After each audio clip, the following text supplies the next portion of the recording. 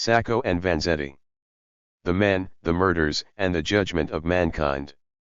Bruce Watson. For all those struggling to maintain a dauntless spirit and an open mind, why should there not be a patient confidence in the ultimate justice of the people? Is there any better or equal hope in the world? Abraham Lincoln. A note on quotations. Nicola Sacco, Bartolomeo Vanzetti, and several others in this book were far from proficient in English. Lest their writing be truncated by the Latin sic following each spelling or grammatical error, the author has taken extra care to reproduce their words precisely as written without noting them as such. Contents. Book 1. Prologue. 1. Lambs and Wolves.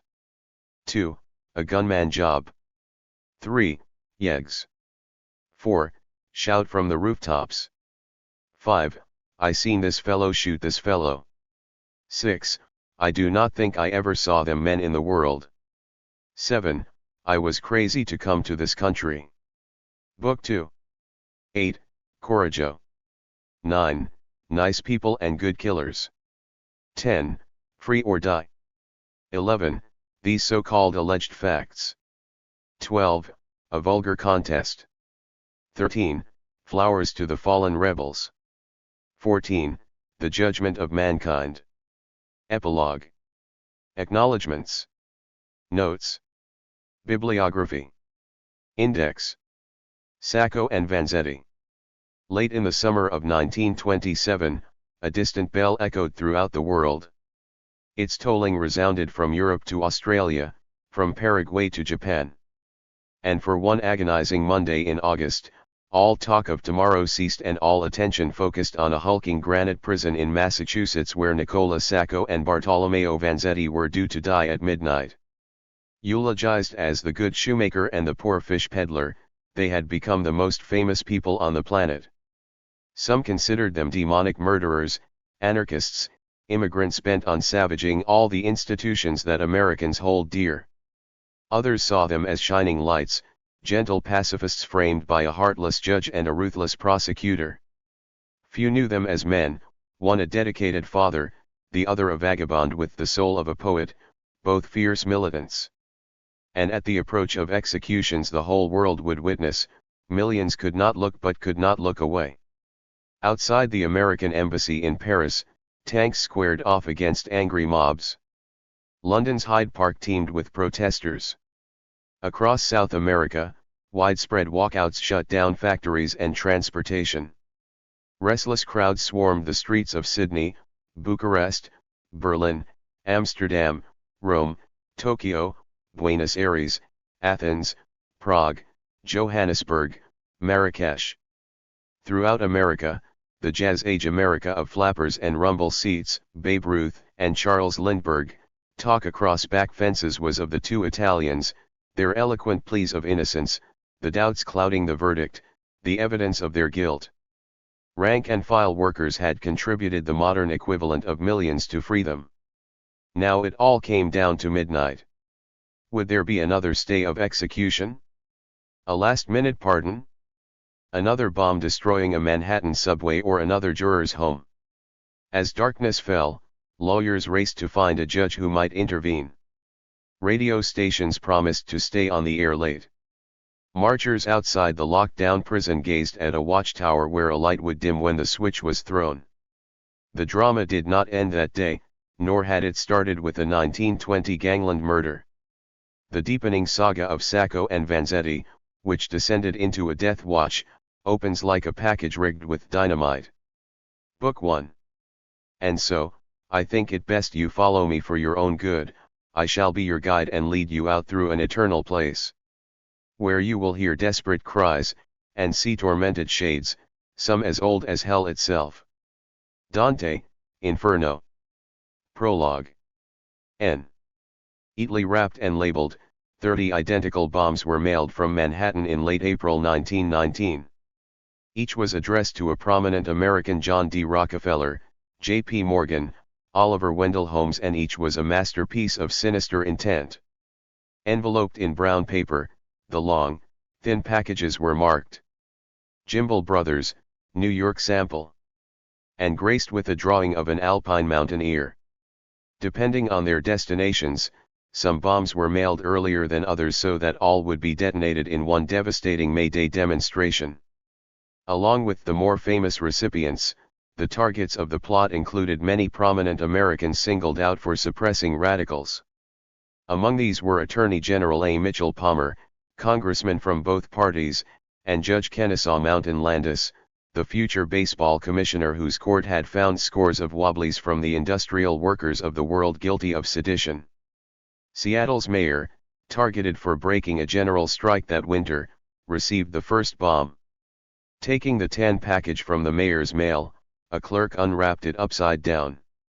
A slim vial of acid fell to the floor, leaving hundreds of metal slugs packed around a stick of dynamite. The package was taken to the bomb squad, who admired its ingenuity. The following day in Georgia, an ex-senator received a Gimbals package.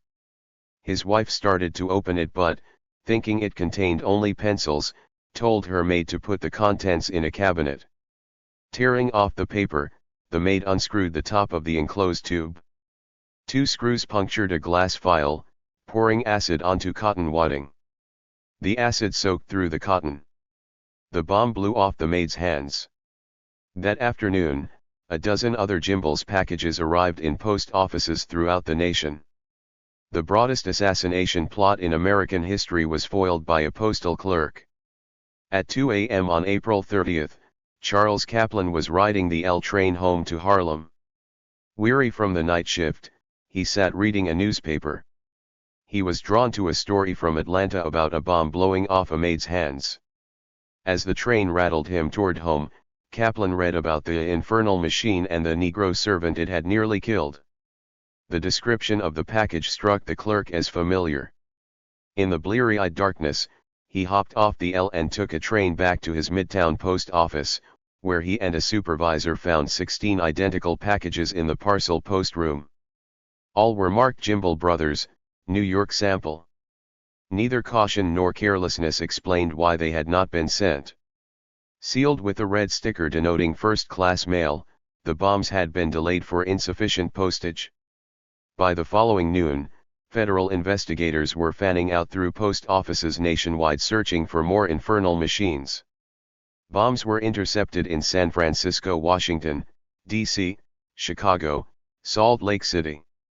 I do not recollect anything of the kind in our history more diabolical than this conspiracy, said Postmaster General Albert Burleson, another target of the plot.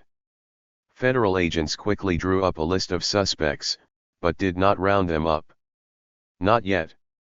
No bombs exploded on May 1, 1919. In offices and boardrooms, May Day was quiet.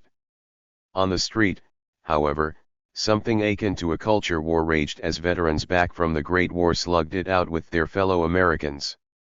In Boston, parading socialists battled the flying fists of soldiers and sailors. More than 100 people were arrested.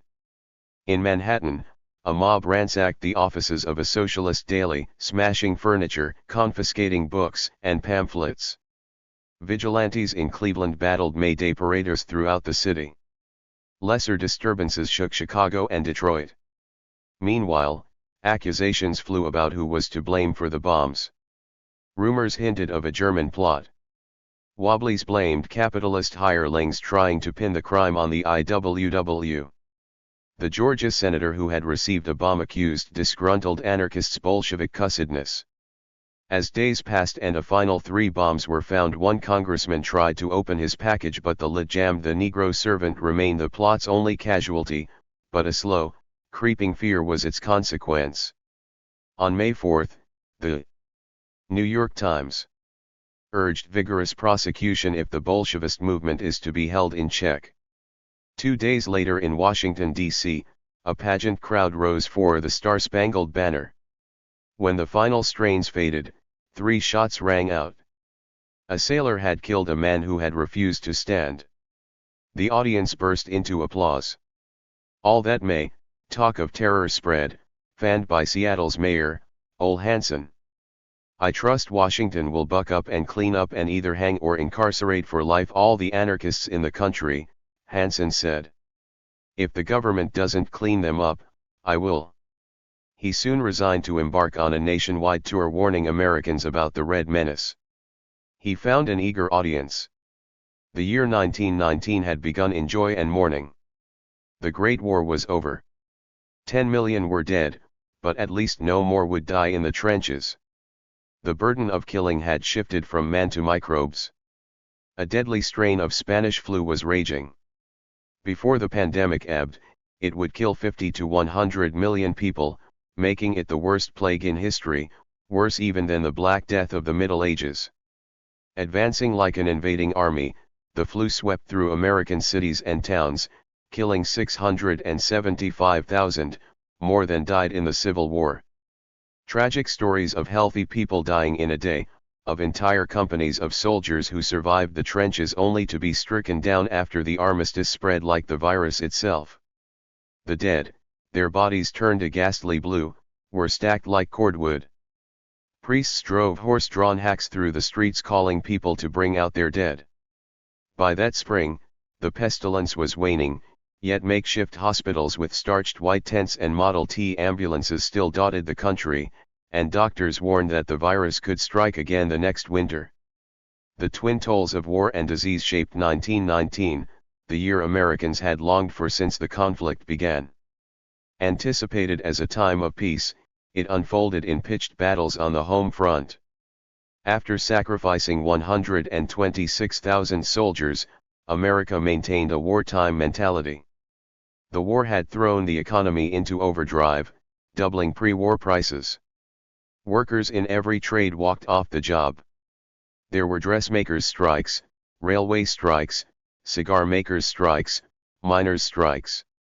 Even police went on strike, leaving Boston to rampaging drunks and looters. That summer, savage race riots set off by white mobs broke out in Chicago, Washington, D.C., and 24 other cities. The war had finished off the Victorian Age, yet no new ethos had taken its place. Each day Americans awoke to a strange new world. From the ashes of tottering empires rose fledgling nations whose names tripped the tongue: Yugoslavia, Czechoslovakia, and the Union of Soviet Socialist Republics. Not even the laws of science seemed immutable. In late May, Newtonian physics fell to the first concrete proof of Einstein's universe. A few weeks later, another tower toppled as Congress granted women the right to vote.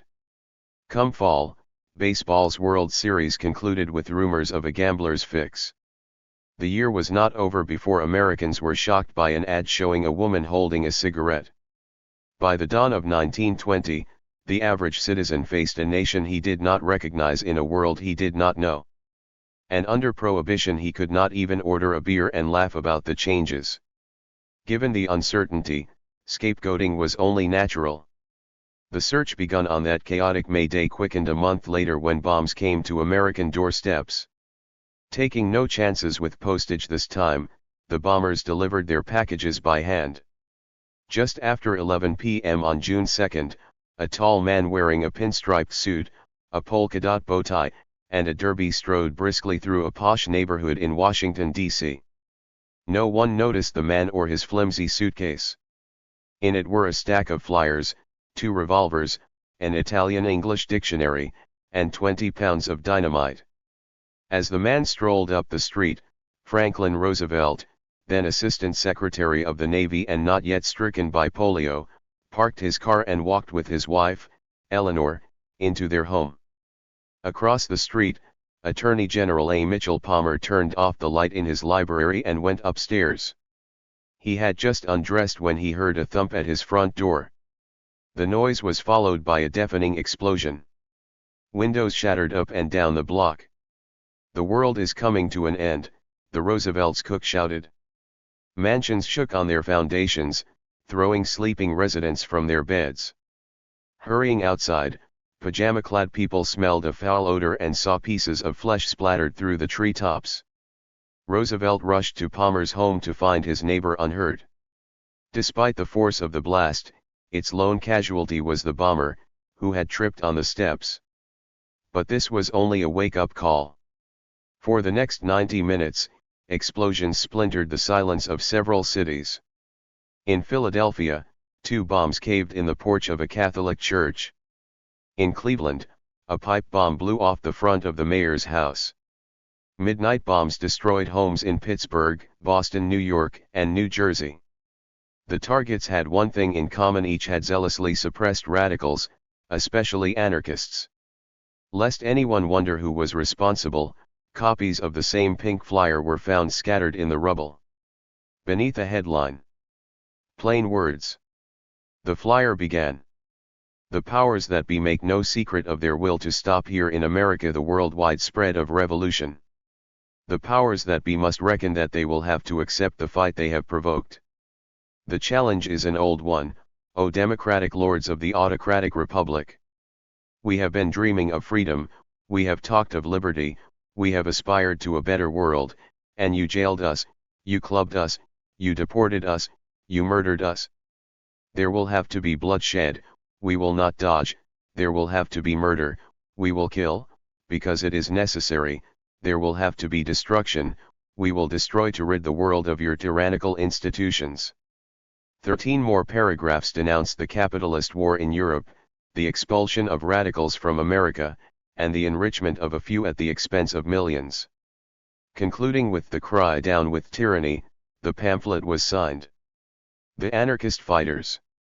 Over the next few weeks, police pieced together clues from the flyers, the debris and pieces of the man blown to bits on the Attorney General's steps. The man's left leg was found on a nearby doorstep, and his torso was discovered a block away. 2 boys found a foot and kept it in their refrigerator until their mother came upon it. When forensic experts gently lifted the man's scalp off a roof, a hairdresser examined its thick black locks, identifying the bomber as an Italian in his late 20s. While the hunt continued, the press called for a few free treatments in the electric chair. "If I had my way," said the evangelist Billy Sunday, "I'd fill the jails so full of them that their feet would stick out the windows. Let them rule. We'll swim our horses in blood up to the bridles first." 10 days after the bombings, the raids began. Manhattan police stormed the Russian Bolshevik mission, took several prisoners, and seized pamphlets calling for workers' Soviets in America. A few days later, they raided a socialist school but found just a few men playing cards. Wobblies were rounded up across the nation. As July 4th approached, Americans braced for more bombings. Police guarded federal buildings and prominent homes. Headlines stoked the fear. Reign of terror planned. Plans for widespread violence and murder. Cities prepare for raids. The 4th came and went, but the only explosions were fireworks. The only fighting was Jack Dempsey pummeling Jess Willard to win the heavyweight championship. Yet as the summer dragged on, the alarm lingered. There is hardly a respectable citizen of my acquaintance who does not believe that we are on the verge of armed conflict in this country, a West Virginia man told the Attorney General. Scarred by war, devastated by plague, terrorized by bombs, America lashed out against a new scapegoat, one that had surged to prominence during the 1917 Bolshevik Revolution. Reds had stirred up the Negroes. Reds had caused all those strikes. Reds had infiltrated the schools, the government, the movies. America's first Red Scare was shorter than its McCarthy-era successor, yet far more intense. Teachers were fired for merely mentioning Bolshevism. A Connecticut man was jailed for praising Lenin.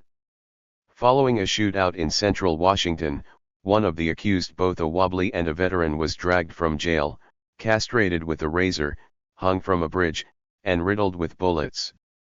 Then the federal government took over. That fall, Attorney General Palmer, criticized for being soft on subversives, cracked down.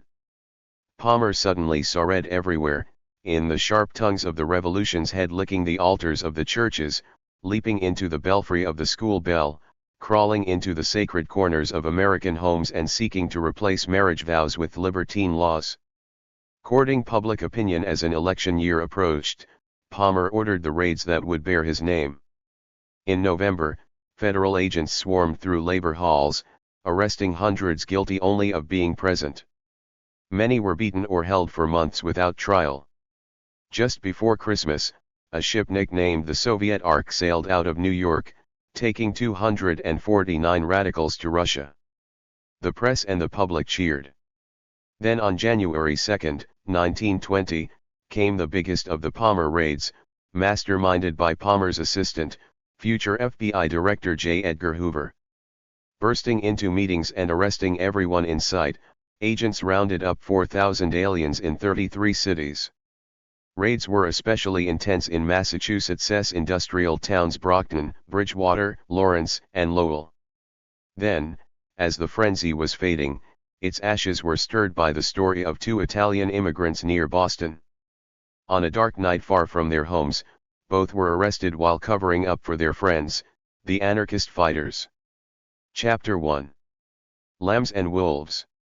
I came to understand that each individual has two eyes, the real one and the ideal.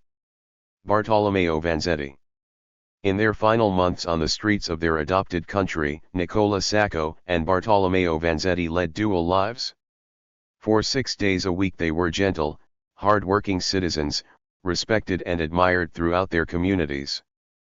But each Sunday afternoon, they met with their fellow anarchists to discuss hiding the group's role in the recent bombing campaigns. By the spring of 1920, the schism within each man had come to a breaking point. No longer bearable, it had led both to consider returning to simpler lives in Italy. Sacco and Vanzetti suspected their remaining time in America might be short. Neither imagined it was his freedom, not his sojourn in this country, that had dwindled to a handful of days. Sacco was up early each morning throughout that warm, blossoming April. A compact, energetic man, he rose at 4 a.m. to spend an hour in his garden behind his small bungalow in Stoughton, a factory town 17 miles southwest of Boston. Planting the season's first seedlings, protecting them from New England's late frosts, Sacco tended his garden until sunrise. After breakfast with his wife, Rosina, and their 7-year-old son, Dante, he joined the jostle of the morning shift walking to the 3K shoe factory. Sacco was an edge trimmer, one of the best in Massachusetts' thriving shoe industry. Taking a shoe other workers had cobbled together, he would run its sole along a whirring blade, slicing away excess leather before tossing the finished product into a bin and grabbing another. With his meager hourly wage bolstered by piecework, Sacco was earning $80 a week in a time when the average worker took home a third as much. Throughout that spring he continued to make good money. Moonlighting as a night watchman at his factory, he sent his father $100 and pushed his savings above $1,500, enough to return to the little town of Torre Maggiore near Italy's southern Adriatic coast. "We always had the idea to go back to Italy," Rosina Sacco remembered. Early that spring, a letter hastened their plans. On March 23, a black envelope arrived in Stoughton. Opening it, Sacco learned that his mother, Angelina, was dead. Prostrate with grief, he decided to end his youthful experiment in the country that, as a boy, had been always in my dreams. In May he, Dante, and Rosina, now a few months pregnant, were to leave for Italy. Sacco had already visited the Italian consulate seeking travel papers. He was told to return with a family photo. He did so on April 15, or so he and several witnesses later testified. After 7 years of marriage, Nick and Rosie still acted like sweethearts. Having eloped over her father's protest of his radical views that one will end on the gallows, they had settled into a stable, loving marriage. Dante had been born a year later, followed in 1916 by a daughter who had lived only a month. Sacco was tightly bound to his family, drawing life from the lives around him. From prison, writing in his awkward English, he later recalled a typical scene. "I remember when I used to live in South Stoughton, Mass. in our little sweet home, and frequently in evening Rosina, Dante, and we used go see a friend. Dante in that time of our high was always sleeping, so I used bring him always in my arm away to home. Sometime Rosina she used help me to carry him, and in that same time she used get Dante in her arm, both us we used give him a warm kisses on his rosy face. Those they was a some happy day." Vanzetti spent that spring in Plymouth, peddling fish. After a dozen years of backbreaking labor I was a dago, to be worked to death. He had bought a two-wheeled fish peddler's cart from a friend returning to Italy. A fishmonger's pay was meager, but the outdoor work freed Vanzetti from the stuffy factories and kitchens that had irritated his lungs. And a peddler's irregular hours gave him free time to pursue his favorite pastimes, reading and dreaming of revolution, peaceful if possible, violent if necessary. Twice a week he bought a barrel of fish, cleaned the catch, and placed it on ice in his cart.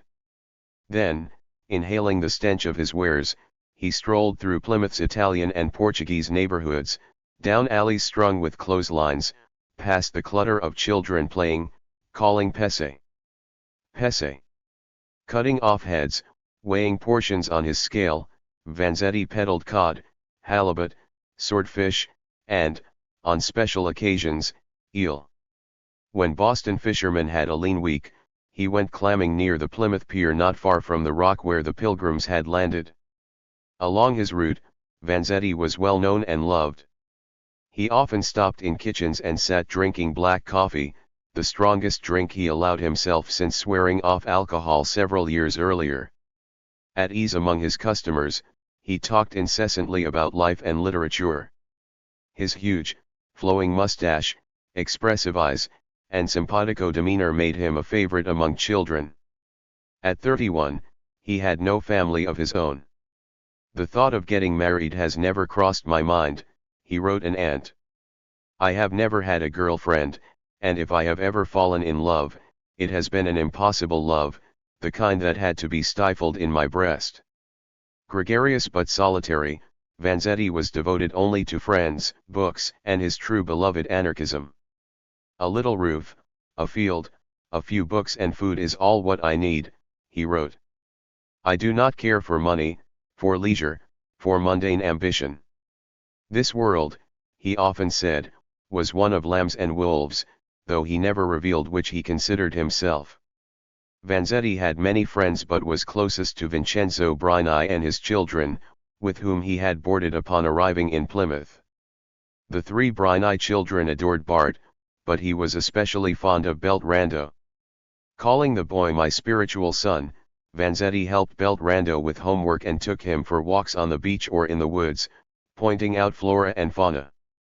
Only days before his arrest, Vanzetti had seen Beltrando trample a garden in search of a baseball, then sass the neighbor who scolded him. Vanzetti had gotten down on one knee, telling the boy he had to apologize. Beltrando was devoted to the man who spent more time with him than his own father. "He was my ideal," Beltrando remembered. "For some boys it was Ty Cobb, but for me it was Bartolomeo Vanzetti." Such were their serene weekdays, yet each Sunday afternoon Sacco and Vanzetti met with Gruppo Autonomo, a cell of Italian anarchists in East Boston. Circulating among skilled saboteurs, they discussed the group's recent bombings and the federal agents closing in. Although no evidence exists proving that either Sacco or Vanzetti made or planted the bombs that terrorized America in 1919, their ties to the bombers gave them inside information and may have rendered them legally complicit in the conspiracy. It was their friend Carlo Valdenosi who had blown himself to bits on the steps of the Attorney General's home. Rosina Sacco regarded Valdenosi as a great anarchist, and after his death invited his sister to move in with the Saccos. Another Gruppo Autonomo member, Mario Buda, had pulled off bombings in Milwaukee and probably, as he put it, plant the poof in Pittsburgh and Cleveland in June 1919. Buda considered Sacco and Vanzetti his best friends in America. Gruppo Autonomo loyalist Nicola Recchi, his left hand blown off by one of his homemade bombs, made many of the infernal devices and had the plain words pamphlet printed. An old Italian saying "Chi va con lo zoppo impara a zoppicare" suggests that Sacco and Vanzetti did more than just take cover during the 1919 bombings. Did they help plan? Sit on the sidelines and say nothing? Argue against assassination? This mystery is the first of many. All these anarchists were Galinisti, disciples of Luigi Gallini, whom Vanzetti called our master. Gallini's La Salute e Envoy was a primer on bomb making. Dynamite is a paste made from nitroglycerin and an absorbent powder, the pamphlet explained. It is very easy to use, transport, and conserve. Since dynamite is by now quite common, it is usually very easy to obtain. A lawyer by training, the gentlemanly Galini edited a newspaper, Cronica Sovversiva, which he called the rag of a paper that lives on crusts and bits of bread. The U.S. Bureau of Justice called Cronica the most rabid, seditious, and anarchistic sheet ever published in this country and made subscribing to it grounds for deportation. Sacco and Vanzetti both subscribed. Vanzetti also wrote for the paper and distributed 100 copies a week. A typical Cronica editorial summed up Galini's militancy: to hell with the Constitution.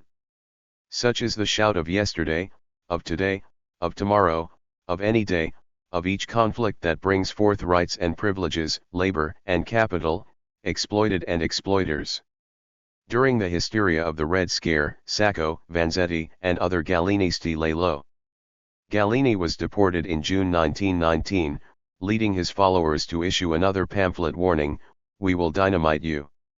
Other anarchists had been shipped back to Italy during the Palmer raids, yet the core of Gruppo Autonomo remained in the Boston area and federal agents seemed no nearer to pinning the bomb plots on them. Then in February 1920, agents got a tip that made the group take cover. At Ellis Island, a New Jersey anarchist grilled by J. Edgar Hoover blamed the bombings on Boston-based Galinisti. Another tip led agents to a Brooklyn print shop where they found pink paper and a font featuring a singular S that matched each S in the plain words flyer. Police arrested 2 printers, and by late March Vanzetti was growing worried about one of them, his good friend Andrea Salcedo. Salcedo had written Vanzetti that he was under grave charges and urgently needed money. He had already confessed to printing plain words. At their Sunday meetings, Sacco, Vanzetti, and other cell members worried, what else would Salcedo reveal? Where would the net close next? How could they raise money to defend their friends? But another question echoes down through the decades. How could 2 modest gentlemen, each beloved and respected, each a loving parent or surrogate parent, be in the thick of bomb plots? Ever since Sacco and Vanzetti became world famous, the 2 sides of these 2 men have led to contrasting verdicts in history. Calling them philosophical anarchists, defenders have pointed to their gentle dispositions. Roger Baldwin, co-founder of the American Civil Liberties Union, said both men were about as far away from murderers and thieves as anyone you could think of. Sacco's factory boss added, "A man who is in his garden at 4 o'clock in the morning and at the factory at 7 o'clock, and in his garden again after supper, that man is no hold-up man." More than one murderer has convinced admirers of his virtue, however, and their dueling personalities still cast doubt on Sacco and Vanzetti. If, as Vanzetti wrote, each individual has 2 eyes, the real one and the ideal, then in these individuals the real and the ideal waged constant warfare. Like their fellow anarchist fighters, Sacco and Vanzetti believed in armed insurrection. They saw sporadic violence as righteous retaliation against those who had jailed, deported, and killed their comrades on picket lines and in protests. A few supporters were later disturbed by flashes of this darker eye. Sacco loved flowers, he loved birds, recalled journalist Gardner Jackson, but he was also a terrific hater. Yet Jackson, who worked tirelessly in their defense, never doubted the men's innocence. Nor did novelist Upton Sinclair, though he came to see that both men believed in and taught violence.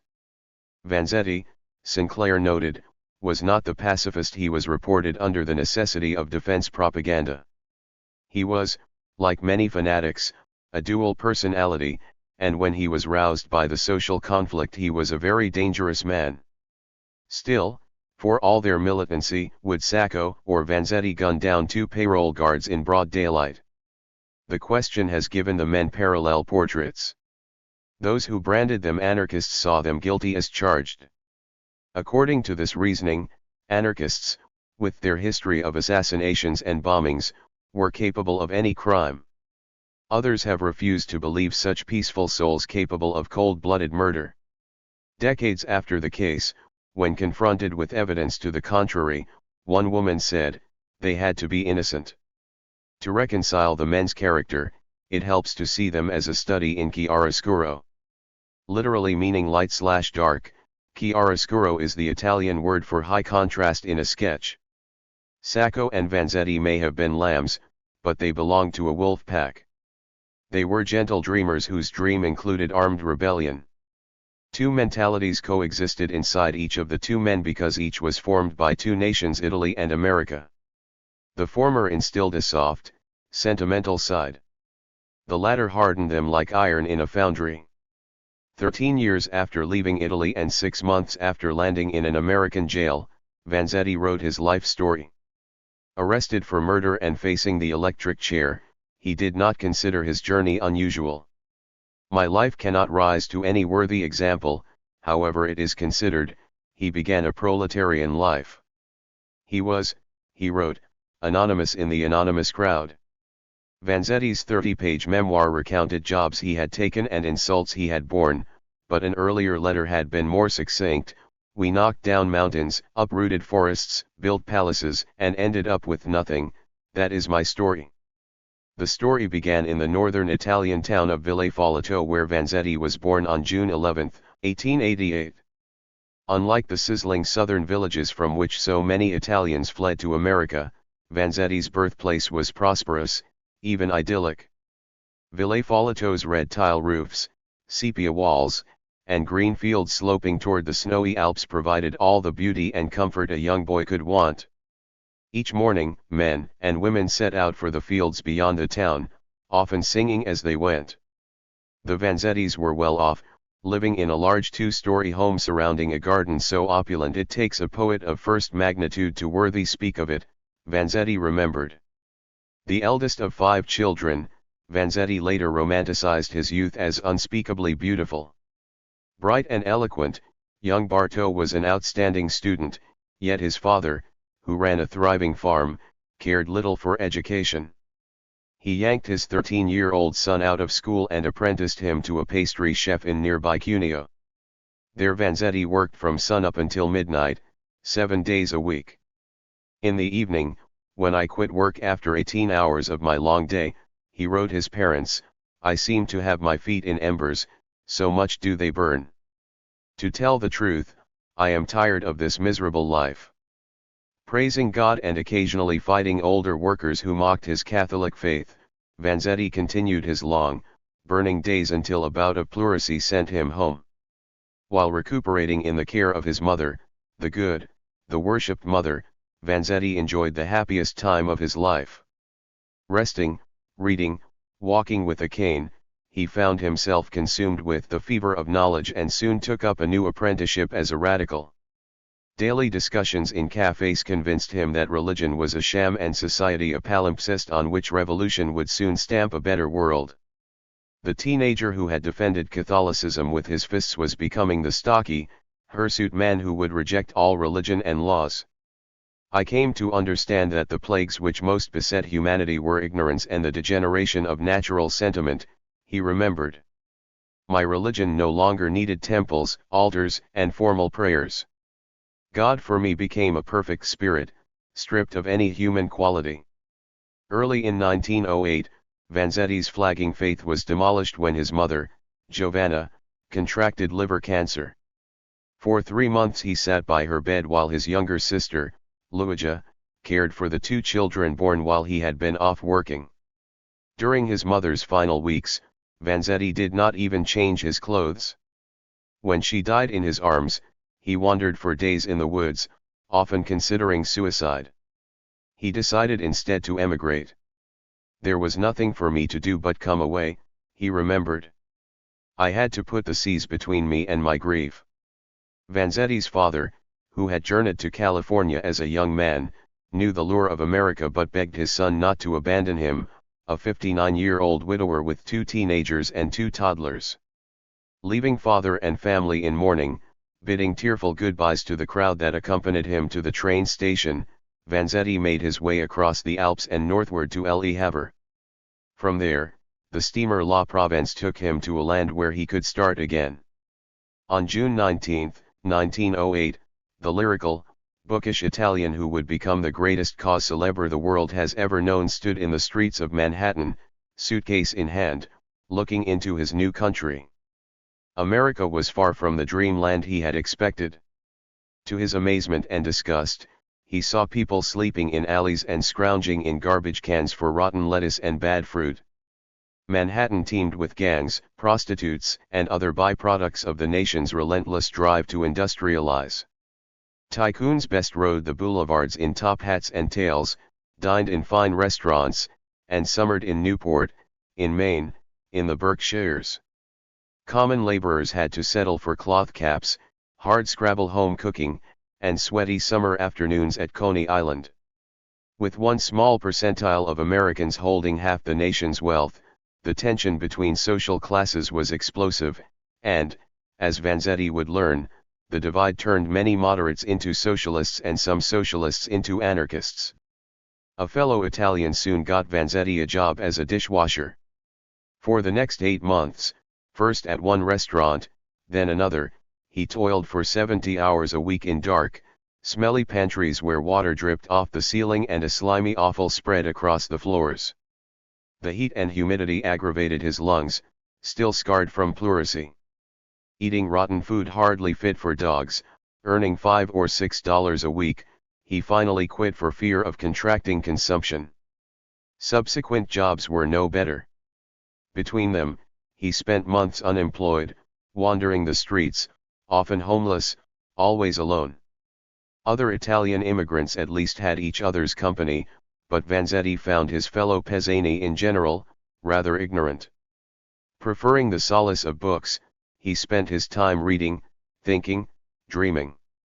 Letters from his father urged him to return to the paternal home where you will find work and bread for the whole family. Thanking his son for occasional money orders, the grieving Giambattista Vanzetti wrote that he could not imagine never seeing Caro mio Barto again. A year after his arrival, Vanzetti fled New York, the immense hell pit of the poor and paradise of the rich, and took a steamer up the Connecticut River to Hartford. Following a friend into the rolling countryside, he sought handiwork on farms but found little. Finally, the men headed for cities where they joined Italian workers toiling all day, rollicking all night. In Springfield, Massachusetts, Vanzetti loaded bricks 10 hours a day. In a Connecticut quarry, he split stones with a pickaxe. All but broken by hard labor, he finally returned to Manhattan to become an assistant pastry chef, but a year later he was back in Springfield working in a railroad gang. In 1912, Vanzetti moved on to Worcester, Massachusetts, where he lugged stones to build a dam, then sweltered in a foundry. There he also made his first good friends, anarchists who shared his dream of a perfect world, one with no laws, cops, or government to oppress the common man. Wherever Vanzetti went, he consumed books. He read Tolstoy, Zola, Darwin, Dante, and Marx. He studied American history, the French Revolution, the Bible, and, growing angrier about his life, probed works by the Russian anarchist Kropotkin and his Italian disciples. Reading late into the night, seething at the poverty and misery all around him, the lapsed Catholic formed a new faith. I came to believe in brotherhood, in universal love. I came to see that whoever helps or hurts a man helps or hurts the species. I found my liberty in the liberty of all, my happiness in the happiness of all. After 5 years as a perambulating philosopher of the main road, Vanzetti finally found a home. Coming to Plymouth in 1913, he settled with the Briney family and came to care for their children, who were charmed by his kindness and his Van Dyke beard. At the huge Plymouth cordage factory, he heft heavy coils of rope on a loading dock, earning 16 cents an hour. He remained at the cordage until 1915, when the company tried to move him to an indoor job. A year later, when cordage workers walked out, Vanzetti returned to throw himself into the strike.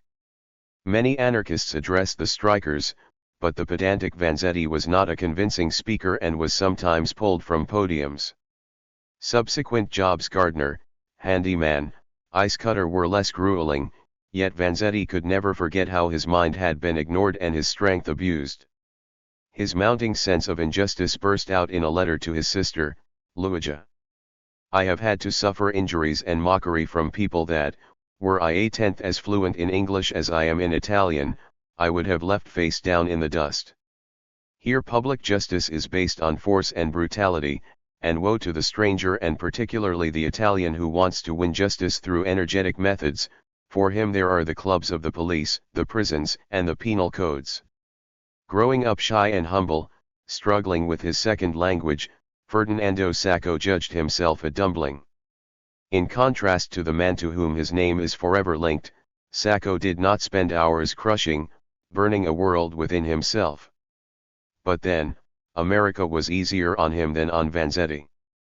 Had he not met the same end, Sacco might have been just another Italian who crossed the Atlantic, got a job and settled down, then watched his childhood fade into memory, only speaking Italian with his graying wife and longtime friends. At his trial, Sacco said he had left school at 14. Perhaps he was ashamed to admit he had quit third grade to tend his father's vineyards. The grapes grew on a gentle slope near the spur of Italy's boot. Like hundreds of other Italian towns, Torre Maggiore produced wine, olives, wool, and wheat. It had an abandoned medieval castle at its center and a cathedral as its spiritual hub. A dirt road led to the town center, where Sacco was born in a small two-story home near the castle. From his home's wrought iron balcony, he could see the length of his street, the clothes drying in the breeze, the stores with balls of cheese in the windows, the chickens and goats roaming the nearby piazza. Every morning, every noon, every evening, the bells of Torre Maggiore rang out above the braying of donkeys bringing home the day's harvest. The Saccos were among the town's most respected citizens. Ferdinando's older brother, Sabino, later became Torre Maggiore's mayor.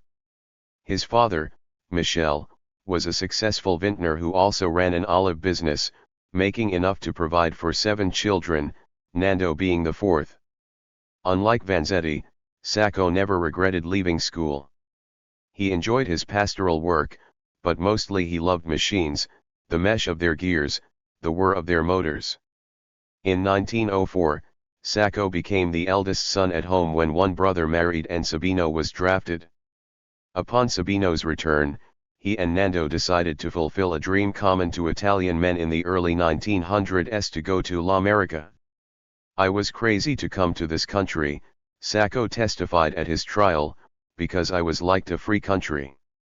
Landing in Boston in April 1908, Sabino Sacco and his 16-year-old brother were taken by a family friend to Milford, 30 miles southwest.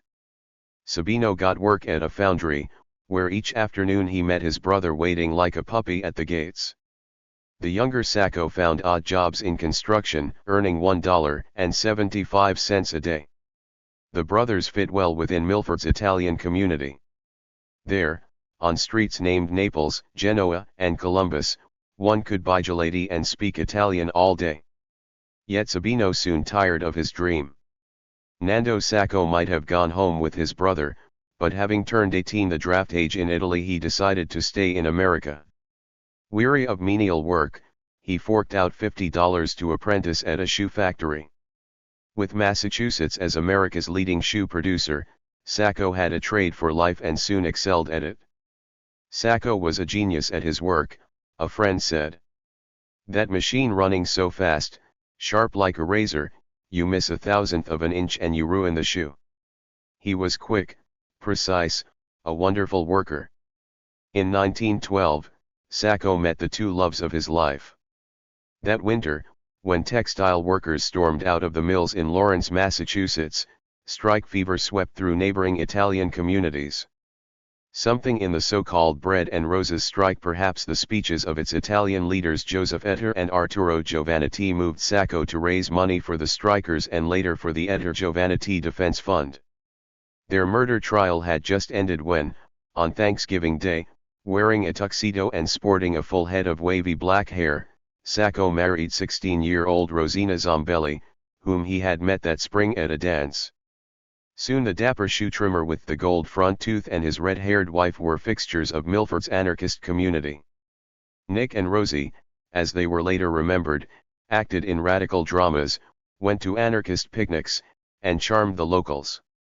"I don't know anybody in Milford who said anything against Sacco," one longtime resident recalled. "He was a wonderful fellow, a gentleman in every sense of the word. Was small and pretty, with a little round face, rather quiet and shy. She was a doll." For the rest of his life, Sacco's two loves, anarchism and family, would compete for his loyalty. If the political were always personal, Sacco would not have shared Vanzetti's passion for anarchism. Sacco had no personal reason to resent the American industrial system. As an edge trimmer, he was well paid and steadily employed, yet he could not ignore the struggles of fellow workers. The 8 years between the Lawrence strike and Sacco's arrest saw a savage war between capital and labor.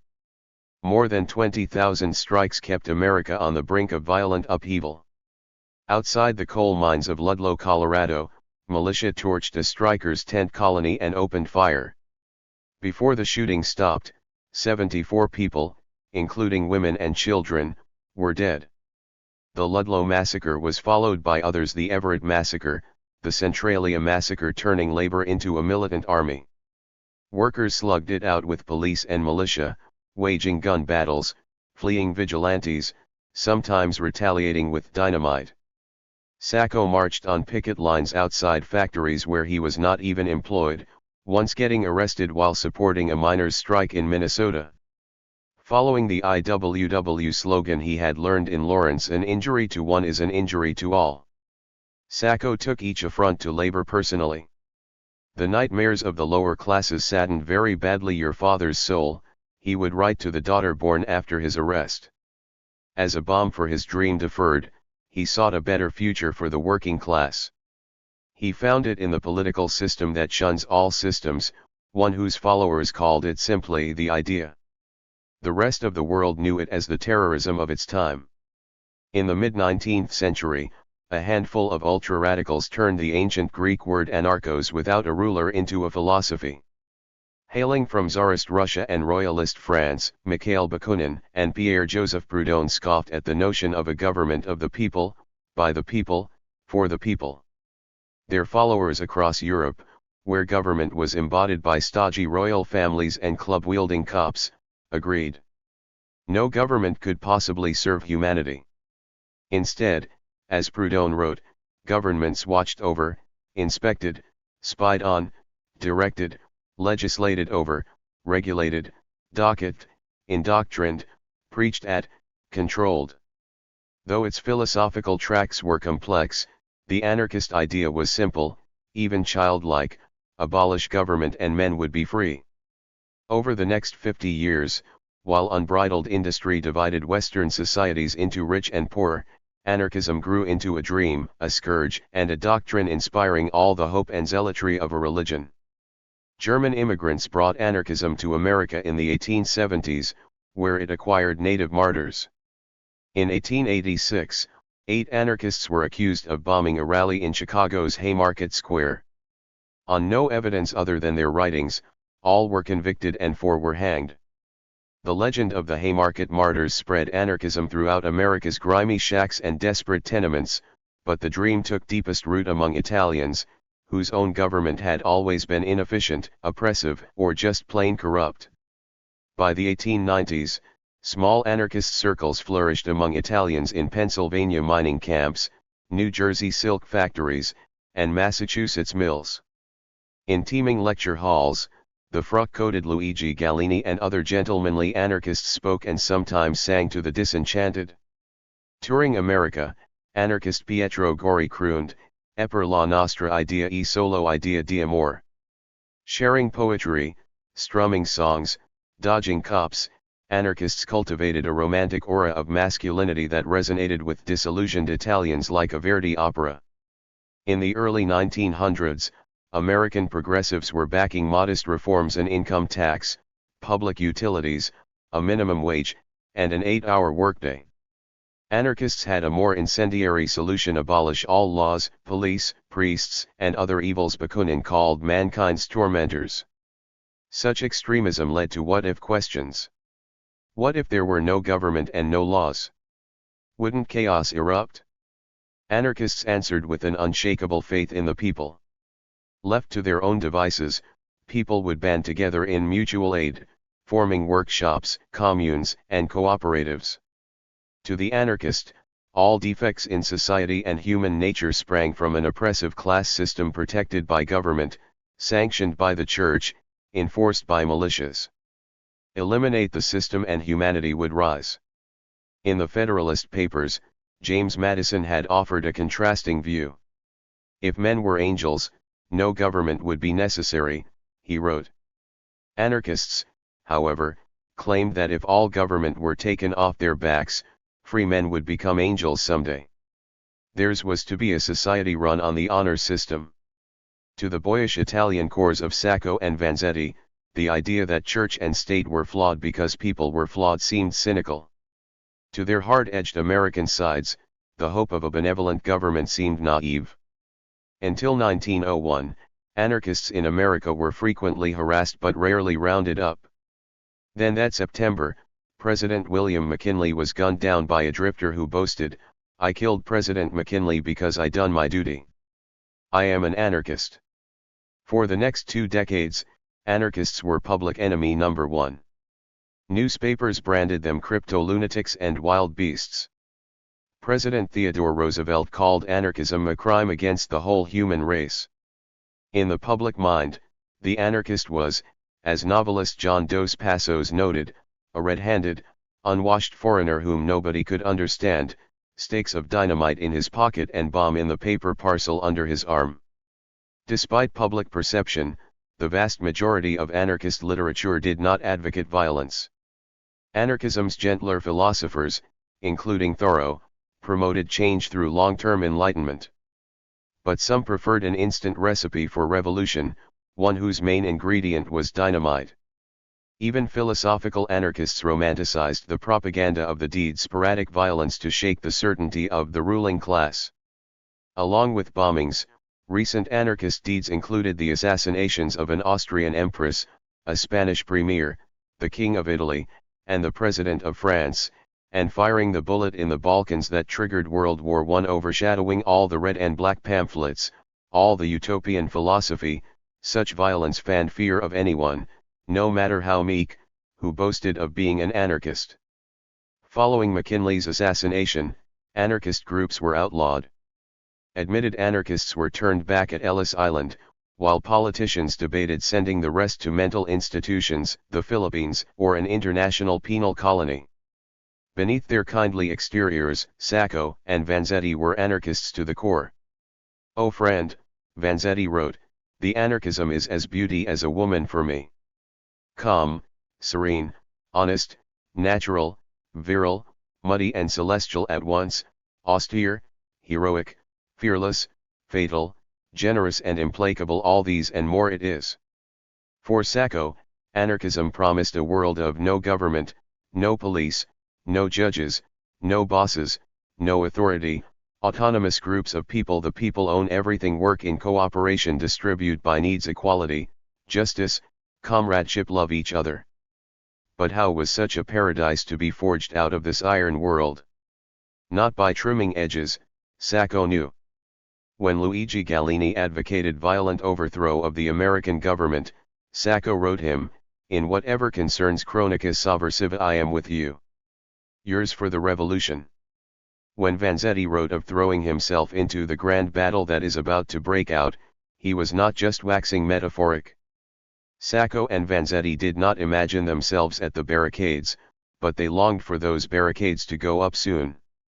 For different men who had taken different paths through America, anarchism was the magnet that drew them together and the quicksand that dragged them down. Before they met, Sacco had heard of Vanzetti. He was that fiery Plymouth anarchist whose letters to Chronica Sovversiva savaged his critics: "If you don't know any better, or can't do any better, go throw yourselves in an outhouse." And Vanzetti may have read of a Ferdinando Sacco, whose infant daughter, Chronica lamented, had died suddenly, as if she did not care for this wretched world dripping in blood and degradation. The two men finally met at an anarchist gathering shortly after America's entry into the Great War triggered their own war on America. Within a week, they were boarding a train taking them toward their dream. By June 1917, Sacco and Vanzetti had been in America for nearly a decade, yet they had seen little of the nation beyond its grinding labor. Suddenly they found themselves rolling across Pennsylvania, Ohio, Michigan, gawking at America's openness and promise, staring into its heartland, riding deeper into the country where workers would later shout their names. The train took them west through Cleveland and Detroit, then south past St. Louis and San Antonio. They had fled Boston on marching orders from their master. With America suddenly at war, 10 million men were registering for the draft. Few anarchists were among them.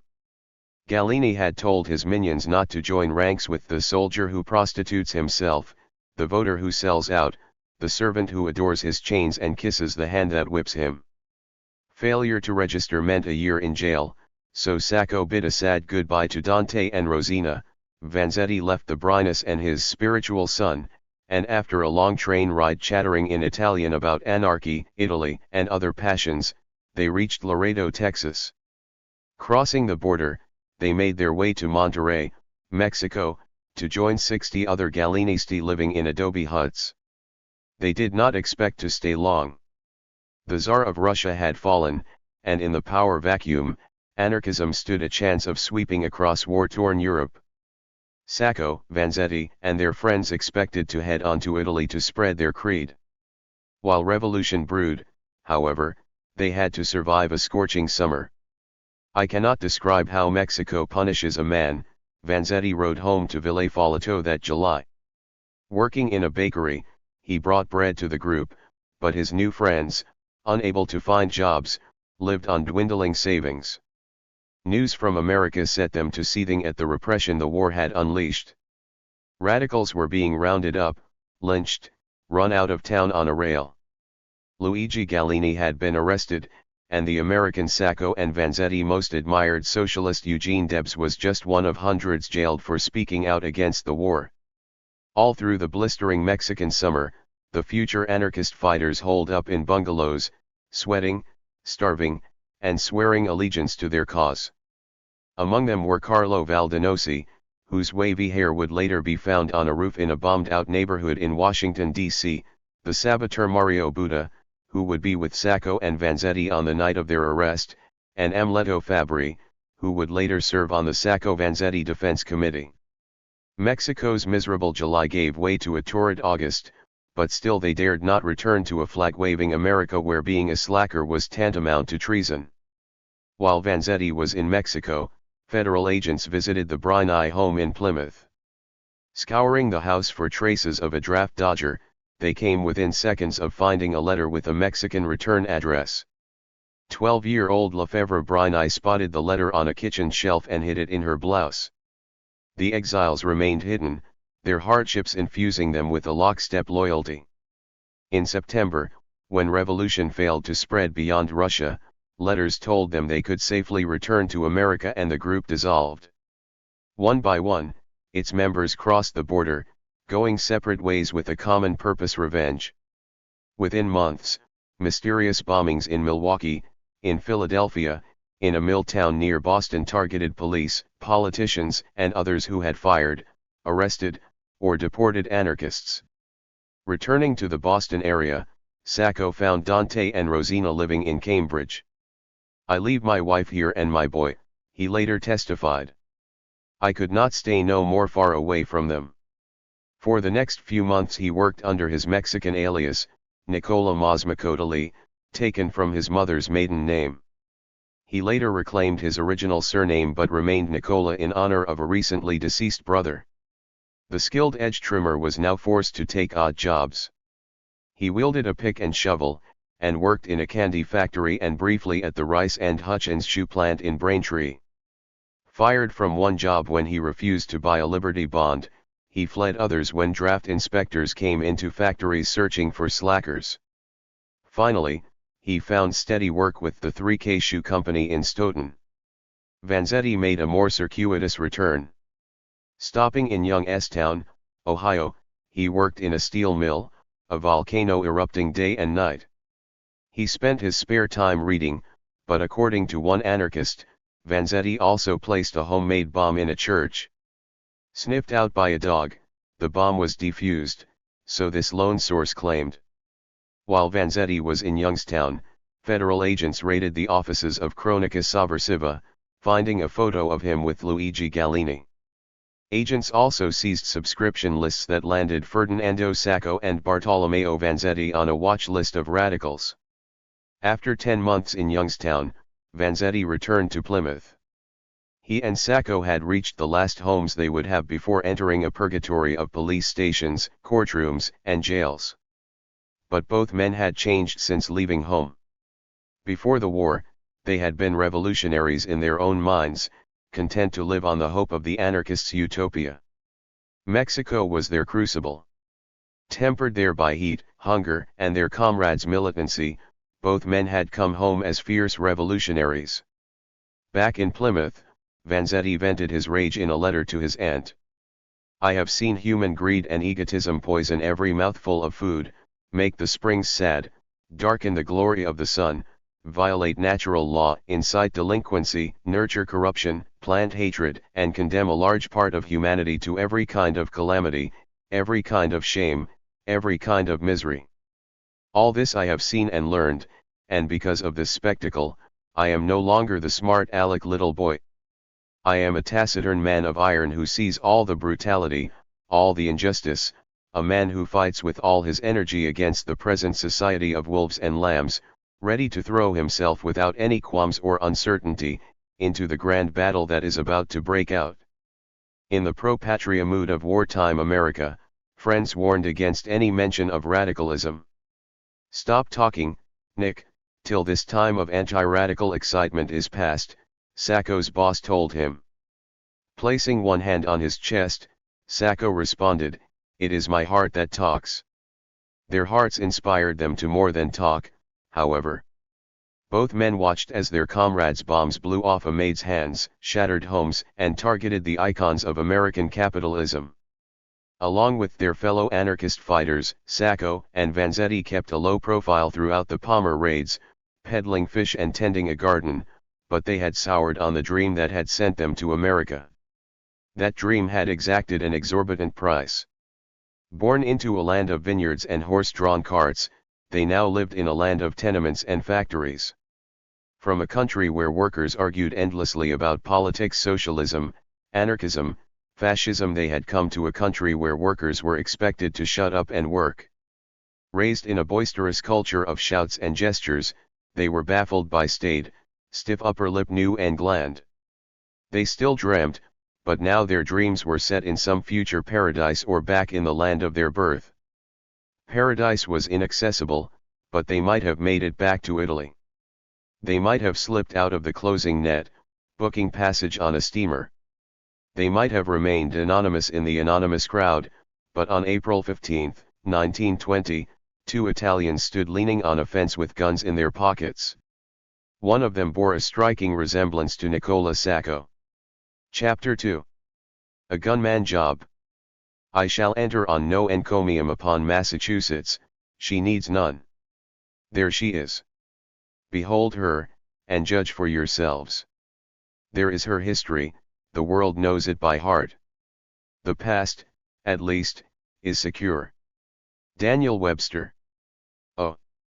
On April 15, 1920, Braintree, Massachusetts, was still living with one foot in the 19th century. One of a dozen industrial villages stamped into the wooded scenery south of Boston, Braintree was a place where everyone claimed to know everyone else, even though the town had 13,000 residents. Tracing its heritage to its founding in 1640, Braintree saw itself in sepia tones a hometown, a quiet town, a town far removed from the mayhem of modernity. The smokestacks of shoe factories dominated a low skyline. 6 mornings a week, start-up whistles sent throngs marching along gravel streets and into faded 4-story brick buildings in South Braintree.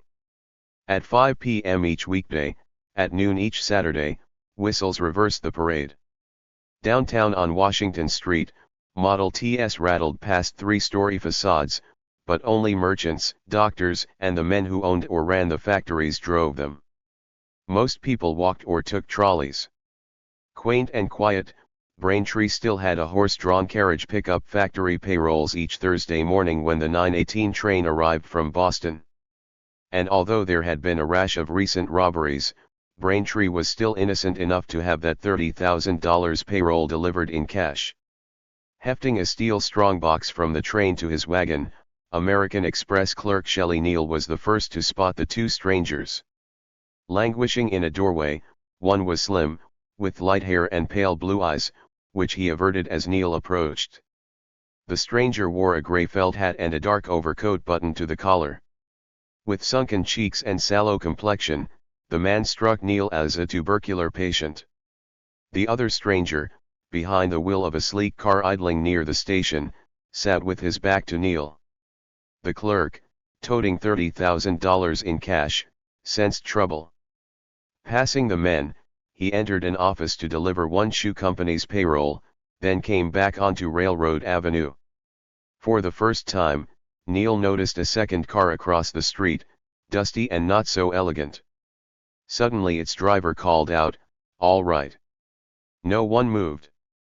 Neal patted the .38 in his overcoat and walked on, taking the rest of the payroll to the second-floor office of the Slater and Morrill Shoe Company.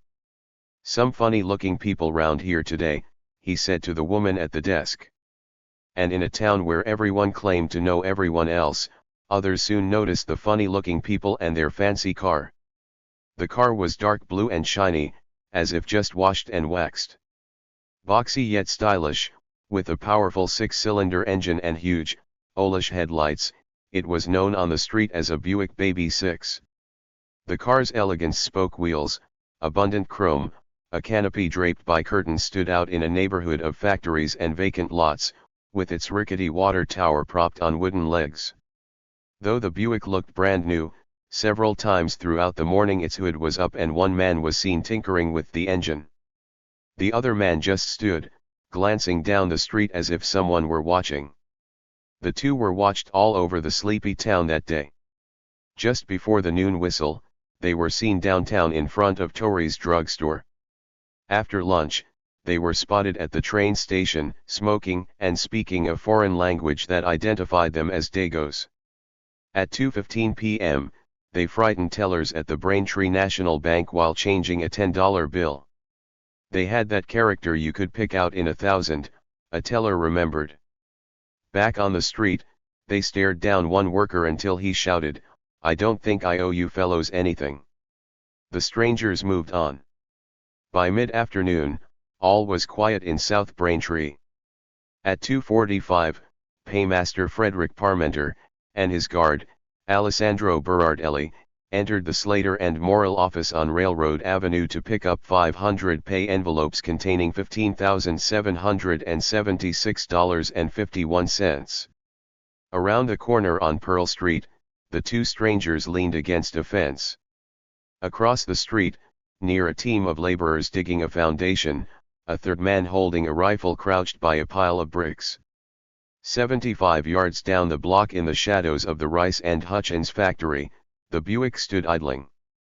Inside, hundreds worked at their machines. It was a clear, crisp April day. That much everyone later agreed on. The rest was soon refracted through the looking glass of memory.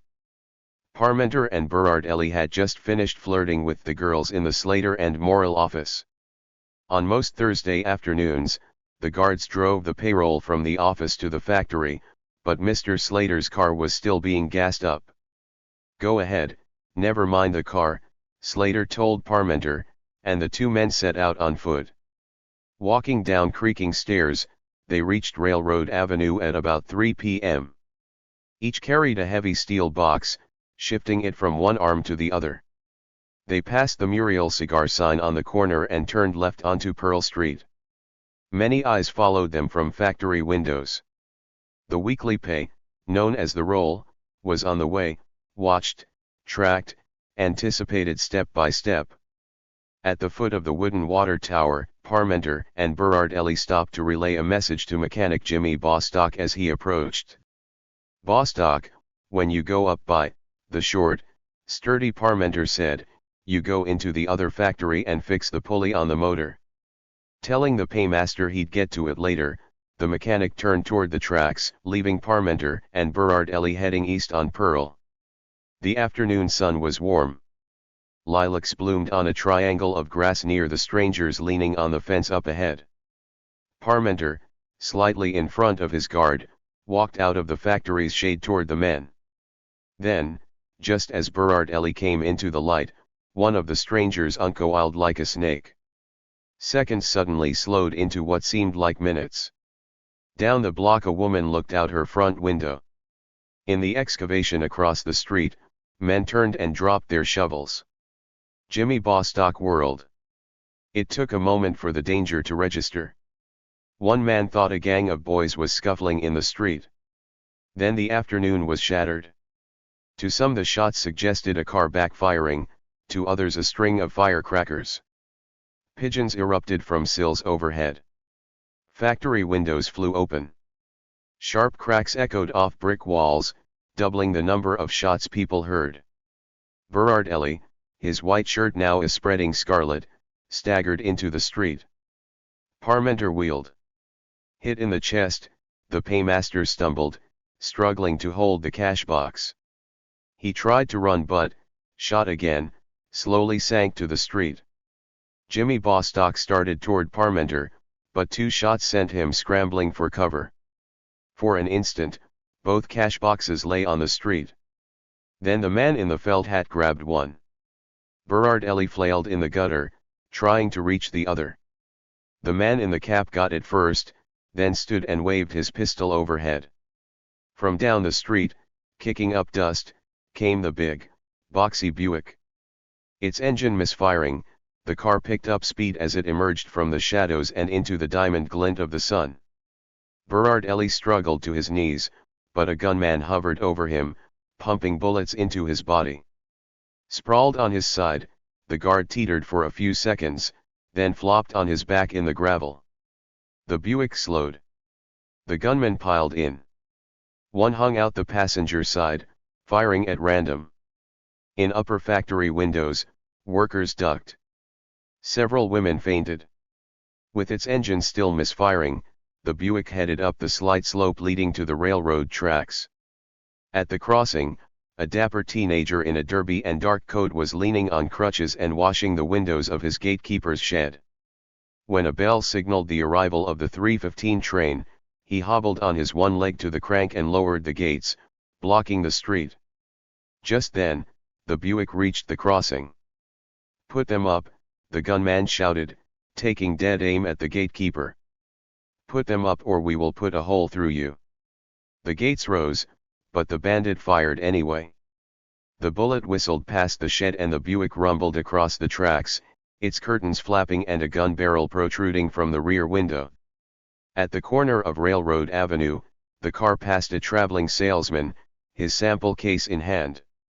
"Get out of the way, you son of a bitch," the gunman shouted, firing again. The Buick raced down Pearl Street, past a cobbler shop, a pool room, and a barber's slowly spiraling pole. Making a left turn so tight it almost flipped, the car righted itself and sputtered on. A scattering of tacks came flying out the back, landing points up on the gravel as the Buick disappeared. Seconds later a crowd rushed onto Pearl Street. It had all been over in a minute. One crime had been committed. One car had picked up the bandits. One bandit had fired from its passenger seat. But as the crowd began to babble, a kaleidoscope of impressions swirled around the scene. More than 50 people had witnessed the robbery and murder. A handful now swore they had seen everything: the men, their faces, their clothes, the guns, the shooting. "I seen a glance of the whole thing," one man later said. Others shook their heads and said they had seen nothing, at least not enough to identify anyone. The crowd mingled, mixing certainty and doubt until there were as many versions of the one-minute crime as there were people who had seen everything. And nothing. A circle of faces huddled around each victim. Beneath a pastel blue sky, dozens looked on as Alessandro Berardelli, his lips bubbling with blood, died in Jimmy Bostock's arms. A few yards away, Frederick Parmenter lay in his own crush of anxious onlookers. A blanket was placed under the paymaster's head and another over his body as he was lugged to a house down the street. By the time an ambulance took Parmenter away, police were arriving to investigate the most horrifying crime ever perpetrated in their quaint city. Braintree had just one full-time policeman and no police station. Chief Jeremiah Gallivan and 3 part-time officers worked out of the chief's home. On most spring afternoons, the chief could be found on the steps of Town Hall chewing tobacco and spitting juice on the sidewalk. Gallivan had repeatedly requested full-time officers, repeatedly he had been refused. Instead, some 400 citizens had been deputized with officers' badges. At about 3:15 p.m., American Express clerk Shelley Neal came striding onto the scene with his badge pinned on his coat. Neal was elbowing through the crowd when Chief Gallivan pulled up in the city's only patrol car. The chief found witnesses of little use. There had been 2 gunmen. No, 3. They had been light-haired. No, they were dark, swarthy men. They wore caps. Hats. Their heads were bare. They wore blue suits. Gray suits. Dark suits. The car had been shiny. No, it was dusty. One thing everyone agreed on, pointing west down Pearl Street. Within minutes, the city's red fire engine, its bell clanging, set out in pursuit. Chief Gallivan and Fire Chief Fred Tenney turned left onto Washington Street, stopped to whisk away tacks, then raced through downtown. Pausing to ask onlookers if they had seen a dark Buick race by, they continued south to the one-steeple town of Holbrook. There a soldier said he had seen the car 10 minutes earlier. The chief sped on but soon entered New England's labyrinth of wooded 2-lane roads where they lost all trace of the bandits. Back in Braintree, Chief Gallivan could only gather the tacks off Washington Street. He kept them for a while, then gave them away as souvenirs. The Buick, meanwhile, had taken a sharp turn just south of Braintree, then made several hare-like evasions. While the fire engine headed southeast, the gunman barreled due south through Stoughton, passing less than a mile from Sacco's bungalow, tearing along at 40 miles per hour and kicking up dust. Several people, a farmer and his wife, a road crew, a high school girl, 2 men driving a horse-drawn wagon saw the Buick race past. One witness heard men in the car laughing and talking some foreign gibberish. The car was last seen at a railroad crossing 17 miles south of the crime scene. At 4:15, crossing guard Austin Reed spotted the Buick headed his way. As it approached, a locomotive came down the tracks carved through the woods.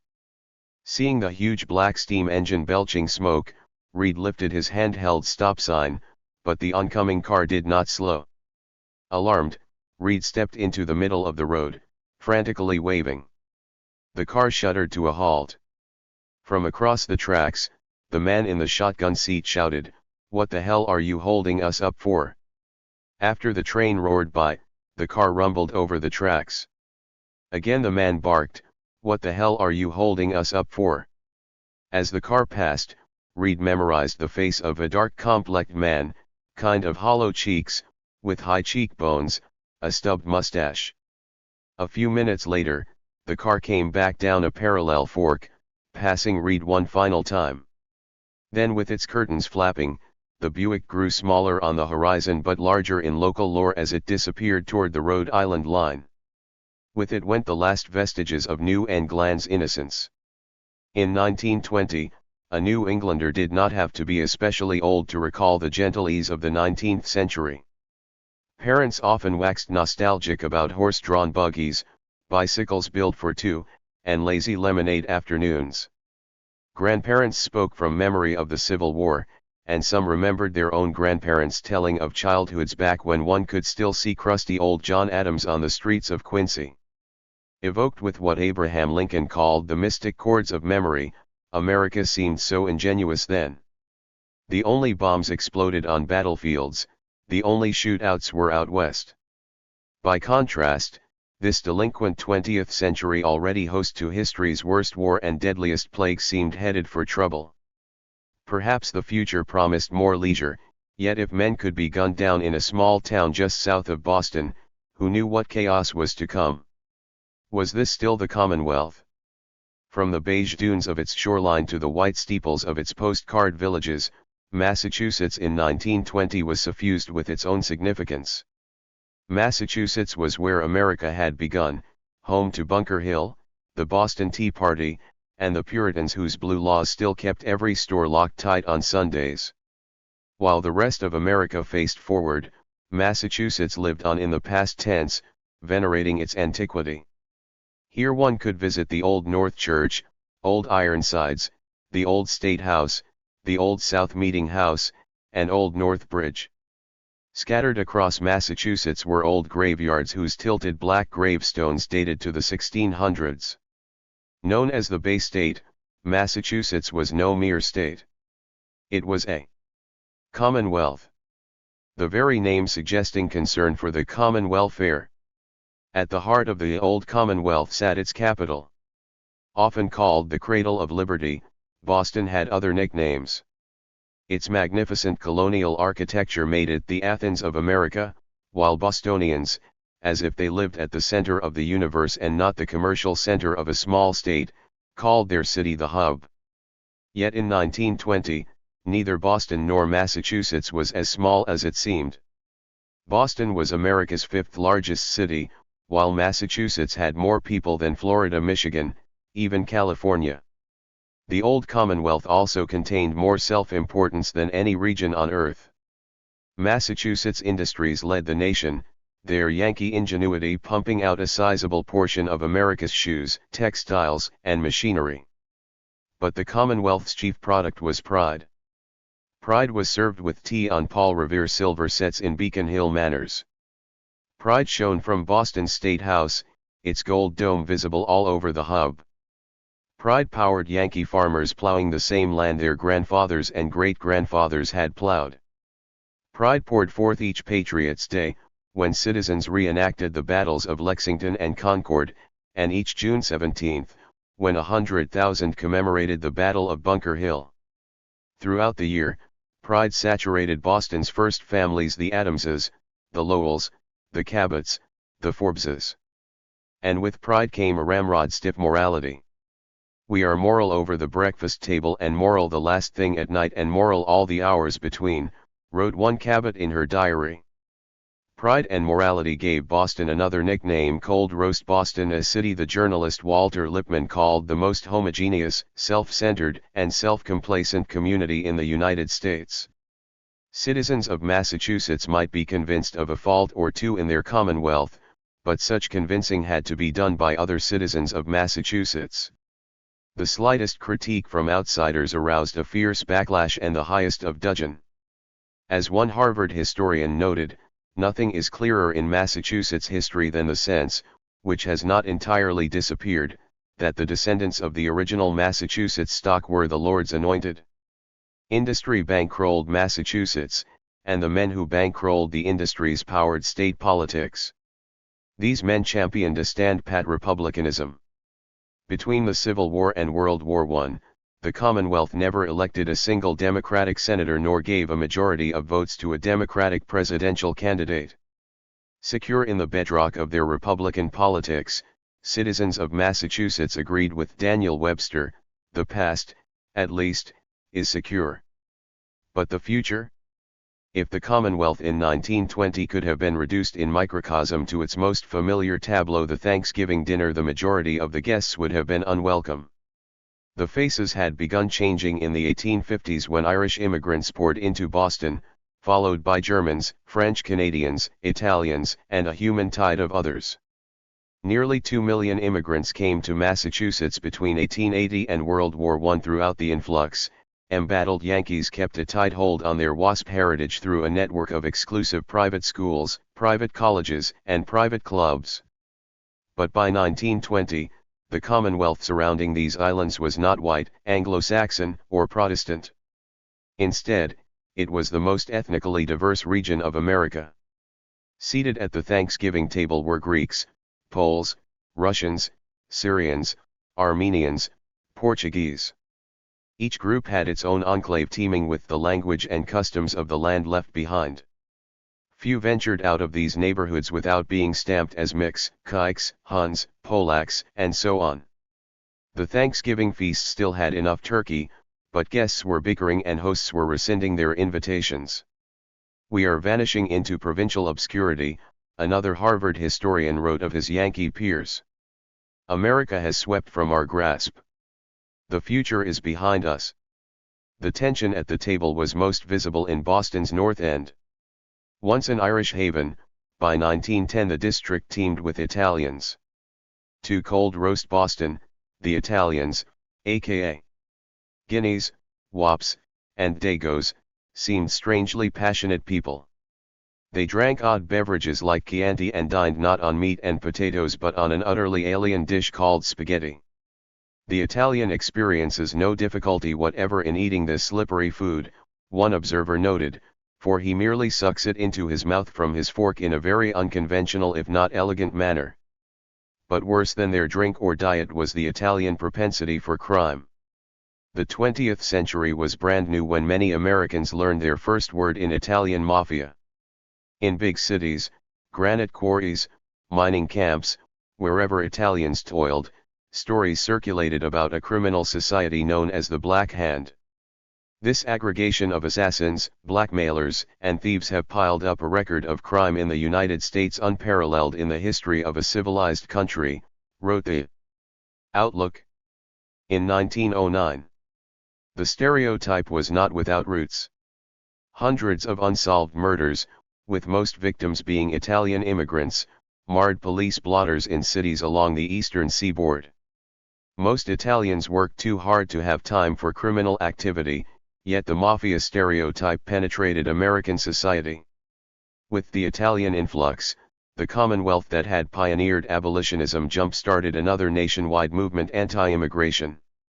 The Immigration Restriction League was founded in the Athens of America in 1894. Its staunchest ally was Massachusetts Senator Henry Cabot Lodge. As a young congressman, Lodge had been appalled when 11 Italians, acquitted of murdering New Orleans' police chief, were lynched. Many blamed the lynch mob or the Italians, but Lodge had a different take. "The underlying cause is to be found in the utter carelessness with which we treat immigration in this country. If we permit the classes which furnish material for these societies to come freely to this country, we shall have these outrages to deal with." On into the 1920s, Lodge would lobby Congress to close America's doors to inferior stocks. Clinging to its embattled pride and its venerated past, Massachusetts festered throughout the 1900s and 1910s. Wary of change, immune to criticism, longing for its genteel Victorian or even colonial heyday, the old Commonwealth feared that modern morals would lead to further outrages such as the murders in Braintree. In the wake of the crime, the entire state shared the sentiments of the Braintree Observer. America had to stand firm and stamp out lawlessness and terrorism. Pride demanded that the murderers be held up as an example, and once two men were, pride would play as big a role as any prosecutor in sealing their fate. But first they had to be caught. Sacco did not work on April 15. He had asked his boss for the morning off to go to Boston and get his passport. Back on the job the next day, he read about the Braintree murders in the Boston Post. He had a vague familiarity with Braintree, having worked briefly at Rice and Hutchins, the factory that shadowed the murder scene. He might have known some of the workers who poured onto Pearl Street after the shootings. His face might have looked familiar to them. On April 16, he discussed the crime with his fellow workers. All the next week, he worked his regular hours. One day that week, he came home from work to find another mournful letter from his father. "Dear son, I know very well that because of the receipt of news of your mother's death you are very grieved. But I pray you not to forget to come back, as you have promised that you will be back by May. We are desirous to see you. Just think how anxious we are of seeing you, after having a son away 11 years. What you must do is to embark the moment you receive this letter. 1,000 kisses from me to you and your wife and son. Your father, Michel Sacco." Vanzetti peddled fish on April 15, at least according to his later testimony. It was his last day on his route. The spring catch out of Boston was slight, and fish prices had soared, eating up his profits. The day after the crime, he dug for clams, but this too yielded little profit. He looked for construction work, only to be thwarted by a cement shortage.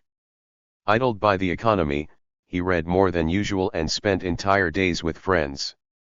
If either Sacco or Vanzetti had any reason to flee the area, neither made any moves to do so. And neither was aware of the trap that was being set for them. On the evening of the murders, police released descriptions of 5 suspects. The driver was said to be 25 to 28 years old, of medium complexion, with a smooth face, deep dimples, and light hair. A second suspect was about 22, 5 feet 5, 120 pounds, clean-shaven with light hair and a pale, soft hat. 2 more were listed as 29, 5 feet 9, of medium build. The gang's leader was described as a young foreigner, about 20. While this bulletin went out, doctors struggled to save Frederick Parmenter. Cutting through the paymaster's abdomen, a surgeon removed a .32 slug. Another bullet was found on the operating room floor. Toward midnight, Parmenter awoke from the ether. Asked about the gunmen, the paymaster weakly said he had not seen them. It had all happened so quickly. 5 hours later, Parmenter died, leaving a wife, a 10-year-old son, and a 4-year-old daughter. That Sunday, his death claimed one more casualty when, hours before the funeral, Parmenter's father died of what doctors called a broken heart. Berardelli's body, meanwhile, had been removed to a local funeral home. Sarah Berardelli, who had been stitching shoe linings in the Slater and Morrill factory when her husband was gunned down outside, was haunted by his actions in the days before his death. About a week before the shooting, my husband became very nervous and talked a great deal about some bad men around the factory, she told police. He said they looked bad and he didn't like their actions. By the time Parmenter died, police were patrolling crossroads throughout Norfolk County. No fancy Buicks were seen, no suspects apprehended. Aside from a handful of shells found on Pearl Street and 6 bullets extracted from the victims, all that remained of the crime were rumors. Parmenter must have known the bandits, that explained why they were so determined to finish him off. Berardelli had actually gotten off several shots. There were 2 getaway cars. At the Slater and Morrill factory, bookkeeper Mary Splain gossiped that a clerk in the order department had masterminded the murder to get rid of Parmenter, whom he feared would take his job. But Pinkerton detectives, learning that Splain's boss considered her one of the most irresponsible persons he ever came in contact with, looked elsewhere. All that Friday, volunteers combed nearby woods searching for the car or other clues. That evening, a flop-eared cap was found on Pearl Street. It was given to Chief Gallivan, who, thinking it unimportant, kept it in the back of his car for 2 weeks. On Saturday, April 17, a stream of out-of-towners came to Braintree, drawn by front-page news of the crime. Cars and pedestrians toured the scene of the cold-blooded shootings. They stopped at the spot where Berardelli fell at the first shot, then eyed the gravel where bandits had closed in on Parmenter. Some stared at factory walls pockmarked by the fusillade of bullets. Many walked to the railroad shed to hear the gatekeeper boast of how he had narrowly dodged the gunman's bullet. That same morning, a police inquest was held in Quincy. 26 witnesses described the driver, the car, and the man firing from the passenger seat. A dozen miles south in the big city of Brockton, witnesses at the police station flipped through mugshots of possible suspects. 4 people singled out Anthony Palmisano, a.k.a. Baby Tony or Tony the Wop. All 4 were sure the notorious bank robber had been one of the gunmen. Searching for Palmisano, state police sent a detective to New York, but his telegram soon halted the investigation. Palmisano, now in Auburn prison serving 7 to 10 years, have verified by telephone with prison. Despite this false lead, descriptions at the inquest were more helpful than those at the scene of the crime. One gunman was described as a short stout fellow, terribly white, about my build, medium. The driver was a pale fellow, sickly looking, with a dark complexion, dark brown mustache, who may have been American, may have been Swedish. A few were certain they could identify the men if they saw them again. The way they looked at me was enough, said one man. But most were not so sure. The shootings had happened like lightning, only 3 or 4 seconds, and it was all done. Besides, the sun had glinted through dirty factory windows, the car was shrouded in curtains, and recognizing the killers based on a glance was a pretty hard thing to do. I don't think I could, one man told police. 2 minutes after, I was talking with another fellow out there, that was in the window, and he says one thing and I another. Almost everyone agreed on the car, however. Several had gotten the Buick's license number 49783, but the murder car was still missing. Then that Saturday afternoon, 2 men on horseback set out for a ride in the woods just down the road from Braintree. Through a tangle of budding branches, the men spotted the angular outline of an automobile. They rode off to call police, who came on the run. Everything about the vehicle checked out. A dark blue Buick touring car. Dusty. Flapping curtain on the passenger side. Missing rear window, but wait, here was the plate glass torn from the leather canopy and tossed on the floor. And where the license plate should have been was a dark rectangle, free of dust. The license had been removed, undoubtedly when the gang switched to another car, one that made those thinner tire tracks on the forest floor leading back to the highway. Inside the Buick, police found a tattered coat, a fur robe, and 62 cents in change. Speculation ran rampant. The bandits had planned the whole job perfectly, cops said. Taking back routes to avoid being seen, they had ditched the Buick in the woods, hopped into the second car seen in Braintree the morning of the crime, then gone on toward Rhode Island. Back on Pearl Street, a man found shards of a bottle thought to have contained dope, leading state police to suspect the getaway driver was a drug fiend. Bridgewater Police Chief Michael Stewart said, "The men who did this job knew no God." When the murder car was driven to Boston, police checked the engine number, learning that the vehicle had been stolen the previous Thanksgiving. State police remained in Providence asking questions about ritzy cars and lavish sums of money spent suddenly. Then on Patriots' Day, word leaked out that one police chief was pursuing a lead closer to home. Tough, righteous, and self-confident, Michael Stewart was the very model of a small-town Massachusetts police chief. A former amateur boxer with a ruddy complexion and wild shock of dark hair, Stewart was the son of an Irish immigrant who had toiled in shoe factories. Growing up in the Boston area, he had absorbed all its pride and many of its stereotypes. Bridgewater's chief was a fundamentally fair man, not inclined to act on prejudice, yet neither was he immune to the fact that recent immigrants, Russians, Poles, Italians committed a majority of the crimes on his beat. In his 9 years in law enforcement, the middle-aged, cigar-chomping cop had seen plenty of robbery and assault, but the slaying of 2 men in broad daylight was something new. Even if the murders had not been in his town, the chief was both appalled and fascinated. Stewart did not bring a degree in criminology or in anything else to his job, but he was proud of helping federal agents round up 6 actual Reds in Bridgewater during the Palmer raids. He knew he had not been hired to let gangs of thugs shake the certainty of the Commonwealth. The man who knew no God had to be found. Fortunately for the chief, the Braintree murders resembled another shocking hold-up in his own town. The previous Christmas Eve, a payroll had been bound for the LQ White Shoe Company in Bridgewater. In the crisp sunlight shortly after dawn, 3 men jumped out of a car and jogged toward the delivery truck. Toting a shotgun, the leader opened fire. The truck careened out of control and smashed into a telephone pole. Before the bandits could pounce on it, a passing streetcar cut them off. In the confusion, they fled in a car witnesses identified as a Hudson. No one was hurt, and the payroll more than $33,000 was untouched. Pinkerton detectives hired that morning heard from witnesses that the hold-up men were Polish, Russian, or any of several other nationalities. The man with the shotgun was described as 5'8", 150 pounds, dark complexion, 40 years of age, a closely cropped mustache which might have been slightly gray. While the Pinkertons did their work, Bridgewater's chief conducted his own investigation.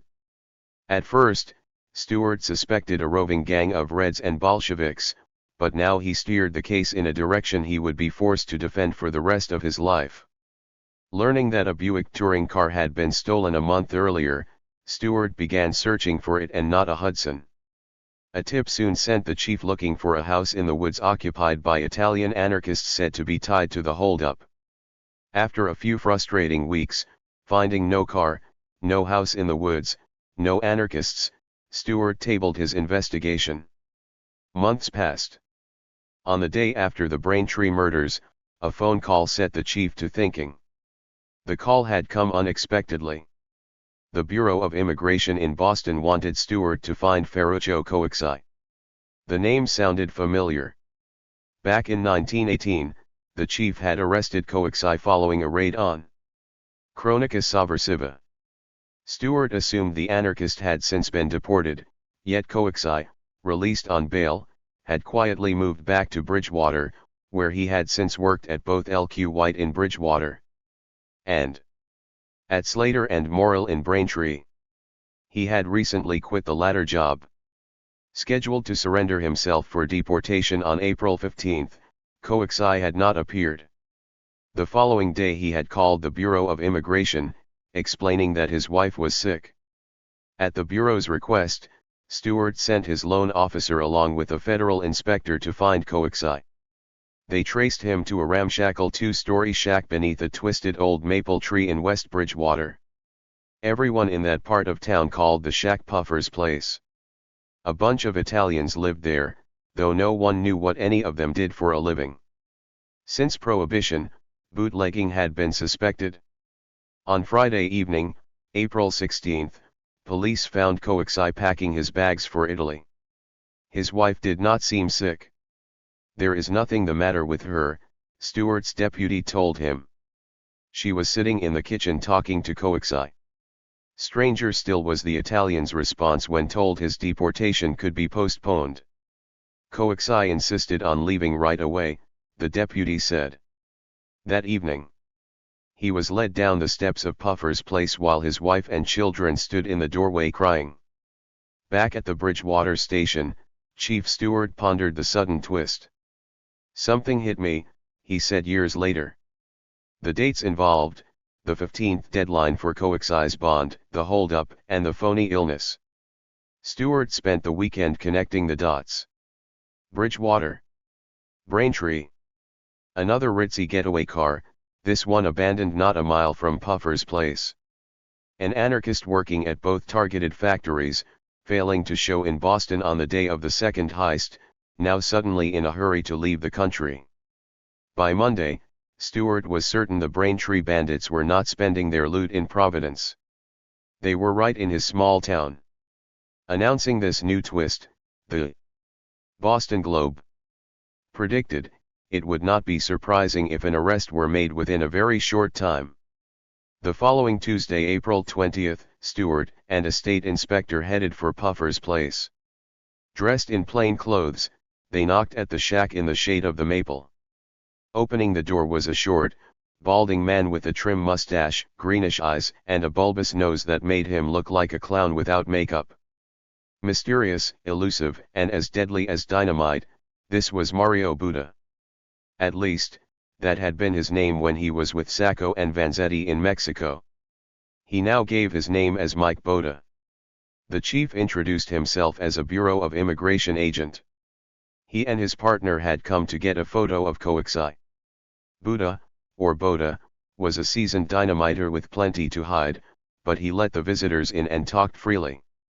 Coexai's friends, he said, were bad people, what you call anarchists. He didn't have much to do with them. Yes, Coexai owned a gun, kept right there in the kitchen drawer.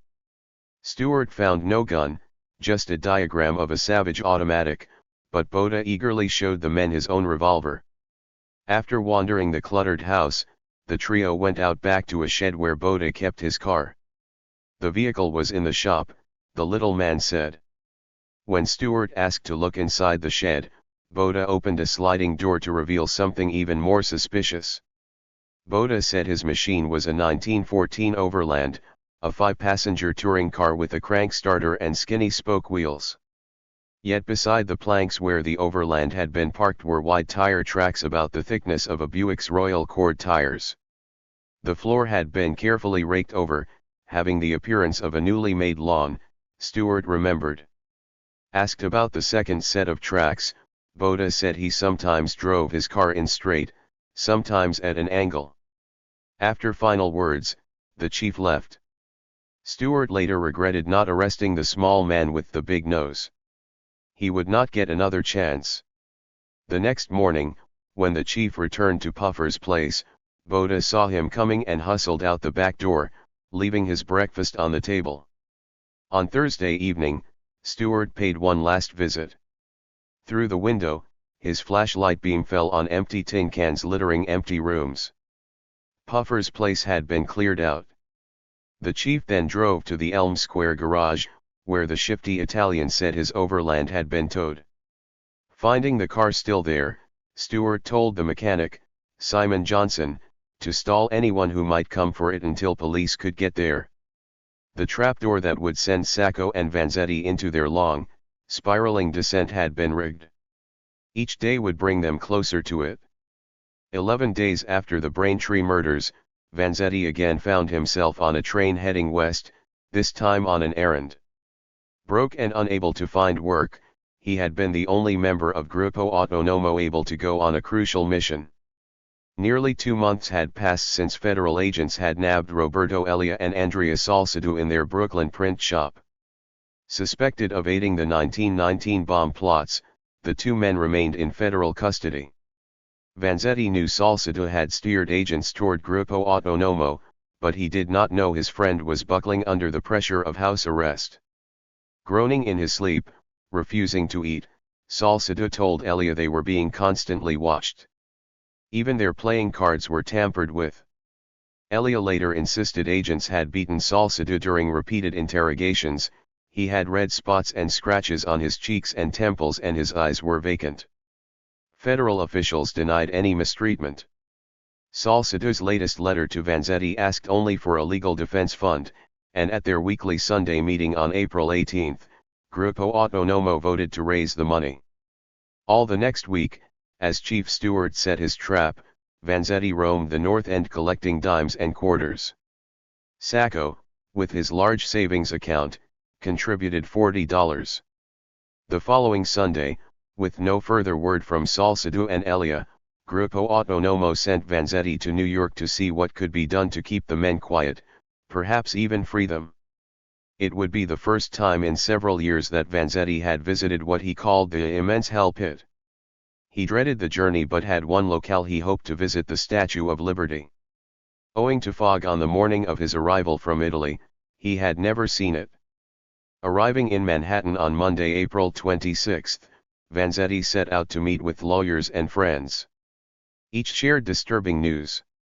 Salcedo and Elia were in legal limbo. Given the choice of going to prison or remaining on the 14th floor of the Department of Justice building, they had chosen the latter. No one knew what they might reveal next.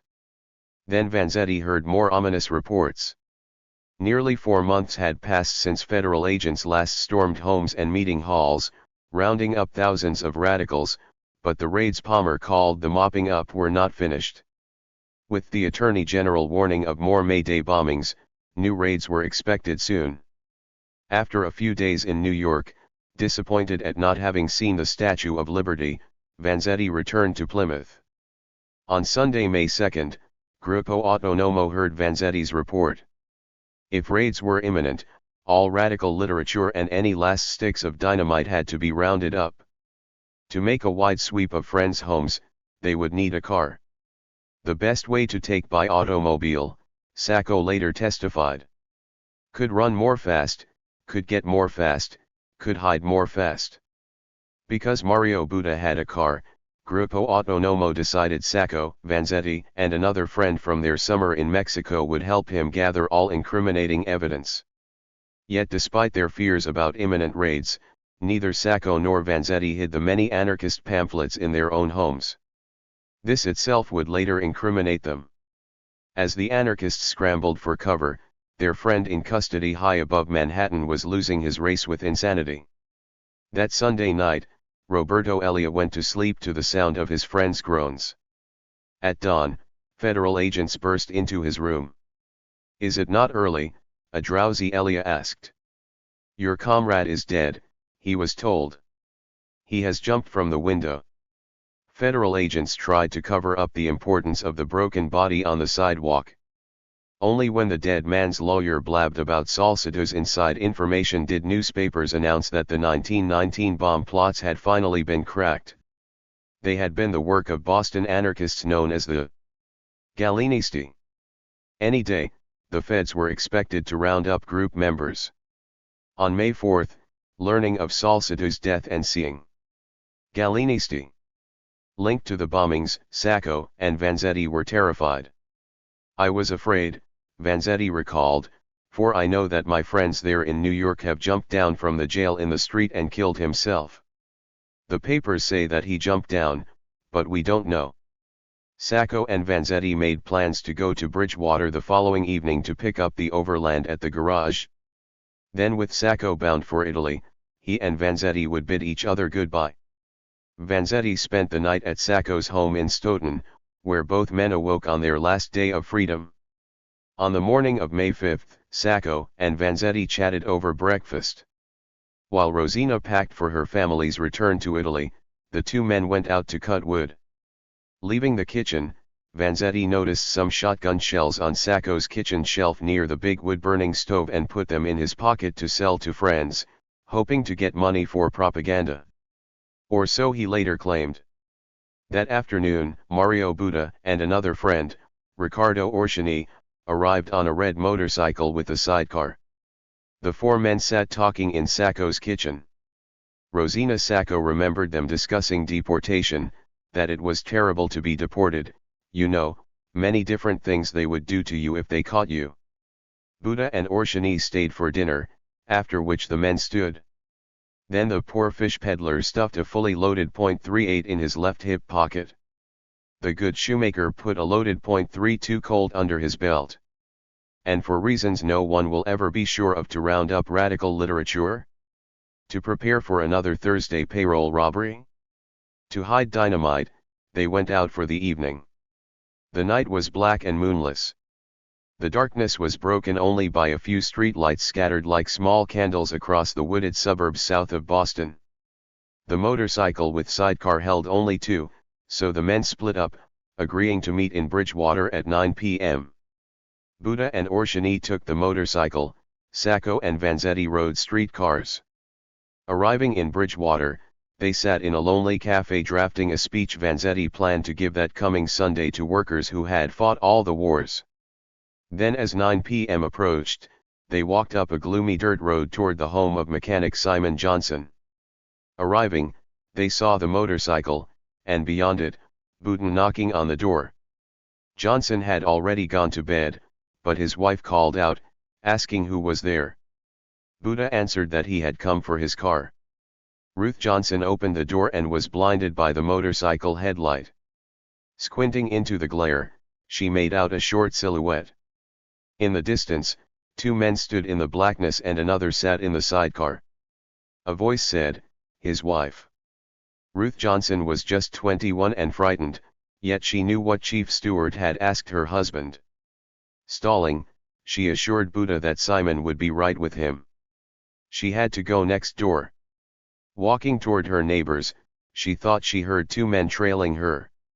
She reached the adjacent house and called out, "I've come for the milk." Inside, she picked up the phone and whispered through its black cone, telling the operator to get her the police. 10 minutes later she stepped back into the night carrying a milk can. On her way home, she thought she heard the word telephone muttered behind her. Back at the house, Simon Johnson was telling Buddha he had repaired the Overland's magneto. Still, the car could not be driven that night. It had no license plates. Buddha said he'd take the chance, but when Ruth Johnson returned, he suddenly changed his mind. It was too late in the evening, he said. He'd come back the next day. The Johnsons watched as the motorcycle sped away.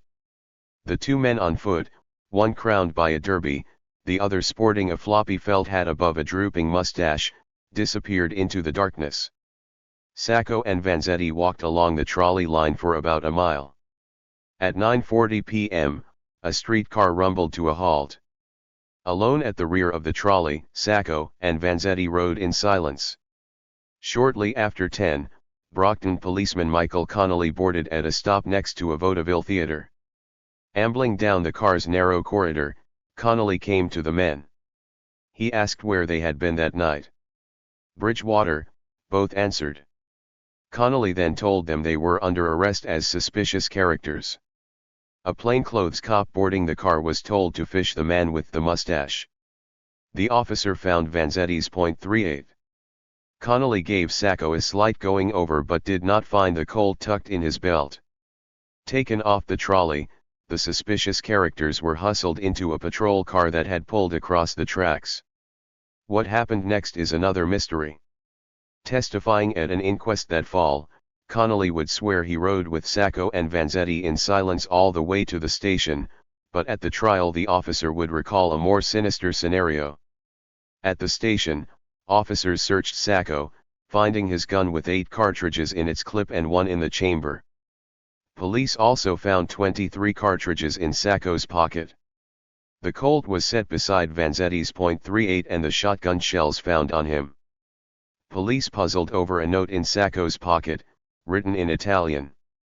Later translated, it read: "Proletarians, you have fought all the wars.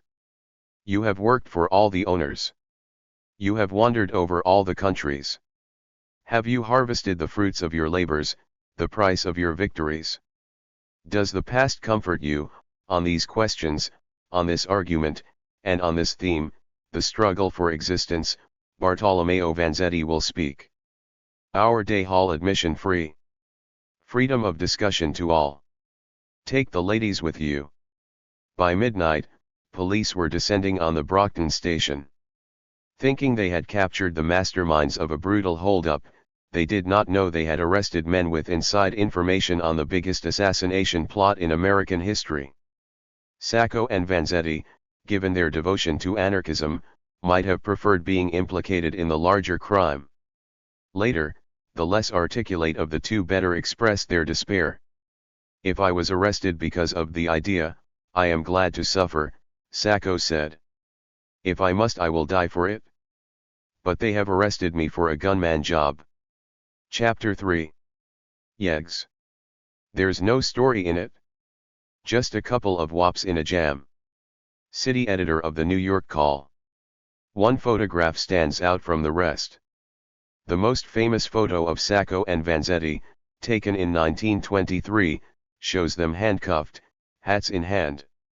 Seated on the viewer's right, Sacco is numb, dull-eyed, and deathly thin, the result of a hunger strike in its 25th day. Beside him sits Vanzetti, his mustache seeming to droop with the weight of the world's sorrow. Vanzetti's expansive forehead is unfurrowed, his head unbowed, his eyes tinged with suffering. A guard, often cropped out of the picture, sits with the two men. Behind them, blurred courtroom walls suggest that their guilt or innocence will forever be in the eyes of the beholder. Sad and poignant, this is the photo their supporters have long cherished, but it is not the photo that introduced Sacco and Vanzetti to Massachusetts. Because the Brockton Police Department had no camera for mug shots, both men were taken to a photographer's studio on May 6, the day after their arrest. Beyond being suspicious characters, they had not been told why they were in custody. One after the other, each stared into the camera, whose blinding flash captured their bewilderment and rage. The following morning, when the mug shots made the front page of several Boston papers, Mike Sacco and Bert Vanzetti looked like dangerous thugs. Above his dapper suit, Sacco wore a derby and a diffident air. Vanzetti, his fedora pulled low, the outlaw cut of his mustache giving him a menacing look, glared at each newspaper reader. Reporters pinned a slang term on the suspects, one commonly used to describe bandits in the 1920s yegs. Headlines were equally indicting: feels he has Braintree banned, prosecutor Kane so declares. Read the Boston Globe, and anyone stared down by the mugshots could be forgiven for shuddering and feeling the same. In its first few days, the case against Sacco and Vanzetti resembled a new touring car struggling up a rise, its engine misfiring. Just 2 of 5 suspects were in custody. Ferruccio Coaxi had been deported. No one knew the whereabouts of the slippery Mike Boda, and the 5th suspect, Riccardo Orsini, was being hunted throughout the Boston area. Police hoped fingerprints would rev up the case, but although a state inspector dusted the Buick, his conclusions were never announced. Had others handled the car before it was impounded, invalidating all prints? Did the car reveal only smudges? Or were the fingerprints, failing to match the suspects, buried? No one will ever know, but fingerprints would never be mentioned again. The defense lawyers' many requests for this evidence were ignored. The sputtering case rolled on. Within an hour of his arrest, alone, terrified, and in police custody for the first time, Vanzetti found himself in a shadowed room facing Chief Michael Stewart. Beside the ruddy chief stood 4 officers, all staring bullets at the dark-eyed Italian they suspected of murder. Chief Stewart began with routine questions: name, nationality, business. Vanzetti answered truthfully at first. "A.M. fish peddler," he said. "What was he doing in Bridgewater that night?" "He and Sacco were on their way to see my good friend, a man everyone called Pappy." "When had he left Plymouth?" "Sunday morning," Vanzetti said. "Where had he stayed Sunday night?" "I don't remember," he lied. Then, as if this fib gave him license, Vanzetti began lying routinely, covering up facts that would not have implicated him in anything. He explained his route that evening, but denied everything else. He had not seen a motorcycle. He did not know Boda. He was not even sure when he had come to Sacco's house. "I don't remember," he said. "That is the difficulty." Questioned separately, Sacco lied with equal aplomb. He admitted they had gone to Bridgewater to see Vanzetti's friend but did not know the man's name. He remembered walking a long way, but as to a motorcycle, "I no see any motorcycle." He did not know Boda. "He had a gun to protect myself." "Lots of bad men." "He was carrying 23 cartridges because we go into the woods and fire them." During their trial, Sacco and Vanzetti would be forced to acknowledge these lies. They would explain that they had been afraid of being branded as radicals, afraid of deportation, afraid of ending up like their friend Salsadug. They could not mention bomb plots nor explain the tight code binding them to their fratelli in anarchist circles. It took 6 years and imminent execution before Vanzetti would explain his lies in a letter to his Mexican comrades. To give a name, an address, or information, would have meant to cause homes to be raided, finding of libertarian literature and private correspondence, hence terrorized divided families, arrests, indictments, deportations, and so on. Why should we turn spies? We are not meant to betray friends and comrades for self-liberation, never. Chief Stewart did not tell either man why he had been arrested. As a veteran of the Palmer raids, however, the chief fed their fears about roundups of radicals. "Are you a communist?" the chief asked Sacco. "No." "Anarchist?" "No." "Do you believe in this government of ours?" "Yes. Some things I like different." Vanzetti echoed his friend's evasions. "Are you an anarchist?" "Well, I don't know what you call him. I am a little different." "Do you like this government?" "Well, I like things a little different." "Do you believe in changing the government by force, if necessary?" "No."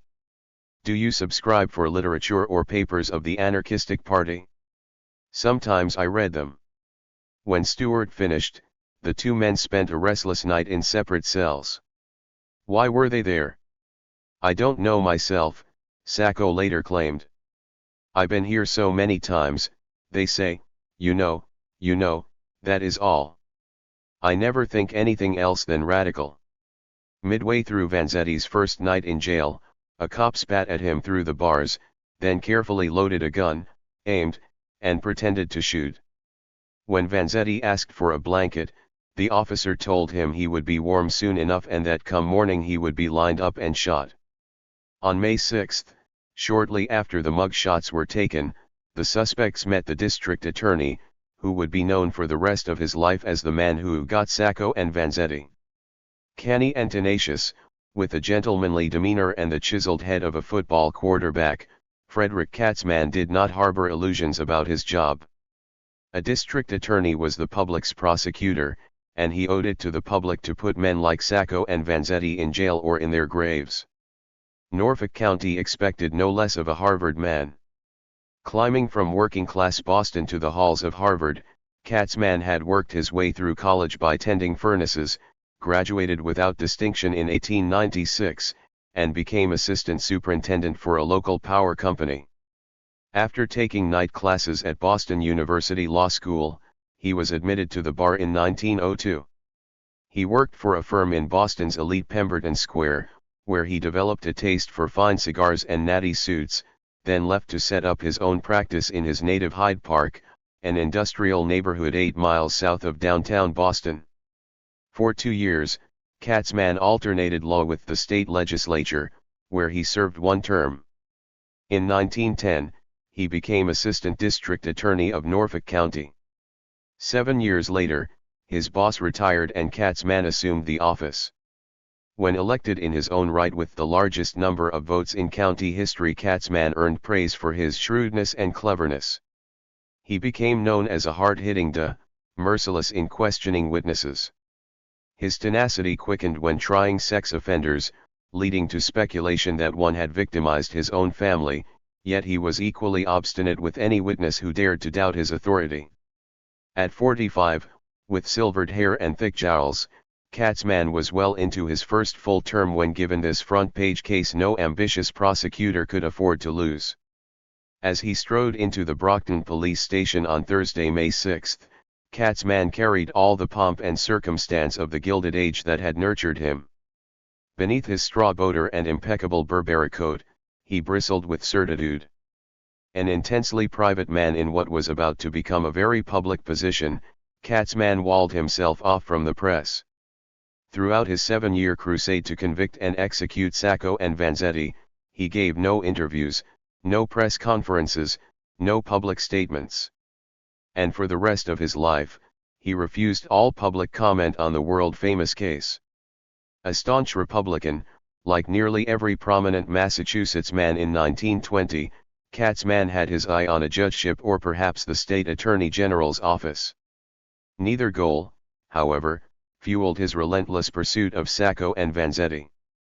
He would argue his case, clamping onto it like a pit bull to a stick, for a simpler reason. He knew Sacco was guilty, he was not yet sure about Vanzetti. And from the moment Frederick Katzmann entered the police station, the case took on the momentum of a new touring car topping a rise and gathering speed on the downhill. That Thursday afternoon, Katzmann questioned the accused about their guns, their friends, their actions the previous night. Then he floated the first hint of a crime worse than radicalism. "Do you know Berard Ellie?" "No," Sacco replied. "Who is this Berard Ellie? Do you read the newspapers? Boston Post every day? Did you ever look for work in Braintree?" "Never," Sacco lied. "You know a Buick car when you see it?" "No, I do not think so." "I never saw it. I do not understand any make of cars." After further questioning, Katzmann asked Sacco point blank, "Did you ever hear about anything happening in Braintree last month?" "I read in the Boston Post there was bandit robbing money over near Rice and Hutchins," Sacco said. He and fellow edge trimmers had discussed the crime on April 16. When Katzmann asked if he had worked the day before, Sacco lied again, I think I was working the day before I read it in the paper. I don't remember for sure if I stayed out half a day. I think I worked Thursday. Katzman was more direct with Vanzetti, but the fish peddler still found the truth elusive. Pressed about his answers to Chief Stewart, he admitted lying about his whereabouts the previous Sunday. I am ashamed. I am sure I slept in Boston, but I had a woman with me, that is why I did not want to tell you. A woman I met in Boston, a woman who goes with everybody. Katzman cared little about that. Where was Vanzetti on Patriots' Day, April 19th? And the Thursday before it?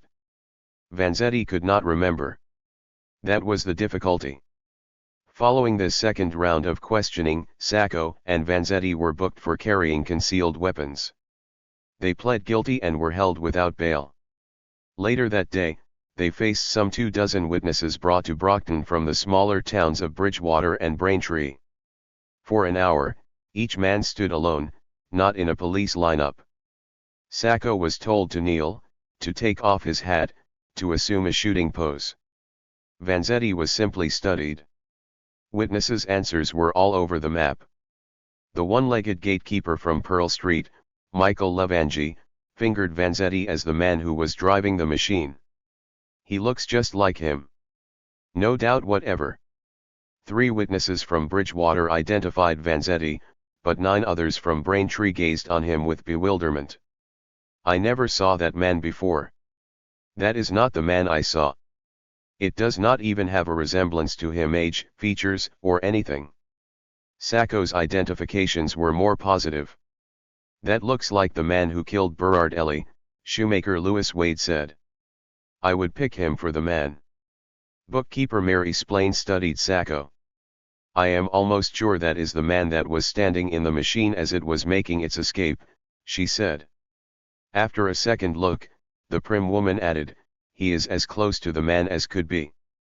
But a dozen others flatly stated that Sacco was not one of the Braintree bandits.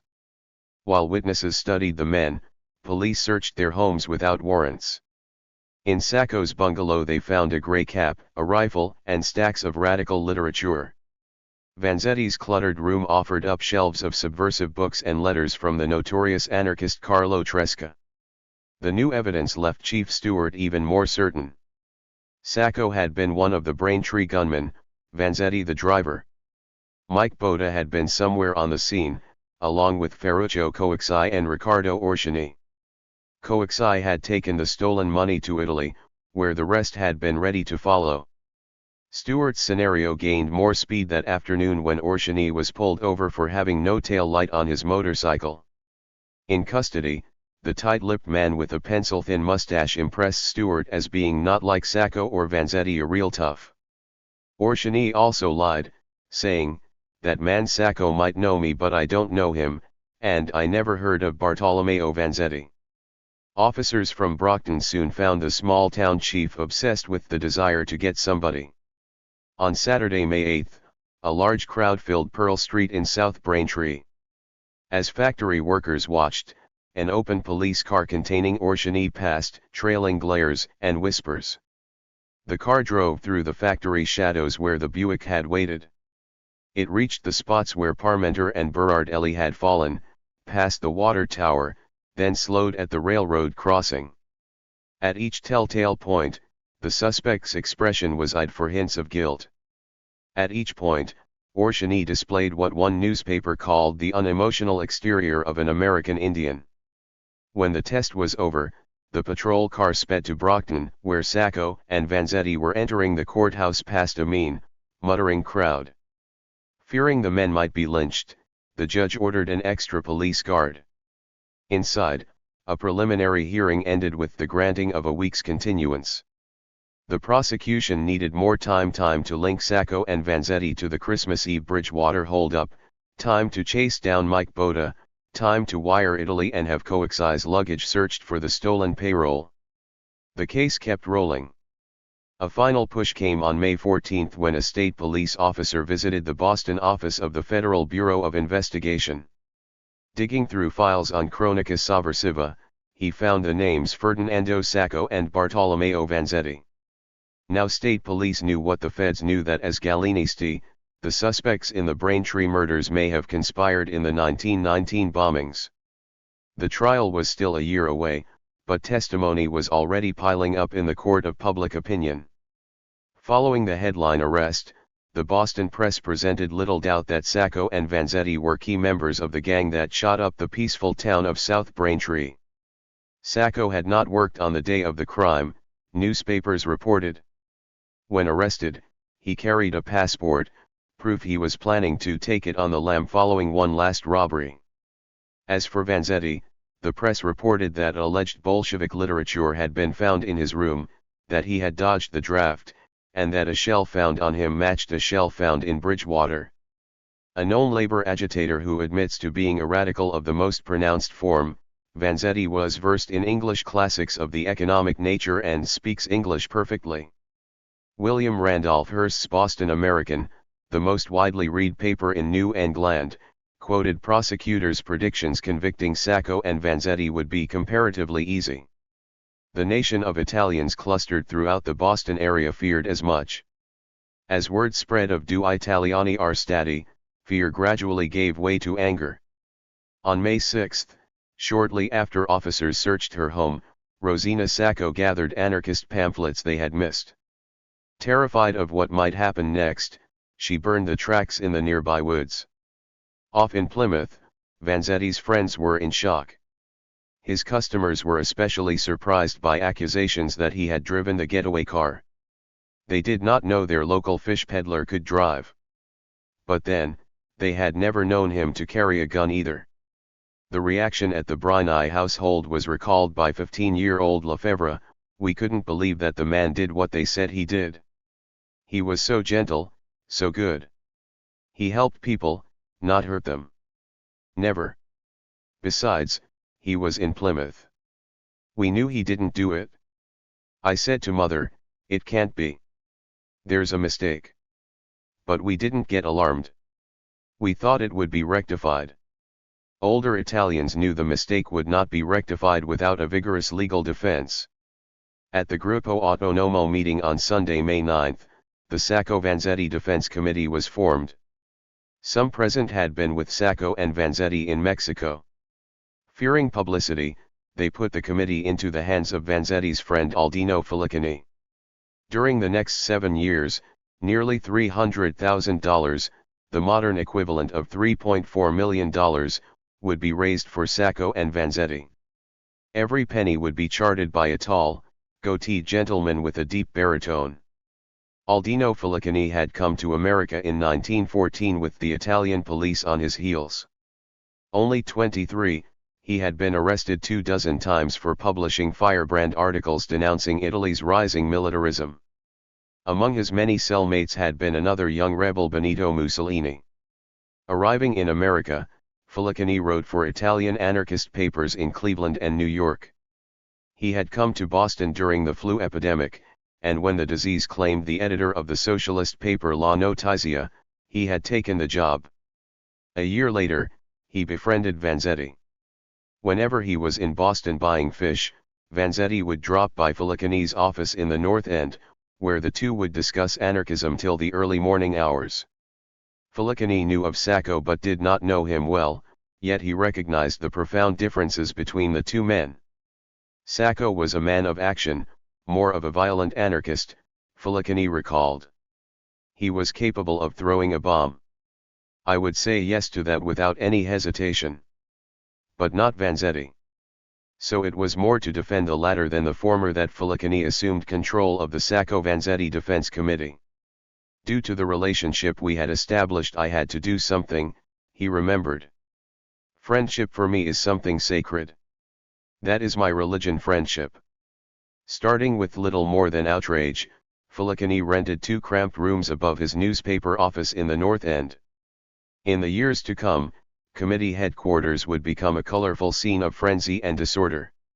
Strewn with typewriters, yesterday's newspapers, old roll-top desks, and a portable fan, the office would be perpetually crammed with journalists, poets, socialists, and socialites laboring to save Sacco and Vanzetti.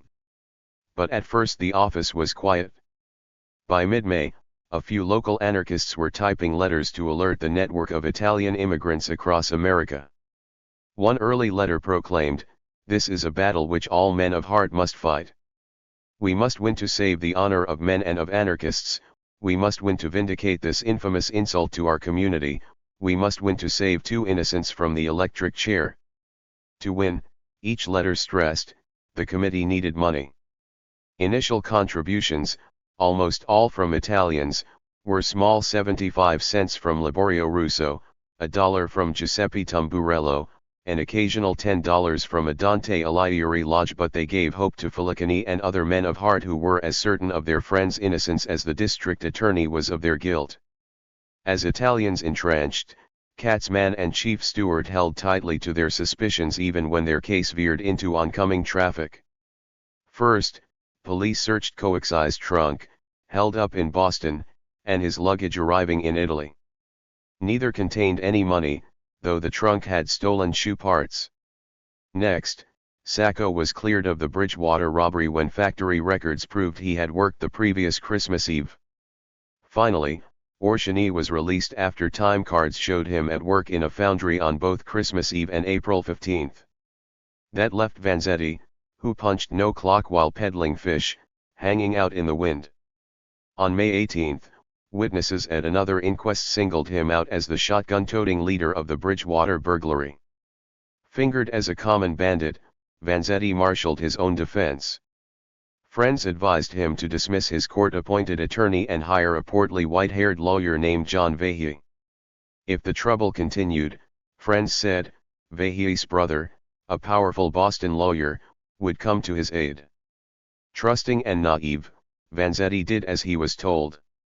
It was a mistake, as Vanzetti realized during the May 18 inquest when Vahey stood and said, "The defendant has nothing to offer."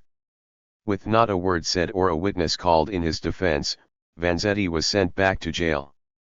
Behind bars, his mind reeled with arguments for his innocence.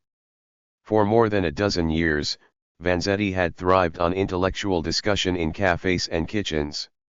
Now he began crafting a defense based on discussions with himself. With his book still in his room, he wrote Felicani in early June asking about injustices throughout history. From his more cultured friend, Vanzetti sought the following information: how many regicides had provoked the Jesuits? What was the place, the date, when had Wilson defined the Italians as the Chinese of Europe? What were the names of the martyrs of Chicago, the old ones? Intending to testify at his trial, Vanzetti searched his memory for patriotic stories that might stir an American jury. It was not a tentative insurrection, that first one captained by Washington, he wrote. What were the places and the dates, the names of the fallen? He had read American history but could not remember who had said, "When the people are not satisfied with the government, they have the right to rise up in arms and overthrow it." Could Felicani please find the quote? With even more fever of knowledge than had consumed him as a young man, Vanzetti mailed his letter and waited. He was still waiting on June 11, his 32nd birthday, when he was indicted for attempted robbery and murder in Bridgewater. His trial would begin in 11 days. The rush to judgment in the Bridgewater case was fueled by a new fear gripping the nation. By June 1920, the Red Scare had faded into allegations and denials. With the nation's most notorious radicals in jail or deported, concern had shifted to a spreading lawlessness. Across New England and the nation, gangs of armed robbers were attacking in broad daylight. Dressed in fine suits, sporting snap-brim hats, and driving shiny spoke-wheeled Buicks and Hudsons, gangs gagged or killed guards, grabbed sacks of cash, and made their getaways. In the month leading up to the Braintree murders, the news had brought one shocking report after another. March 7 robbers tie up a guard in Cambridge, blow a safe, and steal $2,500. March 10 gunmen in Baltimore steal $80,000 worth of whiskey. March 12 three men in Philadelphia stun a guard with chloroform and make off with $368,250, while in Manhattan, armed yeggs smash a jewelry store window on Broadway, hold a crowd at gunpoint, and help themselves to handfuls of diamonds. March 24, gunmen near Worcester hold up an express messenger carrying $10,000. April 15, bandits rob a jewelry store in Newark and a truck carrying $4,000 in gold in Providence, while gunmen in Braintree kill 2 guards and make off with $15,776.71. Well, after the arrest of Sacco and Vanzetti, the lawlessness continued. Bandits in Manhattan stole a $5,400 payroll. 20 grand was taken at gunpoint in St. Louis. Not even the dead were safe. At Boston's Mt. Hope Cemetery, a guard reported, "There is hardly a burial in that cemetery where the grave is not robbed. They steal even the flowers." It was an age of lawlessness, it was the dawn of the crime wave. Arguments raged about who was to blame. Was it the deepening recession? Prohibition? Barbarity left over from the war?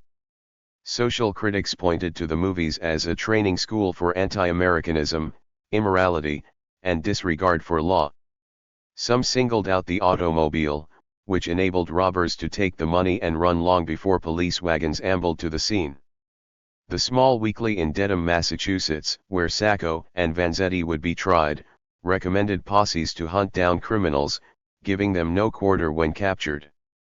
Given the number of crimes, the criminals' daring, and the speed of their escapes, few suspects were apprehended. With no one sure where a gang might strike next, the capture of Sacco and Vanzetti stood out as a bellwether, offering hope that the age of lawlessness might soon end.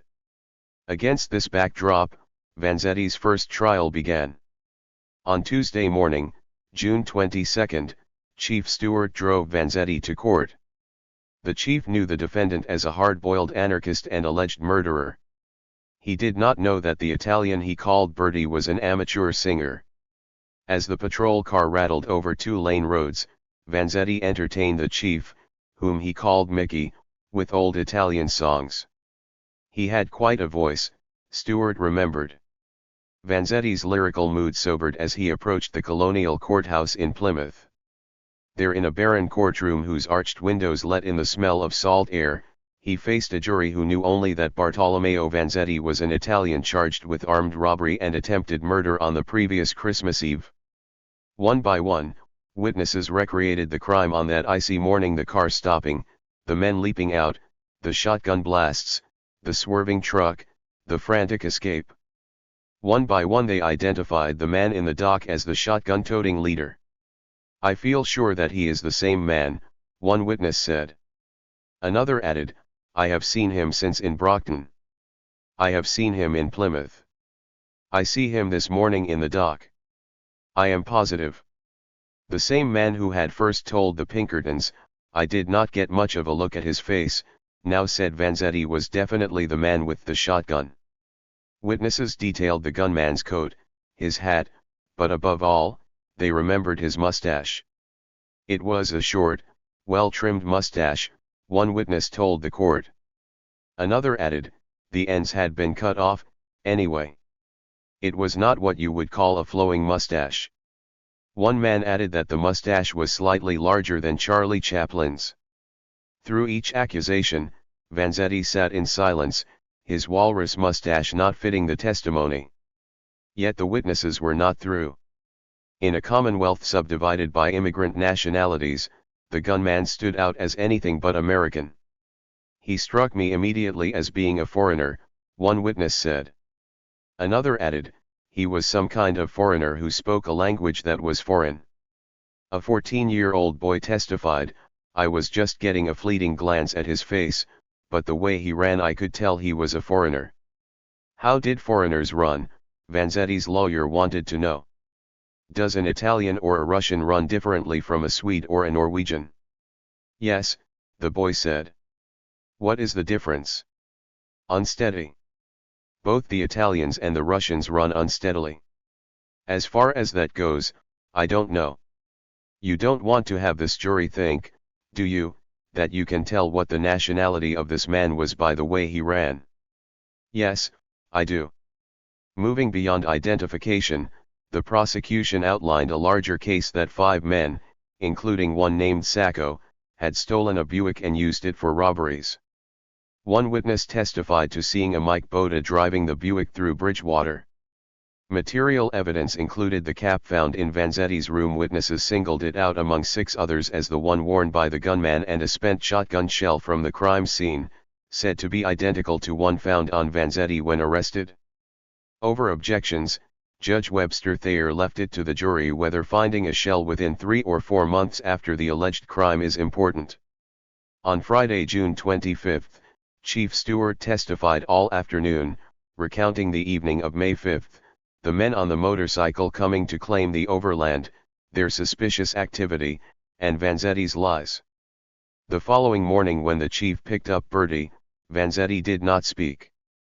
He did not sing. He just glared. "The thing I remember most about him is his eyes," the chief recalled. "He had terrible eyes, like fire when he looked at you." Following the chief's testimony, the prosecution rested. Vanzetti, despite his bitter distrust of governments, courts, and police, could not believe what was happening to him. During the trial, he wrote again to Filicani, denouncing the political and racial vendetta and recapping testimony: "The boy who recognized foreigners by the way they ran, the woman who identified him but under cross-examination began to tremble, change color and lower her eyes. You know me and you know that I can bear this misfortune," he wrote. "But nevertheless, it swells my heart. With a fierce brutality, that gang of men ruins my life and that of my father." On June 28, John Vahey took up Vanzetti's defense. If he had known of the Pinkerton report on the Bridgewater case, the lawyer might have called the jury's attention to several inconsistencies. Had the getaway car been a Buick or, as several had told the Pinkertons, a Hudson? Was the gang leader an Italian or, as reported on Christmas Eve, a Russian? A Pole? A Portuguese? An Austrian? Since December, some witnesses had changed their descriptions of the mustache in question, letting it grow ragged until it vaguely resembled Vanzetti's. But the Pinkerton report was still in the agency's files, so Vahey based his defense on an alibi. Vanzetti would later wonder if in the whole judiciary history of the state, there has been a defendant with a more convincing, coherent, consequent, powerful, truthful alibi than mine. The alibi was based on an Italian delicacy. Vanzetti insisted he had been selling eels on Christmas Eve. A barrel of them had been shipped from Boston. He claimed to have spent the night of December 23 cleaning the slippery catch and wrapping orders in newspaper. Italians devoured eels, sometimes with spaghetti, on the day before their Christmas fest. As the jury was to learn, eels tasted better when left in salt for a day or two. While Vanzetti listened from the dock, 16 witnesses speaking in broken English or interpreted Italian testified to buying eels from him on Christmas Eve for 20 cents a pound. Carlo Balboni bought 2 pounds of anguille. John DiCarli took home 1.5 pounds. Margareta Fucci purchased 1 pound. Testimony traced Vanzetti as he made his rounds with his cart. He was seen, in the early morning at his landlady's house, an hour later at a bakery, selling eels on Cherry Street, on Court Street, on Suoso's Lane, calling a woman from the kitchen where she was making polenta, taking eels into a tenement where an old woman was cleaning. Wherever he went, Vanzetti was spotted with Beltrando Brini. Finally, Vanzetti's surrogate son, proud of his English and certain of his testimony, was called to the stand to save his idol.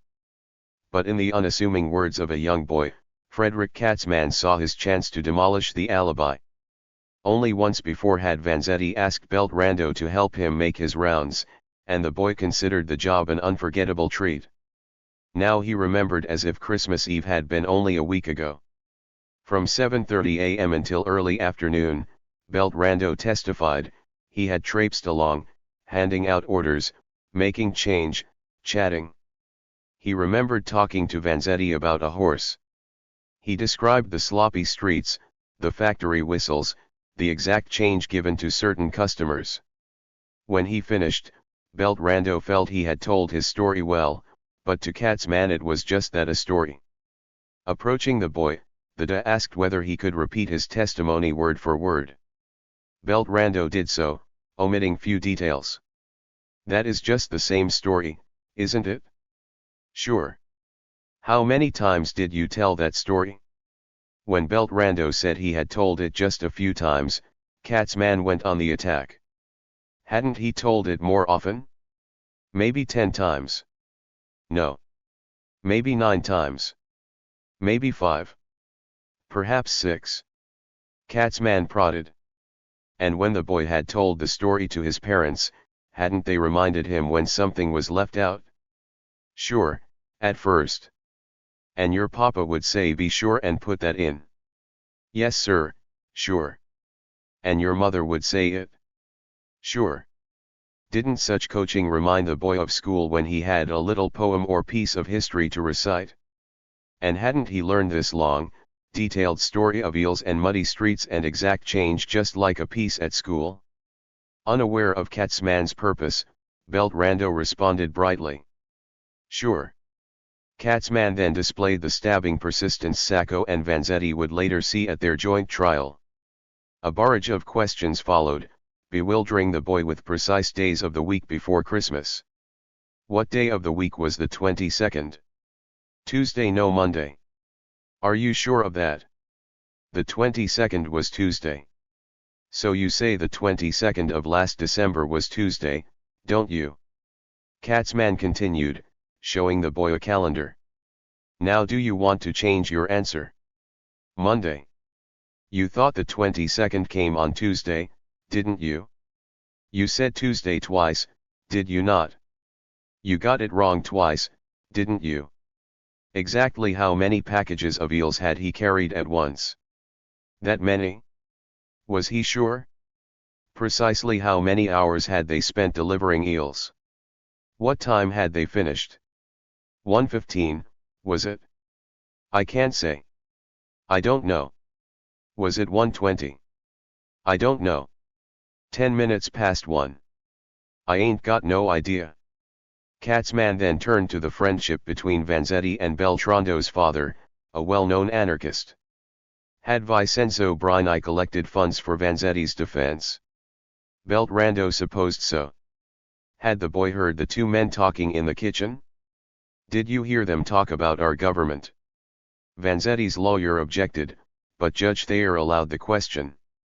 What society do your papa and the baker and Vanzetti belong to, do you know?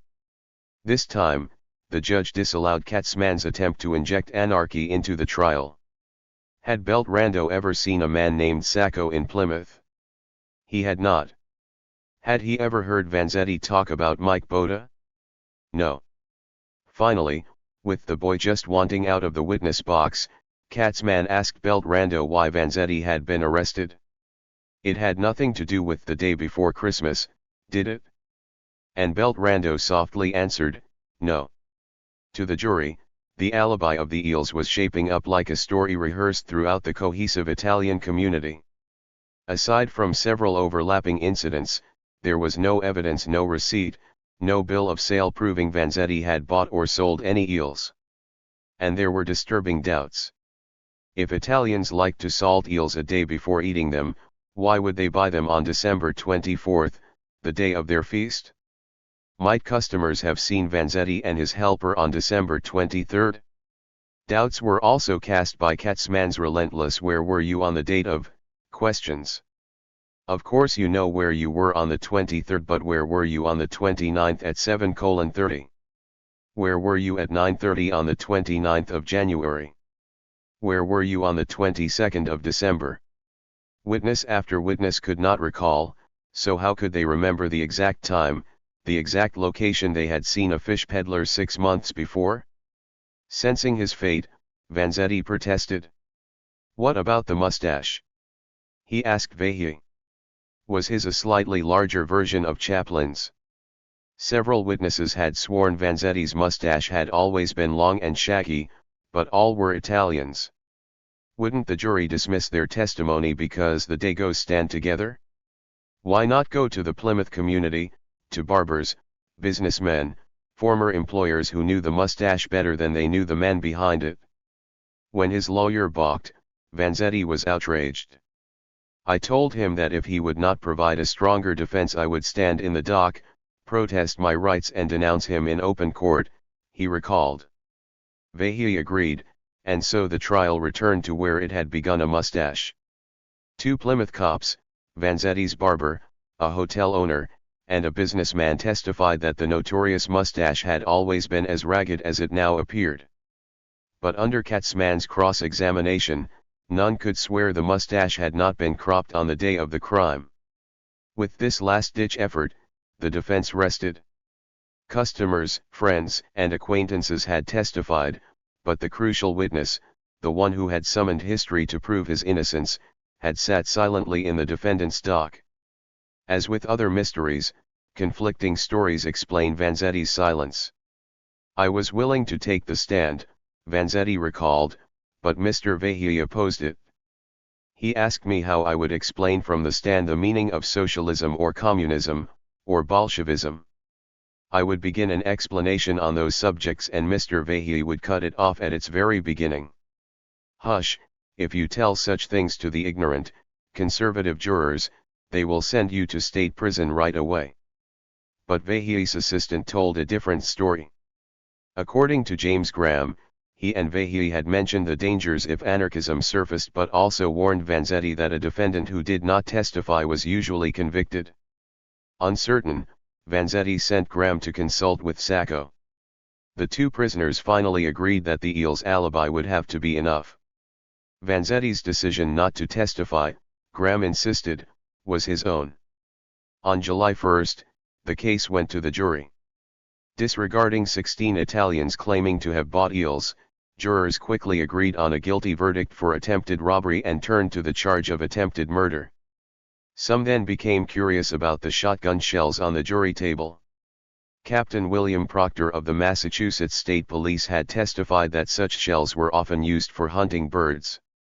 Could a man be convicted for attempted murder if his gun was loaded for quail? To answer the question, the foreman decided to open 1 or 2 shells. Yanking out cotton wadding, he found buckshot capable of killing a man. Several jurors later said this discovery swung their second guilty vote, and some kept buckshot pellets as souvenirs. After 5 hours of deliberation, the jury returned late that afternoon. When the verdict echoed through the courtroom, a wail rose from several Italian women at the back. Judge Thayer thanked the jury, "You may go to your homes with the feeling that you did respond as the soldier responded to his service when he went across the seas to the call of the Commonwealth." As guards led Vanzetti away, he raised shackled wrists and shouted, "Coraggio." The following day, learning that the jury had tampered with the shells, Judge Thayer ordered the pellets returned to the district attorney. Katzmann told one juror to keep quiet about the incident. He did not want it known, the man said. That week another juror learned a lesson about identification. Throughout the trial, Arthur Nickerson had assumed the man in the dock was the same mustachioed man he saw daily at the Plymouth cordage factory where Vanzetti had not worked since 1915. When the juror returned to the cordage following the trial, he was startled to see the look-alike still on the job. "If I had known that Vanzetti wasn't Tony, knowing that they did look alike," Nickerson remembered, "then I would have had a doubt. I don't know how I would have decided." Back in Italy, Vanzetti's father received a letter from the Brynas sharing the sad news and predicting appeals all the way to the Supreme Court. But the swift and sudden conviction stilled Vanzetti's prolific pen. From the weeks following the verdict, there are no surviving letters, no reminiscences, no way to assure the blackness of his anguish. If he had committed the Bridgewater robbery, then he could expect no mercy at his next trial. And if he was innocent, then the wolves circling him were even more vicious than he had suspected. When Vanzetti finally wrote about his first trial, years behind bars had case hardened his rage. The trial was a legal lynching, his lawyer a Judas who had done nothing but smoke big cigars bought for him by the poor Italian people. The witnesses were all perjurers who mocked and glared cynically at me and at the Italians who were in the court. 6 weeks after the verdict, Vanzetti was back in the Plymouth courtroom, now guarded by police with riot guns.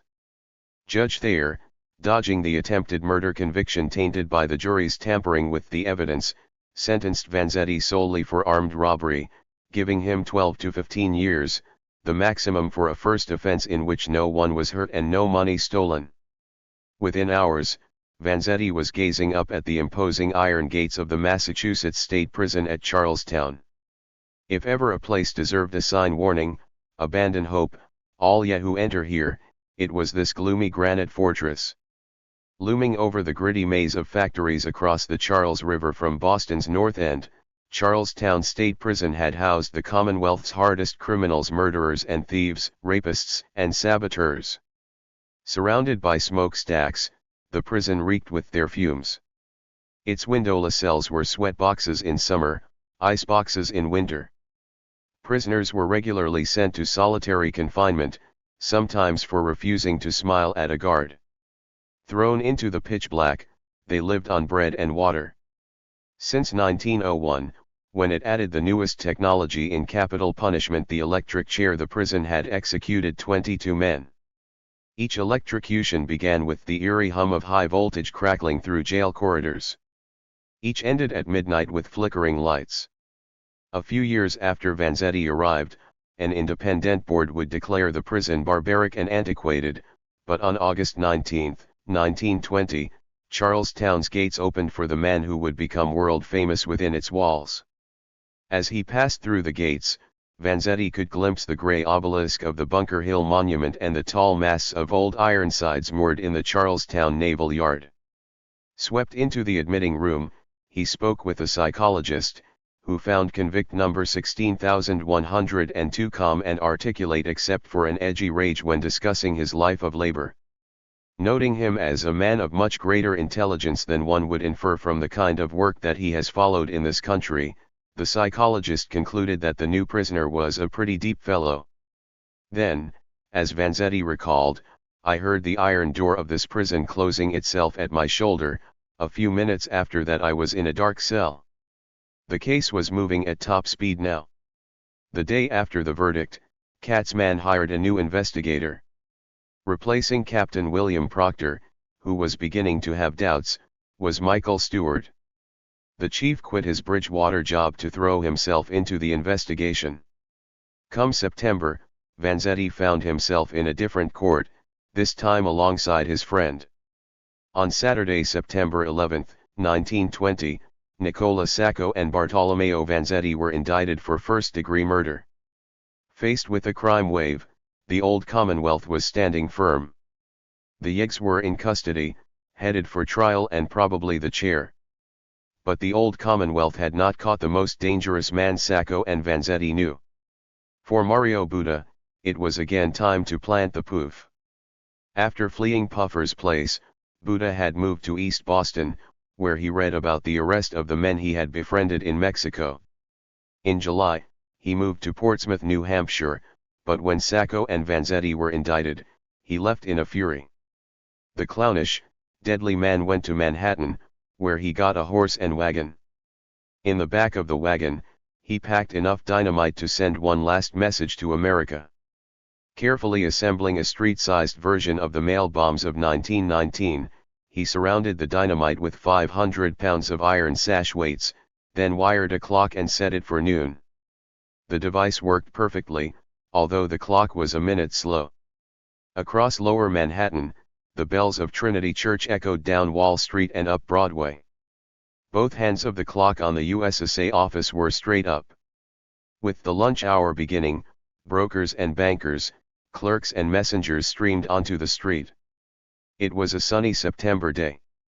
Nothing unusual or ominous stirred the crowd.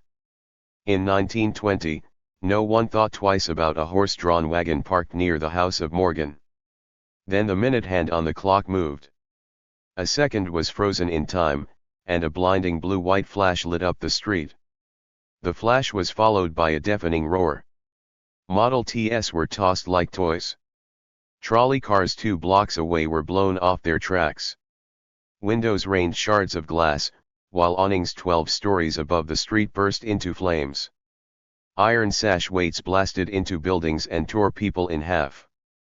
Then came a lull and the tinkling of glass. Just after noon on September 16, 1920, 5 days after the indictment of Sacco and Vanzetti, Wall Street had become the last major battlefield of the anarchist fighters. Inside the stock exchange, President William H. Remick heard the blast, the silence, the shouts and screams outside. "I think we had better stop trading for the day," he said. Emerging onto the street, brokers saw what looked like the aftermath of a siege. Bodies lay strewn on the pavement. People scurried in all directions, shrieking, crying, bleeding. Windows were left sawtoothed and gaping. A massive yellowish mushroom cloud rose above the street, while white-faced men and women staggered onward, dumbstruck or hysterical. Within minutes, clanging ambulance bells filled the financial district. Ex-servicemen cordoned off the area, locking arms, driving back onlookers.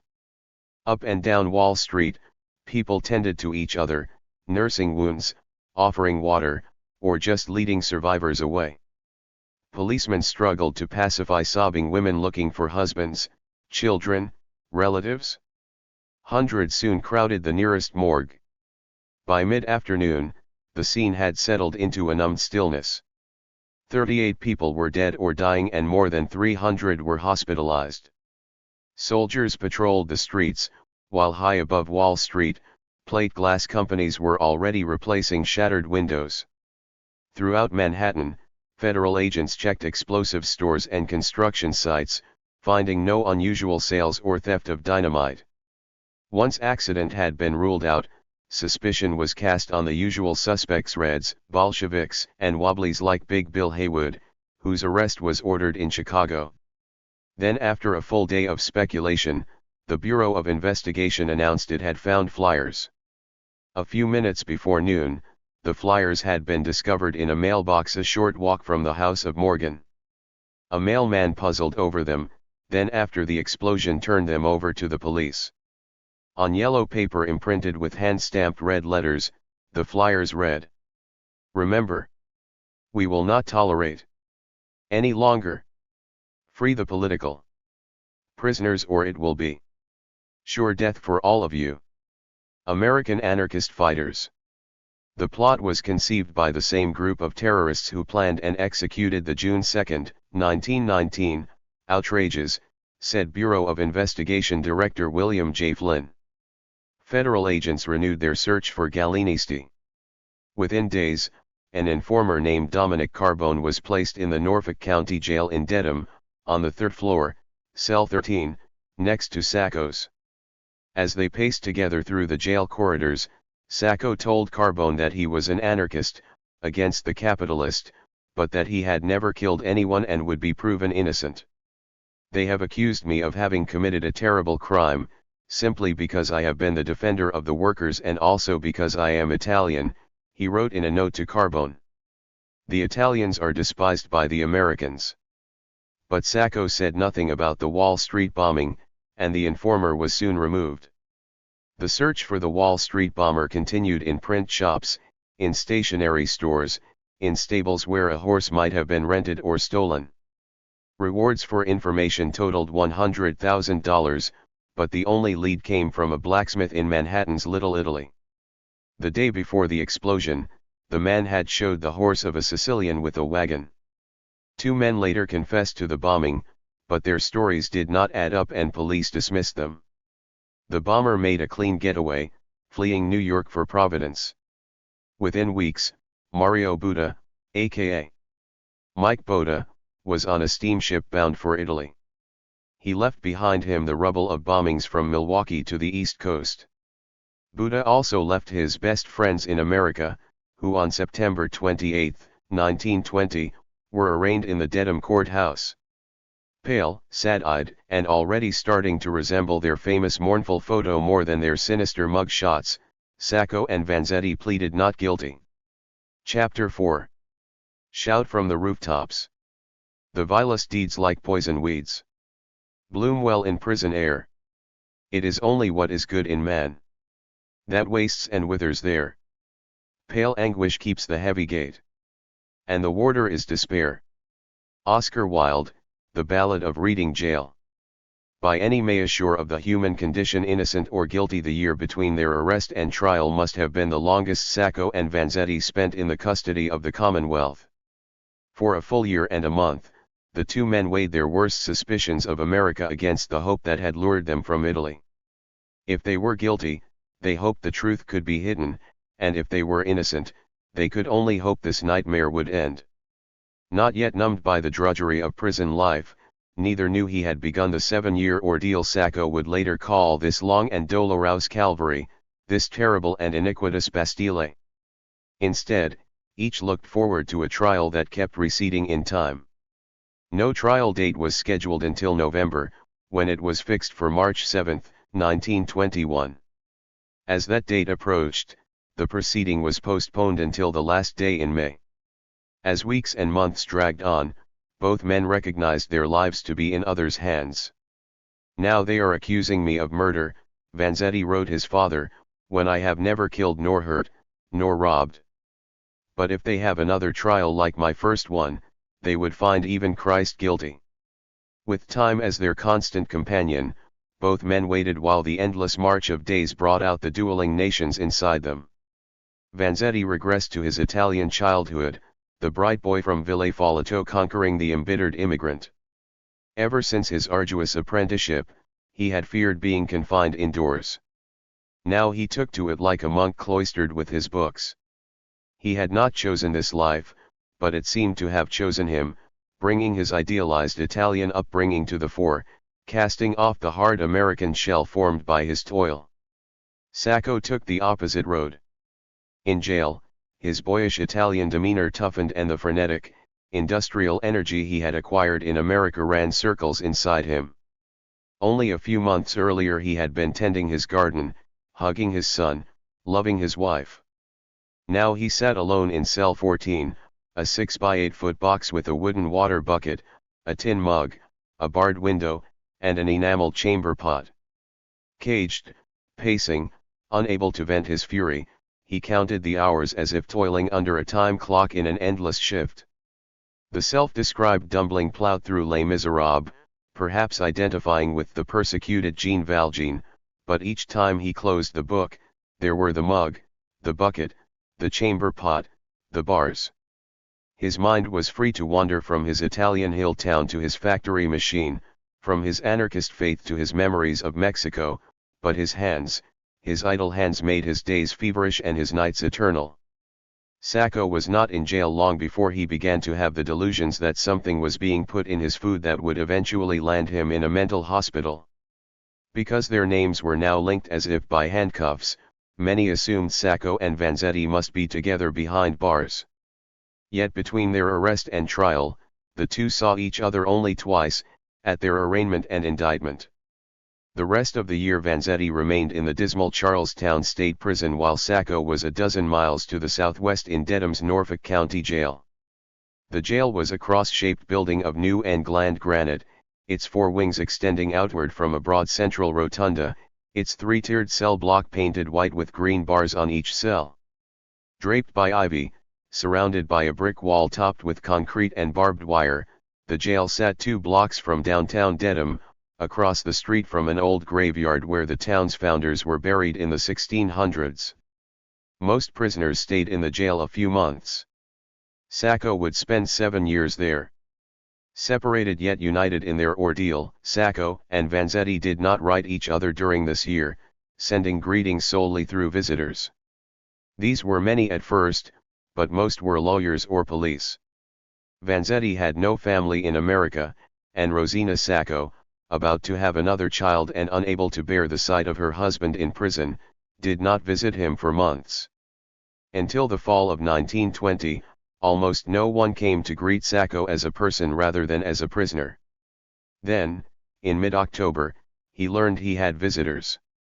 Led through the echoing cell block, he emerged into the tidy visitors area lined with books and oak paneling. There he saw his new lawyer, Fred Moore, and 2 women, one plump and middle-aged, the other younger with dark hair and piercing blue eyes. When the women introduced themselves as Mary Heaton Vorse and Elizabeth Gurley Flynn, Sacco suddenly remembered the latter. "Elisabetta, I know you," he said. I heard you speak for Lawrence strikers. Sacco was gladdened by the passable Italian spoken by Vorse, a socialite turned socialist writer. Moore shared the latest legal developments, then the visitors listened as the prisoner, in his uniform of grey pants and striped shirt, poured out his story. After sharing his faith in anarchy, Sacco told how he had worked all his life, that his hands were those of an edge trimmer, not a murderer. To steal money, to kill a poor man for money. This is insult to me, he protested. I am innocent. I no do this thing. I swear it on the head of my newborn child. The outcry convinced Flynn, who had been rallying socialists and wobblies since her teen years. It had a different effect on Vorse. Like several older women who would later serve as surrogate mothers to Sacco and Vanzetti, she took a maternal view. Where others saw Sacco's intensity, she noted a friendly way with him almost like that of a child who had never known anything but affection. What have I worked for in my life? Sacco asked. I have worked for educate myself, my comrades. Only so we go on by learning. Do I want to go back to guerrilla days, shooting men in the back? He asked for poetry books in Italian. Scientific books and history, too, he said. It's a great time for me to learn. But what stayed with both women was Sacco's plea for work. I have never loafed one day in my life, he said, holding out his hands. If they won't let me work, better they kill me right off, for anyhow I die.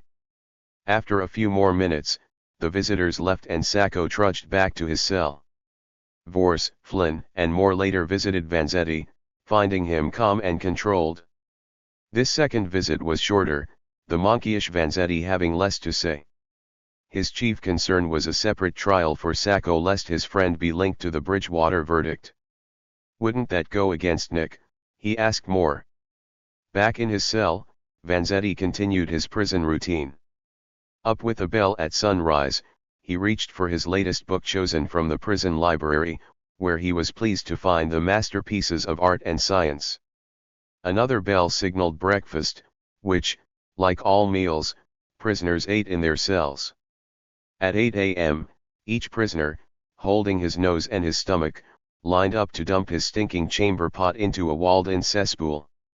A whistle then started the day's work. For the first time in his laboring life, Vanzetti enjoyed an 8-hour day making license plates. A second whistle meant lunch. The best he could hope for was hot dogs and baked beans, which he supplemented with olive oil or fruit bought with small sums sent by the defense committee. Another whistle sent him back to work before a final shriek gave him a half-hour in the prison yard. Mingling on the asphalt, he found his fellow prisoners, about a quarter of them Italians, to be wretches, except for a few victims of circumstances more disgraced than guilty. Vanzetti's cell had no window, and when winter grayed the diffused light, his mood was too bleak for reading. On dreary Sundays, he often went to the prison chapel to enjoy liturgical music. Each evening, after mail call, he sat at his table answering letters or reading while standing, leaning against a wall. Lights in the cell block went out at 9, leaving him no choice but to sleep or try to then wake to another bell. Somehow in this hellhole where wolves meant sodomists, where men suffering prison stupor stared blankly for hours, he kept his spirit alive. Gradually the dueling eyes within him came to be a starry-eyed monk calming the angry anarchist with an ever-darkening view of America. As word of his first trial spread, mail brought letters from strangers. The Italian Workers' Defense League offered help. Textile workers in Lawrence telegrammed their support, and news from New York told of a petition for his release signed by 200,000. Such backing convinced Vanzetti that salvation lay in telling his story. "Do not keep my arrest hidden," he wrote his father. "I am innocent and you should not be ashamed. Do not be silent but shout from the rooftops that a crime has been plotted for a fistful of dollars to restore, through my sacrifice, the reputation of police lost in 100 scandals and 100 failures. Publicity may have offered salvation, but in a nation determined to move beyond the Great War and its lawless aftermath, where wobblies were in jail, socialism had peaked, and caring about causes seemed quaint, Who cared about a couple of wops in a jam? One radical lawyer had an answer. Fred Moore had come to Boston a few weeks after Vanzetti's conviction. He came merely to report on the case. He stayed 4 years. Before he left, Moore would be accused of blackmail, coercing witnesses, and entrenching the opposition with his careless manners and morals. Yet no one ever doubted that he shouted the plight of Sacco and Vanzetti from the rooftops, and few doubted his dedication. He lived cases 24 hours a day until he collapsed, a friend remembered. As an attorney, Moore's career had taken a curious left turn. Admitted to the bar in 1906, he had begun practice as a Seattle Railroad lawyer. Moving to Los Angeles, he kept rising through the ranks until he got a call from an old friend who had joined the Industrial Workers of the World.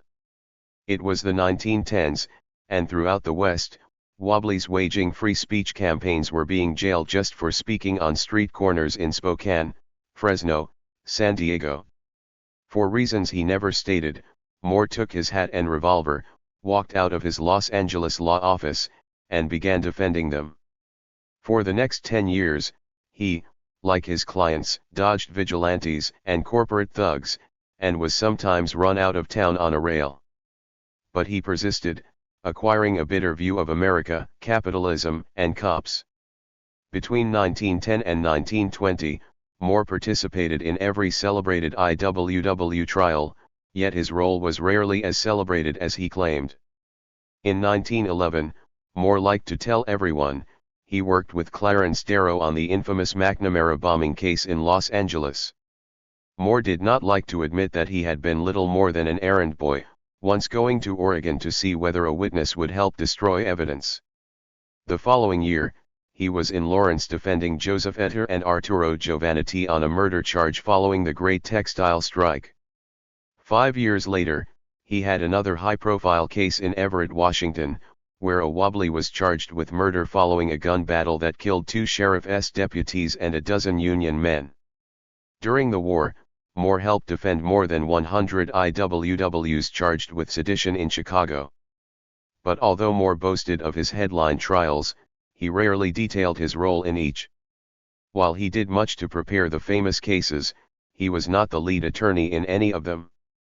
When he assumed such responsibility, the results were not always so successful.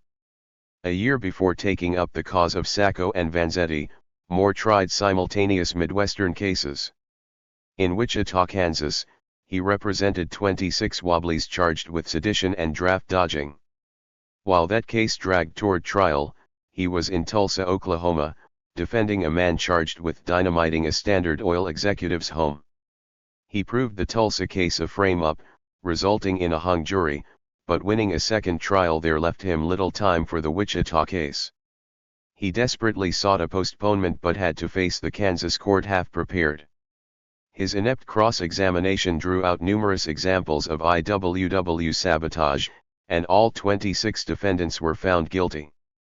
Then he fumbled again. Granted 90 days to appeal, he failed to file in time. Enraged, Big Bill Haywood called Moore to Chicago early in 1920, blasted him for his error, cited other delinquencies, and forced him to resign as an IWW attorney. The following summer, Moore arrived in Boston with a reputation that exceeded his ability and a career in decline.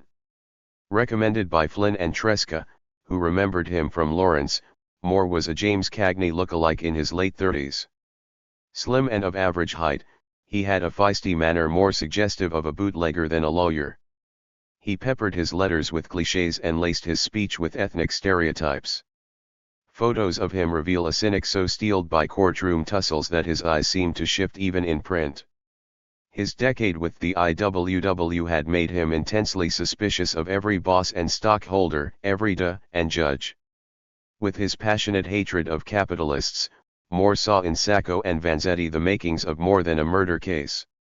He envisioned the men as poster boys for an embattled labor movement.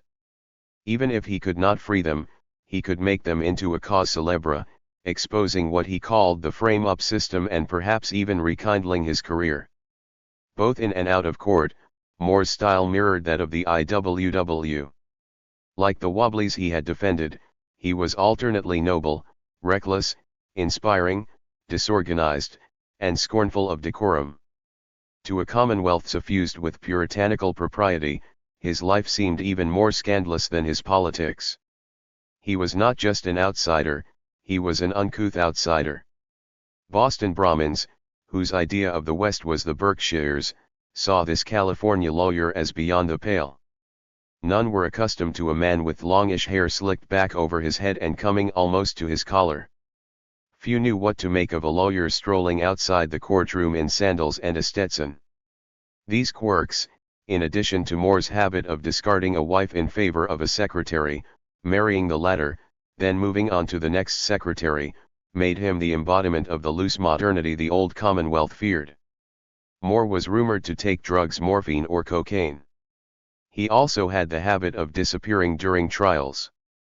Often, seeking respite from the pressure, he wandered into movie houses, where he slept to the tinkling piano of silent pictures. During the Chicago IWW trial, he simply vanished. Some said he had suffered a nervous breakdown. Haywood sent telegrams all over America trying to find his lawyer, but had to leave the case to another single attorney. While defending Sacco and Vanzetti, Moore never strayed far, yet he remained indifferent to the hostility he caused simply by entering certain rooms, and he refused to rein in his brashness, even with allies. From the start, Aldino Filicani was skeptical of Moore but, convinced that Vanzetti's lawyer had botched the Bridgewater case, had little choice but to hire him. "We didn't know what to do, we were just in despair," Filicani remembered. Sweeping in with his whirlwind energy, Moore soon found himself busy as the devil chasing after a saint. He promised only to prepare the case and let local lawyers defend it. Late in August 1920, he opened an office with an ironic phone number Haymarket 5399, then hired a lovely Lithuanian stenographer and began dictating letters about the plight of the two men he called the boys. First Moore wrote Flynn asking her to find an American to join the defense committee, at least someone with an understanding of the English language and some responsibility to the organized labor movement. Next he sent an investigator to Bridgewater, hoping to reopen the case that had tarred Vanzetti's spotless record. Moore's man turned up two witnesses who claimed the gunman did not resemble Vanzetti but were told to keep out of this thing. Reaching out to old friends, Moore alerted a who's who of American radicals and labor leaders. He also put out feelers to respected progressives, including Harvard law professor Felix Frankfurter and Roger Baldwin, head of the newly formed American Civil Liberties Union. For Moore, no lead was too small, no contact too remote. Would the Nation, the New Republic, or the New York Call provide lists of subscribers? Sharing such lists is directly contrary to our policy, the Nation replied, then added, "We have decided to make an exception in this case." Would the Harvard Student Liberal Club devote a meeting to Sacco and Vanzetti? Winter meetings were booked, but a dinner address by Flynn was scheduled for spring. Might garage owner Simon Johnson have been running a stolen car ring with Mario Buda? Had anyone seen Mario Buda? Lead after lead went out, only a few came back. Moore kept dictating. By October 1920, his lead stretched all the way to Italy.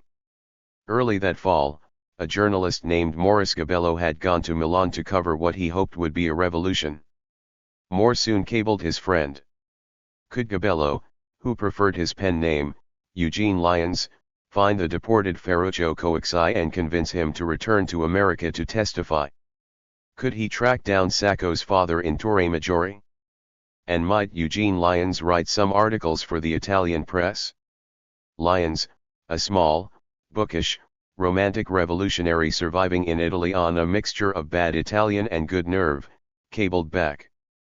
"My itinerary has been as follows: Naples, Torre Maggiore, back to Naples, and Rome. Sabino Sacco is a mighty fine fellow and devoted with all his heart to Nicola. He came to Rome and spent 2 days helping me get in touch with the proper people. By this time you know what a job it is to pin Italians down to definite arrangements." When not reaching out to America and Italy, Moore reached out to the defendants, visiting them often in jail. Vanzetti was swayed by Moore, a man of faith and ability, and excited by the thought of having the world's workers on his side. Sacco was not so sure. He did not want to be a cause célèbre, he wanted to be home with Rosina and their newborn daughter. But Moore insisted that a favorable courtroom verdict depended on a public outcry. "Do you know what chance a colored boy has down south to get a square deal?" he wrote one journalist. "Well, an Italian in Massachusetts has just about the same kind of a chance to get a square deal on the charge of murder. Please put your shoulder to the wheel." Money was always an object. Moore earned $150 a week but was perpetually in need of another few dollars or a few hundred. "Money talks more effectively in the courtroom than any other thing that I know," he wrote one union boss. "Its voice is omnipotent." Vanzetti's guilty verdict had increased contributions to the defense committee, and Moore helped himself to the ready cash, tapping the committee for $2,350 in September, $2,710 in October, and $3,485 in November. He allowed himself a few luxuries, fine dinners and a driver, the same Riccardo Orsini once implicated in the murders, but spent the rest of the money hiring assistants to dig up leads and paying publicists to pump out articles and pamphlets. Moore was an honest person, Filicani remembered, but there was no limit to Moore's spending money. "If Moore came to my office at 5 o'clock and asked me for $1,000, for some reason or another at 10 o'clock in the evening, if he knew I had some money left in the treasury, he would ask for $500 more. Of course this established, from the very beginning, a very difficult business between me and Moore. We were just like cat and dog." Sensing a worldwide audience, Moore sent solicitations to labor publications in Europe and South America. Closer to home, he enlisted radicals who had survived the recent purge. Carlo Tresca, a volatile anarchist with a penchant for stirring up trouble, now spoke to Italian workers about the fate of Sacco and Vanzetti. The gentlemanly poet Arturo Giovannitti, who had spent several nights with the Saccos during a 1915 strike, lent his eloquent voice to the cause, speaking all over New England. The omnipresent Elizabeth Gurley Flynn threw her Workers' Defense Union behind Sacco and Vanzetti. Moore also garnered the support of the ACLU and its New England affiliate. The latter's director was initially skeptical, having been a juror in a trial prosecuted by Frederick Katzmann. Recalling the DA's ability and fairness, the director demanded to know why Sacco and Vanzetti would not receive impartial treatment. He was shown transcripts from Vanzetti's first trial. The New England Civil Liberties Union soon published Sacco and Vanzetti, Shall There Be a Mooney Frame Up in New England? The pamphlet began, "There is grave danger that two men now held in Massachusetts prisons for alleged murder will be sent to the electric chair on evidence no more substantial than the fabricated testimony which put Mooney and Billings behind bars. It will be asked, can such things happen in America?" In these early days, when few had heard of Sacco and Vanzetti, the names Mooney and Billings framed an ominous scenario. On July 22, 1916, someone threw a bomb at a San Francisco parade rallying Americans to prepare for the war in Europe. 10 were killed and 40 wounded. Police arrested Tom Mooney and Warren Billings, each previously accused of dynamiting high-voltage towers. In hasty trials, Billings got life in prison and Mooney was condemned to hang, but the verdicts soon unraveled. Published letters proved the government's chief witness had perjured himself, and a photo showed Mooney a mile from the scene just 5 minutes before the bombing. As Mooney sat on death row at San Quentin, a clamor arose for his pardon. When it grew to an international outcry, President Wilson urged California's governor to intervene. A federal commission did the same, but California's Supreme Court upheld Mooney's conviction. The hanging was set for December 1918. While labor held rallies, parades, and a nationwide Mooney Day, still more proof of a frame-up emerged, including dictaphone recordings of San Francisco's DA proposing devious methods to get that son of a bitch Mrs. Mooney. Finally, 2 weeks before the scheduled execution, the governor commuted Mooney's sentence to life in prison for a crime he did not commit. By the fall of 1920, most of the nation had forgotten Tom Mooney, but to union leaders and radicals his story suggested what might happen to Sacco and Vanzetti. The parallels were already disturbing. In both cases, suspects had been identified without a police lineup. The press had presumed guilt. The accused had been linked to labor unions, anarchism, and a previous crime. Given these similarities, supporters of Sacco and Vanzetti worried. Would their trial, like Mooney's, include witnesses changing their stories? Impassioned appeals to a jury's patriotism. Wholesale denunciations of anarchism. Human life hanging by the thread of a governor's mercy?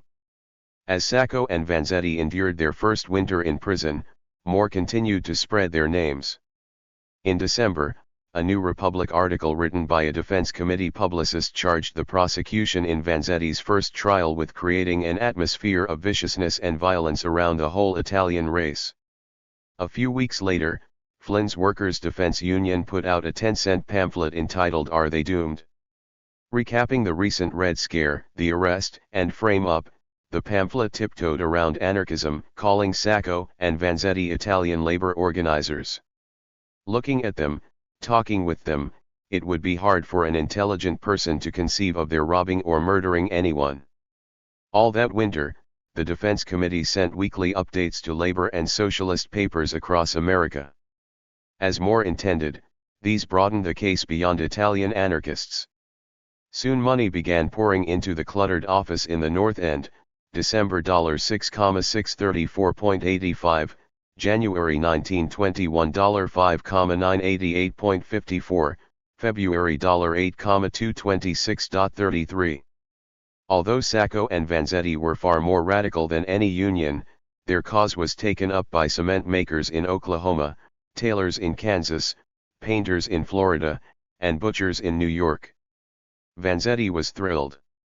"The people proclaim my innocence, demand my freedom," he wrote his father, "and if you knew what they have done, are doing, and will do for me, you would feel proud." From his cell, however, he could not see a counter-crusade mounting to protect Massachusetts from radicals like Fred Moore and his clients. With the trial shaping up as a high-profile battle between law and lawlessness, Frederick Katzman did not want to be known for the rest of his life as the man who did not get Sacco and Vanzetti. His dogged investigation, led by the single-minded chief steward, continued all through the winter of 1920-21. The chief checked material evidence: guns, bullets, shells, a cap, while the DA interviewed more than 200 witnesses. Several still swore the Italians they had seen in the Brockton police station were the Pearl Street gunmen. Many more, however, insisted Sacco and Vanzetti were not the murderers. A railroad cop who had seen two strangers at the Braintree station on April 15 remembered them smoking. "Sacco does not smoke," prosecution papers noted. A state police report on Sacco reported that the sight of blood made him sick, and that many who knew him do not think he would have had the courage to commit such an act as the Braintree murder. With a case to win, Katzman tallied the incriminating testimony and filed the rest. Talking to witnesses was easy, however, compared to ferreting out the background of the men in custody. Sacco and Vanzetti came from an alien world, America's subnation of Italians, with its confusing language and tangled web of aunts, uncles, and cousins. The Italian community was impenetrable to an Irish-bred police chief and a Harvard-educated DA. Early investigations contained obvious errors. One report claimed Sacco could speak good English in 1909. Having heard Sacco, Katzman realized that only an Italian could infiltrate his world. Aside from court interpreters, the DA did not know any Italians, yet he knew men who knew some. In December, he contacted one of these, a detective with a flop-brim hat, a pencil-thin mustache, and an exotic name. Ferry Felix Weiss had infiltrated anarchists for the Bureau of Investigation and raided the offices of Cronica Sovversiva. He knew both Sacco and Vanzetti as members of the notorious Galini group, who had bomb outrages on the brain. Still, he was skeptical. "Anarchists do not commit crimes for money but for a principle," Weiss assured Katzman. Banditry, he added, was not in their code. This did not deter the DA, who, with the trial 3 months away, needed inside information. A month after the federal mole, Dominic Carbone, was removed from the cell beside Sacco's, Weiss agreed to find another Italian to go undercover. He sent a letter marked "Burn this as soon as you read it" to John Ruzzamenti in Pennsylvania. Ruzzamenti had helped Weiss spy on Italian draft dodgers, and the detective was sure his friend would want more such work. "My dear John, would you like to help me out on a case which I may clinch here? It is the case of Sacco and Vanzetti, who are in jail awaiting trial for having shot the paymaster of the South Braintree shoe factory. It is a very important case and I need a clever Italian who would mix with the gang, and if necessary even stay in jail for a few days just to find out what they say. If we are successful in this venture, we might tackle the big Wall Street affair in New York, as all the other agencies are up against a wall in that matter." Weiss later swore the plan was Katzman's. Katzman swore it was Weiss's. Whoever cooked up the scheme, it brought Ruzzamenti rushing to Boston. Weiss sent him on to Katzman's office, where the DA greeted him and told him about the scheme. Ruzzamenti was to be arrested breaking into a house, then thrown into a cell beside Sacco's. Somehow he was to get the pacing prisoner to talk, especially about Mike Boda. Ruzzamenti refused, not wanting to acquire an arrest record. Katzman then lamented that he was right hard up against it, that he had no evidence. Ruzzamenti recalled. "I haven't got a case against these fellows unless I can get this fellow Boda," the DA said. Katzman then suggested Ruzzamenti go to Stoughton to rent a room from Rosina. Ruzzamenti agreed, but the plan went nowhere. Weiss heard no more from Katzman. Ruzzamenti heard no more from either man and was soon back in Pennsylvania writing Katzman for expenses. Katzman later denied being more than an unwitting recipient of a surprise visitor whom he had sent packing, and no stranger speaking Italian ever showed up at Rosina Sacco's bungalow. All that winter, however, strangers speaking Italian did show up at Sacco Vanzetti defense rallies throughout Boston. The strangers were undercover federal agents. As Flynn, Tresca, and Giovannitti fired up audiences, agents took notes and, 2 ex-agents would later placed spies on the defense committee. Agents also intercepted Aldino Filicani's mail. Fred Moore, having learned of the informer placed near Sacco's cell, fired off brisk letters to Katzman inquiring about federal involvement in the prosecution, but received no replies. No federal activities came to light until 1926 when Bureau of Investigation officials called accusations of their involvement in the case a figment of imagination. While snow drifted outside his cell window, Sacco's restless energy merged with despair. As winter wore on, he suffered this evil inquisition that crushes me every day, this continual exchange of today for tomorrow, for next week. He wrote few letters and had few visitors other than the demons beginning to swirl around him. The poor Nick must have been very sorry for a little visit, Vanzetti noted. He is so expansive and social.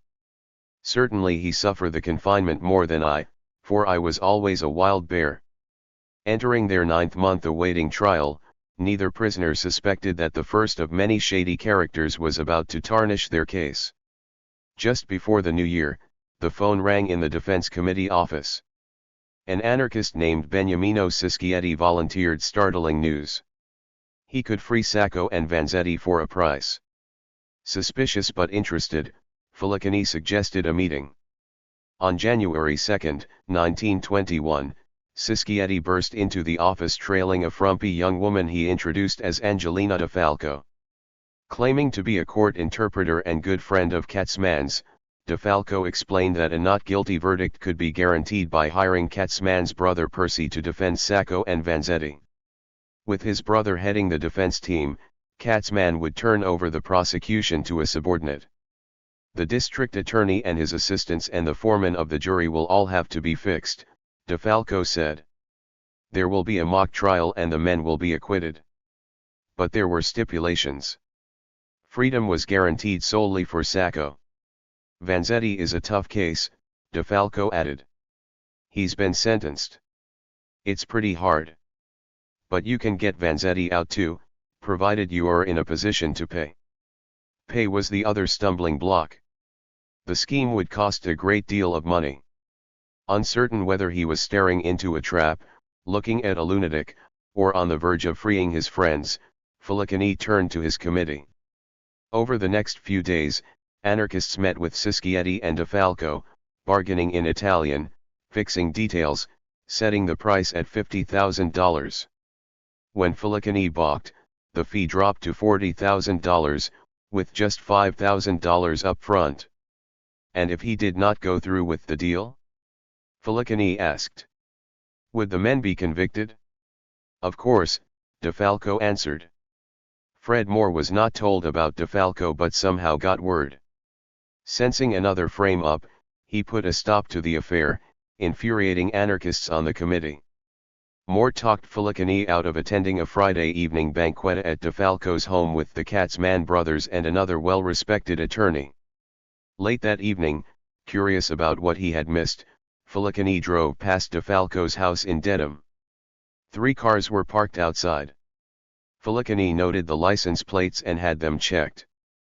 The cars belonged to the Katzmans and the third attorney. Something was clearly afoot.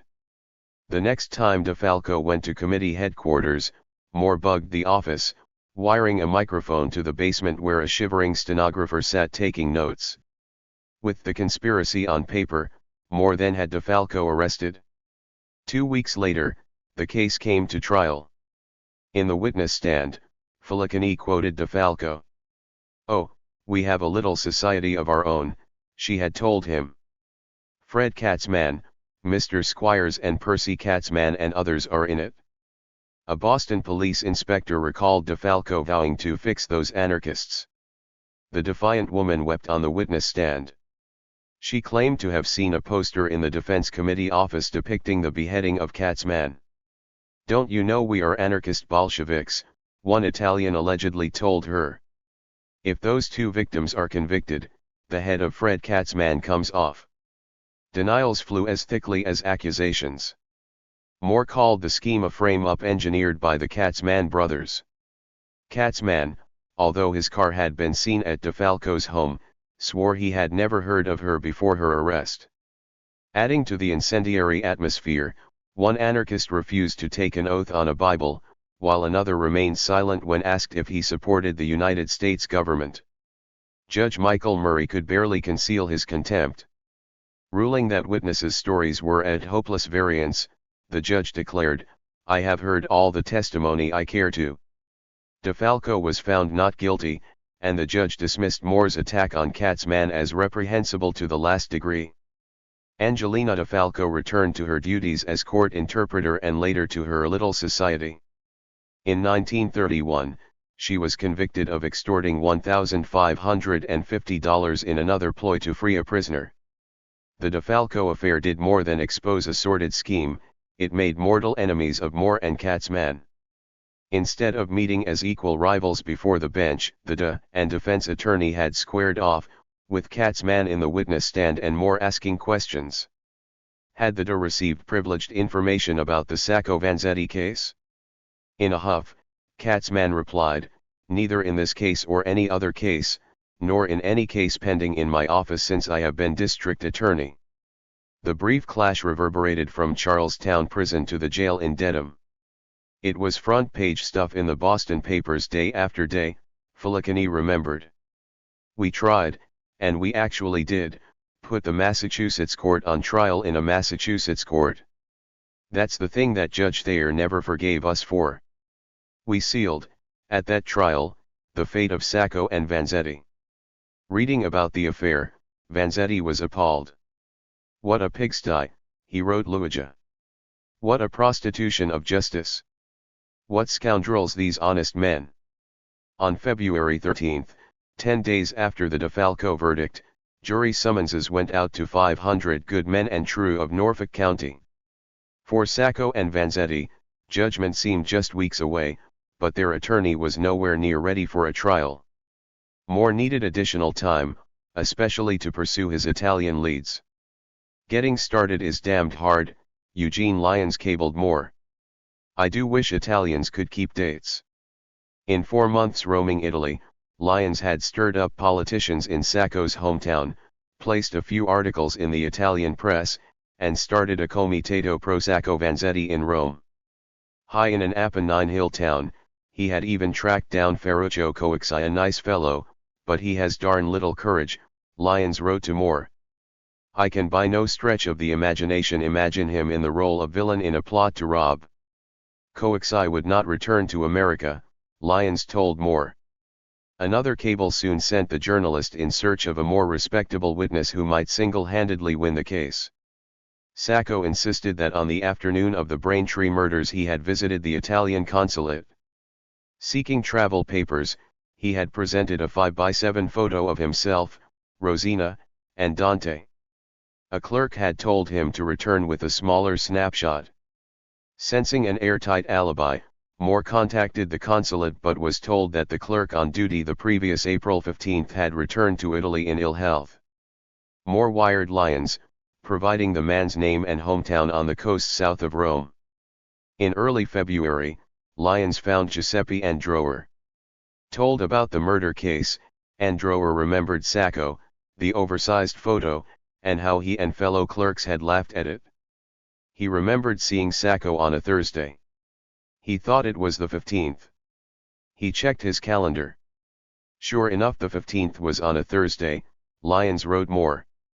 As to the hour, he has no hesitancy in asserting that it was between 2 and 3 in the afternoon because he recalls that Sacco's visit was the last he had in the office that day. Andrower offered to sign an affidavit, but Moore knew that a government official testifying in person would sway a jury better than any number of the defendant's radical friends. He wired Lyons to bring Andrower back to America immediately. Because the clerk could not possibly arrive by March 7, Moore filed for a continuance. The trial was postponed until May 31. Sacco and Vanzetti sat in jail, their patience stretched to the breaking point, while Moore frantically pursued the man whose willingness to cross the Atlantic might save them. Come March, Moore and his comely stenographer whipped out cables and letters, but each took its time getting to Italy. Letters needed weeks to make the crossing, even cables, entangled in the Italian bureaucracy, were far from rapid. Moore would not be deterred. Lyons suggested that strong letters, especially one from Sacco, might persuade Andrower, so Moore returned to the Norfolk County Jail to get Sacco busy writing, then dictated his own plea. The boy is as innocent of the crime of April 15 as are you or I, he wrote Andrower. But powerful forces are arrayed against him and only the truth can save him.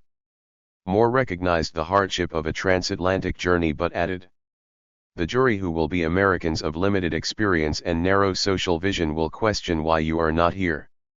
There will be apparently reputable persons who will say that they saw Sacco at Braintree at the hour of 3 o'clock, but you know that he was not there. You know that he was in your office at that hour. We must have the power of your personality in front of the jury. Weeks passed while this letter steamed across the Atlantic. In the meantime, Lyons met Andrower in Rome and treated him like a potentate. In early April, Moore finally received a reply. The fellow is mighty agreeable until the money question is touched, Lyons wrote. The only way to keep him friendly is to act liberally with him. In other words, if Andrower were to go to America, he would need to be reimbursed. Money, of course, was no problem for Moore. He immediately wired $300, assuring Lyons, we will take care of whatever he may be losing by reason of his coming here. This is simply an advance payment. He also enclosed a letter from Sacco.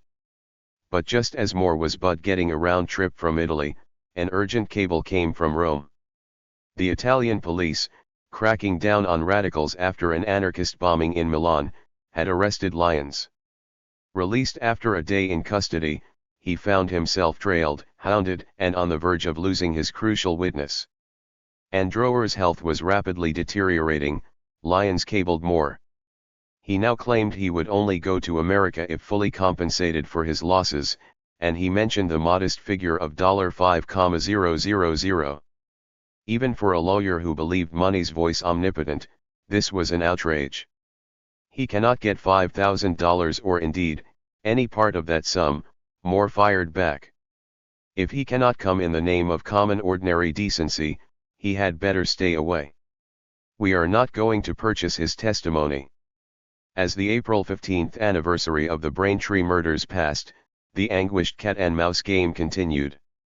Moving cautiously between Rome and the clerk's coastal town, Lyons managed to dodge police, but Andrower held out for his modest figure. Then on April 29, Lyons was arrested again and ordered to leave Italy. "The chief charge against me is I was doing propaganda for the case," he wrote. Like a radio signal beamed over the Atlantic, Moore's Italian connection was breaking up. The attorney wired back, telling Lyons to make one last plea. A few days before leaving the country, Lyons made a final trip to Rome. He found Andrower in the American embassy looking more like a cadaver than a man. The clerk would not change his mind. On May 13, Andrower completed his affidavit, swearing he had seen Sacco in Boston on the afternoon of April 15. "I have done my duty and I hope that an American jury will do theirs, saving an innocent man," Andrower wrote more. "If I were a millionaire, I would come at my own expenses as justice demands, but I am still sick and have a big family to support. I am not able to come in states without getting enough money." If the trial could be postponed until June 15, the clerk suggested, and if he could get $3,000, he might still make the trip. Moore, who had taken a few days off to marry another secretary, did not respond. On May 17, Lyons left for Paris, taking with him advice from a police commissioner: "Stop bothering with the Saccos and Vanzettis and the socialist dogs, and take care of your own interests." After dozens of letters and cables, Moore had nothing to show from Italy except affidavits from the clerk and Ferruccio Coixi. The latter's proved useless. Coixi swore he did not know Sacco and Vanzetti, a lie Moore knew would drag the rest of his statement down with it. Moore discarded Coixi's affidavit, submitted Andrower's filed late but accepted by the court, and made final preparations. By late May, when the leaves were Celtic green outside Charlestown Prison and the Norfolk County Jail, Sacco and Vanzetti finally ended their 13-month wait for their day in court. May 31 dawned clear and warm in the Boston area. At 9:30 a.m., police wagons began to pull up outside the courthouse in the peaceful little town of Dedham. Chapter 5. "I seen this fellow shoot this fellow." "Law," says the judge as he looks down his nose. Speaking clearly and most severely. "Law is as I've told you before. Law is as you know, I suppose. Law is, but let me explain it once more. Law is the law. Yet law-abiding scholars write. Law is neither wrong nor right. Law is only crimes. Punished by places and by times. W. H. Auden, Law Like Love. Listed as just another trial, docket numbers 5545 and 5546, Commonwealth of Massachusetts v. Nicola Sacco and Bartolomeo Vanzetti, unfolded as a variety of genres. It was a whodunit, a seminar on ballistics, an inquisition, a perpetual puzzle. But as it dragged on and on, the trial came to resemble that venerable Boston institution, the Marathon. The trial lasted 6.5 weeks. Its transcript filled 2,266 pages. It featured 167 witnesses. Among these were 4 doctors in total agreement, dozens of eyewitnesses completely at odds, and 4 ballistics experts who seemed to be speaking about different guns, different bullets. The jury was asked to keep 167 testimonies straight without taking notes. Useful evidence was mired in swamps of jargon about automobile accessories, the precise locations of dead bodies, and exhaustive statistics on bullets and shells. Some witnesses spoke Spanish, others Italian, or fractured English. And after sitting through 37 days of numbing testimony, the jury rendered its verdict: one proper Boston saw as just, but the world regarded as blind or bigoted. Like the stage plays that would later recreate it, the trial began with an entrance. but the entrance seemed farcical, as if two Italian anarchists had stumbled onto the set of a play about the American Revolution. Just after 9:30 a.m. on May 31, 1921, escorted up the courthouse steps by a circle of police, came first Sacco, and, a few minutes later, Vanzetti. Though gaunt and pale, each was nattily dressed, Sacco in a dark suit and a derby, his friend wearing a long coat and sporty cap. Hustled toward the courtroom, neither man had much chance to survey the scene, yet each was dwarfed by the power and tradition emanating from downtown Dedham. One of the oldest towns in the old Commonwealth, Dedham was among its most picturesque. The scene surrounding the courthouse could have come from Currier and Ives. Rising above oaks and elms on the adjacent common stood the gleaming white, triple-deck steeple of the First Church of Dedham, host to the village's initial town meeting in 1644. The church was flanked by the white facades and black shutters of stately colonial homes. Crowning the stage set was the amber dome of the Norfolk County Courthouse, topped by the stars and stripes hanging limp on this bright spring morning. What Sacco and Vanzetti failed to notice of Dedham on May 31 they would have ample time to absorb later. Twice a day each morning and after lunch the defendants would be marched out of jail, past the old graveyard, up a shady street alongside white picket fences, and finally into the courthouse. On this first morning, Sacco and Vanzetti were led to an open cage with wrought iron rails. Meeting for the first time since the previous fall, they kissed each other on both cheeks and took seats in the cage. As lawyers conferred in the judge's chambers, they chatted until a sheriff stepped before the court. "Here yet. Here yet," he began, reeling off a long peroration that ended with "God save the Commonwealth of Massachusetts." A moment later, a robed, white-haired man emerged from a door beside the bench and took his seat before tall walnut bookshelves. A pale moon of a clock hung high above him.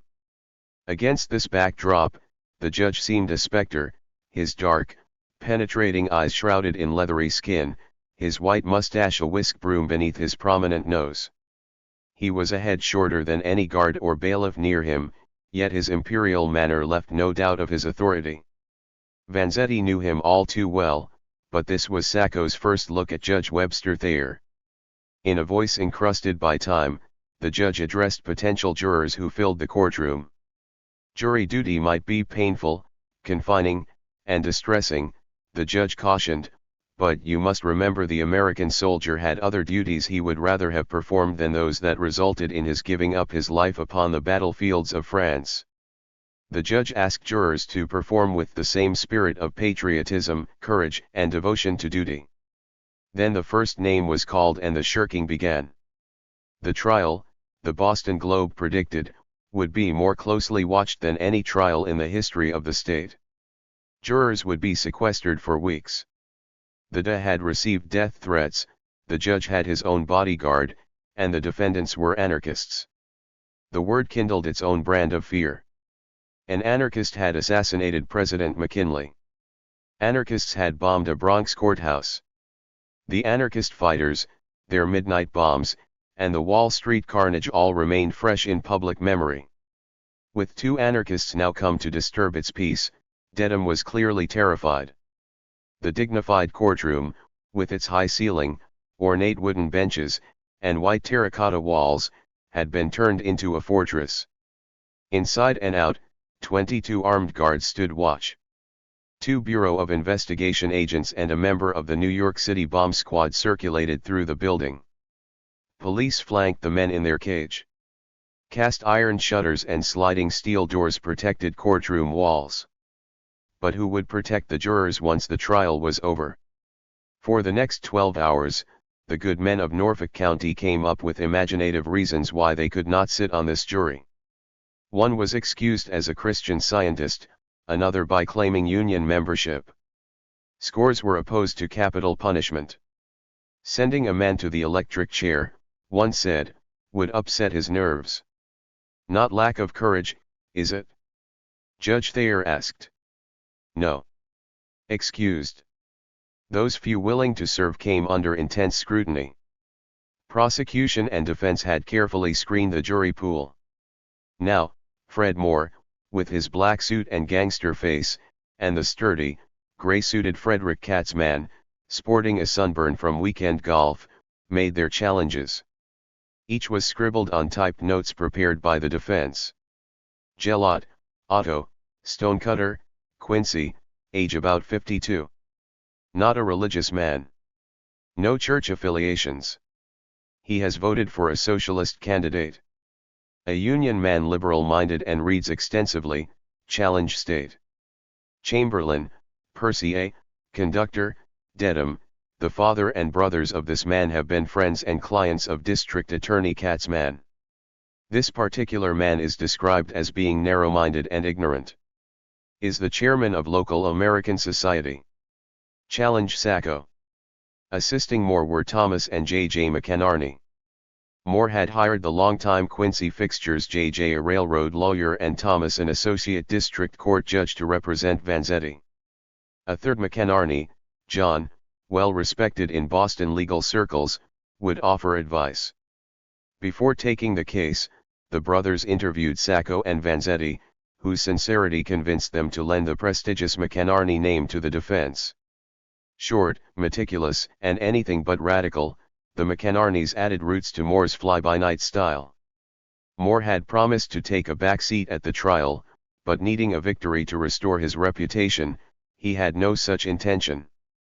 Arguments about potential jurors showed him to be in charge. The McInerneys would have preferred at least one banker or businessman on the jury, but Moore would have no capitalists. Carter, Roscoe A., manufacturer, Needham, age 40, member of the well-known W.M.A. Carter Knitting Goods Manufacturers of Needham. He and his brothers are prominent in state and national politics. Protestant Freemason and rich challenge Sacco. The parade continued all afternoon and into the night. By 10 p.m., 175 candidates had been screened. The next day, another 175 were vetted. Finally, on June 2, the last of 500 potential jurors was excused. The jury numbered 7. Throughout the process, Judge Thayer was livid, angrily lecturing about civic duty. Now, faced with a 4-day delay to summon new prospects, he fell back on an old law allowing the court to round up bystanders. Late that Thursday evening, sheriffs and deputies roamed Norfolk County grabbing any voting-aged man who had not fled the streets when word of the juror search spread. Men were taken off streetcars, from isolated farmhouses, from smoke-filled social clubs. A groom was brought from his wedding dinner. On Friday morning, when Sacco and Vanzetti entered their cage, 175 men sat staring at them. Another 12-hour session featured more excuses. One man claimed to be deaf, then blithely answered the judge's questions. Sacco and Vanzetti laughed until tears ran down their cheeks. Toward midnight, the 12th juror was chosen. The trial could begin, but not before Moore protested. The law, he told Judge Thayer, called for soliciting bystanders in and around the courtroom. When we adjourned, there were no bystanders here as I understand it, the judge snapped. Don't say there were. You prove it. Claiming sheriff's deputies had grabbed men they knew would favor conviction, Moore formally challenged the jury selection. Thayer overruled, and at 1:35 a.m., while guards yawned, while Sacco and Vanzetti struggled to stay awake, the judge called for the jury to be sworn in. The jury is in bed, he was told, but Thayer had the men brought from makeshift quarters down the hall. Some with shirts open, others wearing slippers, the 12 were empaneled. The trial was adjourned until Monday. A grocer. A mason. 2 machinists. A retired police chief. 2 factory workers. A photographer. A farmer. 2 real estate brokers. A clerk at Fillings. The jurors all had Anglo or Irish surnames: Ripley, McHardy, McNamara, King, Hersey. Only one was close to the age of either Sacco or Vanzetti. The rest were bald or balding, white-haired, with faces the color of library paste. Each was given a comb, a brush, and a whisk broom, then assigned a cot in the grand jury room and told to bide his time. All that weekend, the strangers trapped in the echoing courthouse got to know one another. They read dog-eared National Geographics and thumbed through doily-like newspapers with trial news snipped out. The papers listed vaudeville reviews and movies starring Fatty Arbuckle and Jackie Coogan. Front pages reported a riot in Tulsa, Oklahoma, where rampaging whites had torn through the city's Negro Wall Street, torching buildings and killing dozens. Jurors read about the ongoing crime wave. An Italian gangster had robbed a jewelry store in Times Square and lamented the Red Sox, who were staggering again. By Sunday afternoon, weary of reading and playing cards, jurors listened to scratchy 78s on a hand-cranked Victrola. Finally, the long weekend ended. The grueling trial opened with a grueling trip. On Monday morning, 8 cars set out from the courthouse carrying jurors, attorneys, reporters, and Judge Thayer. Their first destination, the scene of the crime. Arriving on Pearl Street, jurors were shown the fence where the gunman had waited and the places where Parmenter and Berardelli had fallen. From inside shoe factories, they peered out windows through which witnesses had seen everything and nothing. Then they sped on, following the getaway route. After lunch at a diner, the convoy drove through choking dust to the woods where the Buick had been found. There they startled 2 lovers on a blanket, sending a woman fleeing while her beau shrugged and wondered. On the procession went, visiting Puffer's place, the Johnson home where Sacco and Vanzetti had stopped on the night of their arrest, and the garage where Buddha had left his car. At sunset, after 95 bouncing, backbreaking miles, the jury returned to the courthouse. Each man had dust in his hair, dust in his eyes, dust coating his skin, but each also had vivid images to match the mountain of words about to bury him. Jurors desperately wanted baths, but bathing would have required them to separate, something court officials would not allow during sequestration. Grimy and gritty, the 12 men crawled onto their cots. The following morning, the prosecution began laying out its case. A simple detective story, it began with bullets and blood. Dr. George McGrath told of extracting 4 bullets from Berardelli and scratching the base of each with a needle marking I, 2, 3, and I. 1 bullet was singled out. Bullet 3 had torn through lung, aorta, kidney, and stomach, killing Berardelli. Passing a magnifying glass, jurors examined the flattened hunk of lead. Then the courtroom was stunned by the sight of bloody clothes, overcoats with ragged holes, and undergarments more blue-red than white. Gasps came from the gallery. Sacco and Vanzetti sat stone-faced. Next came eyewitnesses. While Katzman looked on and Chief Stewart whispered advice, questioning was conducted by Assistant to Harold Williams. An affable, bespectacled man with a quiet intensity, Williams asked Shelley Neal about first spotting the bandits. The American Express clerk had seen only one face, sallow, blue-eyed, and sunken.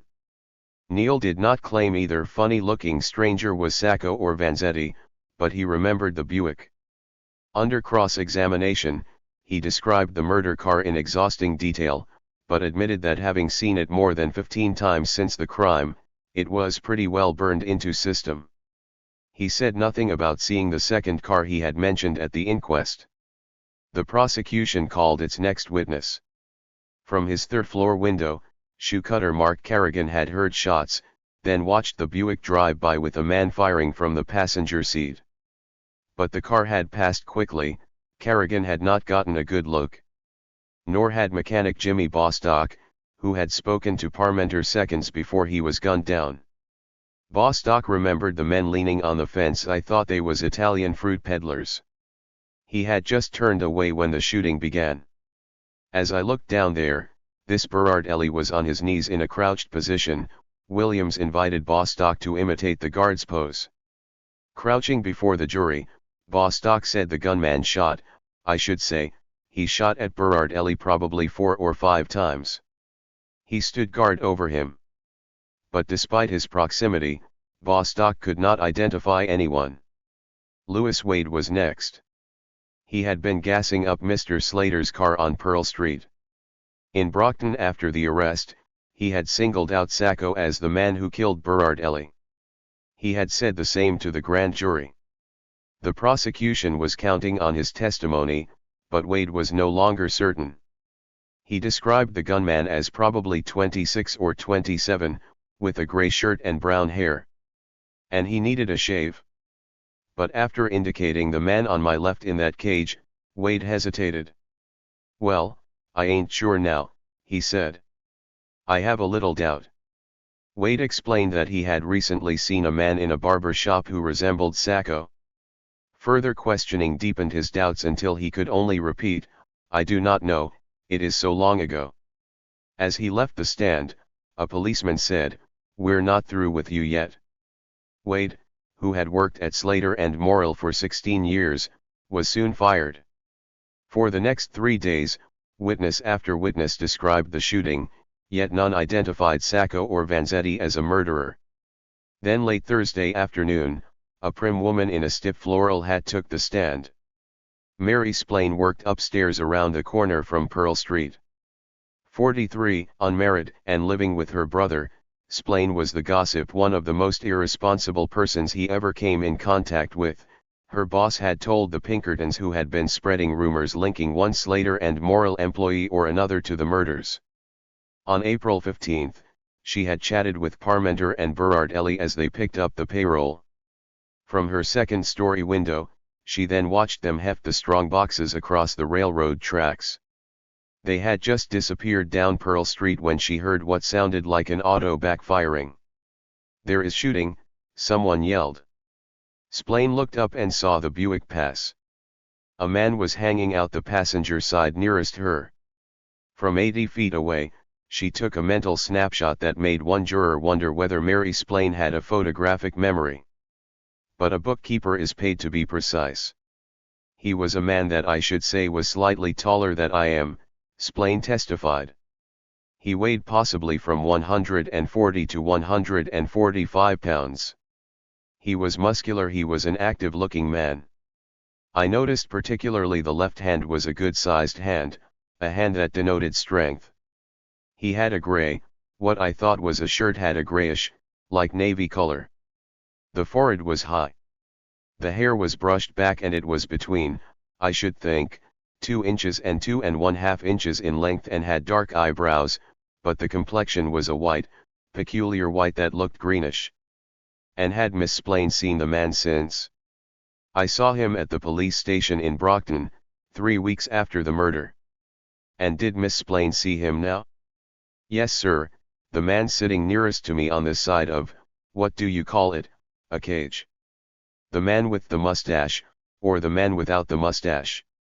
"No, sir. The man without the mustache." "Is that the same man you saw at Brockton?" "It is." "Are you sure?" "Positive." Rising to cross-examine, Moore had Splain recap what she had seen.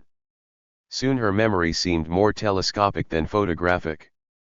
Splain had seen Sacco but nothing else, no one running, no gatekeeper raising the gate, nothing but a strong hand.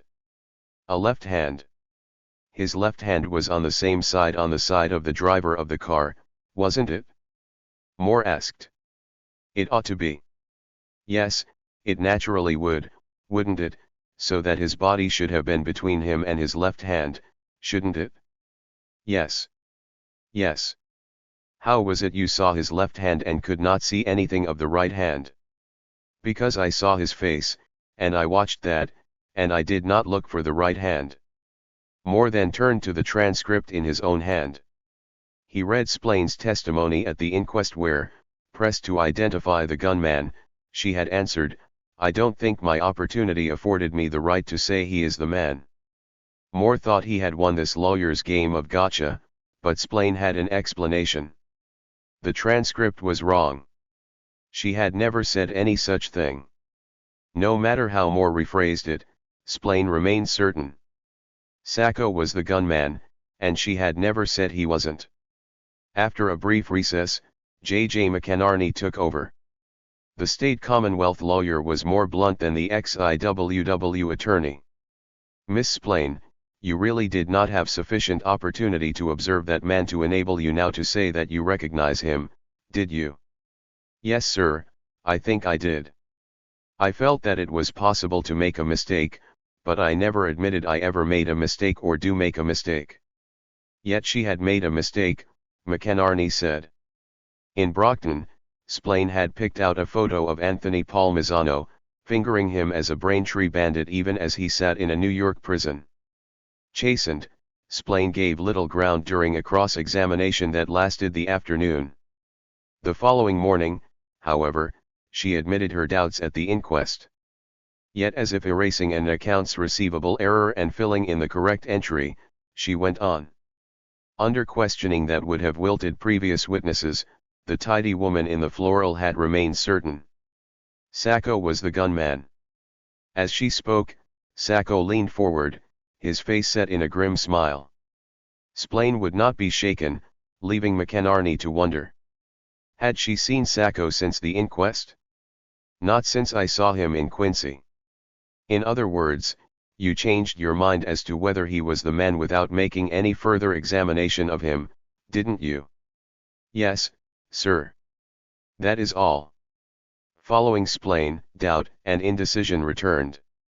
Witnesses provided other angles on the crime from houses down the street, from the excavation site opposite the shooting, from another factory window. But each had seen little, remembered less, and none pointed a finger at Sacco or Vanzetti. The best I can remember is close-shaven, clean-shaven, said one man. I never seen any mustache. Well, said another, I can't say that they are the men or they are not the men, because I ain't sure. Then just when it looked as if an ambiguous crime story was the best the prosecution had to offer, Louis Pelzer was called. Pelzer, a pudgy young man in a dark suit, had been cutting leather in the Rice and Hutchins factory when the shooting began. Timid by nature, he had not gone to Brockton to identify suspects. When the prosecution found him in January, Pelzer insisted he could not identify anyone. In March, he told the defense the same. But shortly after the trial began, he spoke to his foreman about what he had seen. The foreman told a sheriff, and the prosecution subpoenaed Pelzer. After a brief interview with Harold Williams, he was told to enter the courtroom and study Sacco. Pelzer did. A half hour later, he was on the witness stand. Again the shots of April 15 rang out, but this time the witness had not been somewhere down the street. Louis Pelzer had been on the factory's ground floor just a sidewalk's width from the gunman. I seen this fellow shoot this fellow, he told the hushed courtroom. It was the last shot. He put 4 bullets into him. The gunman had a dark green pair of pants and an army shirt tucked up. He had wavy hair pushed back, very strong hair, wiry hair, very dark complexion. Staring at Sacco, Pelzer added, I wouldn't say he is the man, but he is the dead image of the man I seen. Pelzer had also scrawled the Buick's license number on a shoe-cutting board. Moore was unprepared for this surprise witness, but he knew Pearl Street and what could and could not be seen from its factory windows. Now, those windows in that building on that floor are opaque, are they not? He asked Pelzer. That is, you can't see through the window. Yes, sir. You can't see through the window. So that the windows have to be open to see anything, is that correct? Yes, sir. At the time this affair started, what was the condition of that window or those windows where you were? Well, there was a little window open about that much, Pelzer said, holding his hands slightly apart. About 3 to 4 inches. Yes. Pelzer said he had opened the window, but how long had he stayed there a few feet from a man with a gun? About a minute, he replied. I seen everything happen about that time, about in a minute. Though it was not especially warm in the courtroom, sweat poured down Pelzer's temples as Moore couched his next question. On March 26, hadn't Pelzer told a member of the defense team, a Mr. Reed, that he had seen nothing of the shooting, just a body on the sidewalk? Pelzer admitted he had, because I didn't want to tell my story, because I didn't like to go to court. In other words, Moore said, you think so lightly of your word that in order to avoid being called as a witness, you deliberately told a falsehood. Yes, sir. Moore kept at Pelzer. Hadn't he told Mr. Reed he had ducked under a bench at the first shot? Pelzer denied it. Yes, he had briefly ducked when the gunman aimed at him, but otherwise he had stood in the window watching. Moore, despite his profound respect for workingmen, could not let the leather cutter off so easily. His words echoed through the courtroom: falsehood. All false. Utterly and completely false. Pelzer could only perspire and say, yes, sir. Moore tied further testimony in knots until Pelzer finally said, if you want me to tell my story, I will tell it. That is the only way I can fix it up. Fixed up, the story remained firm. Pelzer had seen the shooting, seen Berardelli's body, seen Sacco standing over it, firing. He had told no one until telling the assistant that morning. Moore was incredulous, and what peculiar quality of Mr. Williams' personality or points of persuasive power were there that enabled him to wring from your lips the story that Mr. Reed was not able to wring? The prosecution let Pelzer tell his story again, but doubt hung in the air until court adjourned. Saturday, June 11, was Vanzetti's 33rd birthday. Marching to the courtroom that morning, he must have been pleased with the trial so far. No one had identified him in Braintree. Only Mary Splain and Louis Pelzer had placed Sacco there, and Moore had raised doubts about each. Things seemed to be going well, Vanzetti had written his father. However this trial ends, my innocence remains, and the error, we know from sweet experience, cannot endure forever. Time is a gentleman, the people are with me. Sacco, however, was more despairing than ever. Racked by chronic stomach pains, he remained convinced that someone was poisoning his meals. A doctor had recently examined him and a chemist had analyzed his food. Both blamed his stomach trouble on stress. In court, Sacco only relaxed during recesses when Rosina brought their children to the edge of the cage, where he lifted his baby daughter in his arms. But if Sacco was calmed by his children and Vanzetti by the trial itself, nothing could dispel the McInerney's despair. From the trial's opening day, they had been following a separate case, one that might have been called Thayer v. Moore. Whenever Moore addressed the judge, Thomas McInerney recalled, it was quite similar to waving a red flag in the face of a wolf. Mr. Moore would make an objection or make some remark and it would be perfectly clear that it got under Judge Thayer's skin. With each confrontation, the judge summoned his propriety, informing Mr. Moore that such tactics might work in the West or in California, but not in Massachusetts. Attorney William Thompson, who would later take the case, also saw the tension. Summoned by the McInerneys on the trial's second day, Thompson had arrived in court to find Rosina shouting at Moore, asking him by what right he represented her husband. When the trial resumed, Cat's man would say something and Moore would object to it, Thompson recalled. He was jumping up all the time. He would make objection after objection. Judge Thayer would sit there and look at Moore with the fiercest expression on his face, moving his head a little, and say objection overruled. It wasn't what he said, it was his manner of saying it. It looked perfectly straight in the record, he was too clever to do otherwise. The McInerneys had hoped the highly respected Thompson might agree to replace Moore, but after noting the judge's every sneer, Thompson sidled up to them. Your goose is cooked, he said, and walked out. The McInerneys were not accustomed to losing cases, but this one seemed a long shot.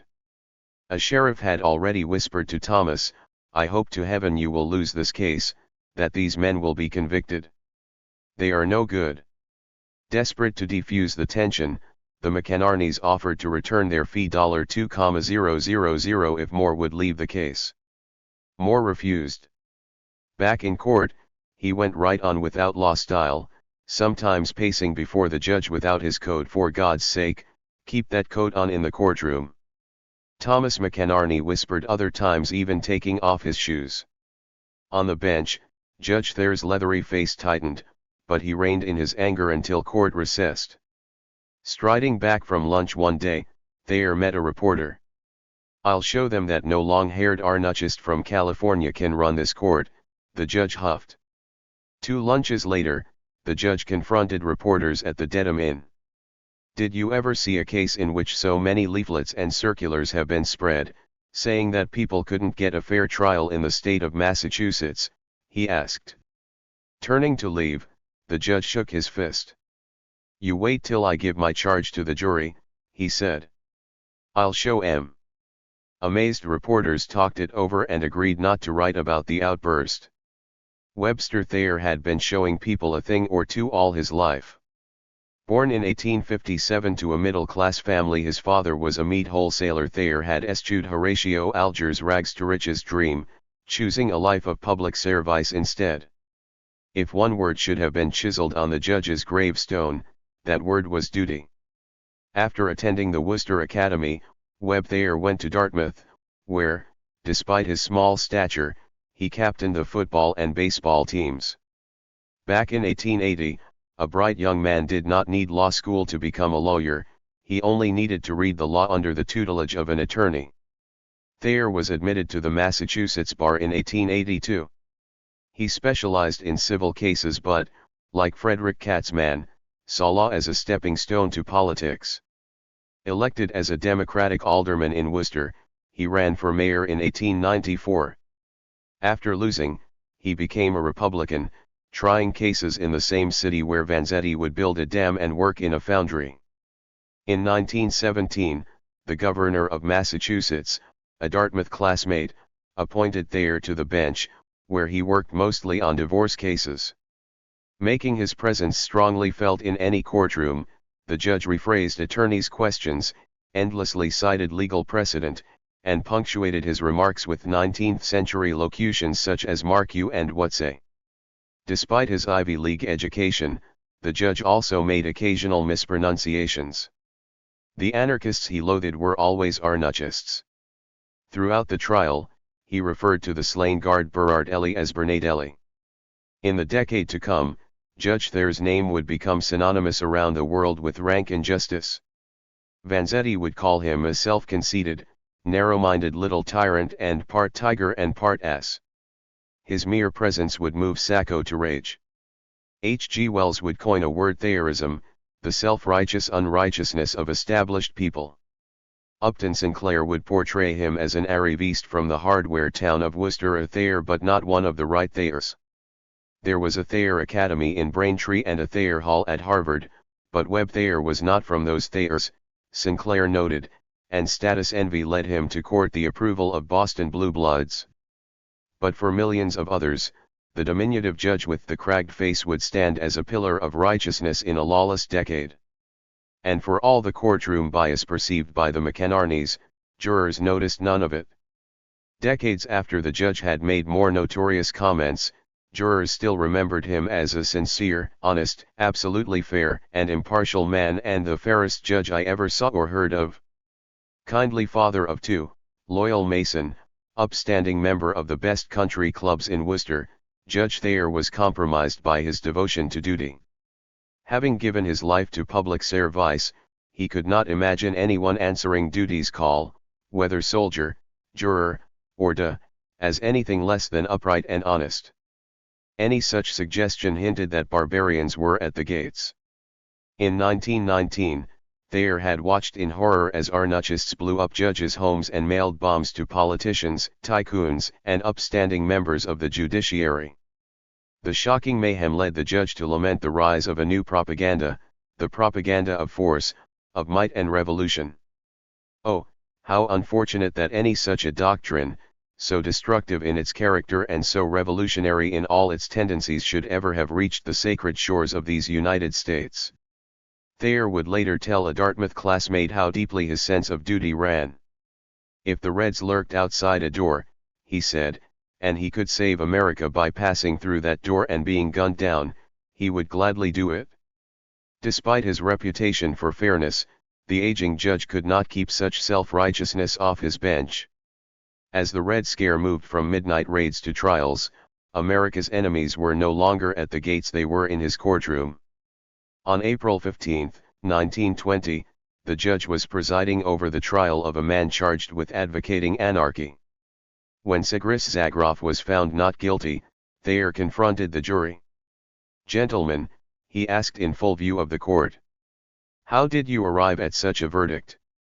Did you consider the information that the defendant gave to the police officers, that he was a Bolshevist and that there should be a revolution in this country?" 2 months later, Judge Thayer handled the case of another anarchist named Vanzetti. After meting out the harshest possible sentence, he wrote to Massachusetts' Supreme Court Chief Justice, another Dartmouth alumnus, asking to handle the trial in Dedham. The stage had its colonial set and its villains. Now it had its self-styled hero. As Judge Thayer strode into the courtroom on Saturday morning, June 11, he was again called to duty by the familiar "Hear Yet! Hear Yet! God Save the Commonwealth of Massachusetts." During the trial's first 2 weeks, newspaper interest waned. This trial was not nearly as exciting as those with female defendants, the Brockton Evening Enterprise wrote. The Boston Transcript, a stodgy paper read by Boston's upper crust, had yet to cover the proceeding. Hearst's Boston American had cut daily coverage to a mere 10 inches. Over lunch one day, Judge Thayer had remarked to his bodyguard that the prosecution's case had been weak and he did not think the men would be convicted. Reporters also considered a conviction unlikely. Then on June 11, Lola Andrews awakened the courtroom like a clap of thunder. A short, saucy woman in her mid-30s, Andrews wore a black straw hat and frilly polka-dot dress. Standing in the witness box, she told of being in South Braintree on the morning of April 15. She and an elderly friend had just applied for work at Slater and Morrill and were headed for Rice and Hutchins. Not knowing the way, she had asked the man tinkering with the shiny Buick. The conversation had lasted barely a moment. Andrews had not thought twice about it until lawyers began dropping by her room in Quincy. Moore came first, showing her a mug shot of Sacco mixed with the Rogues Gallery. Leafing through the photos, Andrews had assured Moore that none showed the man she had talked to in Braintree. Moore had asked her to be a defense witness, but now here she was for the prosecution describing the man who had given her directions that April morning. "Do you see him in the courtroom now?" "I think I do, yes sir, in the cage, I should say." Pointing to Sacco, Andrews said, "That man there." "Do you mean?" But before his name could be uttered, Sacco jumped to his feet. "I am the man," he shouted. "Do you mean me? Take a good look." Shock waves ran through the courtroom. A guard shoved Sacco back in his seat. He glanced at Vanzetti, then glared at Andrews while the gallery continued to buzz. Andrews was cross-examined for the rest of the Saturday session. Moore was in no mood to be polite to a witness who had betrayed him. Had he not talked with her in January? Had she not told him the man she had spoken to looked Greek or French? That none of the photos depicted the man she had seen? Andrews initially denied her statements, but as the grilling intensified, "Did you so state? Did you so state?" She softly replied that she no longer remembered what she had said in January. Moore asked Andrews to recall the February afternoon when she had gone to the Norfolk County Jail to identify suspects. The petite woman told the court of peering through a window into a lower room. There she had seen a man pacing. Glancing up at her, the man had looked very much like the man she had spoken to in Braintree. Moore tried to recover from this surprise. How far had she stood from the man?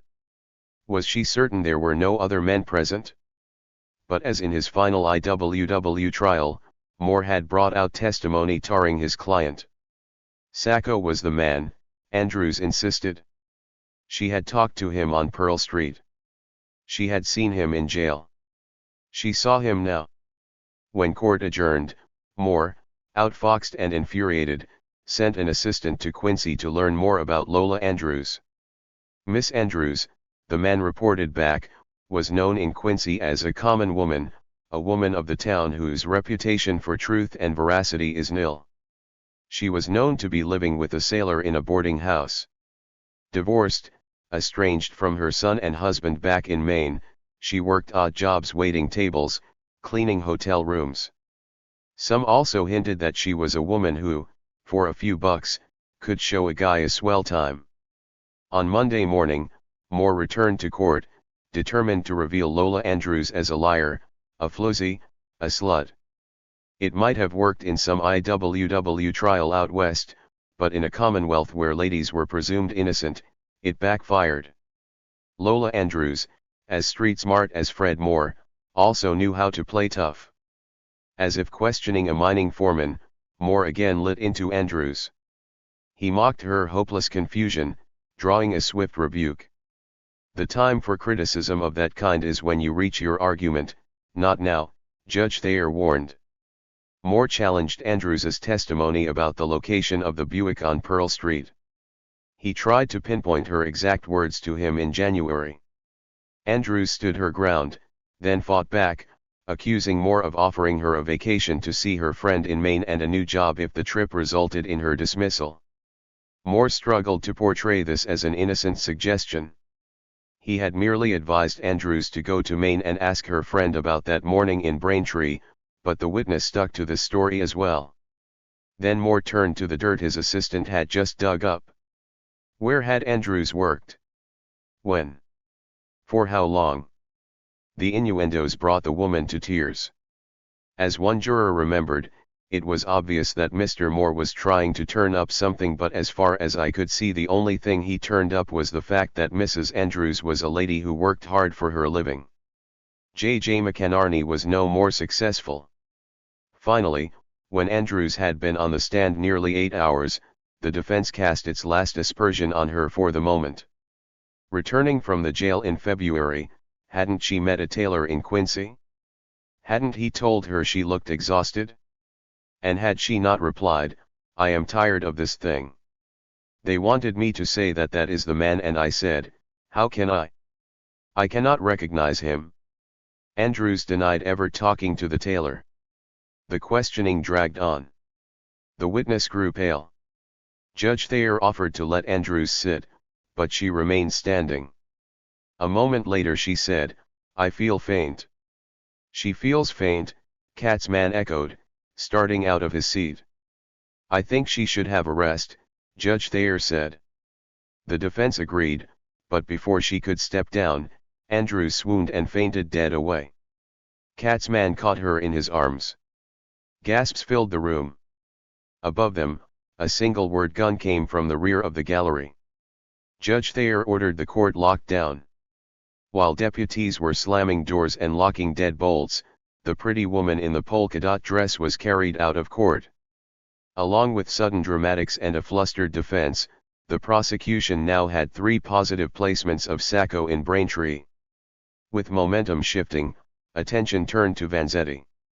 Others had claimed the Buick's driver was light-haired and sickly, but gatekeeper Michael Levangie now swore the driver had been a dark complected man, with cheekbones sticking out, black hair, heavy brown mustache, slouch hat, and army coat. "That man now sat in the cage on the left," Levangie said. "No doubt." Next came woodworker John Faulkner. Riding the train into Braintree on the morning of April 15, Faulkner had seen a foreigner with a black mustache. The foreigner had asked Faulkner whether a certain stop was East Braintree. It wasn't. When notified of the correct stop, the man got off toting an old leather bag. Again, no question. Vanzetti. Rising to cross-examine, J.J. McInerney asked Faulkner if he knew the saying "all coons look alike to me." And might all Italians look alike? "There is a difference," Faulkner responded. "Some are big and some are small." Harry Dalbert, a piano repairman, had been called as a potential juror but, recognizing Vanzetti in the cage, became a witness instead. Dalbert had seen a dusty car downtown that morning with 5 men in it. "That carload was a tough-looking bunch, if you will excuse my language," he told the court. One man in back stood out. He looked like a foreigner, and he had a very heavy mustache, quite dark. Any doubt that it was Vanzetti? Not a particle. On the morning of Dahlberg's testimony, Judge Thayer ordered deputies to search spectators entering the courtroom. Police found 3 suspicious items in one man's pocket.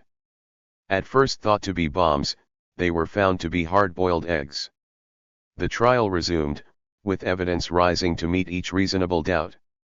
A friend of Mary Splain's, another bookkeeper, gave a final identification of Sacco at the scene. Resembling a nurse in her matronly dress and white cap, Frances Devlin said the man she had seen from Splain's window was Sacco. As Devlin spoke, Sacco smiled strangely at her, his gold tooth showing.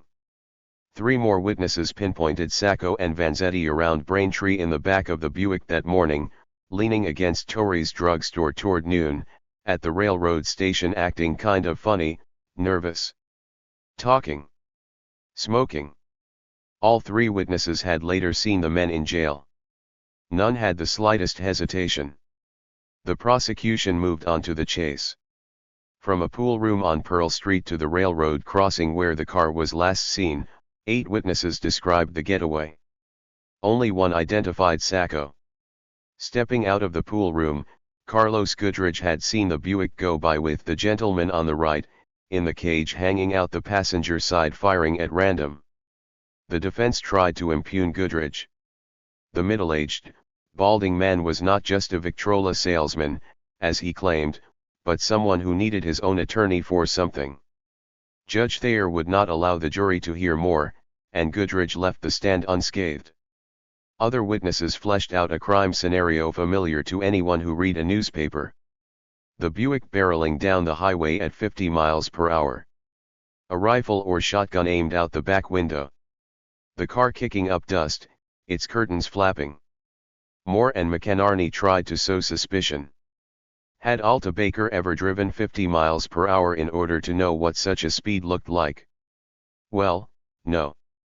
Did Francis Clark have any reason for asserting the Buick he later saw in Brockton was the one that passed his horse-drawn wagon? No, not positively, no. And crossing guard Austin Reed, who heard the man with the stubbed mustache shout, "What the hell are you holding us up for?" Had he noted the man's English? Was it unmistakable and clear? It was, yet the defense never mentioned this again. The plot now needed little thickening. Once there had been doubt, witnesses hesitating, doubling back on their stories. But such testimony had faded so many long, dull days ago. 3 decades later, one juror recalled his first impressions.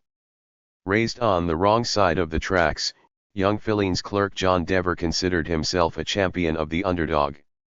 Selected for the jury, he was already marshalling my force for the defendants. Now he was all but convinced of their guilt.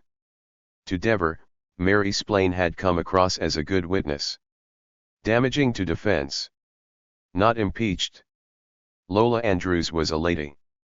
Dever suspected Carlos Goodrich might have a criminal record, but he placed the defendant Sacco in the same part of the car and in very much the same position as both Miss Devlin and Miss Splain. These witnesses were the jurors' peers, workingmen and women much like them. Sacco, however, had shown his fiery Italian temper. Vanzetti would soon show his. So the detective's story took root, flowering at last with the motive. For the next 2 days, jurors learned of a 5-man plot to steal payrolls. A policeman had spotted the Buick the evening it had been stolen, with a mustachioed man driving it. Ruth Johnson told the jury about the night of May 5, the motorcycle with sidecar, the blinding headlight flashing on the road as if giving some sort of signal, the 2 men following her to her neighbor's to get milk, and Mike Boda's sudden decision to leave without the car. Tracing Sacco and Vanzetti to their arrest, the prosecution called the streetcar conductor. Austin Cole said the men had also boarded his car on April 14 or 15. Next came the officers who had arrested the men, fully armed. Stepping into the stand, Officer Michael Connolly told a different story from the one he had given at the inquest. There Connolly had sworn that he and his suspects had ridden to the station in silence. Now he accused Vanzetti of reaching for his hip pocket. "I says, keep your hands out on your lap, or you will be sorry. Before the officer could say another word, Vanzetti blurted out, "You are a liar." The courtroom slowly quieted and the officer continued. "I put Sacco and Vanzetti in the back seat of our light machine, and Officer Snow got in the back seat with them. I told them when we started that the first false move I would put a bullet in them. On the way up to the station, Sacco reached his hand to put under his overcoat and I told him to keep his hands outside of his clothes and on his lap. I says to him, 'Have you got a gun there?' He says, 'No,' he says, 'I ain't got no gun.' Well, I says, 'Keep your hands outside of your clothes.' We went along a little further and he done the same thing. I says, 'Mister, if you put your hand in there again you are going to get into trouble.' He says, 'I don't want no trouble.' We reached the station, brought them up to the office, searched them. Connolly's testimony brought Moore leaping to his feet again and again. Overruled. Overruled. Overruled. Judge Thayer was growing testy. "You try to cooperate, Mr. Moore, with the court," he said. "The court is trying to assist you." But Moore would not cooperate, not when the Buick, now revealed to have a bullet hole in the door that no one had seen when it was found in the woods, was admitted as evidence. "Did you read Commonwealth v. Snell in Massachusetts?" Thayer asked. "I have not, Your Honor. That was the same as the case of State v. Molineux. That is one of the leading cases. Like two vines, Thayer v. Moore entangled around Commonwealth v. Sacco and Vanzetti." Addressing Moore, the judge often commented on how law was practiced in our state. The jury, excused for one legal dispute after another, traipsed in and out of court. Lawyers wrangled in long conferences at the bench. When a stenographer came up to record one conference, Thayer glared and whispered, "You get the hell out of here." And the days and hours and onslaught of witnesses wore on, taking spring into summer and the trial into a fourth week. Finally the prosecution closed with material evidence. Throughout the 13-month build-up to the trial, Katzman had assured Moore he would not link any bullet with Sacco's gun.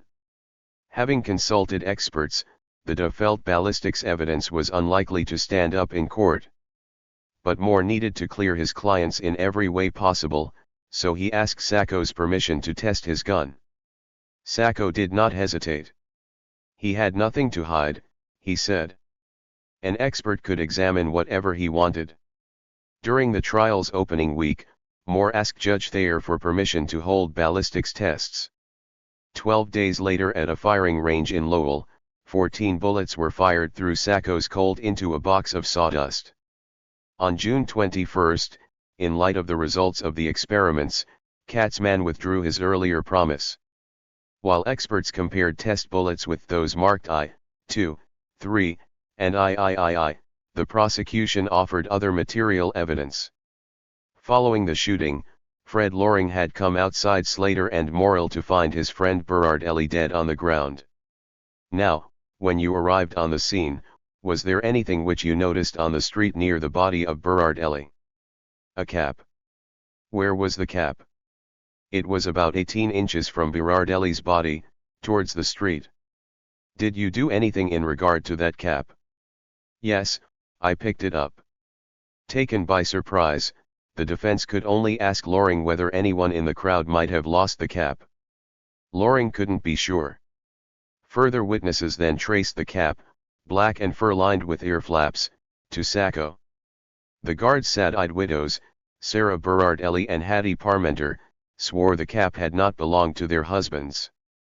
Sacco's boss, George Kelly, testified that his edge trimmer often wore a cap to work, hanging it near his machine. Examining the cap, Kelly found its lining torn as if by a hook.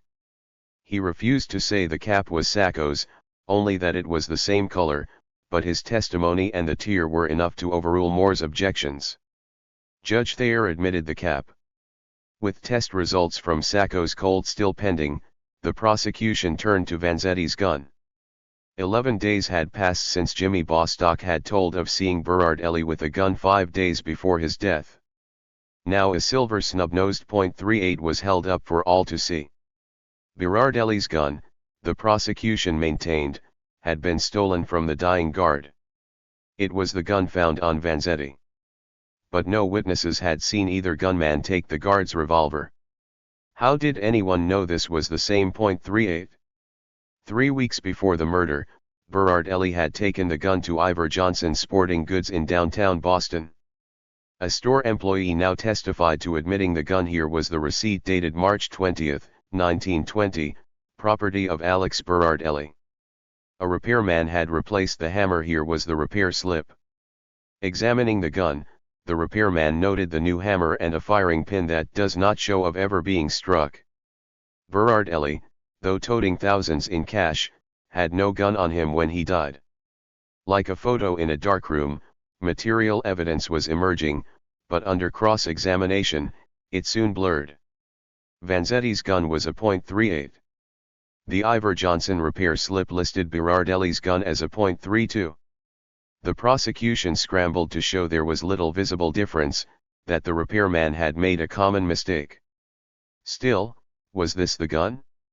Although the shop had receipts for accepting and repairing the revolver, there was no proof Berardelli had ever claimed it. Ivor Johnson sold unclaimed guns at the end of the year but had no record of such a sale. The .38 must have been picked up, the shop owner testified, because the gun is not in our place of business now. But that was for the jury to decide. On Tuesday, June 21, the prosecution's case drew to a close. That morning, a portly white-haired man wearing policeman's blue swore to tell the whole truth and nothing but. State Police Captain William Proctor had been Katzmann's chief investigator until the day after Vanzetti's Bridgewater trial ended. Doubting the case, he had been replaced by Chief Stewart. Now, as one of 3 experts who had test-fired Sacco's Colt, he took the stand. Proctor described the bullets found in the guards' bodies. 5 of 6 were remarkably similar, each a .32 caliber, each with grooves measuring .035 inch, each marked with nicks twisted to the right. Each had been fired by the same gun, the captain said. A Savage automatic. But the last bullet, the fatal bullet, was different. Bullet 3 had wider grooves .060 inch, twisted to the left. Such a slant came only from a .32 Colt, Proctor told the court. The captain's testimony was laden with technical terms, lands, rifling, neural and precise details about each bullet, each shell. As jurors passed around bullets and a magnifying glass, he described the shells found on Pearl Street. Again, all except one had been fired by the same gun. But the one labeled shell W displayed a similarity to shells ejected by Sacco's Colt during its test firing. The jury was allowed to examine the shells under a microscope. Proctor then gave an answer that would haunt him for the rest of his life. Have you an opinion as to whether bullet 3 was fired from the Colt automatic which is in evidence? I have. And what is your opinion? My opinion is that it is consistent with being fired by that pistol. Consistent with. The delicate phrasing could be read different ways. J.J. McInerney considered seeking a definite answer but feared a trap that would allow Proctor to hammer home the fatal bullet's path through Sacco's gun. McInerney settled for suggesting that a Bayard automatic also gave bullets a left twist.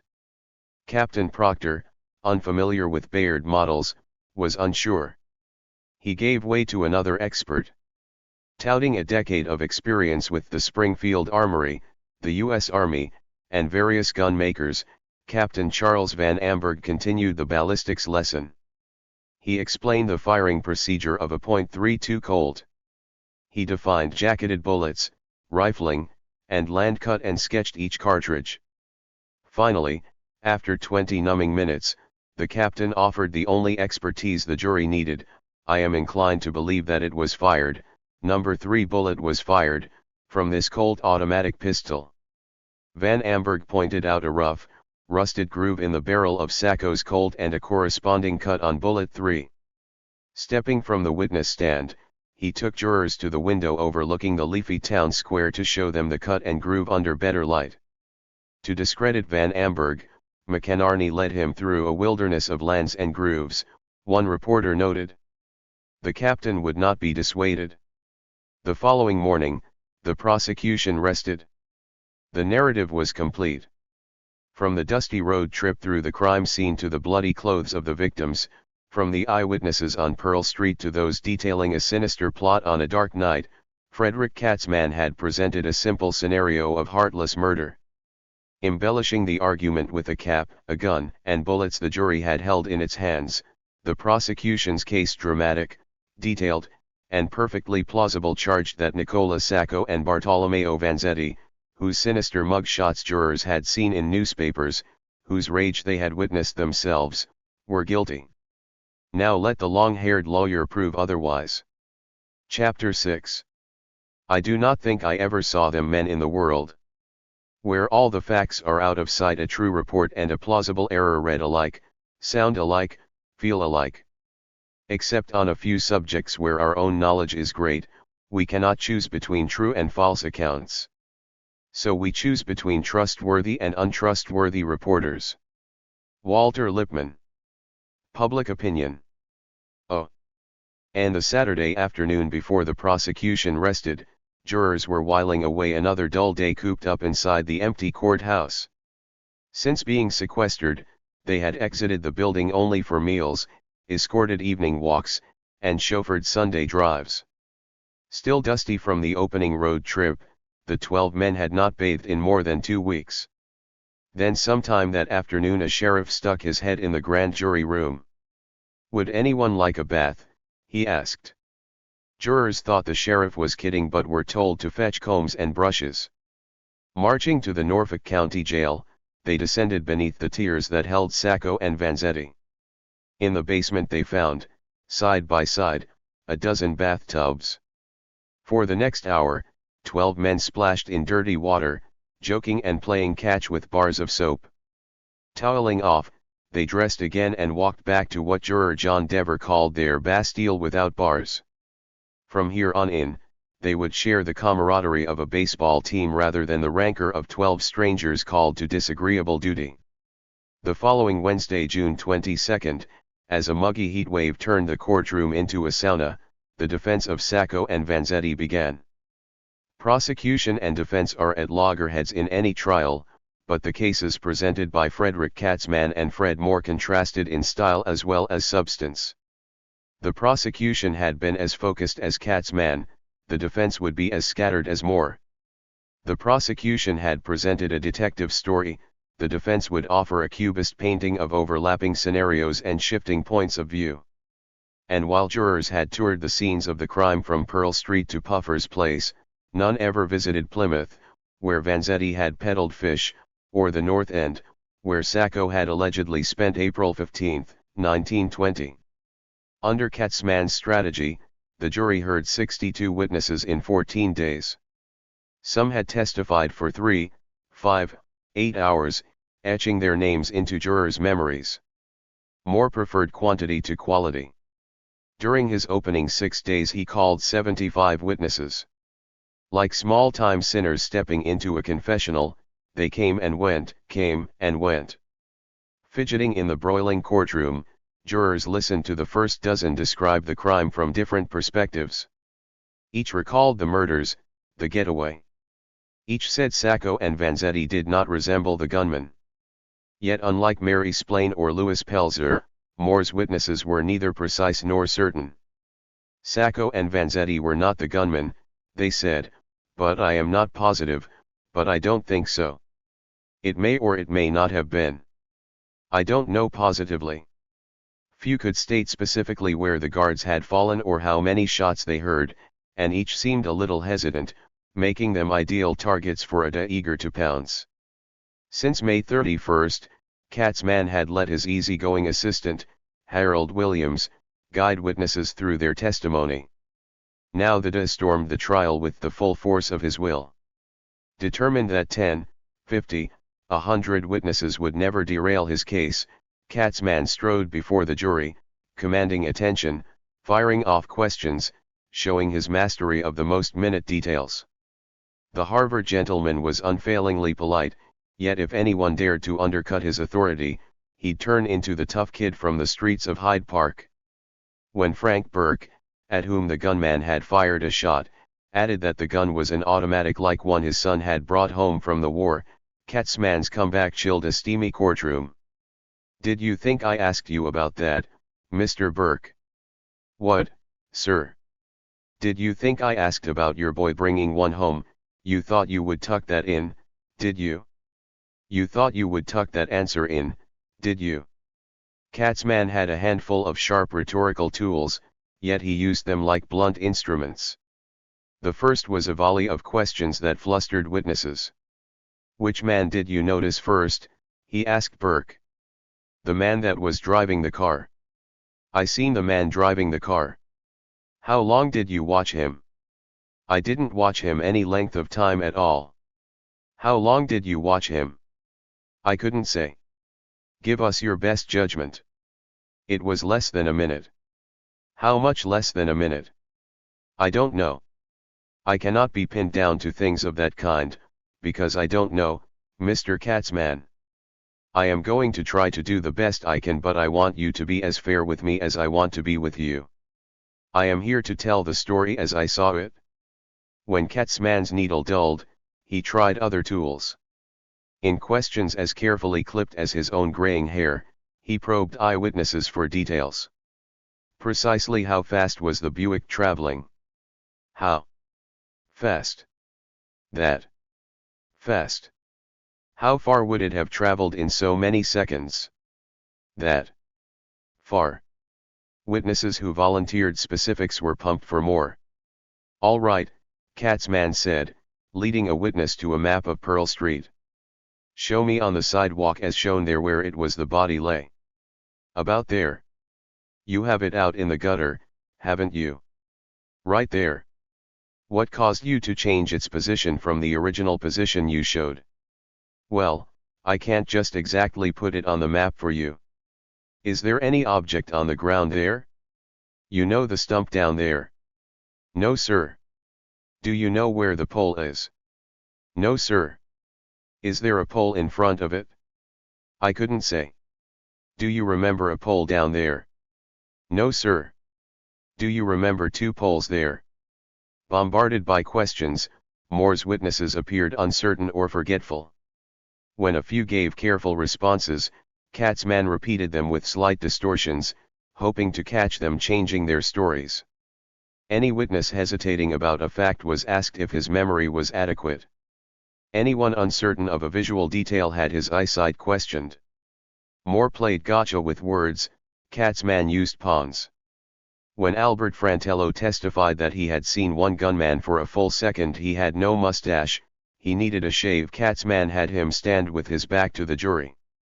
Frantello was told to turn and stare at two jurors for a full second, then turn away and describe them. The witness failed the test, adding a mustache and watch chain to a juror who had neither. When Katzman's tools were used up, he simply repeated questions once, asking the same question 8 times in a row until most witnesses had to admit they hadn't been certain, weren't so sure, couldn't say no. A wiser defense attorney would have coached witnesses to handle such tactics, but Moore sent his like soldiers going over the top of a trench. Among the first dozen, many were mowed down for having bad eyesight, selective memories, or insufficient time to identify anyone. Moore lined up another dozen. Realizing that certain prosecution witnesses lingered in jurors' minds, Moore tried to impeach them. He began with Louis Pelzer, who had seen this fellow shoot this fellow. 3 co-workers had been in the first floor cutting room with Pelzer. All 3 recalled the scene: another man opening the window, spotting the gunman, closing the window as fast as he had ever done anything in his life. Then the 3 and Pelzer had ducked under a bench. After the Buick passed, the men had opened the window to see Berard Ellie lying in the street. Pelzer had told the others, "I did not see any of the men, but I got the number of the car." Pelzer's credibility lay in tatters until Katzman took out the tool he had polished during Vanzetti's first trial. These men claimed to know where Louis Pelzer had been during the shooting, but where was he at 4 o'clock on the afternoon of April 18, 1920? Where was he at 3 o'clock on the afternoon of April 16 th? Where was he? Finally one witness blurted out, "I can't keep track of a man, and I think you think I am a fortune teller." Still, the uncertainty lingered. What else didn't these witnesses know? Didn't one claim a shot was fired before the window was closed while another said after? Badgered and belittled, the three ended up tangled in their own testimony. Moore's march continued. From her factory window, Barbara Lipscomb had looked straight down at one gunman. She would always remember his face. Neither Sacco nor Vanzetti was that man. But Lipscomb admitted to Katzman that she had fainted during the shooting, sort of fainted, about half the way. Nurse Jenny Novelli had walked alongside the Buick just before the crime, eyeing the men inside. None were now in the cage. Katzman then revealed what Novelli had told a Pinkerton detective, that a photo of Sacco resembled one man she had seen, and another witness stepped down trailing whispers of doubt. On Monday, June 27, the start of the trial's fifth week, 16 more witnesses testified. In a single hour, Moore sent 6 Italians to the stand. All 6 had been digging the excavation. All 6 swore the defendants were not the men they had seen on Pearl Street. All spoke through an interpreter, telling the familiar story. "Ogni uomo che sprova. Due uomini a terra. And una macchina nera sparire lungo via Pearl." And all received Katzman's dressing down. Next came men impeaching John Faulkner, the woodcutter who swore he saw Vanzetti get off the train in Braintree that morning. A conductor told the court he had sold no tickets to Braintree on April 15. But Henry McNaught did not know whether a passenger might have bought a ticket to Boston and gotten off early. You don't say a man wearing a black mustache with a grip didn't get off at East Braintree that morning. I wouldn't say he did or didn't. 2 station agents then swore that no man with a shaggy mustache had boarded the train in Plymouth on April 15, yet each admitted Vanzetti might have taken a train from anywhere else in the greater Boston area. And as Moore's scattergun strategy dragged on, it was beginning to look as if he would call all of greater Boston to the stand. The press found this chorus of naysayers not worth the trouble. Hearst's Boston American had cut daily coverage to 4 inches on page 3. The Boston Post's caricaturist, who had sketched prosecution witnesses, was now at the shore drawing bathers seeking relief from the heat. Judicial authorities were equally impatient. The Chief Justice who had assigned Judge Thayer to the trial warned him the marathon had to end within a week. Jurors asked for night sessions, but Thayer refused, saying 12-hour days would tax their attention, infringing on the defendants' rights. Instead, the judge extended sessions from 9 a.m. to 6 p.m., hoping 2 extra hours a day would get jurors home before the 4th of July. But Thayer had not seen Moore's witness list. Dozens had yet to testify. Still angry at Lola Andrews, Moore called 5 witnesses to defame her. First, the woman who had been with Andrews applying for work that morning came from Central Maine. Along with her younger friend, grandmotherly Julia Campbell had seen the 2 men near their shiny car. But her story differed from her friends. Lola Andrews, Campbell said, had never spoken to the man tinkering with the car. She had only briefly asked the other man how to get into the factory. Katzman tried to be polite, but his staccato questions quickly had the old woman in tears. "I told the same story, dear man, every time," Campbell sobbed, "and I don't want to get into this trouble. I don't want you to. Just as true as you live. It ain't my good will I am here." "That is all right," Katzman said. "You and I are still friends, are we? So far, I mean." Once the old woman recovered, Katzman resumed. "She had cataracts, didn't she?" "Yes." "What had she done that day after seeing the men? And where had she been last Tuesday?" "I was in the washtub last Tuesday." "And the week before that?" Finally the exasperated woman blurted out, "Oh, chestnuts."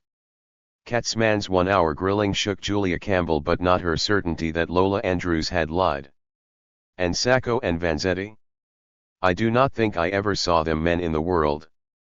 Nor could Katzman refute the truck driver who had overheard Chief Stewart at the Brockton police station. We haven't got the right men, the trucker heard the chief say. They have got away. The defense was gathering its own impetus, quickened by aspersions cast on Carlos Goodridge, the Victrola salesman with the hint of a criminal record. Goodridge may have stepped from the pool room to see a man firing from the Buick, but witnesses now claimed he had come back in saying, "This job wasn't pulled by any foreign people." Goodridge had also told a barber, "I saw a man in the car but if I have got to say who the man was, I can't say." By the defense's second week, reasonable doubt had spread through the courtroom, where a small crowd watched and listened. Moore, however, was neither watching nor listening. He had moved to the defense counsel room, where he would stay for the next 2 weeks lining up witnesses.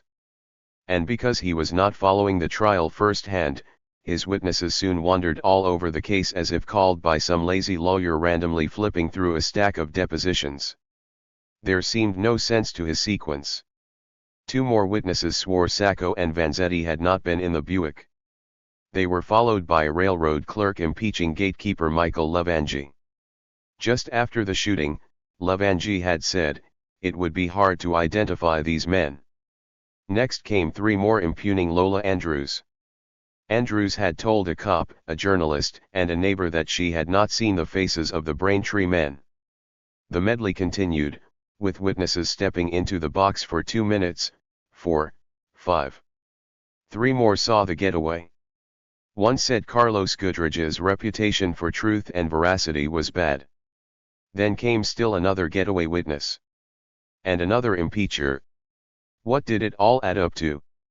In a muggy, airless courtroom, where sheriffs and deputies were nodding off, where only a small portable fan cooled the jurors, what would they remember from the 80th defense witness? The 90th? The 100th? By June 28, a shelf near the witness stand was piled high with evidence.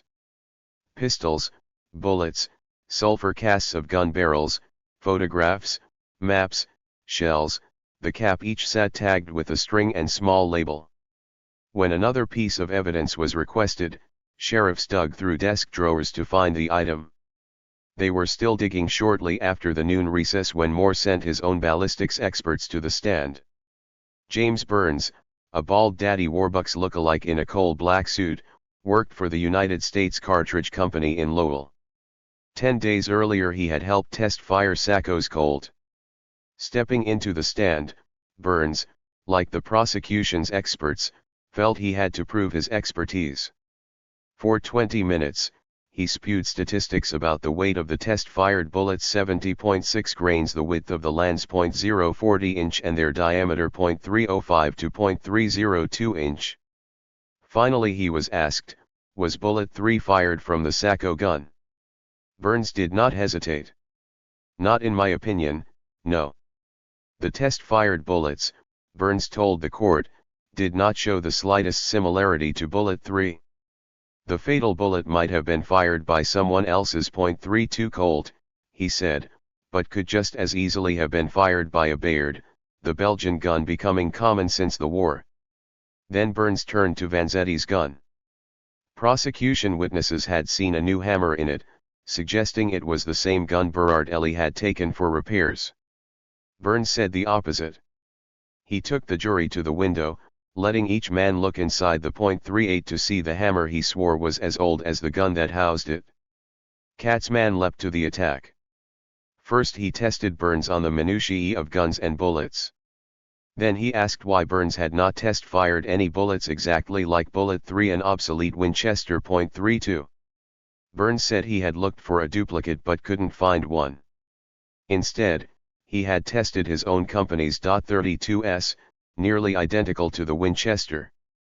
Asked to pinpoint differences between the two, Burns refused. It isn't an honest question, it is a misleading question. If you will allow me.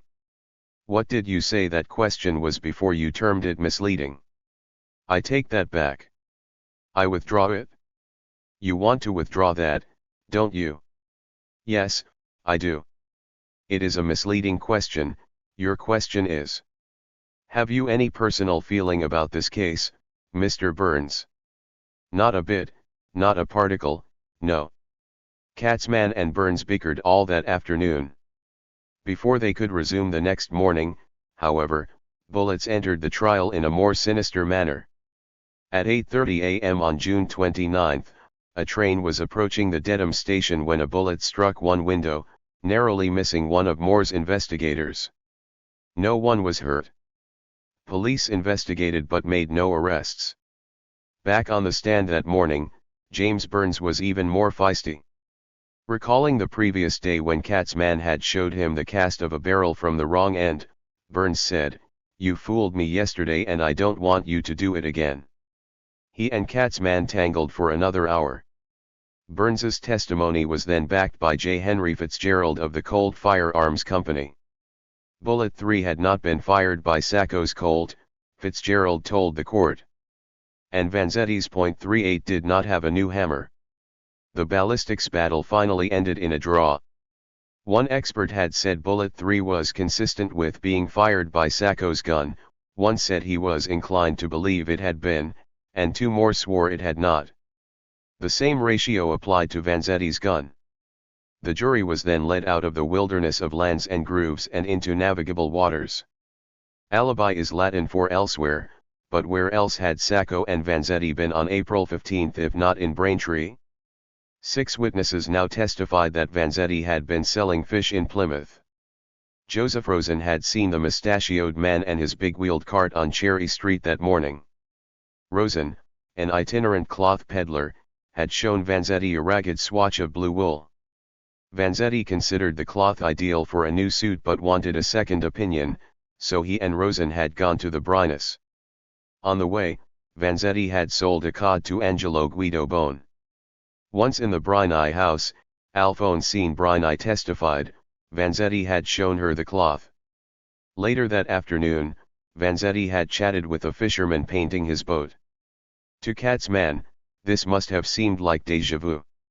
A bunch of Italians from Plymouth telling where their local fish peddler had been on a certain day long ago. The D knew what to do with such stories. Along with his tools, Katzman enjoyed a fundamental advantage based on the whims of memory. No one needed to ask Mary Splain how she remembered April 15.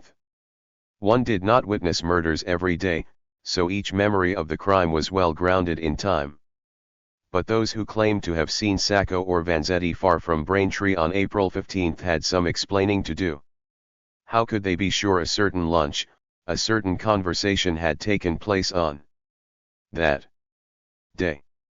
The same question had dominated Vanzetti's first trial, when his alibi had taken place on Christmas Eve, yet April 15, 1920, was no holiday, just another Thursday long since buried by more than a year of Thursdays. Any prosecutor would have taken a shot at this caprice of memory. Katzman riddled it with holes. Joseph Rosen might have remembered Vanzetti and the cloth, but he remembered nothing else. Nothing. "I got to get straight here," Rosen said early in his cross-examination. He never did. More than 50 times in as many minutes, Rosen answered, "I can't recollect, I couldn't say, I don't know." Befuddled by nature, the peddler did not even know the day's date, June 29. He thought it was a day or two earlier. The witness was asked so much and knew so little that Judge Thayer finally asked Katzman, "Haven't you tested him on recollection sufficiently?" Before stepping down, Rosen presented a receipt proving he'd paid his taxes on April 15, but little else. Katzman moved on to the Brynas. Vanzetti was an old friend of the Bryni family, wasn't he? Alphonsine Bryni, a middle-aged, bespectacled factory worker who spoke almost no English, acknowledged that Vanzetti had lived in her house. How long? Until he went away from Plymouth. The answer seemed innocent, yet it led to a question that hovered over the courtroom like the summer afternoon thunderheads gathering above Dedham. Was he away from there June 5, 1917? Katzman asked. Even before Mrs. Bryni could answer, Sacco and Vanzetti realized Katzman knew. June 5, 1917, had been the day they had not registered for the draft. Katzman knew they were slackers. The only question was how he would let the jury know. Wrapping up, Katzman was polite to Mrs. Briney but not to her teenage daughter. The night before testifying, Lefebvre Briney had a fever. She was sure it was caused by her hatred of the district attorney who had embarrassed and belittled her brother Beltrando during Vanzetti's first trial. Now in court wearing a long dress and feathered hat, the fresh-faced girl recalled seeing Vanzetti and the blue cloth. She remembered April 15, 1920, because her father had called a nurse for her mother, just home from the hospital. Katzman suspected the jury might find the association tepid. On the day when you saw the cloth, he asked, did you say, I will remember this day because it is the day my father is telephoning to the cottage nurse?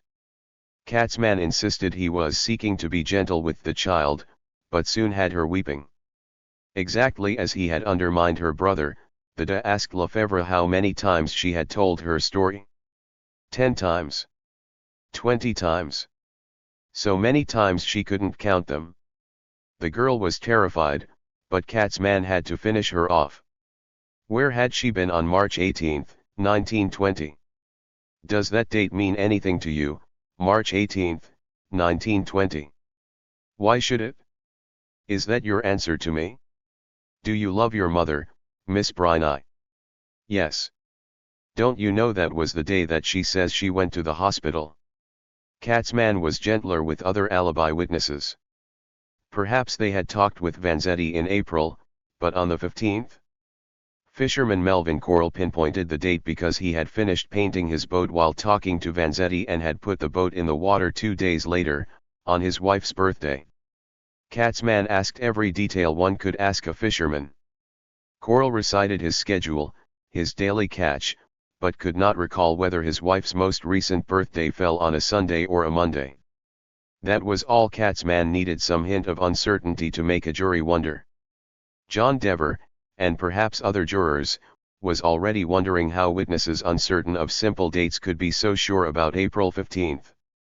Angelo Guido Bone knew he had bought a cod from Vanzetti on April 15 because 4 days later he had an appendectomy. Katzman sauntered up to him. I take it, Mr. Guido Bone, that the fact you were operated on April 19 makes you remember you bought some fish on the 15th, is that it? Couldn't he have bought fish on the 13th? Do you think I keep a fish in the house for a week? Guido Bone asked. Pressed for the possibility of another purchase date, the Italian could only say, Perci non era così. Perci non era così. By the time Katzman finished with Vanzetti's alibi, it was as tattered as the blue cloth the fish peddler had allegedly considered that day. And the cloth was set beside the guns and bullets on the shelf overloaded with evidence. Following Vanzetti's alibi, it would have been logical to bring up Sacco's, but more, still holed up in the defense counsel room, had his own peculiar logic. Instead he sent character witnesses to the stand. Sacco's boss, Michael Kelly, told the court, I never saw a man that was more attentive to his family. Sacco's reputation at the 3K shoe factory was the best. As night watchman, Sacco had keys to the factory and carried a revolver. The whole thing was in his hands. Kelly's son, George, vouched for Sacco's reputation, and the company paymistress, also a Kelly, revealed Sacco's respectable weekly wage $52.22 on average. 2 Plymouth policemen told of Vanzetti's good reputation, but when the trial resumed on July 1, more did an about-face. Standing before the jury, Katzman announced that both sides had agreed to strike all evidence that Sacco and Vanzetti bore the reputation of being peaceful and law-abiding citizens. Why? Why would Moore renounce his client's good reputations? Some historians speculate that Katzman, alerted by federal authorities that Sacco and Vanzetti were Galenisti, may have threatened to question their involvement in the 1919 bombings. Katzman later swore the deal had been made to keep him from cross-examining the Plymouth police who had testified to Vanzetti's character at the Bridgewater trial. Judge Thayer, Thomas McInerney said, insisted the Bridgewater trial not be mentioned. It was only fair to Vanzetti. For whatever reason, Moore agreed. All testimony painting Sacco as a trusted night watchman and loving father and Vanzetti as a fish peddler well respected by police was stricken from the record. No one knows how this affected the jury. With character no longer an issue, Moore attacked the notion that Vanzetti's gun had been stolen from the dying guard. Luigi Falzini told of buying the gun in October 1919. Rexford Slater had also owned it. He had once used it to shoot a cat. But neither could be positive this shiny silver .38 was the same one he had owned. Falzini told the court the gun had 6 chambers. Opening it, he discovered it had 5. And when Slater clung to his testimony that the gun looks exactly like it, Katzman asked him to search for telltale marks. Slater found a nick near the trigger guard. Katzman pounced again. "Why didn't you answer without looking at the gun that there was a mark there if you knew it was there? You told me to look at the gun. Couldn't you have answered that question without looking at the gun? Did you intend to try to deceive this jury?" As jurors began to doubt their own doubts, Sacco's alibi finally came into court. It began with the consulate clerk Moore had courted long distance in Italy, Giuseppe Andrower. But instead of a respected government official testifying in person, jurors now heard a 6-page deposition bogged down by repetitive legalese. Andrower's statement told how Sacco had come to the consulate on April 15, presented the oversized photo, and was told to return with a smaller one. The clerk remembered April 15 as a quiet day. While laughing at the photo with other clerks, Andrower had noticed the date on a desk calendar. Sacco had spent just 6 or 7 minutes at the consulate. 30 or 40 others had visited that afternoon, but the clerk had no doubt or uncertainty in my mind as to the date. Reading the deposition took 15 minutes. Perhaps Moore wished he had spent $5,000 to bring Andrower from Italy after all, for he never mentioned the clerk again, not even in his summation. Additional witnesses claimed Sacco had done more than visit the consulate on April 15. Shortly before lunch, he had spoken with a friend in the North End, telling the man he was on his way to get his travel papers. An hour later he had dined at Boney's restaurant across the street from the Paul Revere house. At the same table had been a newspaper ad salesman, a professor, and the editor of the Italian daily La Notizia. Each diner now offered details: the professor smoking, the quality of the chef, the time it took the meal to arrive. But how did men remember a lunch 15 months earlier? The ad salesman said he always made his rounds through the North End on Thursday and offered a sales book from that day to prove it. In addition, on April 15 his doctor had treated him for asthma. The doctor then told the court of treating the salesman that day. And the editor remembered meeting Sacco over coffee at 2:45 p.m. after attending a noon banquet for an editor of the Boston Transcript. Jurors must have known what to expect next, yet the day had a surprise in store. With his familiar tools a little worn, Katzman turned to another guilt by association. That professor? Wasn't he a member of the Sacco Vanzetti Defense Committee? He was. And so was Aldino Filicani, whose name, as printer of La Notizia, now surfaced. The jury learned that the Defense Committee's office was directly above the newspapers, and that Filicani had reminded all these witnesses of the April 15 lunch. Some of these men had met with Moore, and others were constantly leaving La Notizia to work upstairs for the Defense Committee. Sacco's alibi closed with a carpenter who had seen him on the train platform in Stoughton. According to Dominic Ricci, Sacco had mentioned going to get his travel papers that day. Ricci received Katzman's best gotcha of the trial. So the carpenter remembered the date because he was finishing work on a ceiling, did he? What other days had he worked that week? April 19th, 18th, 17th, 18th, and going right along. Did you work on the 18th, too? Katzman asked. Yes, I did. The DA then took Ricci through the rest of the year, simply adding 7 to each date. If he had worked on April 18, had he also worked on April 25? May 2nd? May 9th? May 16th? Katzman continued all the way to Christmas. Ricci agreed he had worked on all the offered dates. I have got to the end of my calendar, Katzman said. You worked every Sunday, didn't you, from then on? That is all. The trial had now stretched from Memorial Day to the 4th of July. For 2 Italians jailed in a colonial town, the long holiday weekend promised to be as relentless as any other. As they had every Sunday throughout the trial, Sacco and Vanzetti enjoyed soup and pasta brought by local anarchists. Vanzetti read, "No one knows what Sacco did." The jury, however, was unusually busy. On Saturday, July 2nd, jurors enjoyed a second bath in the basement of the jail. The following day, they were taken for a drive through the posh towns of Newton and Wellesley. Jurors were getting along fine now. Despite weeks of confinement, they had not had a single argument. Each night the 12 reclined in adjacent cots, told a few final jokes, and went to sleep. One evening, they snuck into the sheriff's room and loosened the screws on his cot so that it crashed to the floor when he lay down. That Monday was the 4th of July. Judge Thayer had hoped the jury would be back home with their families, but they remained in the grand jury room. Taking pity on the men, the judge arranged an outing. As the temperature again climbed into the 90s, jurors were driven to the shore at North Scituate. Sequestered on an outdoor veranda overlooking the ocean, the men ate lobster and soaked up the salty breeze. While other diners pointed and stared at the Sacco-Vanzetti jury, the 12 men got to know each other even better. One juror, having brought his camera, joked about taking pictures of the pretty girls on the beach. After lunch, deputies cleared bathers off the rocky end of the shore so jurors could stroll there. Each was given a fishing pole.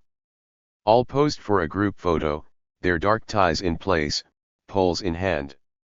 Late that afternoon, tired and sunburned, the jurors returned to the courthouse.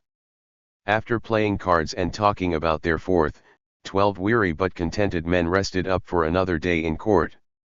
The light in their window above the Dedham town square went out at 9. Chapter 7. I was crazy to come to this country. Both Nick and I are anarchists, the radical of the radical, the black cats, the terrors of many, of all the bigots, exploitators, charlatans, fakers, and oppressors. Bartolomeo Vanzetti. F. For 5 weeks, Sacco and Vanzetti had awaited their turn. Aside from each man's outburst, the jury had heard nothing from them. In the cage just 8 feet from the jury box, Sacco sat nervous and distracted while Vanzetti, penciling notes, riveted his dark eyes on each witness. Often they conferred with lawyers and with each other, comparing details, one translating what the other had not understood. Then, with little warning, their turn came. July 5 began with no expectations, just another witness, the trial's 145th. Aldi Florence, Sarah Berardelli's landlady, shared what the guard's widow had said a few days after her husband's funeral. "Oh dear. If he had taken my advice and taken the revolver out of the repair shop, maybe he would not be in the same condition he is today." Despite Katzman's questions, these words still hung over the courtroom when J.J. McInerney stood and said, "Will the defendant Vanzetti be brought forward?"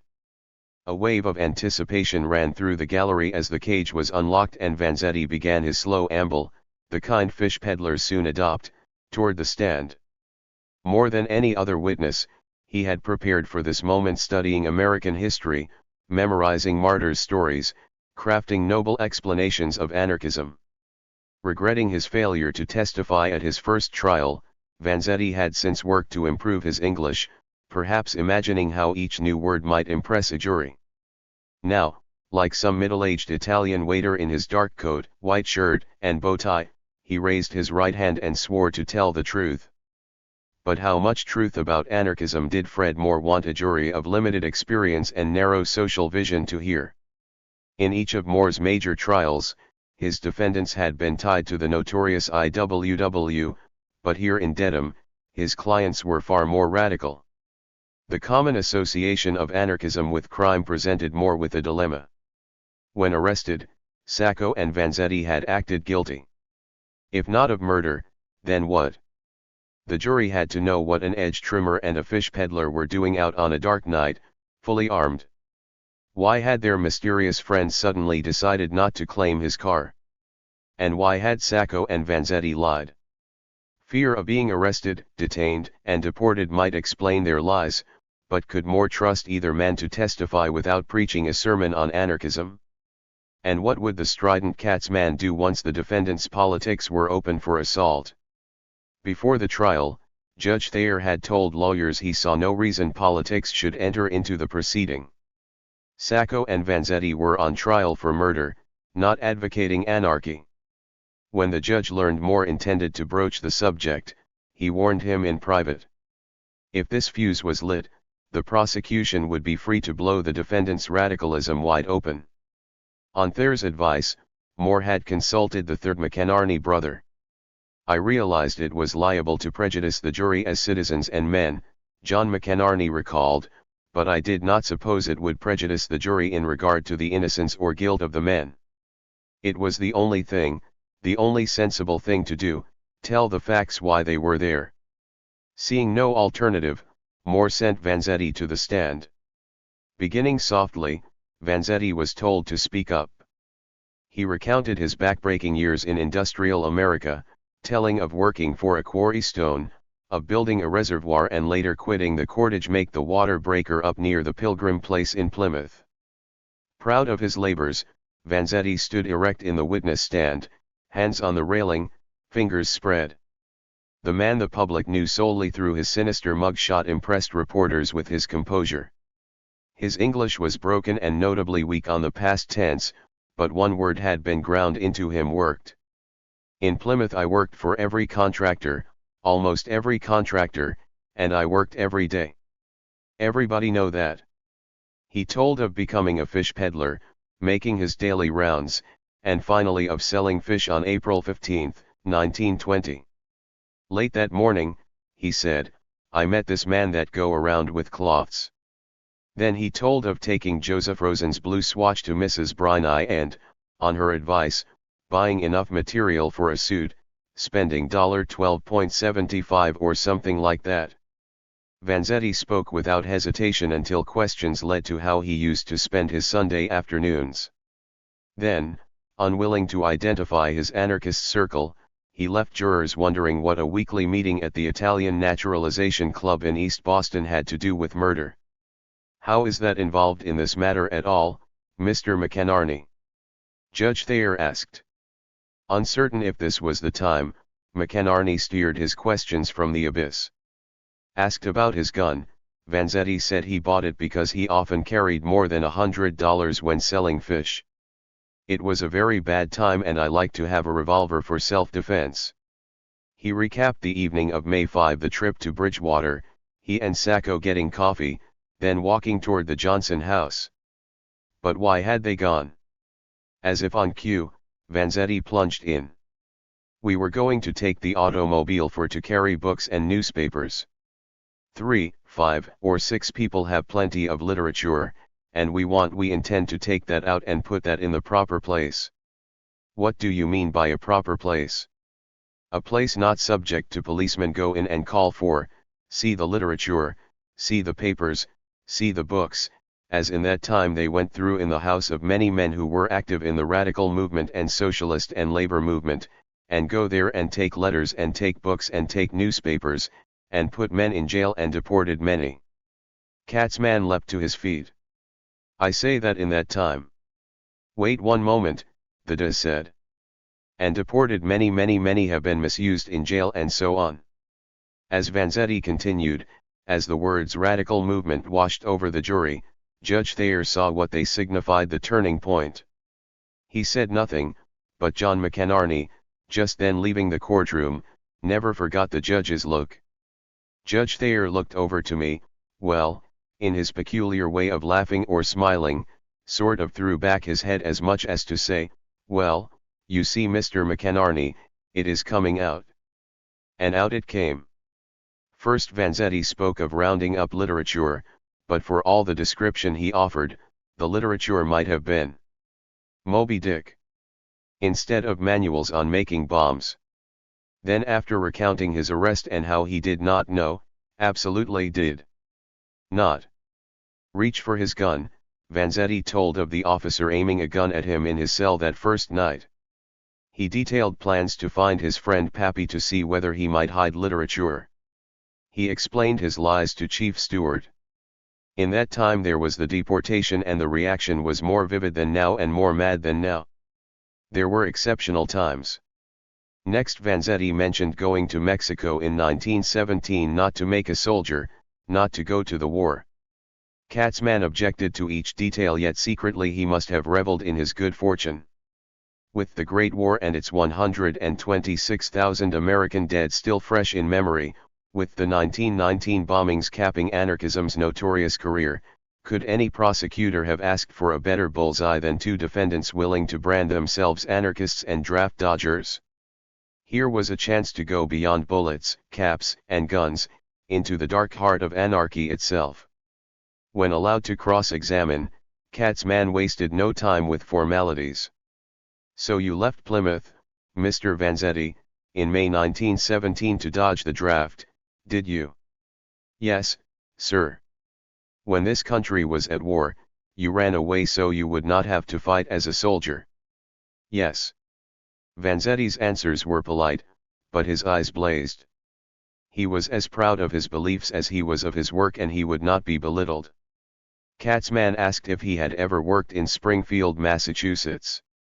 Yes, he had worked nearby in a shanty, you know, the little house where the Italian work and live like a beast. Did you think I asked you what kind of a building the Italian working man lived in? Did you think if you put in your answer that it was a shanty where the Italian lived like a beast, then I would know where that shanty was? Did you think that part of your answer would tell me? No, not exactly. What did you put it in for, then? I put it for to tell you if I refuse to go to war. I don't refuse because I don't like this country or I don't like the people of this country. I will refuse even if I was in Italy. And you tell me it is a long time I am in this country, and I tell you that in this country as long time I am, that I found plenty good people and some bad people, but that I was always working hard as a man can work, and I have always lived very humble, and I ask that answer be stricken out, if your honor please, and the witness required to answer my question. Launching rather than asking his questions, the DA maintained tight control.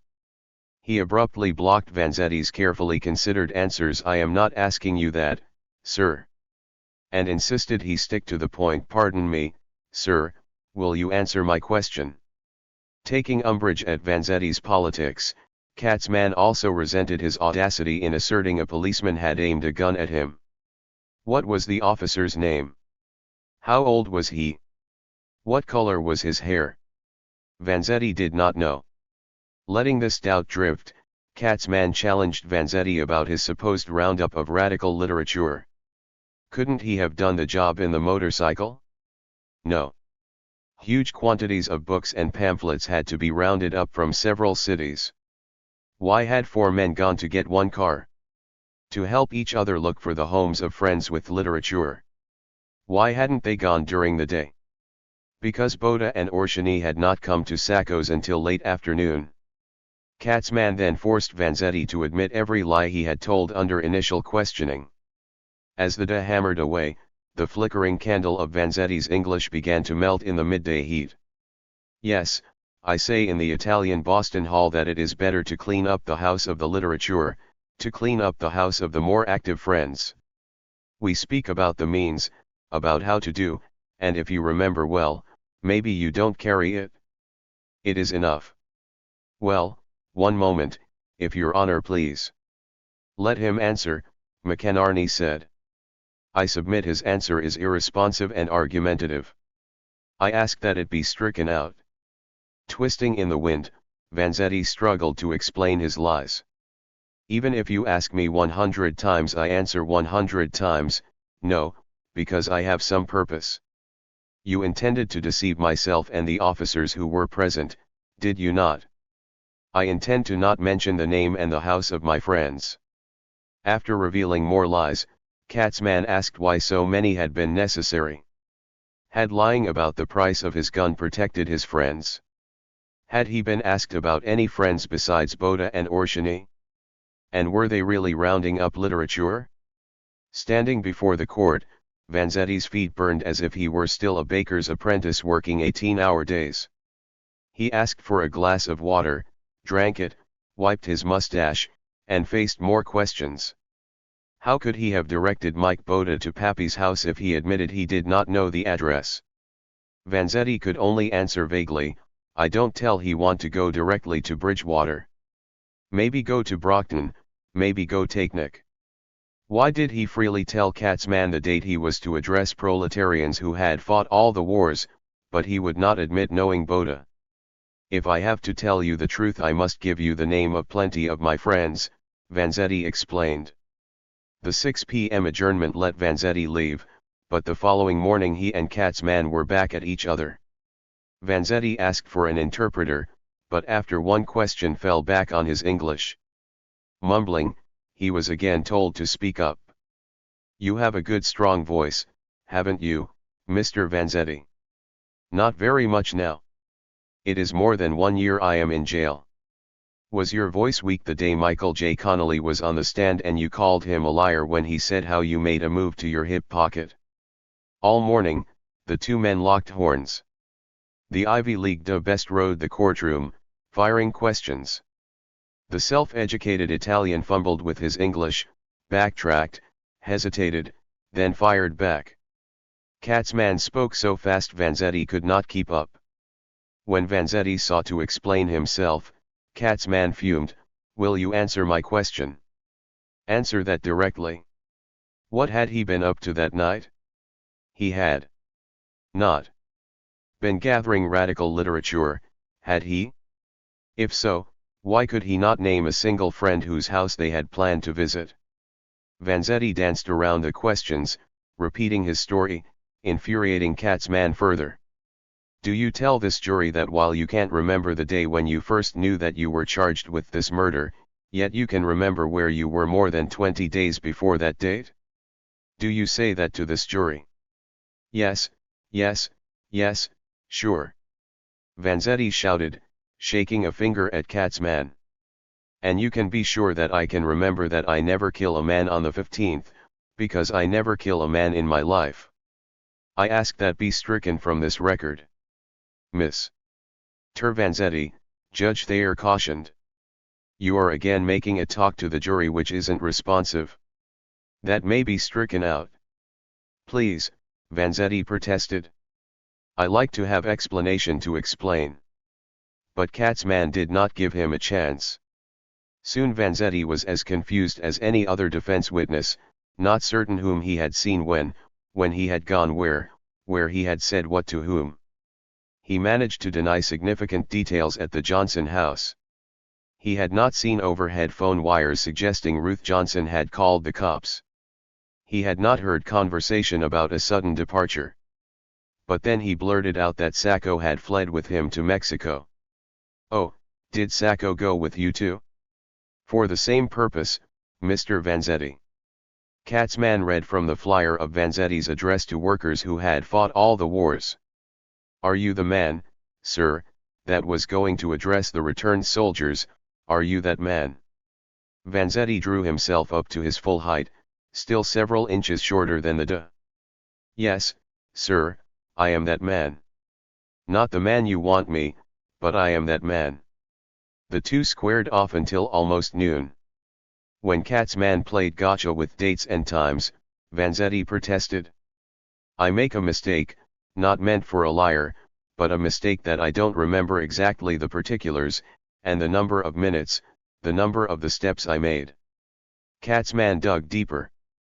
If Vanzetti had bought his gun a few years back, why didn't he know how many bullets it fired?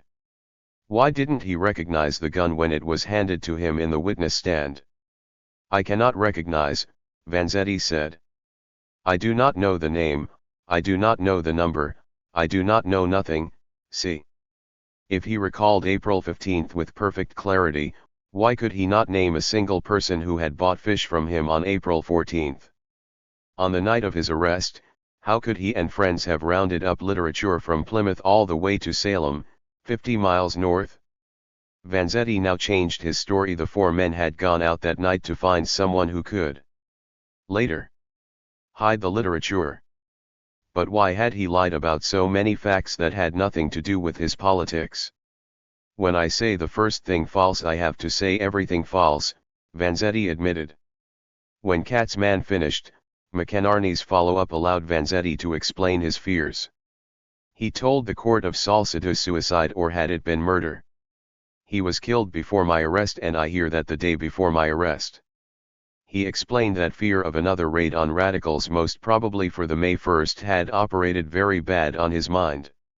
He estimated that 500 pounds of radical literature needed to be gathered, and he assured the jury that neither Chief Stewart nor Katzman had told him in Brockton that he was suspected of murder. That was all Vanzetti said about radicalism, but was it enough? Too much. For all his studies, he had not explained what anarchism meant to him. Would Sacco try? During the 2 weeks since the defense had taken up its arguments, a thick blanket had smothered Greater Boston. 90-degree heat and 90% humidity made walking feel like swimming. 17 people were hospitalized with heat prostration. Fleeing stifling tenements, people dragged chairs into shady streets, slept on fire escapes, and camped out on the Boston Common. Each morning the sun rose blue-red, burning through a haze darkened by forest fires in Canada. Each noon it poured down from a white-hot sky. Each afternoon it kept up its assault. In the uncooled courtroom, walls and furniture were beaded with condensation. Judge Thayer told jurors they could take off their coats, but only a few did. The rest sat stewing in their own juices. On Wednesday, July 6, the judge set an electric fan on his bench and sat in its cool breeze. Then, just after calling the court to order, he gazed down at the short man in the witness box. The judge informed Sacco that an interpreter was available if needed, then said, "You may proceed, Mr. Moore." With Moore again before the bench, the courtroom bristled with tension. Sacco's nervous demeanor, restrained by arms folded across his chest, set others on edge. Katzman objected frequently. Thayer again became prickly, and Moore was as unfocused as ever. The trial was not going well, and his hopes hinged on Sacco.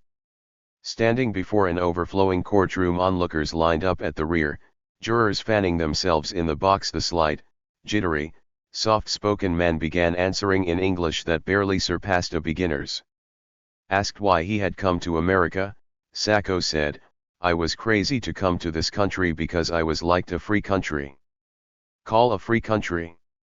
After telling of his early jobs, marriage, and flight to Mexico, Sacco detailed his alibi, filling in fine points how he had lingered in the North End that afternoon, buying groceries, taking the train back to Stoughton, stopping in a drugstore to buy elixir for physic. Asked about fellow radicals, Sacco cautiously called them socialists. His mumbling was often lost to the crowd, yet his story of visiting the Johnson house on May 5 precisely fit Vanzetti's. Then, when Moore asked whether Sacco knew men who had been deported for their beliefs, Judge Thayer noted the deepening theme of radicalism. "We are going a good ways, aren't we, into this matter," the judge said. "I can't see why now the whole thing is not opened up." Sacco told of friends deported and of going to round up the literature, taking Boda's automobile to find where you could put so well some place to hide, to learn where nobody could know anything. Sacco's wayward sentences were further obscured by Moore's rambling approach. Once, as if introducing a suggestion for lunch instead of vital evidence, he handed Sacco the flop-eared cap found on Pearl Street. "By the way, Mr. Sacco, is that your cap?" "I never wear black much," Sacco answered. "Always a gray cap." Sacco tried on the cap. It sat atop his head, causing chuckles throughout the courtroom. "Could not go in," he said. "My size is 71/8. "Put that on again, please," Thayer said. Sacco obliged and Thayer stared at him, stared for 30 seconds. That is all, the judge finally said. The next day, sketches in the Boston Post and Boston Herald showed Sacco with the cap perched like a large yarmulke on his head, revealing the high rise of his brow. That morning, Moore concluded his questioning. Sacco explained how he had tucked a gun in his belt on May 5 to go hunting, then went out that evening forgetting it was there. He told of his arrest. No, he had not reached for his gun, and of later being forced to duck, turn, and pretend to shoot while witnesses tried to identify him.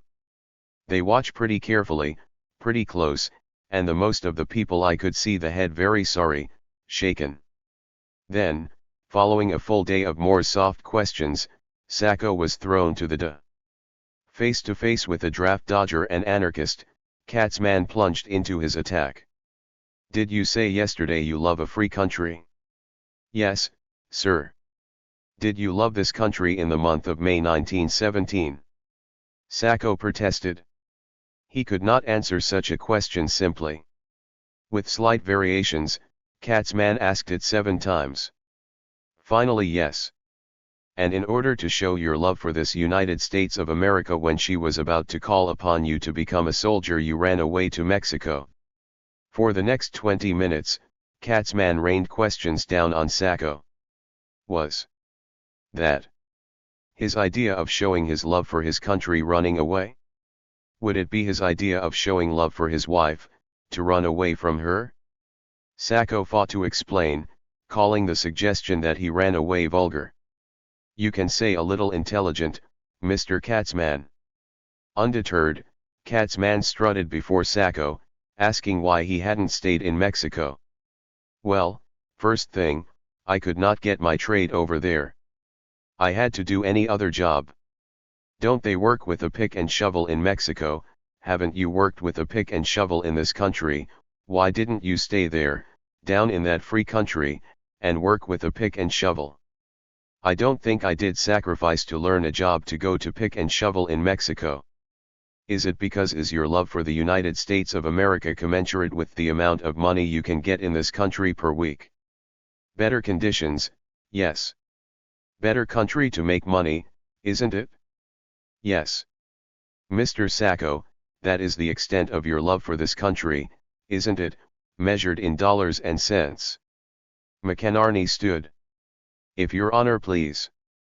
I object to this particular question. You opened up this whole subject, Thayer said. Allowed to go on, Katzman confined Sacco's love for America to food, money, and a job. Is standing by a country when she needs a soldier evidence of love of country? He asked. When McInerney again protested, denying he had opened it up, Thayer lashed out. Are you going to claim much of all the collection of the literature and the books was really in the interest of the United States? The judge asked. McInerney claimed only that Sacco and Vanzetti were socialists and that riot was running a year ago last April, that men were being deported, that 12 to 1500 were seized in Massachusetts. Thayer asked for evidence of such a roundup. McInerney said he would have to present it later. Allowed to continue, Katzman let Sacco hang himself with his own words. What did you mean when you said yesterday you loved a free country? I am asking you to explain now. It was time for the sermon Moore had feared. Sacco spoke for 5 minutes. Seeming small and frail in the expansive courtroom, he gazed out at the jury, the judge he now loathed, and the white handkerchiefs fanning spectators in the gallery. He told of being a boy in Italy and of coming to America for freedom. Working, always working, he had begun dreaming of a broader freedom. The free idea gives any man a chance to profess his own idea, not the supreme idea, not to give any person not to be like Spain in position, yes, about 20 centuries ago, but to give a chance to print and education, literature, free speech. That I see it was all wrong. Looking at America, Sacco had seen the best men in prison. Debs, one of the great men in his country, he is in prison, still away in prison, because he is a socialist. He took aim at D.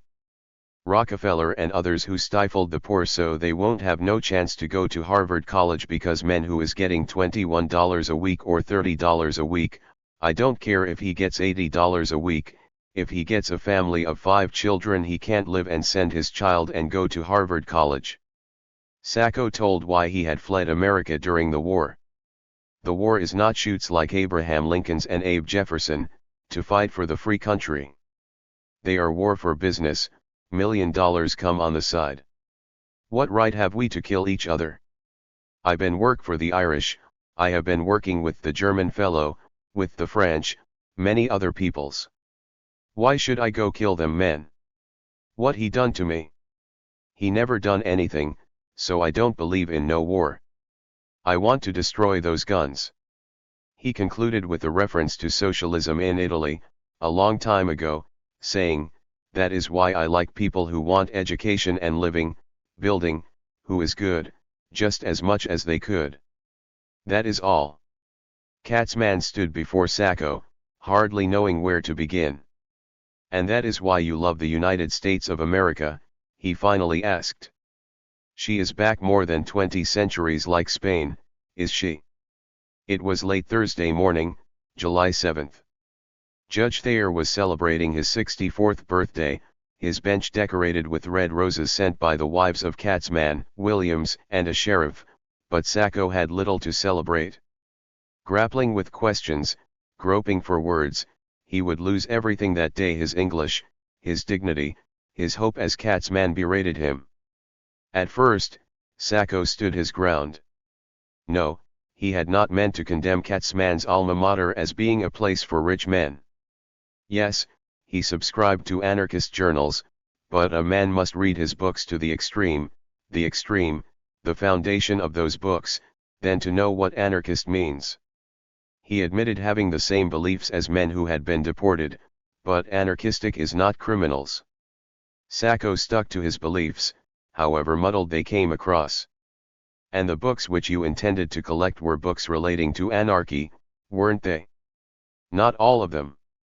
How many of them? Well, all together. We are socialists, democratic, any other socialistic information, socialists, syndicalists, anarchists, any paper. Bolshevist. I do not know what Bolshevism means. Soviet. I do not know what Soviet means. Communism. If he was so frightened of raids, Katzman asked, why hadn't he hidden his anarchist books in the woods? I don't want to destroy because I love those books. As the sultry afternoon dragged on, as Vanzetti gripped his penciled notes until they were twisted and damp with sweat, Katzman cornered Sacco again and again. So he and Vanzetti were going out on May 5th to collect radical literature? Didn't he realize Vanzetti had finally admitted that had not been their purpose? Probably I mistake, or probably Vanzetti is right, Sacco said. Katzman walked to the evidence shelf and found Vanzetti's gun. He held it before Sacco. Did you take that revolver off the person of Alessandro Berardelli when he lay down on the sidewalk in front of the Rice and Hutchins building? No, sir. Katzman stared at Sacco. Sacco stared back. The courtroom froze as the two men, their faces a foot apart, eyed each other in steely silence, neither man flinching or looking away. Do you mean that, Mr. Sacco? Yes, sir, I mean it. Returning to the shelf, Katzman hefted the cartridges found on Sacco. Where had he bought them? When? The 3 different brands had not come from a single box as he had said on May 5th. Had they? The cartridges led to Sacco's cold, and the cold raised the most damning evidence of all lies. Sacco admitted he had lied about knowing Boda and Orsini. He had lied about not having worked in Braintree. He had lied about working on April 15th. He had lied about his passport, lied about Pappy, lied about recognizing the name Berardelli. Most of the lies had nothing to do with covering up radicalism, did they? Did they? With each confession, Sacco's spirit crumpled, until he seemed like a little boy being scolded. You told me what was untrue, didn't you? It was not true. What? It was not true. It was not true. I have asked you why you told me that. Can you answer that question? I don't see the way I could answer. Katzman continued, scarring Sacco's testimony with more doubts than he had scratched into Vanzetti's. Why did he and Vanzetti, supposedly fearing a crackdown on radicals, schedule a speech on a radical topic? If Vanzetti returned from New York with warnings of a raid on May 1st, why did the men do nothing to hide literature until May 5th? Sacco had no good answers. Katzman asked him to try on the cap again, pulling it down in back this time. Sacco did so. Oh, but it is too tight. To his many tools, Katzman now added innuendo. Will you let me see your left hand, Mr. Sacco? Will you just put it down there where the jury can see it, please? On Friday morning, Katzman wrapped up 10 hours of cross-examination. Did you shave this morning? Yes, sir, Sacco replied. Have you shaved every morning since this trial opened? Yes, sir. That is all. That weekend, with their testimony finished and their day of judgment approaching, Sacco and Vanzetti sat in separate cells frittering away the endless hours. If they believed in omens, one awoke them in the pitch black of night. At 2 a.m. Saturday morning, the heat wave finally broke as a slashing thunderstorm lit up the sky. Torrents of rain fell. Lightning crackled all over the Boston area, toppling trees, striking steeples, casting eerie shadows through the hollow confines of the Norfolk County Jail. But a more portentous storm came the following day. Judge Thayer spent Sunday, July 10th, at the Worcester Golf Club, where he ran into an old friend. Sensing a sympathetic soul, the judge launched into a tirade about those bastards down there. He called Sacco and Vanzetti Bolsheviki who were trying to intimidate him. He would get them good and proper. The same went for that bunch of parlor radicals were trying to get these guys off. He would show them and would get those guys hanged. No Bolsheviki could intimidate Webb Thayer. Emerging from the club, Thayer's friend shared the remarks with another Worcester native, the humorist Robert Benchley. Hearing the biased comments of a sitting judge in an ongoing trial, Benchley was appalled. He did not reveal the remarks, however. The judge's tempest remained a secret as he called court into session for one final Monday morning. More had littered the courtroom with testimony. The naysayers. The impeachers. The alibi witnesses. Now he tried to weave his frazzled case together. 2 final days brought 24 more witnesses. James Hayes told how on April 15 he had seen Sacco on the train. Karlosov, a grocer in the North End, had taken a payment from Sacco that day and had a receipt to prove it. 4 radicals told of speaking with Sacco or Vanzetti, then hiding their own pamphlets. Katzman, his voice now hoarse, discredited some witnesses as defense committee members and another as an anarchist who had refused to take an oath on the Bible. To the North End grocer he dictated an order N. Sacco, Stoughton 15 pounds pasta, 6 cans salkina, 1 gallon of olive oil, then argued that the grocer's handwriting was not the same as on his receipt. Sacco's boss, George Kelly, returned to identify the telltale cap, then shocked the courtroom by admitting what he had told a police officer: I have my opinion about the cap but I don't want to get a bomb up my ass. Finally, Moore called one last weaver of loose ends. Rosina had been in the courtroom every day, often with her baby daughter, telling reporters she had plenty of hope and courage. Called to the witness stand, her red hair offset by a blue dress, Sacco's wife summoned that courage. She called Sacco my man, and said the cap found on Pearl Street did not look like his. My husband never wore caps with anything around for his ears, never, because he never liked it, and because besides that, never. He never wore them because he don't look good in them, positively. She had never seen a hole in the back of her husband's caps. Rosina told of police visiting her home on May 6. I wasn't home but the girl was home that lives with me now.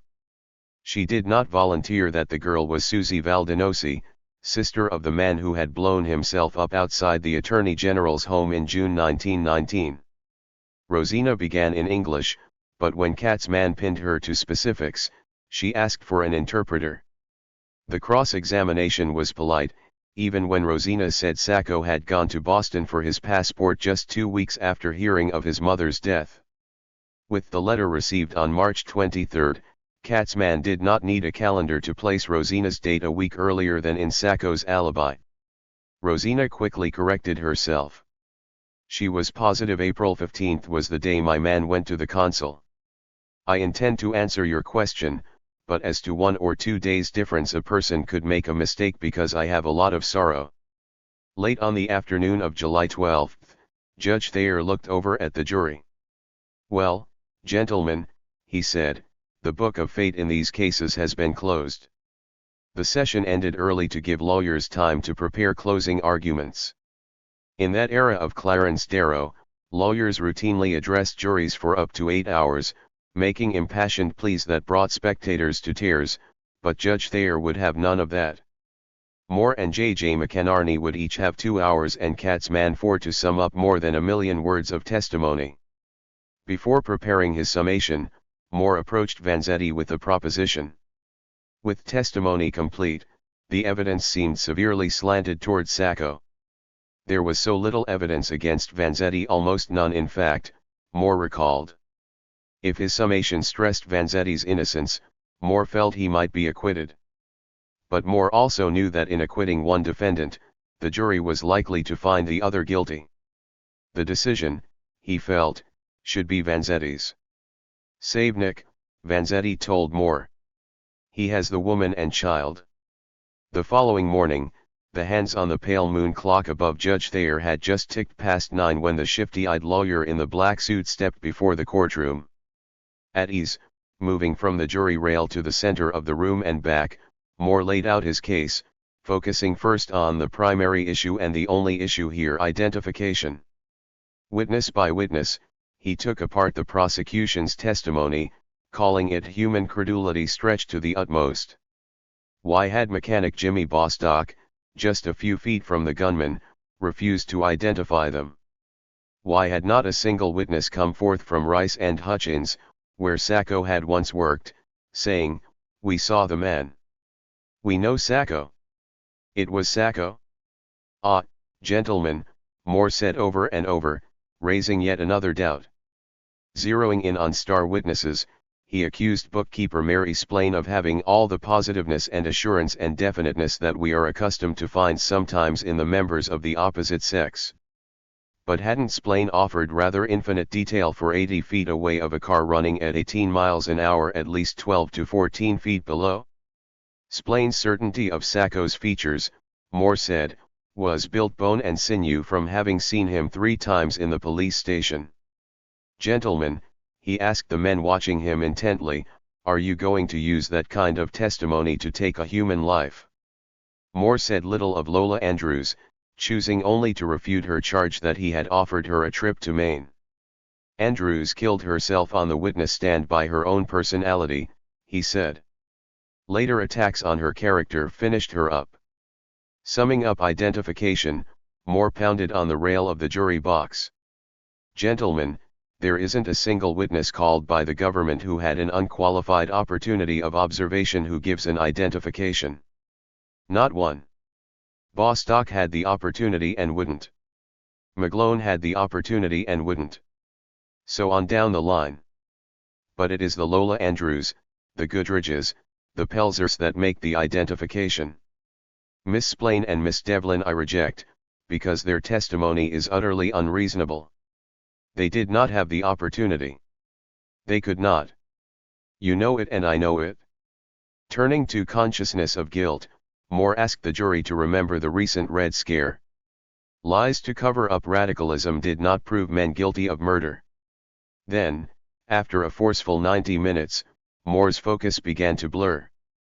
He spoke briefly of bullets but did not cite his experts, saying only, if the time has come when a microscope must be used to determine whether a human life is going to continue to function or not, and when the users of the microscope themselves cannot agree, then I take it that ordinary men such as you and I should well hesitate to take a human life.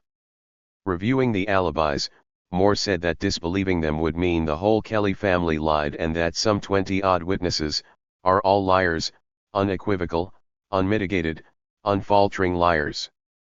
In conclusion, Moore urged the jury to avoid compromise verdicts such as second-degree murder. Then, as abruptly as he had started, he thanked the jury. He was done. "You ran over your time 20 minutes, Mr. Moore," Judge Thayer said. Despite taking too long, Moore had neglected to mention the cap, Vanzetti's gun, the unaccented English spoken by the gunman at the railroad crossing, or the Italian consulate clerk. Rising to fill the gaps was the prim Quincy attorney Moore had hired as his assistant.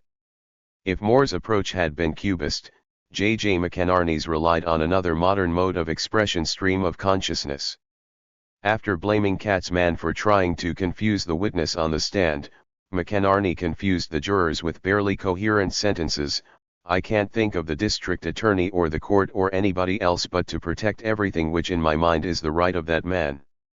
So, then, don't think it is any reflection when I say, but to get to what I mean, it is this." McInerney made a few salient points. He mentioned witnesses Moore had missed: Barbara Lipscomb, who looked right down on the gunman, and Jenny Novelli, who had walked along beside the Buick. He asked the jury to consider what type of man, having saved for years and on the verge of taking his family home to a grieving father, would be out doing a hold-up job. And he cautioned the jury against linking murder, draft dodging, and anarchism. "You have got to be very careful that you don't vibrate in unison with those words. They are fearful, they are potent, they are latent to the limit." But when Sacco and Vanzetti most needed a closing argument rounding up all reasonable doubt, McInerney withered in the heat. "Well, we are passing along. Sacco and Vanzetti had some gun on them." "Conscious guilt again, Connolly. Is it what transpired? Did it happen? Were they getting ready? Were they going away? Is that true or is not true? How about Hayes? Of course he is subject to Katzman." By the time he concluded, without mentioning Vanzetti's alibi, his own ballistics experts, or nearly 24 eyewitnesses swearing Sacco and Vanzetti were not the gunmen, McInerney could only tell jurors to treat these two defendants as if they were your own individual brother. It was not a tough act to follow. Stepping before the jury, the day whose questions had made an old woman and a teenage girl cry now became the most mannerly gentleman in the Commonwealth. In his hoarse voice, Katzman flattered Moore as a credit to the West from which he comes, and Judge Thayer as having a kindly heart and an inherent sense of justice. But he saved his most effusive praise for the jury: 12 good men, 12 honest men, determined to do your duty, countenances bespeak the intelligence which assures us that you will do it well. Katzman recapped the crime, recounting testimony with pinpoint precision. He reminded the jury of alibi witnesses who had faltered under his questioning. Waxing metaphorical, he shared an old joke about a farmer lost in a fog near his barn. When anyone doubted a fog could be so thick, the man protested, "If you don't believe me, you walk over there and I will show you the barn." For the next half hour, mocking defense witnesses who swore they remembered April 15th for one trivial reason or another, Katzman echoed, "If you don't believe me about that fog, come and I will show you the barn." How could fisherman Melvin Corll or any man remember a specific day because it was near his wife's birthday? Katzman wondered. Weren't women always haranguing husbands with the dates? "I have been married 17 years, gentlemen of the jury, and I can't tell you my wife's birthday now, and I don't need to tell you. I have a yearly reminder of it in ample season." Ignoring Judge Thayer's insistence that the Bridgewater trial not be mentioned, Katzman called Mrs. Briney a convenient witness for this defendant Vanzetti, having testified during his previous trial. And that tattered piece of blue cloth on the evidence table? Such was Vanzetti's alibi in its full absurdity. As to Sacco's alibi, he reminded jurors that one witness had refreshed his memory by consulting an appointment book while others remembered discussing a banquet they had thought was in the evening but turned out to be at noon. Katzman conceded the defense 1 point. Michael Levangie claimed Vanzetti had driven the getaway car, yet others stated the driver had light hair.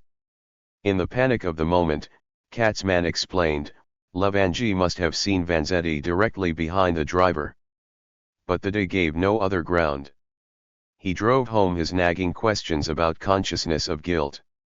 Why had Sacco and Vanzetti lied? Nobody had the goods on them. But, Katzman said, rising to his full presence, they had arsenals upon them. Vanzetti, this man who ran to Mexico because he did not want to shoot a fellow human being in warfare, carried a loaded .38. Sacco, another lover of peace, another lover of his adopted country, carried 32 death-dealing automatic cartridges. Didn't their attempts to draw guns on the arresting officer prove their guilt? And Vanzetti, confronted in court with his natural enemy, a police officer, had blurted out, "You are a liar." Will you ever forget the uncontrollable outburst of the defendant Vanzetti? Katzman asked. And then there was the getaway car, found not in Pittsfield or Fall River but in West Bridgewater, where the two men were later arrested within hailing distance of it. Can you put 2 and 2 together, gentlemen? Taking up ballistics, Katzman told the jury to look again at bullet 3, to eyeball its markings and those on the bullets test fired in Lowell. He told them to examine the sulfur cast of Sacco's barrel for pits mirrored on the bullet. And countering Moore's fear of a microscope deciding a human life, he said, "Heaven speed the day when proof in any important case is dependent upon the magnifying glass and the scientist." Returning to flattery, Katzman defended his own witnesses. Could jurors imagine that Mary Splain and Frances Devlin, 2 young women presumably endowed with Christian instincts, would perjure themselves? What interest could they have in sending 2 strangers to the electric chair? Louis Pelzer, after lying to avoid testifying, had come forward, big enough and manly enough now to tell you of his prior falsehoods. And Lola Andrews? In his 11 years in office, Katzman said, he had never laid eye or given ear to so convincing a witness as Lola Andrews. Katzman's mastery was belied by a few errors, or perhaps falsehoods. Sacco's alibi witnesses had confused the hour of the April 15 banquet, he said, claiming it was in the evening when it had been at noon. Actually, a witness who had not attended the banquet said it was in the evening, but the witness who had been there testified it had been at noon. Turning to the cap, Katzman told the jury that it fits the head of the defendant Sacco exactly. As to why Rice and Hutchins workers did not identify a former employee, Katzman claimed Sacco had testified to working in a different factory way up near the track. Sacco had never said that. Later, Katzman discredited the Italian consulate clerk for citing 2 different dates when he had left for Italy. Who among the jury remembered that Andrower had noted only 1 date? Finally, Katzman claimed that Bostock identified Vanzetti's gun as Berardelli's. As Moore would point out the next morning, Bostock never made such a claim. But Moore did not refute the Dawes' other falsehoods. At 6:30 p.m., as a bloated orange sun shone through courtroom windows, Katzman closed, "Gentlemen of the jury, do your duty. Do it like men. Stand together, you men of Norfolk." The following morning, July 14, Judge Thayer had breakfast at the University Club near Boston's Copley Square, where he had stayed throughout the trial. While dining, he badgered a stranger, calling Sacco and Vanzetti Reds and saying America must stand together against them. Then the judge went to court.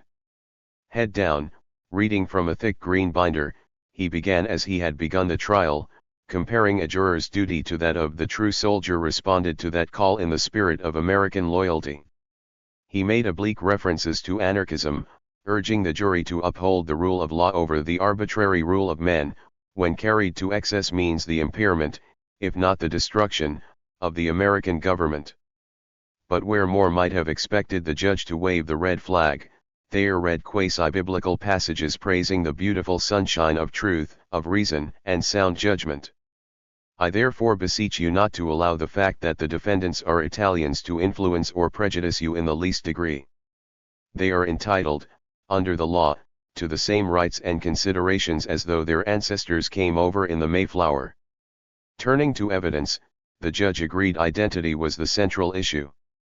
Without naming witnesses, he summed up the prosecution's case, reviewing conflicting stories of the arrest and spending 15 minutes explaining consciousness of guilt. The real question is as to the mental state of either and both defendants Vanzetti and Sacco at that time. He did not, however, sum up the defense's case. After reviewing the lies told in Brockton, the judge concluded with a final call to duty. Gentlemen, be just and fear not. Let all the end thou aimest at be thy country's, thy God's, and truth's. Vanzetti had hoped to address the jury, but after a long talk with Moore, he agreed not to. At 2:58 that afternoon, 12 weary men filed down the hall to the narrow room whose frosted glass door was labeled jury. The deputy locked the door behind them and the wait began. At the police station in Brockton, betting on the verdict favored acquittal. Back at the courtroom, reporters expected an overnight deliberation that might go either way. That morning, Rosina Sacco had brought 8-year-old Dante into court for the first time. Sacco and Vanzetti had each tousled the boy's hair. Vanzetti couldn't stop smiling at him, but once deliberations began, friends took Dante home, just in case. All that afternoon, men in straw boaters and shirt sleeves sat fanning themselves on the shaded courthouse steps. As Model Ts puttered past the town square, they talked about what? How President Harding was doing. Whether that Italian crook Charles Ponzi would be convicted for his financial racket. The heat? Occasionally, someone glanced up to the high window where the jury was deliberating. Seated in leather chairs around a long table, jurors began with a straw poll. The vote was 10-2 in favor of conviction. One juror had voted not guilty only to open up discussion. Then after weeks of avoiding all talk of the trial, the men opened their floodgates and it came pouring out. Names were tossed around. Splain. Goodrich. Andrews.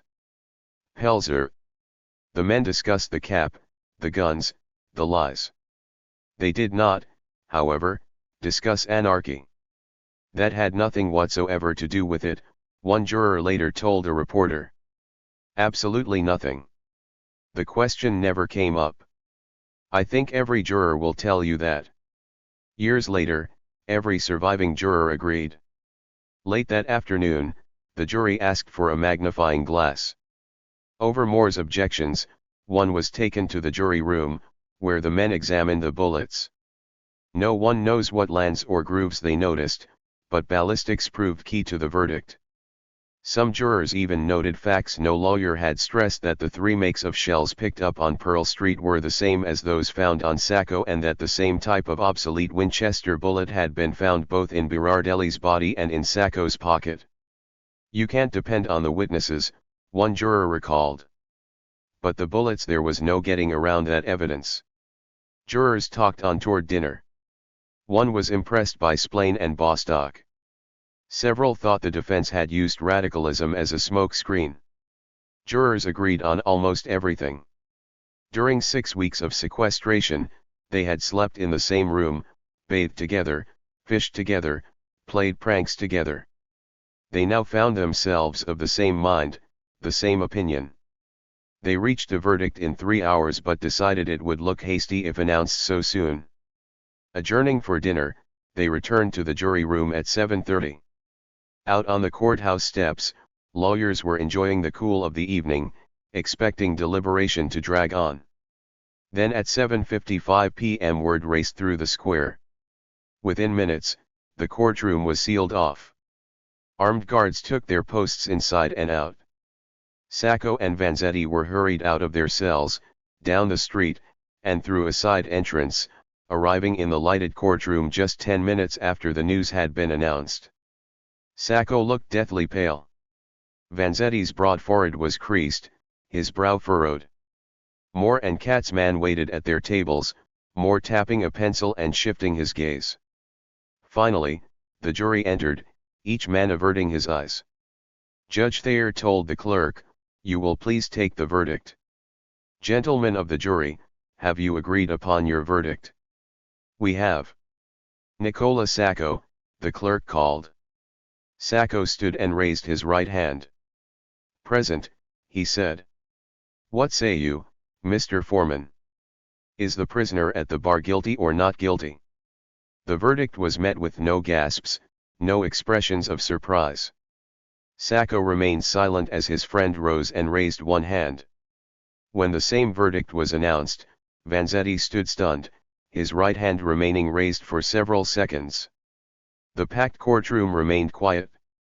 Gentlemen of the jury, Judge Thayer began, I again offer you thanks for the services you have rendered.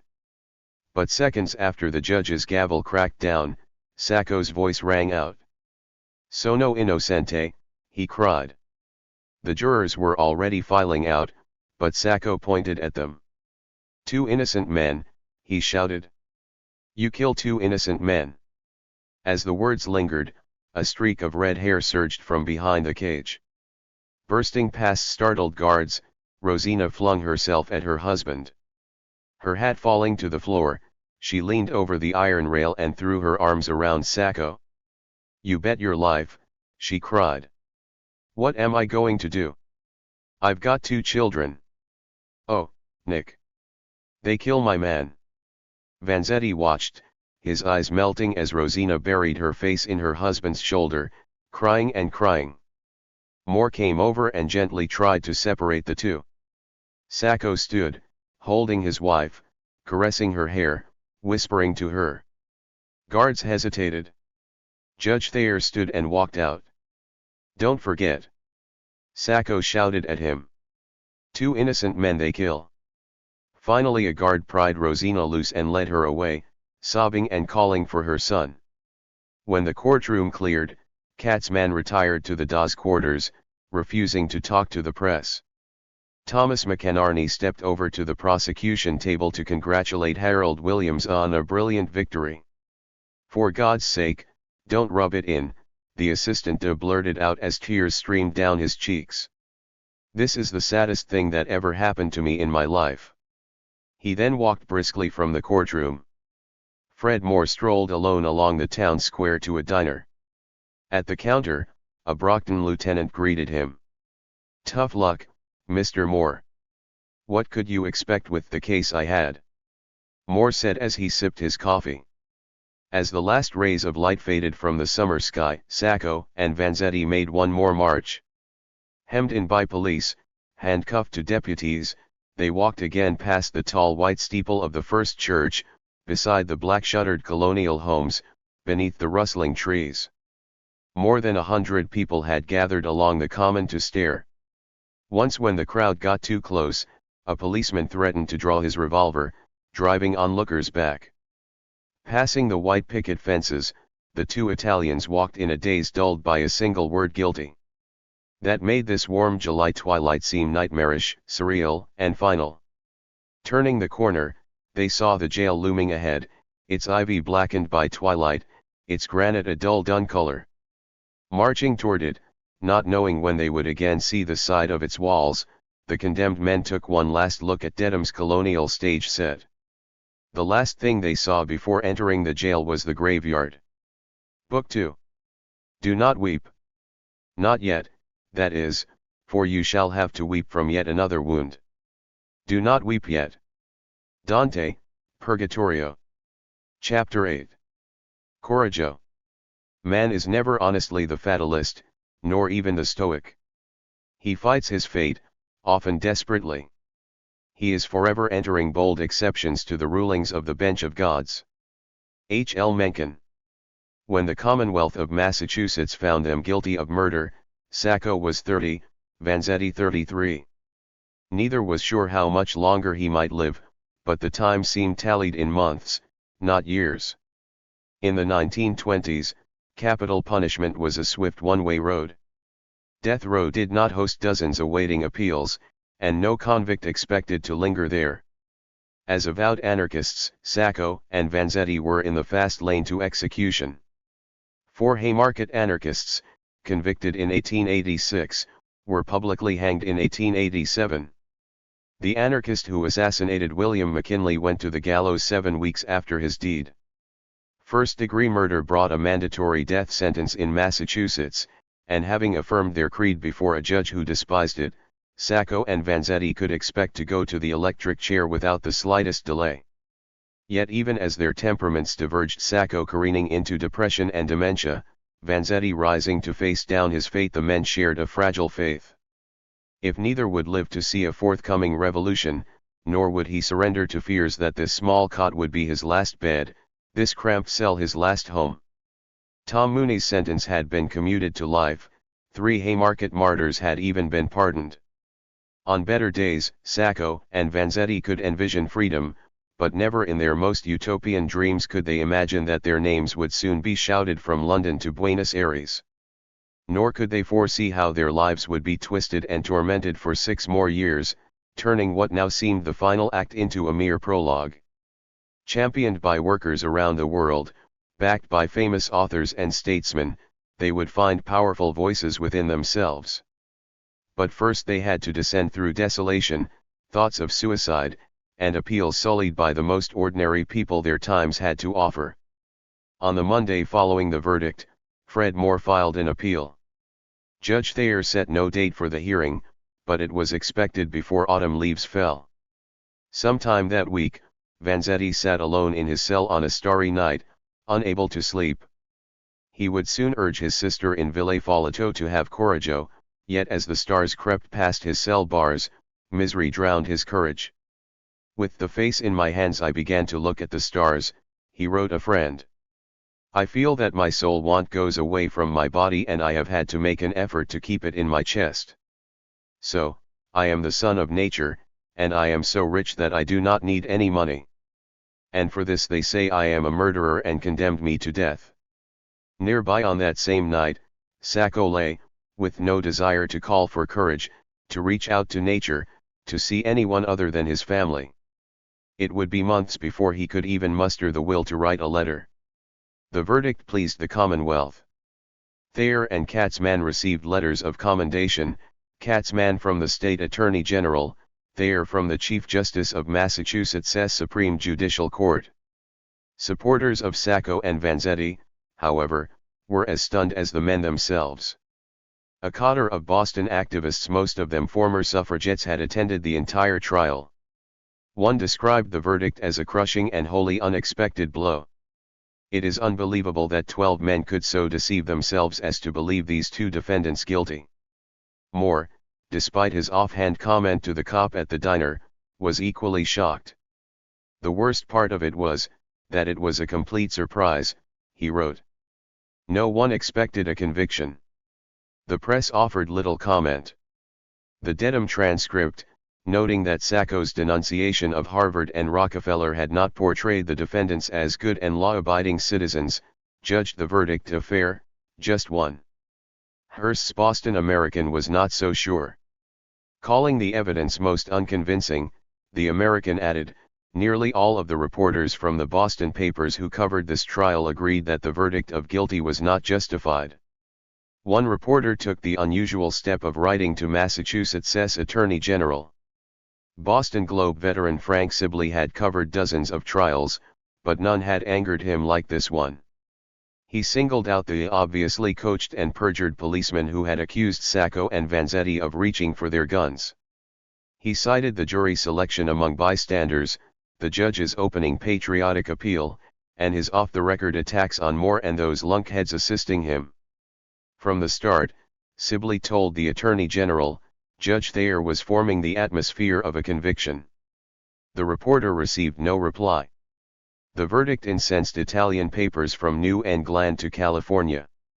San Francisco's L'Italia saw Sacco and Vanzetti as 2 unfortunates, condemned because they are Italians and radicals.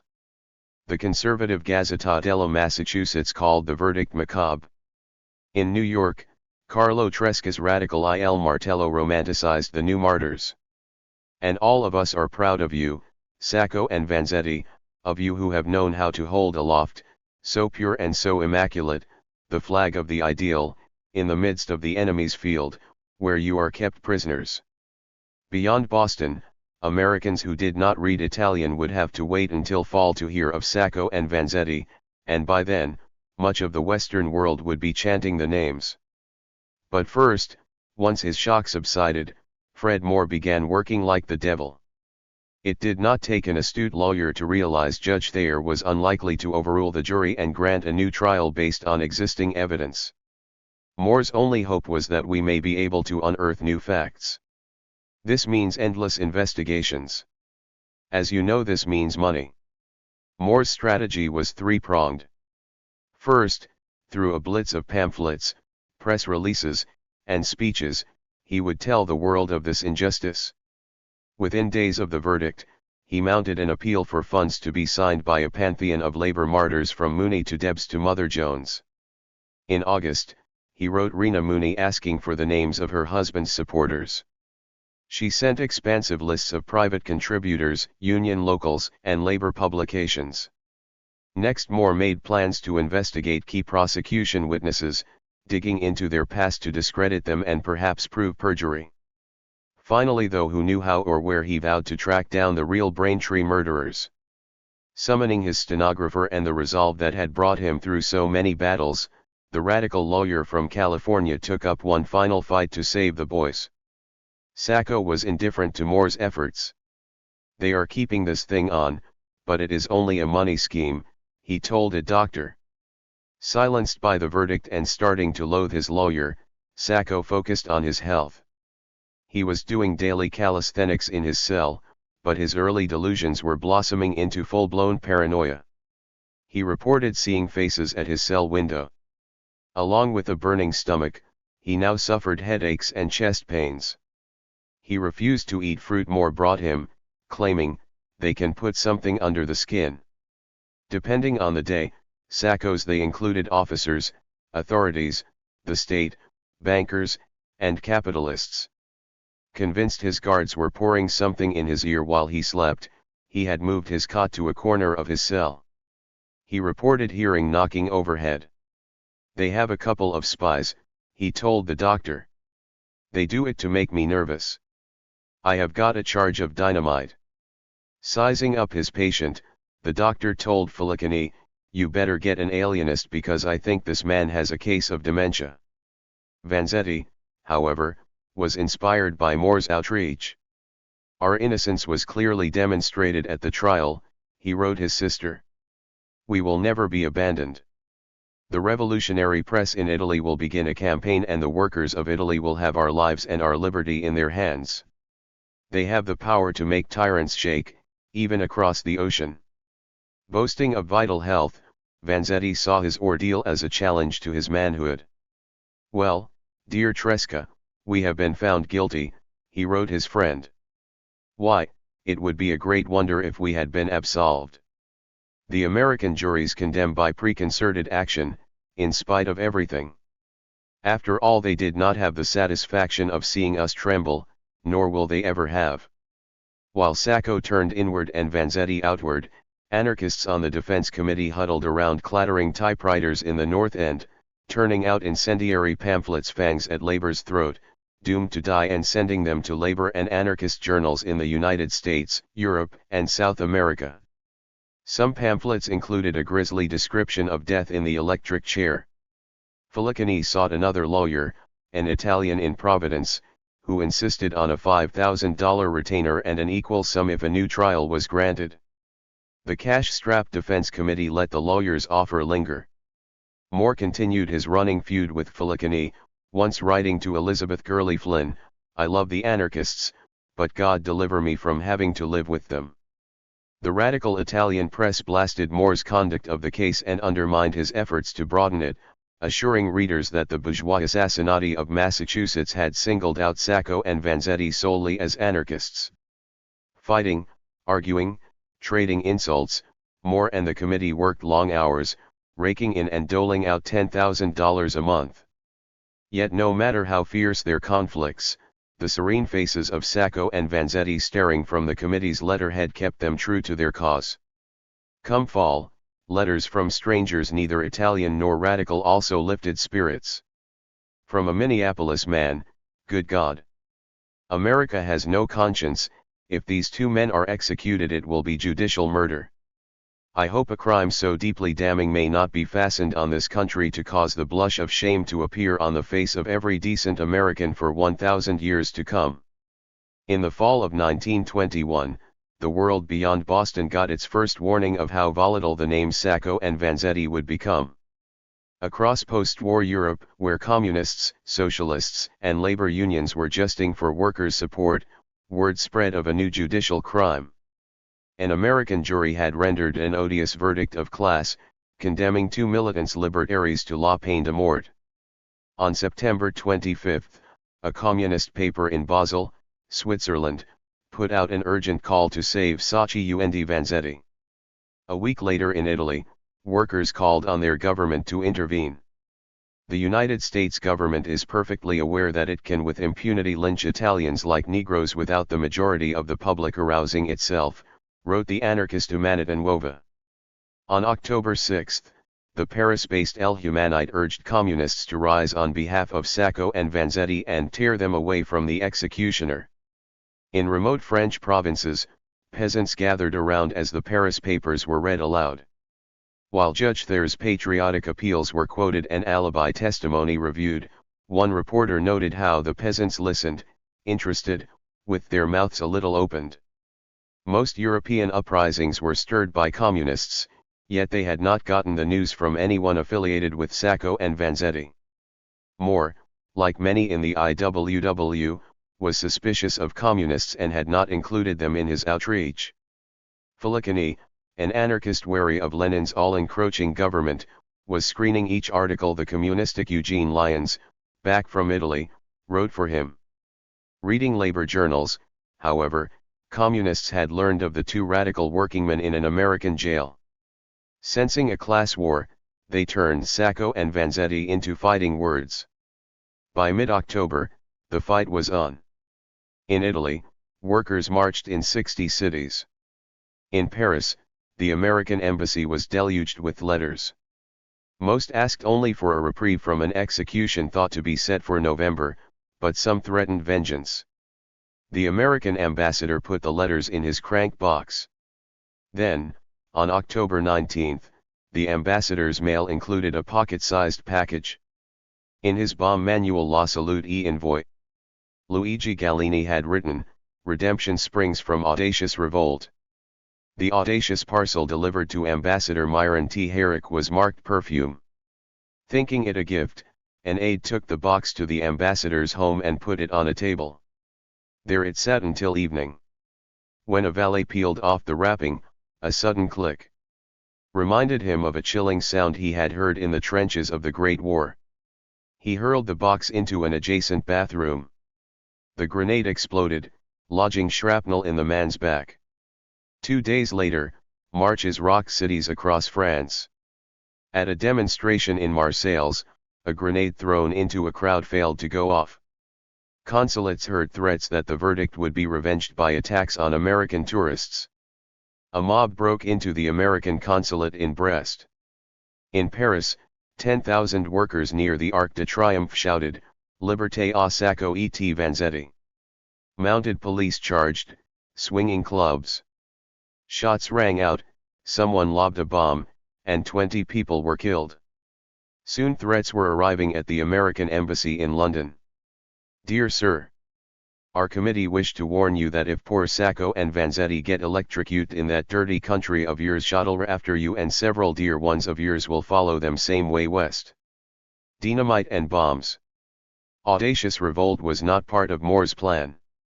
His Speaker's Bureau Elizabeth Gurley Flynn, Arturo Giovannitti, Tresca and Moore himself had been assuring small crowds that Sacco and Vanzetti were convicted by atmosphere. More clearly than any evidence, they argued, Dedham's palpable fear of anarchists, the courtroom guards, the weapons searches, the daily police escort had branded the defendants as dangerous criminals.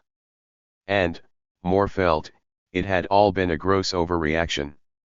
But Europe's violent protests made Sacco and Vanzetti seem sinister after all and made Moore furious. "This affair is a challenge to the spirit of fair play in America," he told the press, and I believe the authorities will be big enough to disregard what has happened in considering the guilt or innocence of these two men.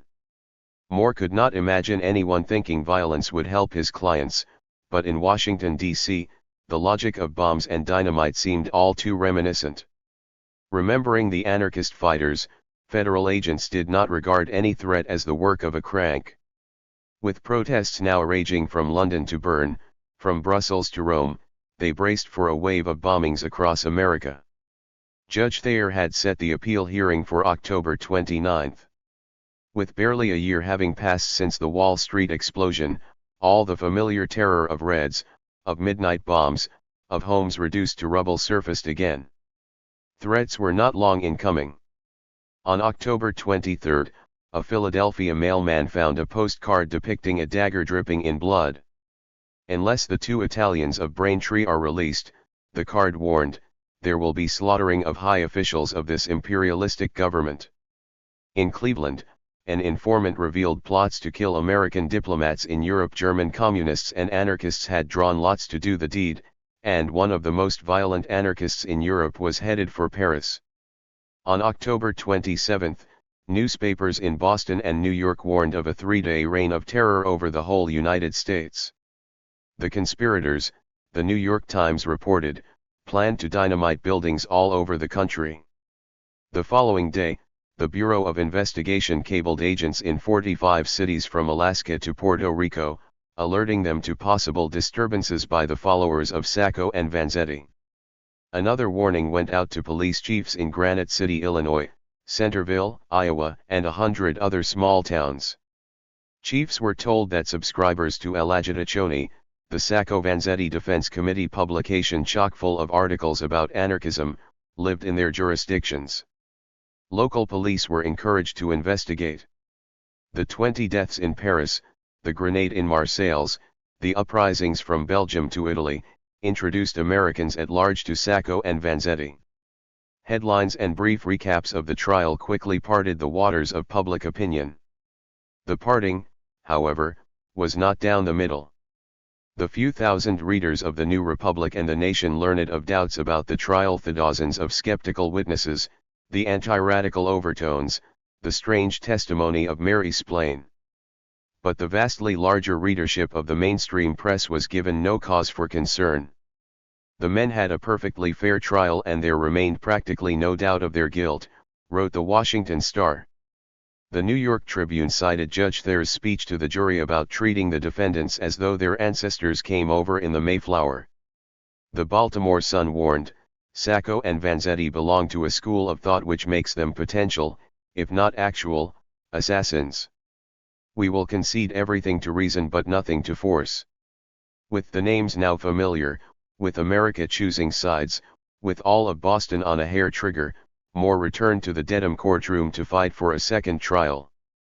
On Saturday, October 29, Dedham's bucolic town square resembled a military bivouac. A battalion in blue 10 mounted police, Boston's 20-man riot squad, and 100 armed guards stood shoulder to shoulder before the magisterial pillars of the old courthouse. Suddenly, from down the street came the two men whose names were now plastered across American front pages and reverberating through Europe. A large crowd was on hand to watch them approach. All that week, the rumor mill had been grinding. Italians in the North End spread the word that Frederick Katzmann had champagne ready to toast the execution. Radical papers from New York to Switzerland claimed each juror had received a $25,000 reward for the verdict.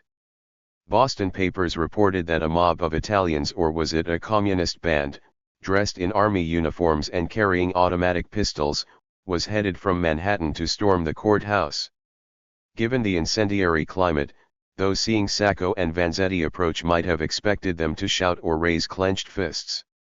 Instead, onlookers saw Sacco bowing to the crowd while his mustachioed friend, thrilled at being outside prison walls, gazed at the multicolored leaves, the blue sky, the charming colonial houses. That morning Vanzetti had been driven from Charlestown through the streets of Boston. Though shackled to a deputy, he found the trip delightful. All along the route, he noticed nature, people, life.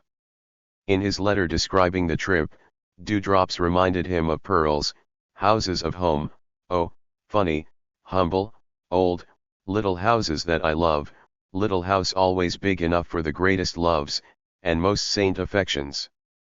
Here I see two girls of the people going to work. They look like to be sisters. Poor plebeian girls, where are the roses of your springtime? But Vanzetti's mood sobered when he and Sacco climbed the courthouse steps and entered a grimly familiar scene.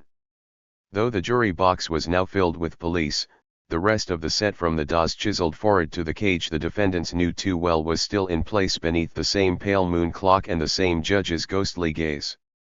Arguments for the defense took the entire Saturday session. J. McInerney began by attacking the case against Vanzetti. McInerney questioned the testimony of John Faulkner that he had seen Vanzetti on the train into Braintree. Would an armed robber have advertised himself by jumping up at 4 stations asking if this were East Braintree? McInerney accused gatekeeper Michael Levangie of the rankest perjury. He noted how Rosina Sacco, learning of the arrest, had mirrored her husband's consciousness of guilt, burning radical literature although knowing nothing of the murder charge. And he reviewed the conflicting testimony of those who repaired Berardelli's gun before it allegedly fell into Vanzetti's hands. Judge Thayer listened intently, asking occasional questions. Then after lunch, he and Moore renewed their personal vendettas. First, Moore angered the judge by refusing all conferences at the bench, claiming his clients want to know in detail and in full what their counsel are doing at each and every step in the proceedings. When Moore explained the dilemma that had forced him to bring radicalism into the case, Thayer remained polite. "Mr. Moore, I am afraid you do not recall the facts. At my request you came to the bench all counsel. I said, 'Gentlemen, you have opened up a matter which I agreed to keep out, and if you are going to open up these things you cannot criticize the court if they get in.'" Moore protested. Dodging the defendant's politics had been futile, he argued. Every juror in the box knew the character of issues involved, and if he did not then something was wrong, because we had an atmosphere here by reason of the large. Growing edgy, Thayer interrupted. "May I ask one question?" "How is that, Your Honor?" "May I ask you this question, on what you now say, that it was always your intention to bring in this question of radicalism? Assuming I should give you a new trial, how are you going to keep it out?" "I am frank to Your Honor," Moore answered. "I do not think it can be kept out, but, is that a reason why, if because it is in and these defendants have been injured thereby, that they shall be debarred from a new trial?" All afternoon, Moore reviewed testimony. He noted how few prosecution witnesses had placed either Sacco or Vanzetti at the crime scene, and how many had refused to do so. He contrasted the character of his witnesses with that of Lola Andrews and Louis Pelzer. Asking the judge to apply Yankee, ordinary horse sense to the testimony, he was coming to consciousness of guilt when the session ended. Closing the long day, Judge Thayer took issue with the case's growing notoriety. A statement published overseas had quoted him telling the jury Sacco and Vanzetti should be convicted because they were Italians and were radicals. This statement was absolutely false, Thayer said. It was the result of either ignorance or malice. Recounting his efforts to keep radicalism out of the trial, Thayer read from his charge to the jury, highlighting his Mayflower remark. Then he adjourned the hearing until the following Saturday. In the interim week, the names Sacco and Vanzetti spread from Europe to Latin America. Demonstrations broke out in Cuba, Panama, Argentina, Brazil, Chile. In Veracruz, Mexico, which U.S. Marines had recently shelled and occupied, a poster fanned the embers of rage. "Sacco and Vanzetti will be electrocuted by the Yankee Inquisition, but we are standing here in order to continue the work of their redemption. The proletariat of the world spits on your criminal action. Free Sacco and Vanzetti, or the world proletariat will rip out your entrails." From Europe, Anatole France, just awarded the Nobel Prize for Literature, sent an appeal to the American people. Having worked to free Alfred Dreyfus from Devil's Island, the author knew how a court case could tear a nation in two. Now he offered an appeal of an old man of the old world. Sacco and Vanzetti had been convicted for a crime of opinion, Franz cautioned. Don't let this most iniquitous sentence be carried out. The death of Sacco and Vanzetti will make martyrs of them and cover you with shame. You are a great people. You ought to be a just people. Save Sacco and Vanzetti. In Italy, Mussolini proposed a resolution to his new fascist national party denouncing the conviction of two men merely because they belonged to the Italian race and the Italian nation. Back in court on November 5, Moore wrapped up his argument. 9 witnesses had testified that Sacco was in Boston on April 15, he reminded the judge. 8 had sworn Vanzetti was in Plymouth. Yet the jury had ignored all alibi evidence. And what proof had the prosecution offered besides consciousness of guilt? Moore closed by warning that the administration of justice in Massachusetts is on trial here. Throughout the defense arguments, Sacco and Vanzetti had appeared as mild-mannered as when entering the courtroom, but when Katzman took over they could not contain their rage. Sacco erupted first. When the DA said the prisoners had been identified by witnesses in Brockton, Sacco shouted out, "Yes, that man," he said, "there's Sacco.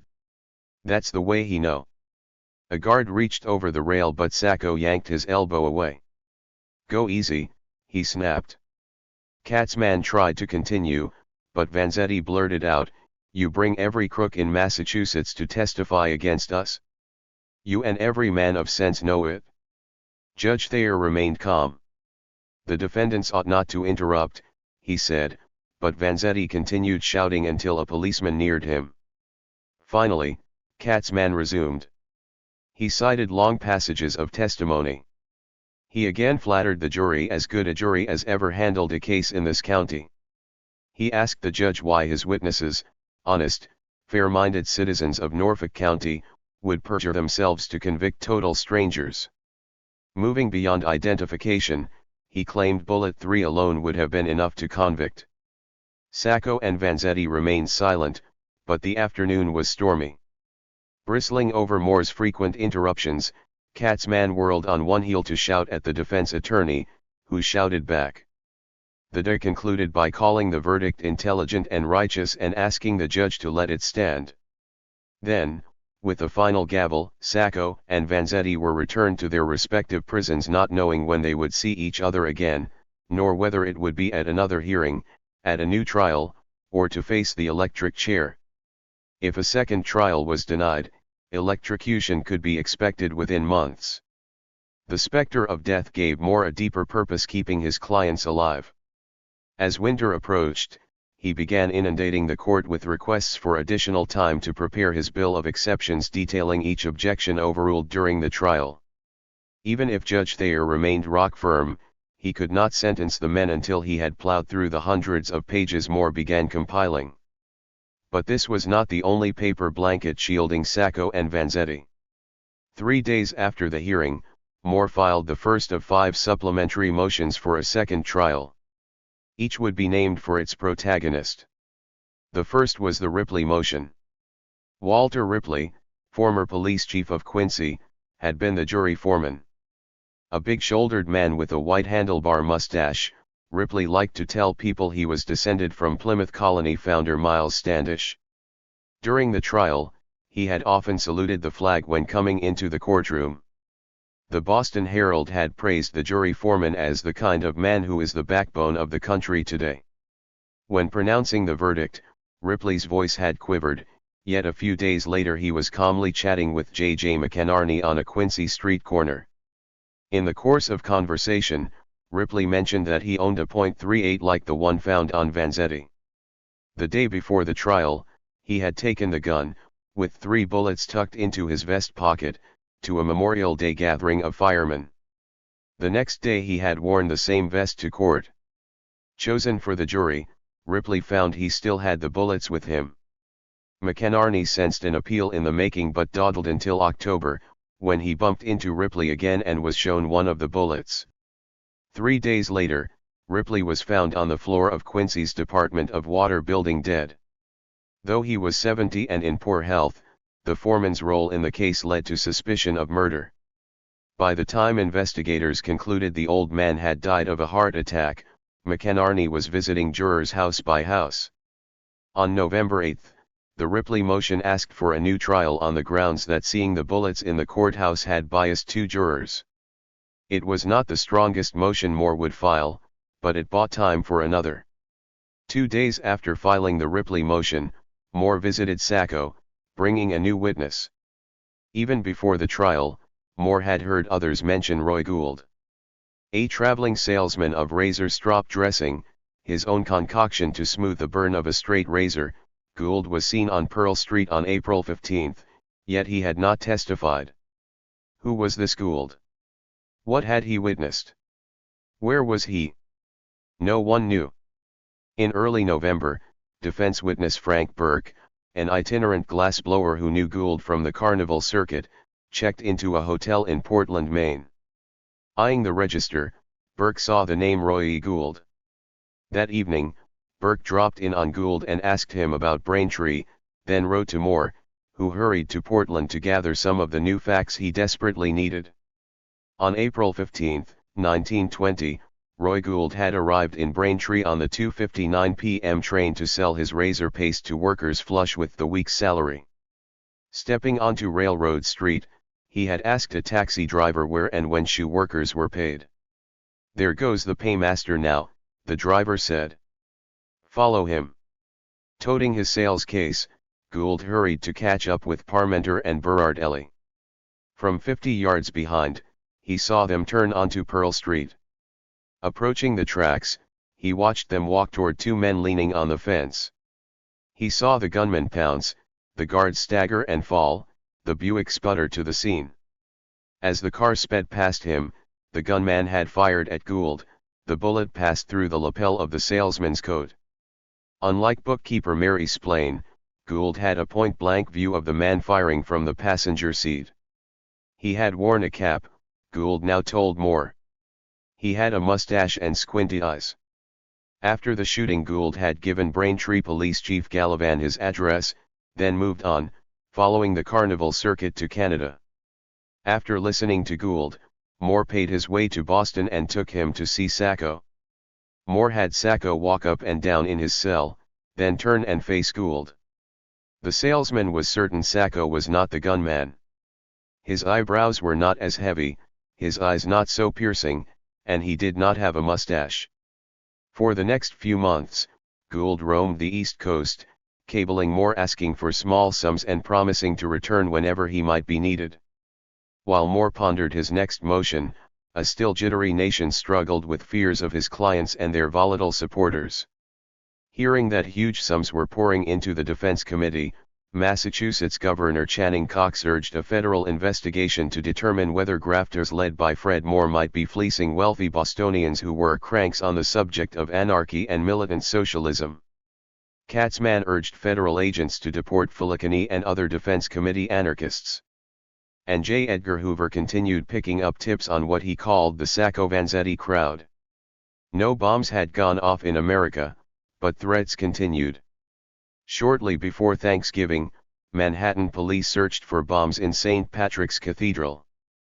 Plainclothes cops accompanied G-men to Sacco-Vanzetti rallies in New York, Cleveland, Pittsburgh, and Chicago. Small-town chiefs proved as vigilant as their big city counterparts. "Here is about 500 of these Italians here and a bad bunch at that," the chief in Virden, Illinois, wrote the Bureau of Investigation. "I will still be on the lookout." No matter where they looked, however, agents and officers saw little agitation. American embassies remained on alert. A bomb on the steps of the ambassador's house in Lisbon was kicked away before it exploded, yet the protests that had swept Europe and Latin America never started in the United States. Hoover's men kept rolling back the date of anticipated violence: November 6, November 22, sometime in December. Infiltrating rallies, agents heard incendiary accusations that all enemies of capitalism were sent to prison to rot, like Debs and Mooney, or sent to the electric chair like Sacco and Vanzetti.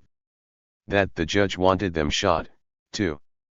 That the execution would finish the plot against radicals begun when the daily prostituted capitalist press planted stories about bombings in 1919, to poison the minds of the people the Department of Injustice might carry on its dirty work. But despite the rhetoric, supporters were not calling for assassinations or attacks on federal buildings. They were merely passing out red Sacco and Vanzetti buttons, selling 10-cent pamphlets, and demanding a new trial. Police broke up meetings in Philadelphia and Newark, the latter when the police commissioner said, this was not a proper sort of meeting for Newark. In late November, agents intercepted a message from Moscow calling on the workers of the world to rise up on behalf of Sacco and Vanzetti. But the workers of the world were settling down, while those in America had never risen. On December 24, 1921, Judge Thayer ruled on Moore's appeal for a second trial. The judge cited a dozen legal precedents, selectively reviewed evidence Sacco's cap and Vanzetti's gun, Sacco's alibi but not Vanzetti's, and minutely detailed consciousness of guilt. But it was duty that swayed the decision. Thayer concluded, I cannot as I must if I disturb these verdicts announce to the world that these 12 jurors violated the sanctity of their oaths, threw to the four winds of bias and prejudice their honor, judgment, reason, and conscience, and thereby abused the solemn trust reposed in them by the law as well as by the court. The motion was denied. The following day was Christmas. Sacco spent it alone in his cell. He remained skeptical of Moore, but workers' cries for his freedom had lightened his despair. The echo of shouts of thousands and thousands of proletarians reaches my ears and revives me with a Herculean courage, he had written a friend. Reading his name linked to the Haymarket martyrs, he could even romanticize death. It would be glorious to die for this grand faith and for the oppressed and for the redemption of humanity. But as he spent his second Christmas in jail, with only the flimsiest of motions standing between him and the electric chair, his anguish deepened and his paranoia seemed more logical than clinical. Did death still seem glorious?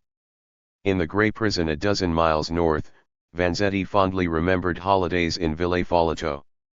If Christmas means peace of mind and of heart, for me every day is Christmas, he wrote his sister. Noting another Christmas in prison, he added, this time I find myself weakened in neither body nor spirit. Our cause is going well. New witnesses have been found on our side. I comfort you with the hope of a well-earned compensation that will return me to those I love and to freedom. Then after a long letter touting his good health, he concluded, Coraggio, coraggio, coraggio. It comes with strength, the strength of the universe. Don't forget it. Chapter 9.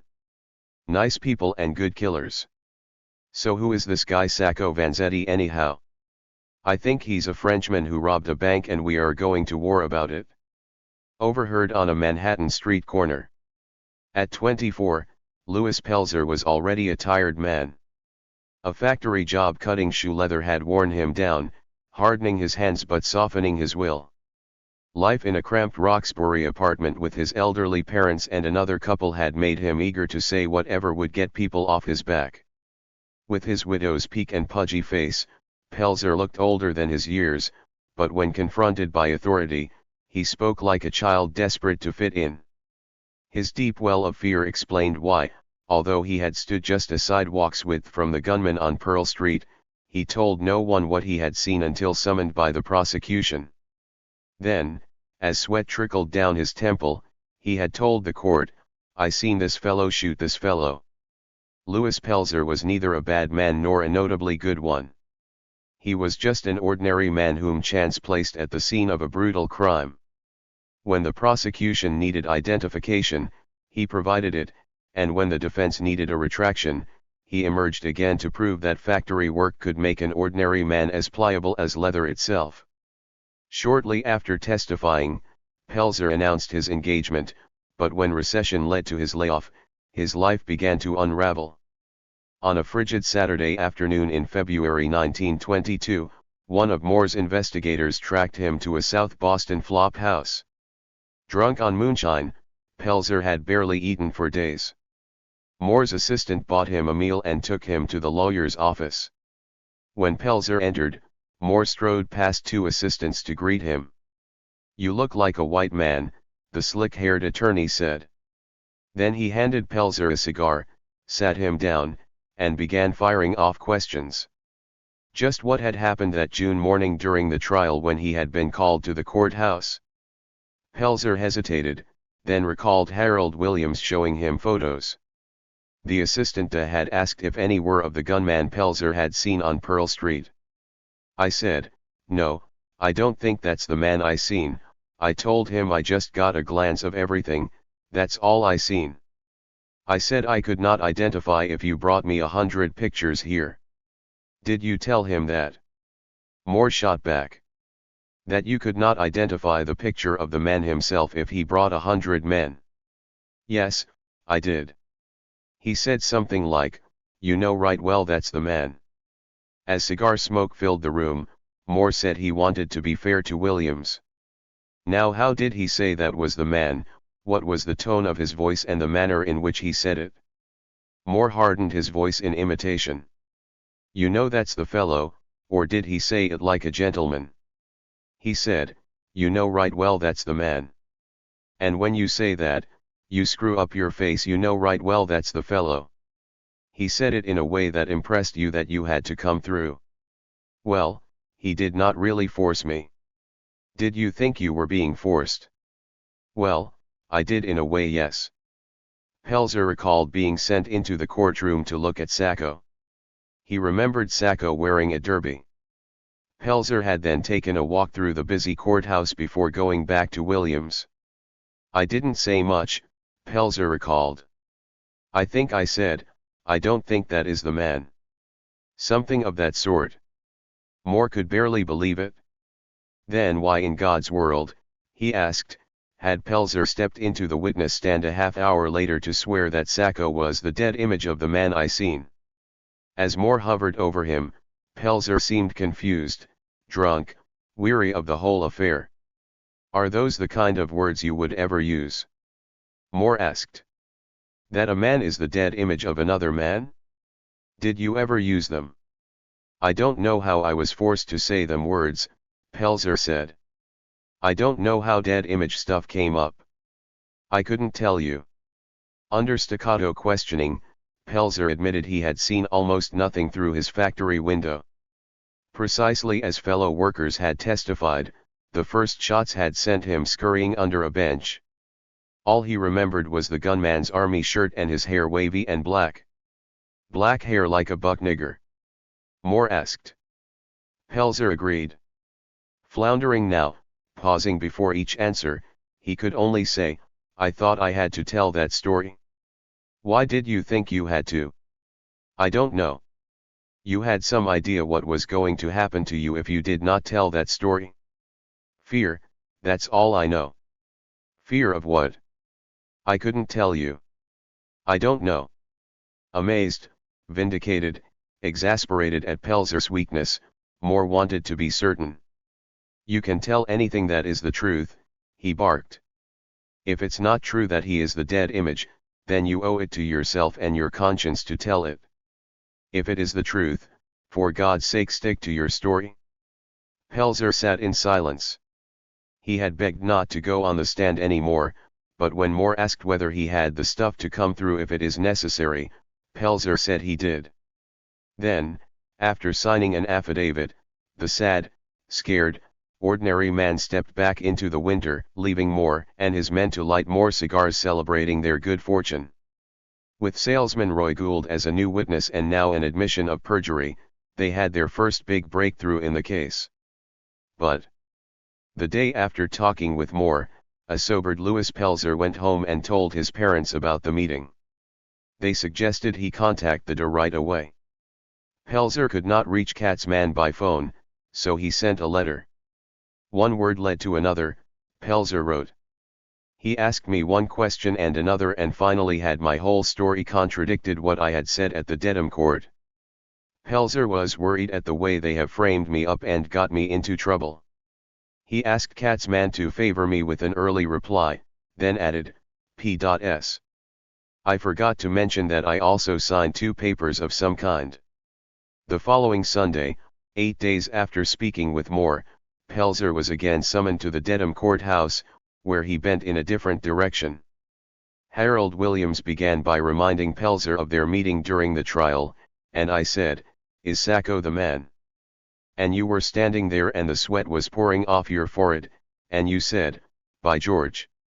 If Sacco isn't the man, he is a dead ringer for him.'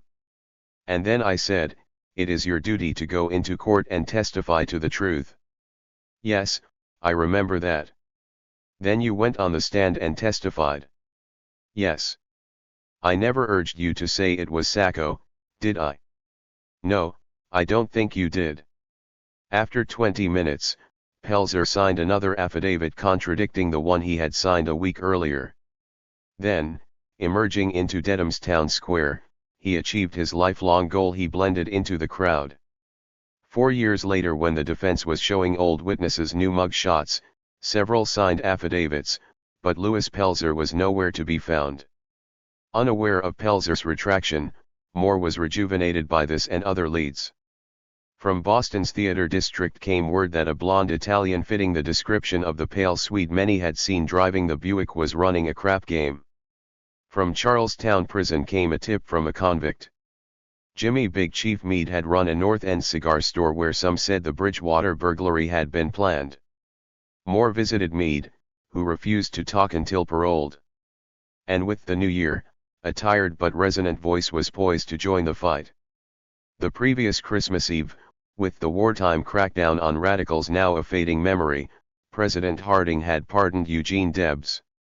Upon his release, the embattled socialist had sent the $5 given to parolees straight to the Sacco Vanzetti Defense Committee.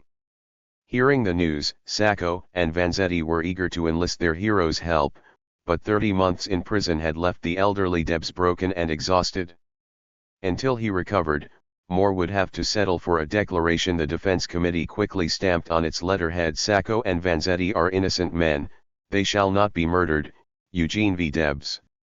Beneath this epigram, volunteers typed the good news, the new witness, the surprise retraction, and asked for more money.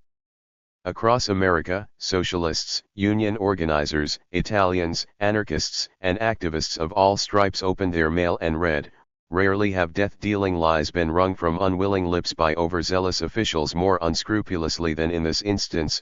We are at a critical stage. If funds are not forthcoming, if they go to the chair, there will be no one to blame but ourselves. Please act now." The winter of 1921-22 was a dreary, hard-bitten season of strikes and recession that saw unemployment approach 12%. For 10 weeks, Elizabeth Gurley Flynn toured industrial America, speaking about Sacco and Vanzetti in dingy union halls.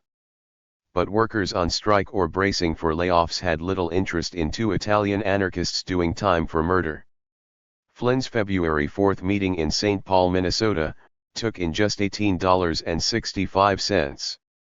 Her widely publicized appearance in Manhattan played to a half-empty hall. Other efforts charted the mounting indifference. The Defense Committee had distributed 50,000 copies of one pamphlet and would soon send out 100,000 of another. Its mailing list was swelling toward 65,000 names.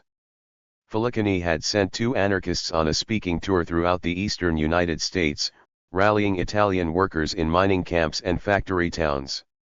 Still, donations were dropping fast. That February, a New York Times reporter interviewed many of the case's principals, including Judge Thayer.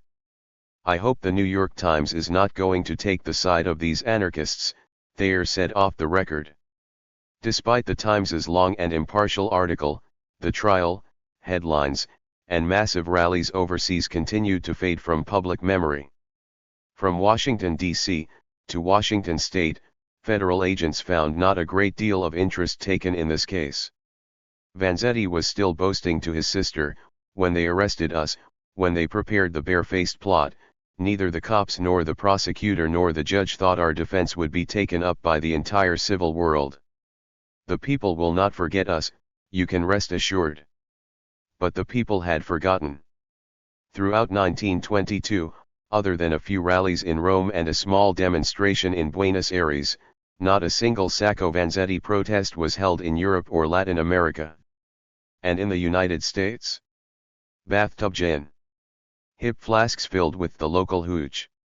Tin Lizzies puttering down Main Street. A happy-go-lucky president urging a return to normalcy. Yes, we have no bananas. The Bambino circling the bases on bandy legs. A scratchy voice crooning through a megaphone. The click of a stock ticker. General Motors 80.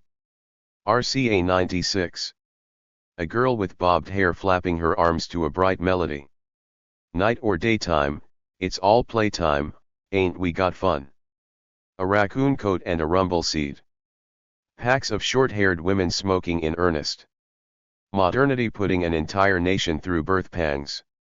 The 1920s are routinely seen as one long spree. Unfortunately for Sacco and Vanzetti, the spree briefly delayed by recession began in 1922. For the next several years the revelry accelerated, as if the entire nation had shifted into high gear. There was frenetic dancing, the Charleston and the Black Bottom. There was gaudy music by Louis Armstrong, George Gershwin, and a juke joint full of bluesmen. Despite prohibition, there was plenty to drink if one knew where to look. The timing of the spree was even more intoxicating than the gin.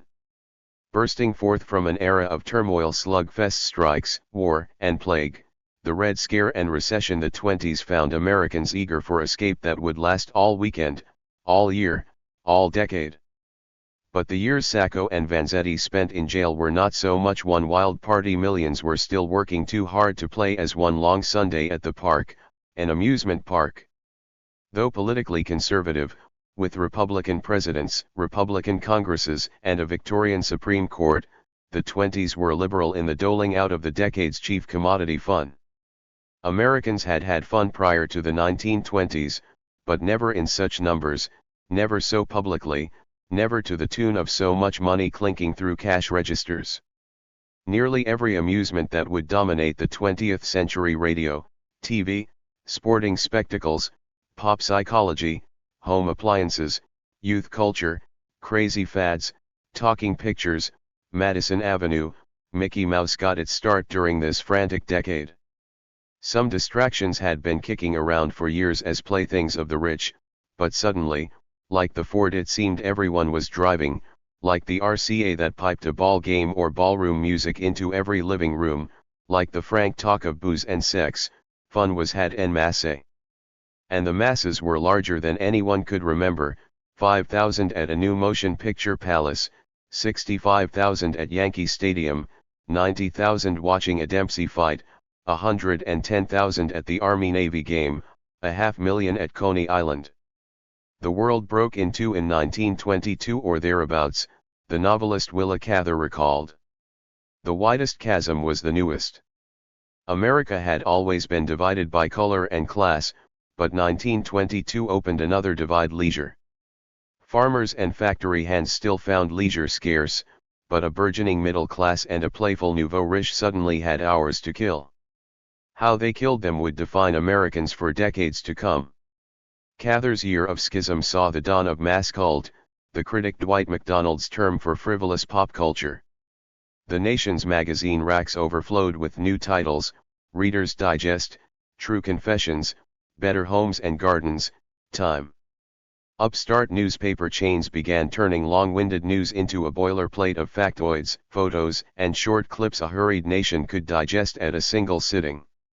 New tabloids found a readership hungry for shock headlines, celebrity gossip, and photos of pretty flappers. New pulp fiction, from the detective Black Mask to the sci-fi Weird Tales, kept readers turning pages, while fan magazines shared gossip from fame's hottest incubator, Hollywood. The rise of celebrity culture opened a divide between those who tuned in and those who tuned out. The masses who tuned in created a cult of the new. It was much more fun to talk about the newest craze, the freshest faces, or the latest celebrity scandal than to rehash the usual strikes and scandals. Those who harped on such depressing topics became party poopers, holed up in the kitchen venting their disgust with modern America, the blatant commercialism, the mindless fun, the worship of business and the business of worship. When the world broke in two, shards littered the floor. Not everyone was happy to see Victorian morals trampled. Efforts to revive them sparked a culture war that would last until the lights of the 20s went out. During the trial of Sacco and Vanzetti, a Connecticut town banned one-piece bathing suits, requiring all beach bathers be covered from neck to ankles. The ban did not last long. A New Jersey court ruled that kissing and spooning in public were acceptable if the couple in question was married. And a Massachusetts town debated banning whips, straps, and hoses to punish school children. A light rattan applied to the palm of the hands should suffice, the superintendent decided. As the culture war spread, it would lead to the resurgence of the Ku Klux Klan, the Scopes monkey trial, and dirges for a society increasingly based on buying. But of all the decade's casualties, the least lamented was the death of compassion. Fred Moore and Elizabeth Gurley Flynn did not know it yet, but they would never rally the American masses to their cause. An amusement park is a poor place to gather marchers. Radicals had been shouting for decades about the McNamaras, Tom Mooney, the capitalist war, and now Sacco and Vanzetti, and what good had their carping done? Labor unions were shrinking, the war had whipped patriotism to an all-time high, and the flu's staggering toll suggested how unforgiving this world could be. In the midst of frivolity, the idea of risking one's reputation for two down-and-out anarchists seemed quaint. Just before the trial, H. L. Mencken had donated $20 to the Sacco-Vanzetti Defense Committee. After the verdict, he had called the case one of the most amazing scandals in the whole history of American jurisprudence. But by 1925, the legendary cynic was writing, "If I am convinced of anything, it is that doing good is in bad taste." Only a scheduled date of execution would give Sacco and Vanzetti a large American audience. Presently we began to have our slices of the national cake, F. Scott Fitzgerald remembered, and our idealism only flared up when the newspapers made melodrama out of such stories as Harding and the Ohio Gang or Sacco and Vanzetti. Had they been condemned during a sober decade, they might have tapped a collective sense of justice. Yet Sacco and Vanzetti were men of their times, and their times were too hurried to care about immigrants, radicals, or so-called frame UPS.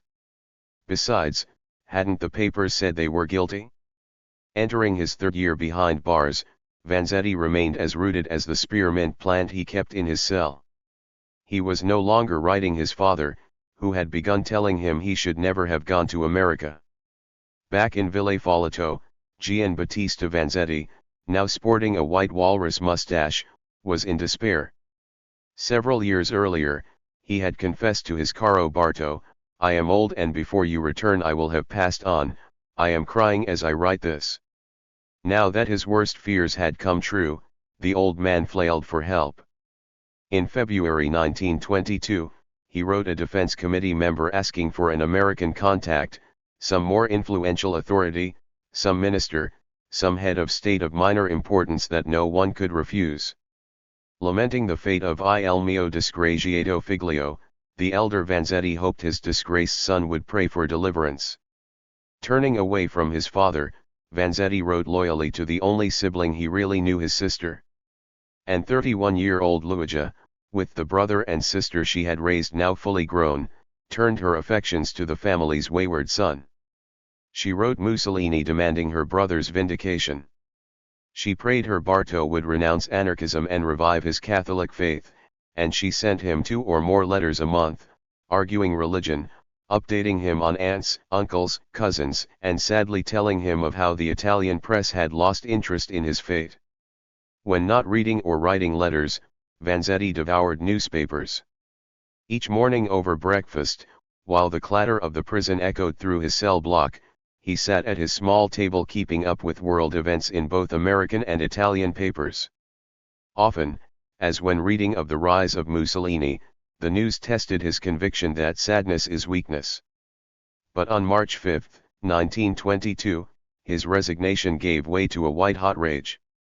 In a full-page article, "My 10 Biggest Manhunts," William J. Flynn, former chief of the Secret Service, told Boston Herald readers about the Wall Street bombing and the career of Luigi Gallini. Flynn accused Gallini, Vanzetti's master, of planning the Wall Street blast.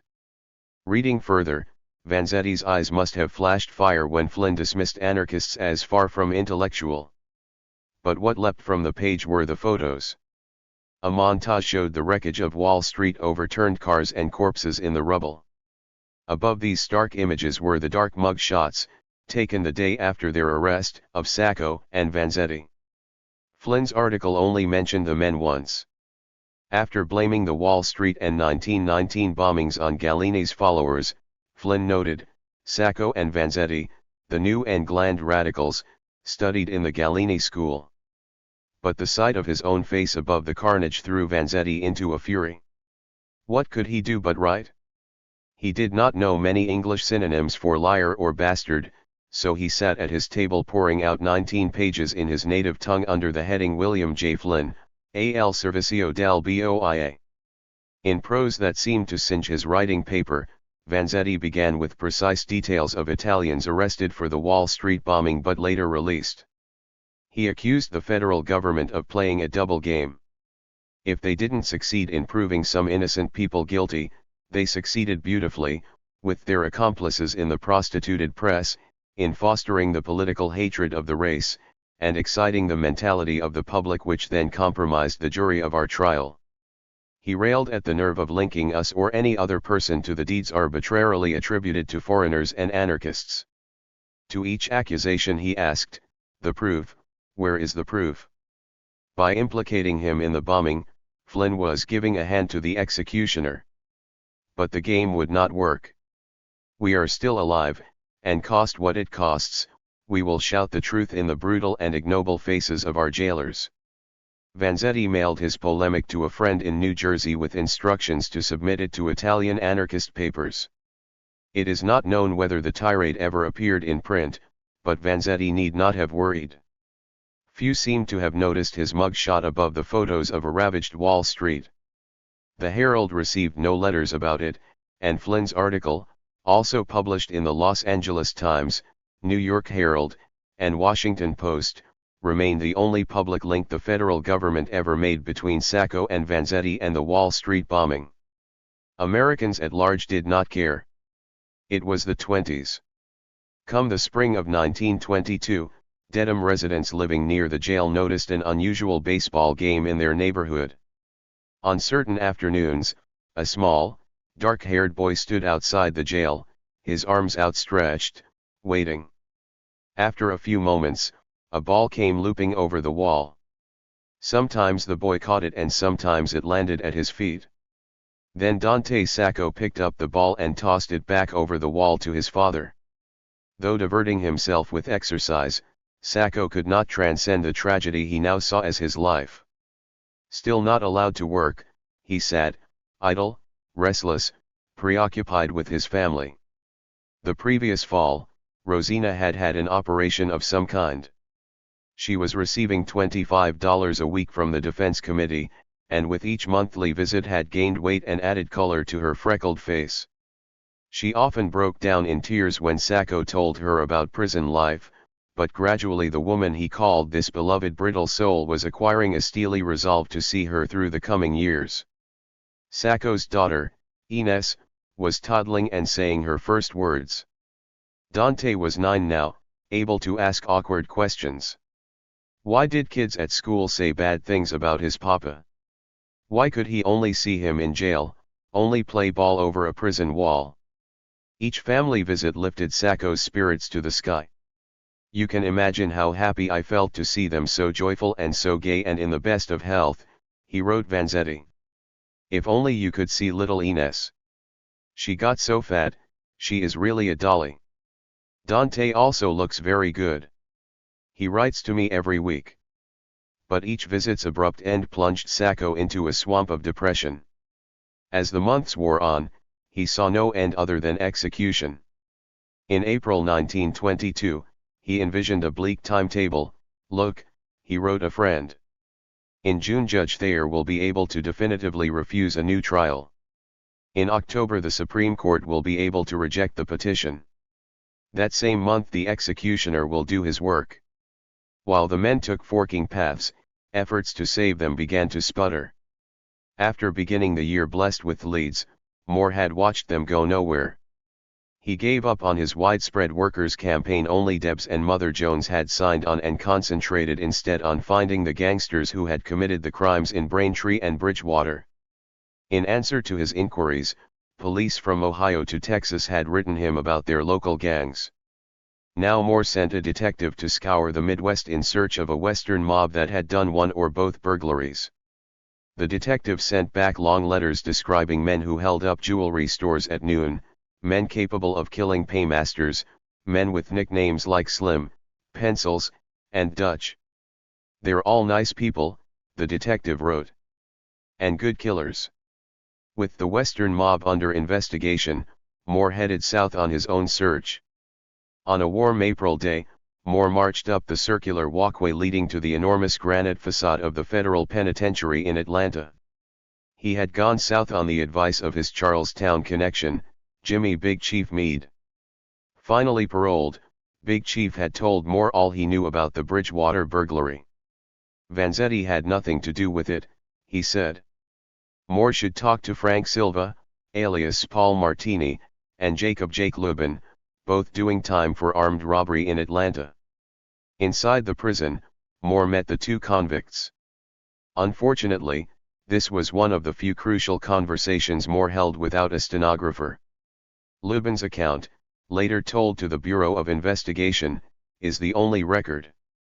A fast-talking swindler who, federal agents said, was especially noted as a perjurer, Lubin said Moore offered him a deal in exchange for his confession to the Bridgewater burglary. Moore knew he and Martini had not committed the burglary, Lubin claimed, so he coached them on details, using a map. For their confession, Moore promised them $5,000 each once Sacco and Vanzetti got a second trial and an equal sum when it was over. Moore then scrawled a note Martini signed taking full responsibility for the Christmas Eve crime. Addressed to Martini's accomplices, the note concluded, "The conviction of Vanzetti on the Bridgewater case was a miscarriage of justice. Tell what you know freely to Mr. Moore." Despite the note, no alleged Bridgewater accomplice told Moore anything, and his visit to Atlanta only earned him suspicion. When Lubin later told the Bureau of Investigation about Moore's attempt to suborn perjury, the Bureau informed the Norfolk County DA's office. Katzman and Williams were extremely interested. After 5 days in Atlanta, Moore headed north thinking he was about to break open the Bridgewater case. Back in Boston, however, he was scared off the trail. Outraged anarchists on the defense committee thought Moore was acting like a cop.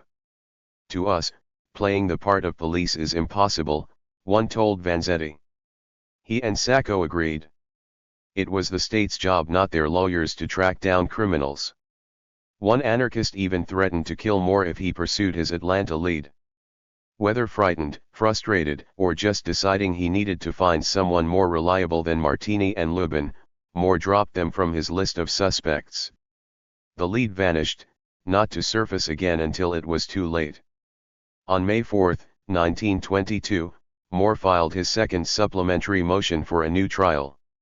The Gould-Pelzer motion was based on Roy Gould's close-up of the gunman and Louis Pelzer's retraction of testimony made in response to some sort of force, either physical or psychological. Then as summer began, Moore's life began to fall apart. Quarreling with his new wife, his lovely stenographer, was said to be the cause. He was also arguing with Filicani over tactics, organization, and, of course, money. Average monthly contributions had dropped from $12,000 to $4,000. The squeeze caused Moore to close his office and work at home or in Defense Committee headquarters.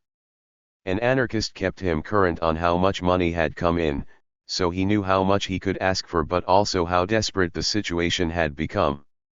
"We are at the 0 hour, Moore wrote a union organizer. "The committee is literally penniless, flat broke at a time when money, cash, is the only thing between the defense and a brilliant victory." To add to his troubles, Moore was hearing talk that his clients were guilty. So strong were the rumors that one anarchist confronted Sacco at the close of a visit. With tears in his eyes, Sacco grasped the man's hand.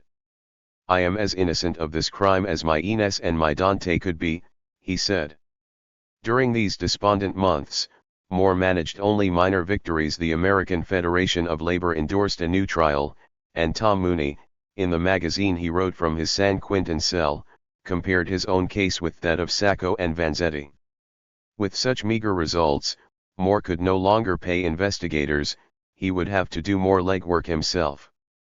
Deterred from tracking down criminals, he began digging up dirt on witnesses.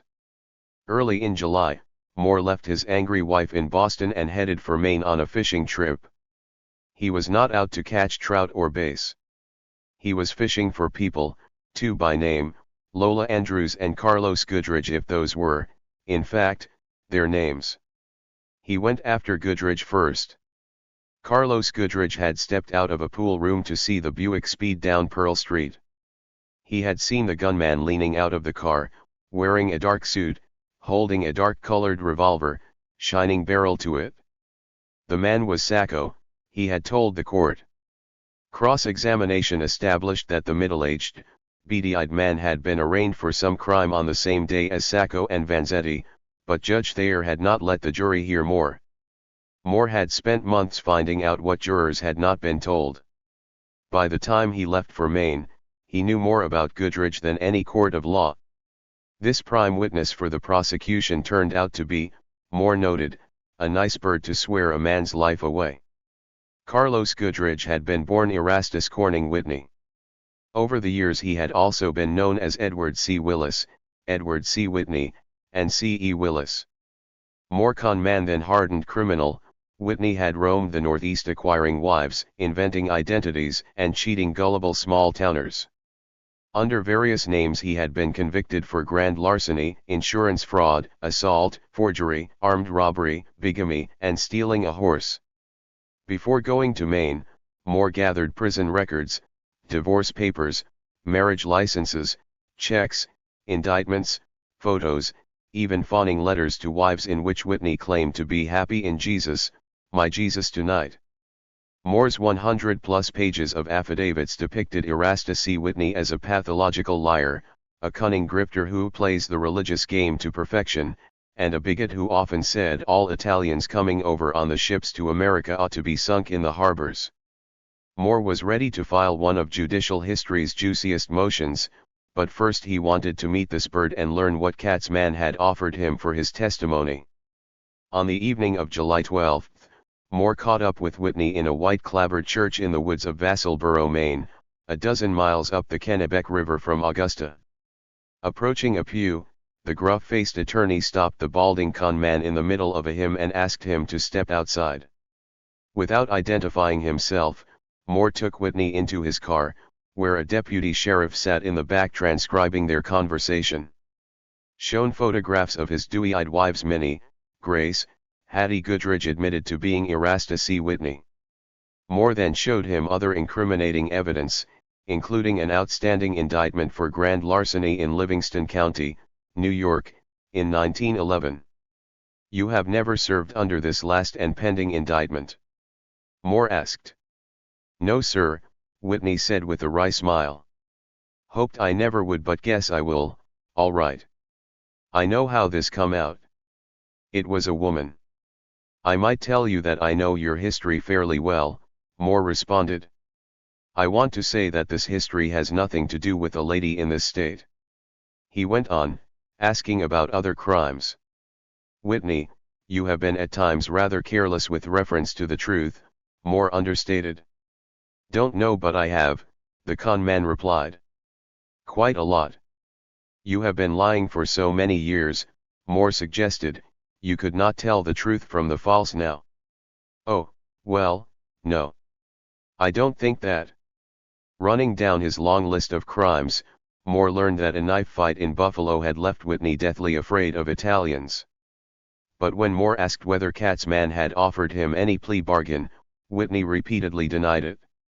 Harold Williams, he said, chased me all that fall and winter, but, reluctant to get involved, Whitney had refused to identify Sacco.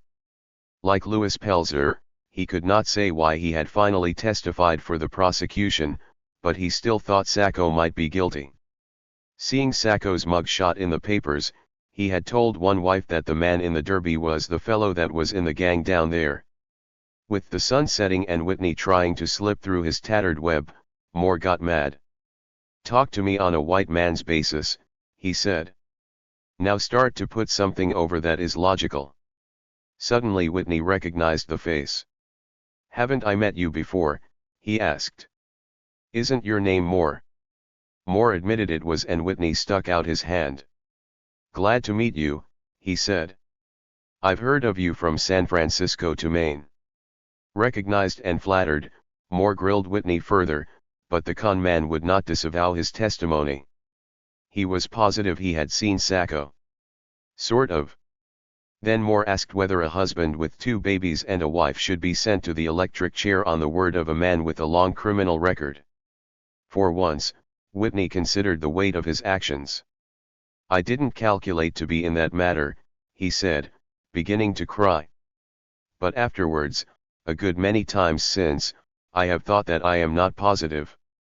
I am not positive that if I would have to swear that that man was the one, I could positively identify him as the man." "Perhaps there had been some pressure," he admitted. "Harold Williams talked to me so much I was just about dead, I guess." Moore, Whitney, and the deputy sheriff sat in the car for 20 minutes. Finally, when Whitney still refused to recant, Moore drove him to Augusta to have him arrested as a fugitive. Following a 1:30 a.m. call to a furious judge, Whitney was held overnight. The next morning, a telegram went off to Livingston County asking whether Erasta C. Whitney was still wanted there for grand larceny. While Moore awaited a reply, a judge assured Whitney his crime was too old for anyone to bother with. "Unless I hear from them tonight, I will let you go in the morning," the judge said. "I do not intend to have this office used by any lawyer to build up any cases for the state of Massachusetts." When no answer came, Whitney was released, leaving Moore with equivocations and a stack of lurid affidavits. He had chased loose leads from Georgia to Maine, coming up empty.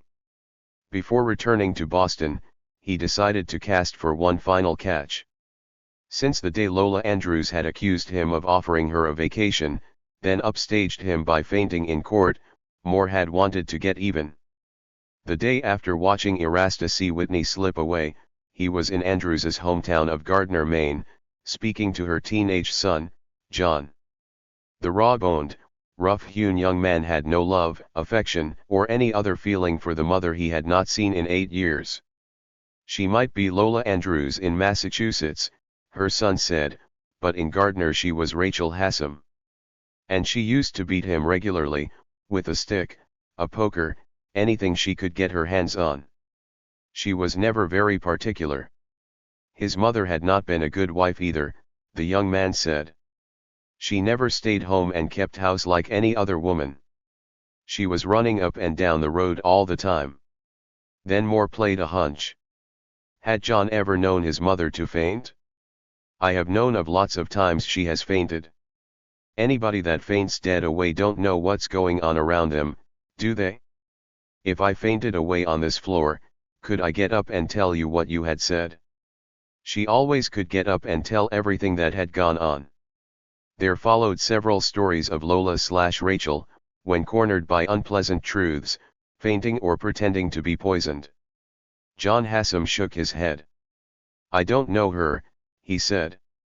"I don't know any such thing as a mother, except I suppose I got one." Moore spent 5 days snooping around the little town. Almost everyone he met remembered Rachel Hassam. Pert, pretty, and coquettish, she had been a wayward foster child before turning into a wanton woman who had lived with several men. Later, folks said, she had become a whore who serviced whole barracks of soldiers. The consensus of opinion is that the lady was a person difficult to satisfy, Moore wrote to friends. To say the least, her pursuit of the Holy Grail was a consistent one. But apart from this, they all agree that she is the most fluent and most consistent liar that county has produced. One woman confirmed Lola's fainting behavior. "I have seen her die a good many times, and after she thought I had gone, she raised up in bed." Mayhew Hassam, asked about his former wife, snapped his fingers and said, "Her word is not worth that." Moore left Gardner with 373 pages of depositions detailing every sordid aspect of Andrews's life, but he had to go back upriver to Augusta to learn the secret that had made Rachel Hassam change her name. In 1913, a judge had found her unfit to care for her 9-year-old son. Noting her cohabitation with various and sundry male persons to whom she was not united in wedlock, the judge had made John Hassam a ward of the state. And the said Rachel A. Hassam did not contest the taking of her son. With his briefcase now stuffed with dirt, Moore headed home. By the end of summer, no Western mob had been tied to Braintree.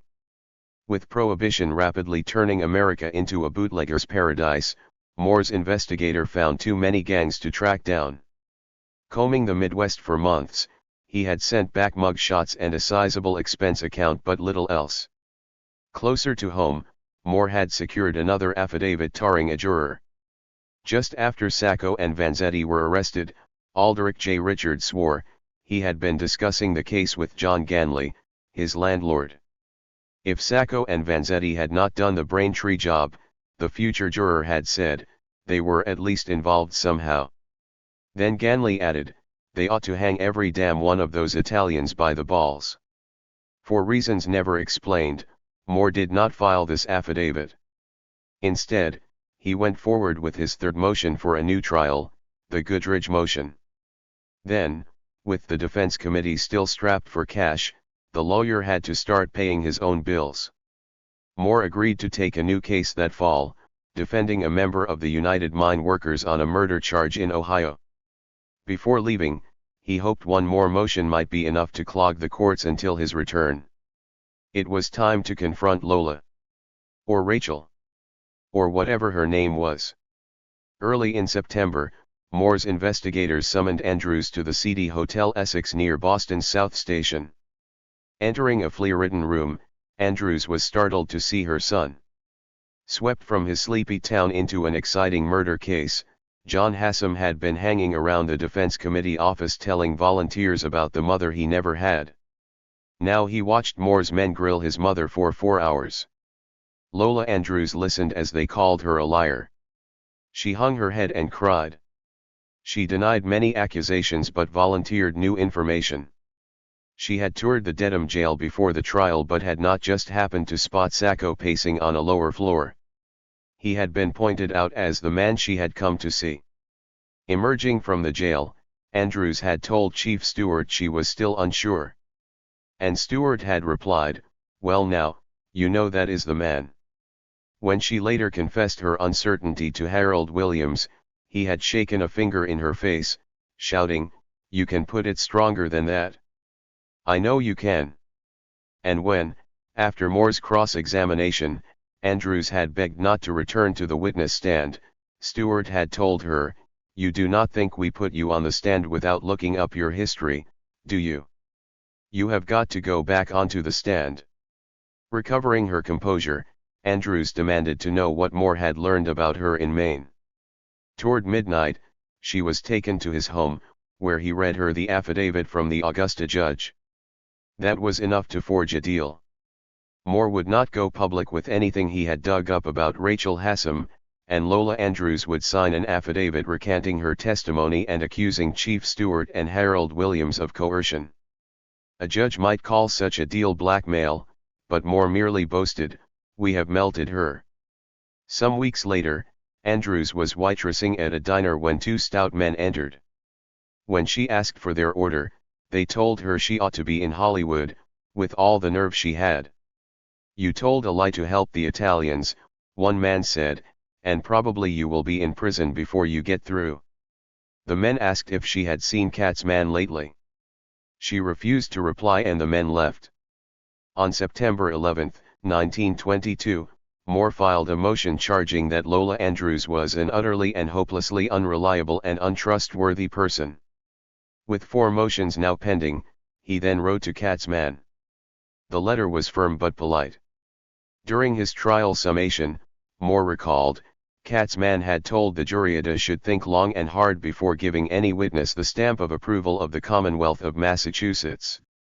more than shared what he had dug up on Carlos Goodrich, as thoroughgoing a scoundrel as ever imposed upon the credulity of a district attorney and jury, and Lola Andrews a person of such unsavory and reprehensible character that those who know her closest and longest, including her own son, call her untruthful, untrustworthy, and immoral.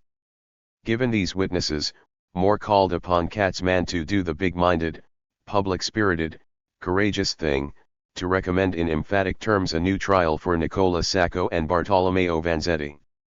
Katzman never responded to the letter, he was busy gathering his own affidavits. And Moore, having exhausted another year of time and energy, turned to the task of holding his life together. That fall, his father died, his wife left him, he lost his murder case in Ohio, and he was left alone in a puritanical city he could not begin to comprehend, clinging to his career and the innocence of his clients.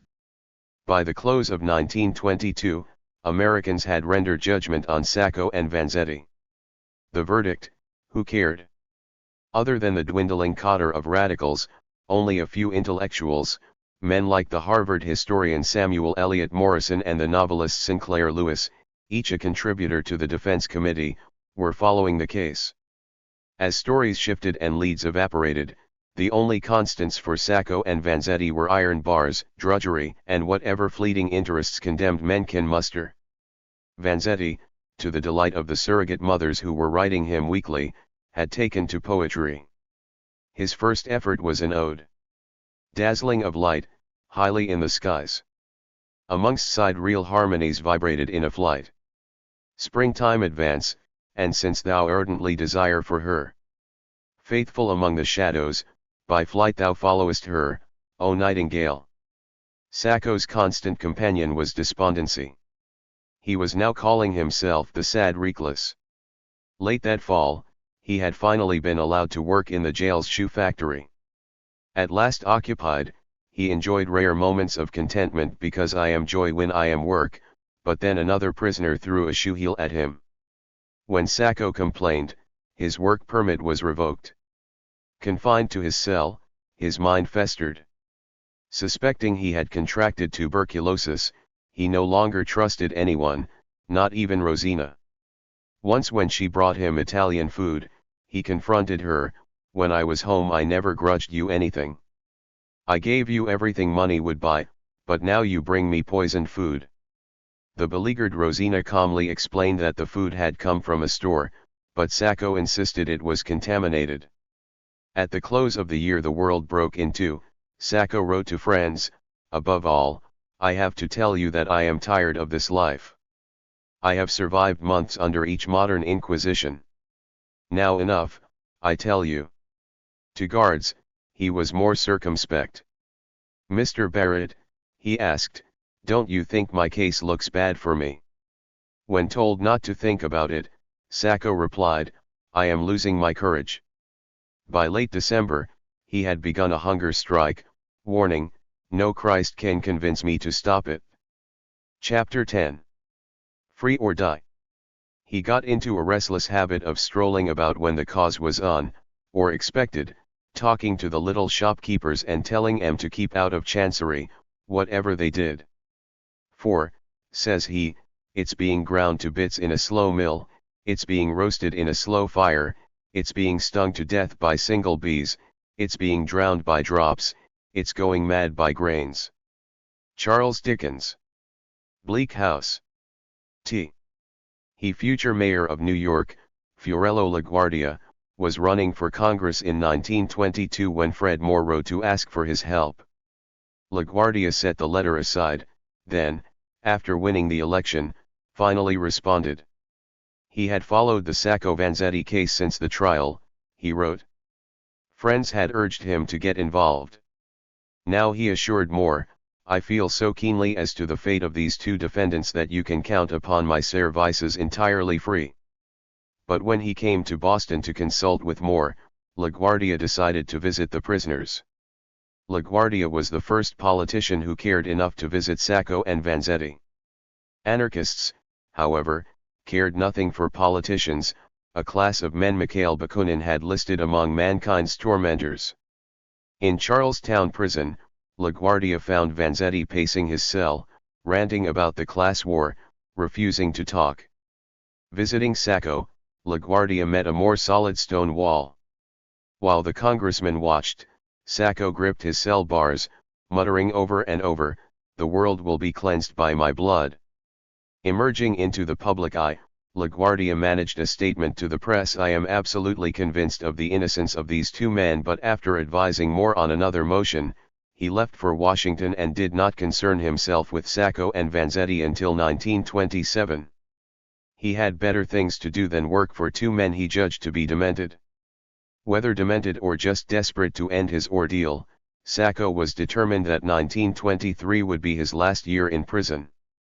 He did not know how his long and dolorous calvary would close, he only knew that he could not stand it anymore.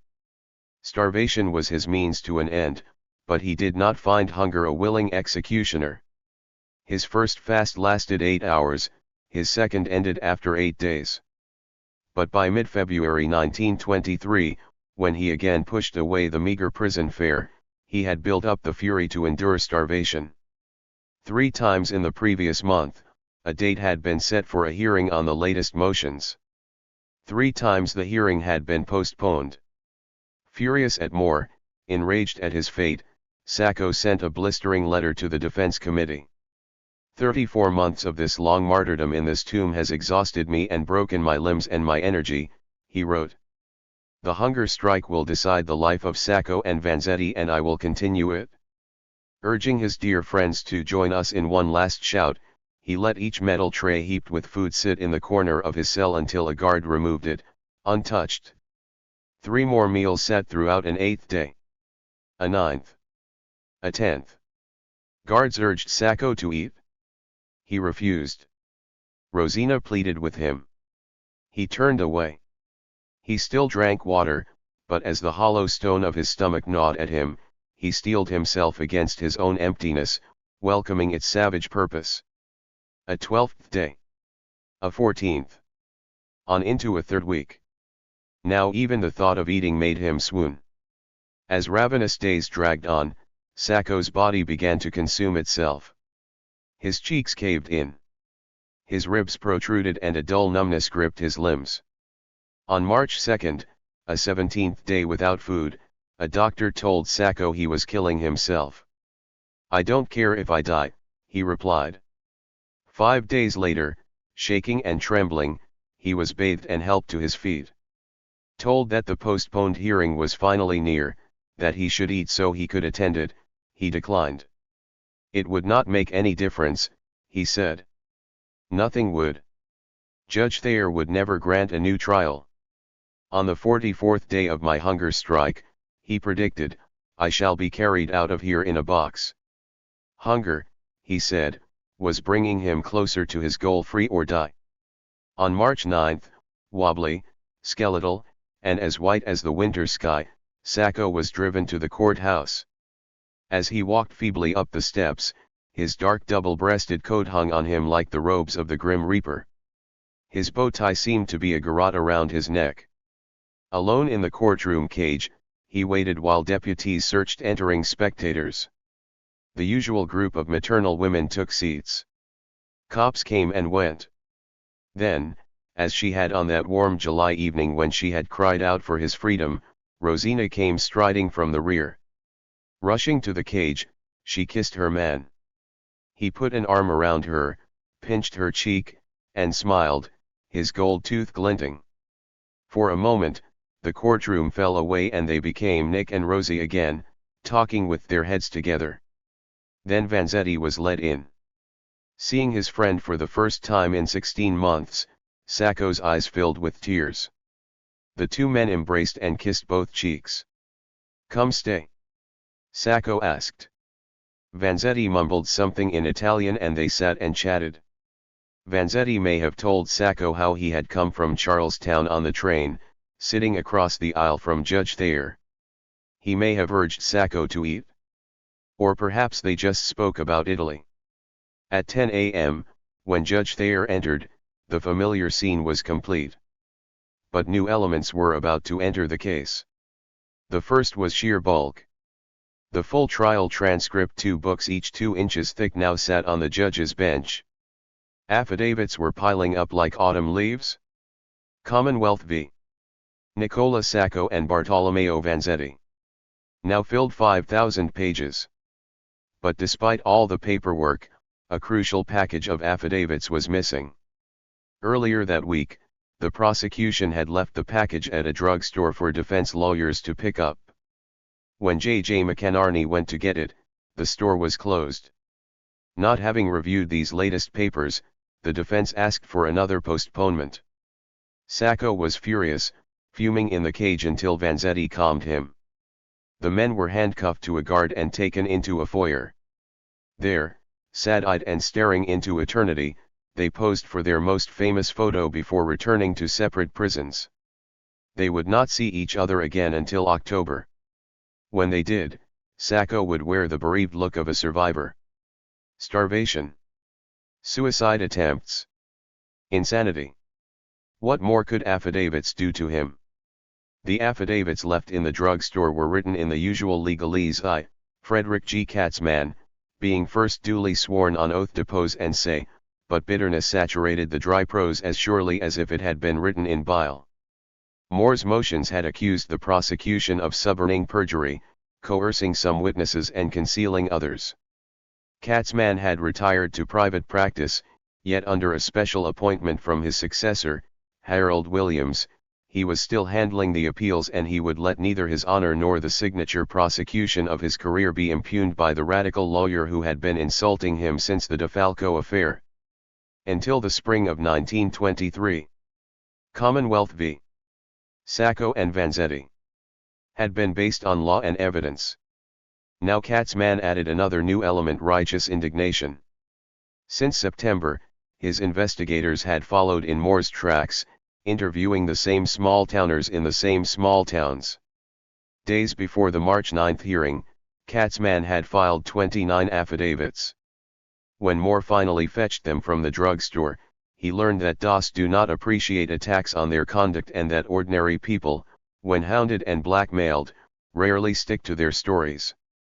Louis Pelzer, Carlos Goodridge, Lola Andrews all had, as Moore put it, flopped. With his temper rising, Moore read Pelzer's retraction of all he had confessed in the smoke-filled office the previous winter. He read Harold Williams's affidavit swearing he had never coerced Pelzer to identify Sacco. Then, leafing through the stack, Moore came to the affidavit of Erastus C. Whitney. The erstwhile Carlos Goodridge recounted how Moore had tracked him down in Maine, grilled him, then had him arrested and jailed overnight. After laying out a clear case of blackmail, Whitney countered every one of Moore's charges against him, even his fear and hatred of Italians. Some of my best friends in former and recent years have been of Italian nationality, he swore. Moving on to the Ripley motion, Moore found affidavits from all 11 surviving jurors swearing that the foreman's .38 cartridges had not played any part in their deliberations. Finally, and perhaps with a wince, Moore began leafing through a transcript entitled Examination of Mrs. Lola R. Andrews, made at the courthouse, Dedham, Mass. January 9, 1923. The questions were asked by Mr. Katzman. Mrs. Andrews, I think you know who I am, Katzman began. Yes. I want to talk to you about the affidavit which they say you signed on September 11 last in connection with the Sacco case. Do you remember what you signed? Calm and composed before the gentleman who had caught her fainting in his arms, Andrews remembered signing some kind of a paper. Yet she had been in such a condition at the time, she was not certain what it said. Why, I was frightened and I was nervous, and I cannot tell you what I wasn't, the diminutive woman said. Had anyone read the paper to her? Katzman asked. Andrews insisted no one had, but Moore and his men had certainly pressured her to sign it. Why, they had even brought her son from Maine. The knowledge that my son should be brought into it and seemed to be used as a weapon against me, why, it almost stunned me. She had resisted hours of badgering, saying if she signed, it meant a terrible disgrace for me.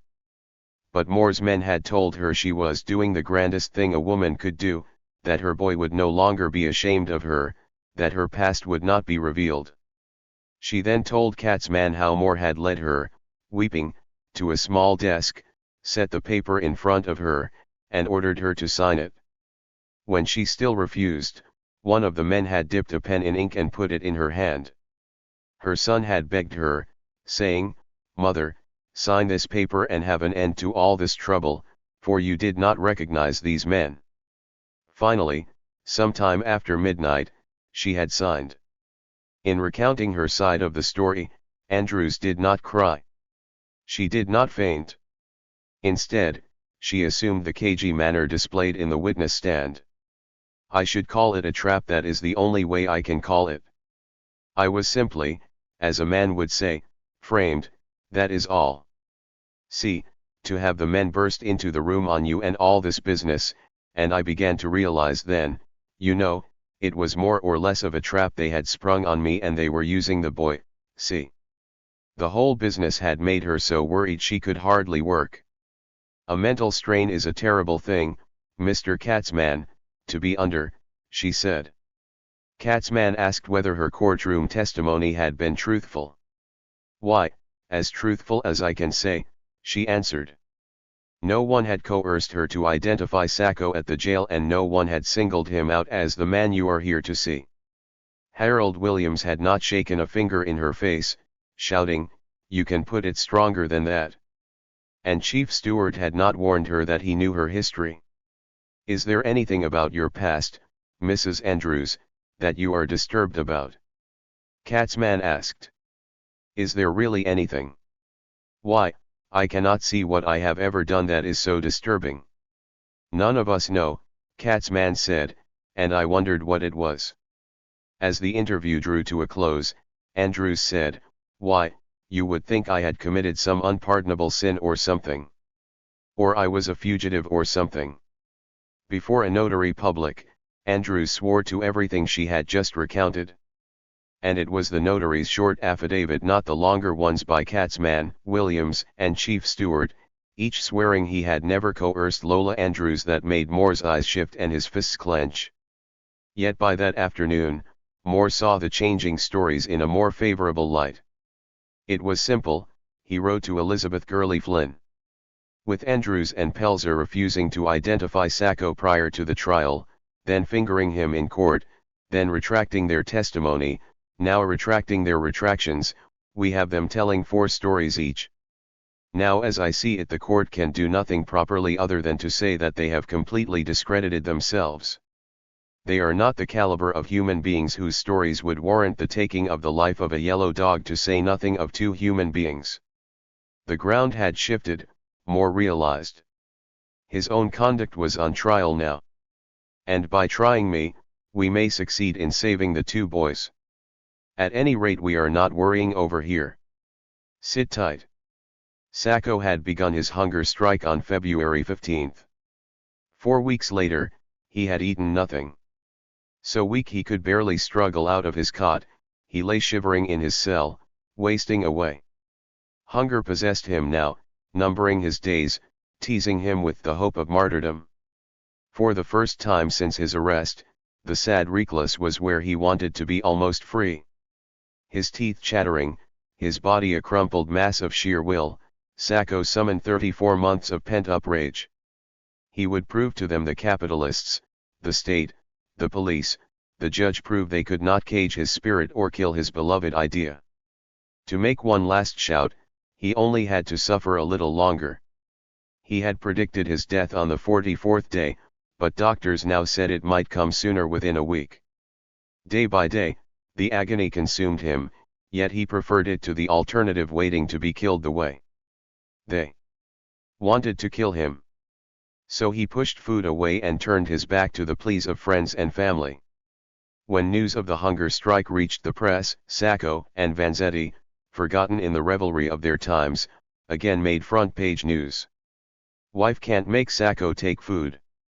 Sacco ends 27th day of hunger strike. Sacco doomed in 2 days. Boston papers charted Sacco's every move and detailed his every uneaten meal. Would the Commonwealth resort to force-feeding, sticking a tube down Sacco's nose and pouring in a liquid gruel? Would Judge Thayer intervene? Could anyone convince Sacco to eat? Picking up on the sensation, the tabloid Boston Daily Advertiser offered exclusive updates beneath the byline Rose M. Sacco. No one knows whether Nicola's loyal little wife actually wrote the first-person articles, but Rosina soon saw her photo on the Advertiser's front page alongside black and whites of pretty flappers and accused murder essays. Rosina's story, if it was hers, gave readers an inside scoop on the man the tabloid called convicted murderer, Nicola Sacco. Today I saw Nick, Rose M. Sacco wrote on March 5. Will I ever get over the chill that goes through me at the sight of those jail doors? Will he ever come out of those doors alive? I wonder. As the death watch continued, rallies around Boston touted Sacco's strike as proof of his innocence. Did anyone ever hear of a common thief or a murderer fasting 24 days in protest against injustice? One speaker asked. The Defense Committee eulogized Sacco's revolutionary spirit and courage, while another solicitation said simply, Nicola Sacco is dying. The news of Sacco's strike even reached Italy, where Mussolini wired the Italian ambassador in Washington, D.C., urging federal intervention.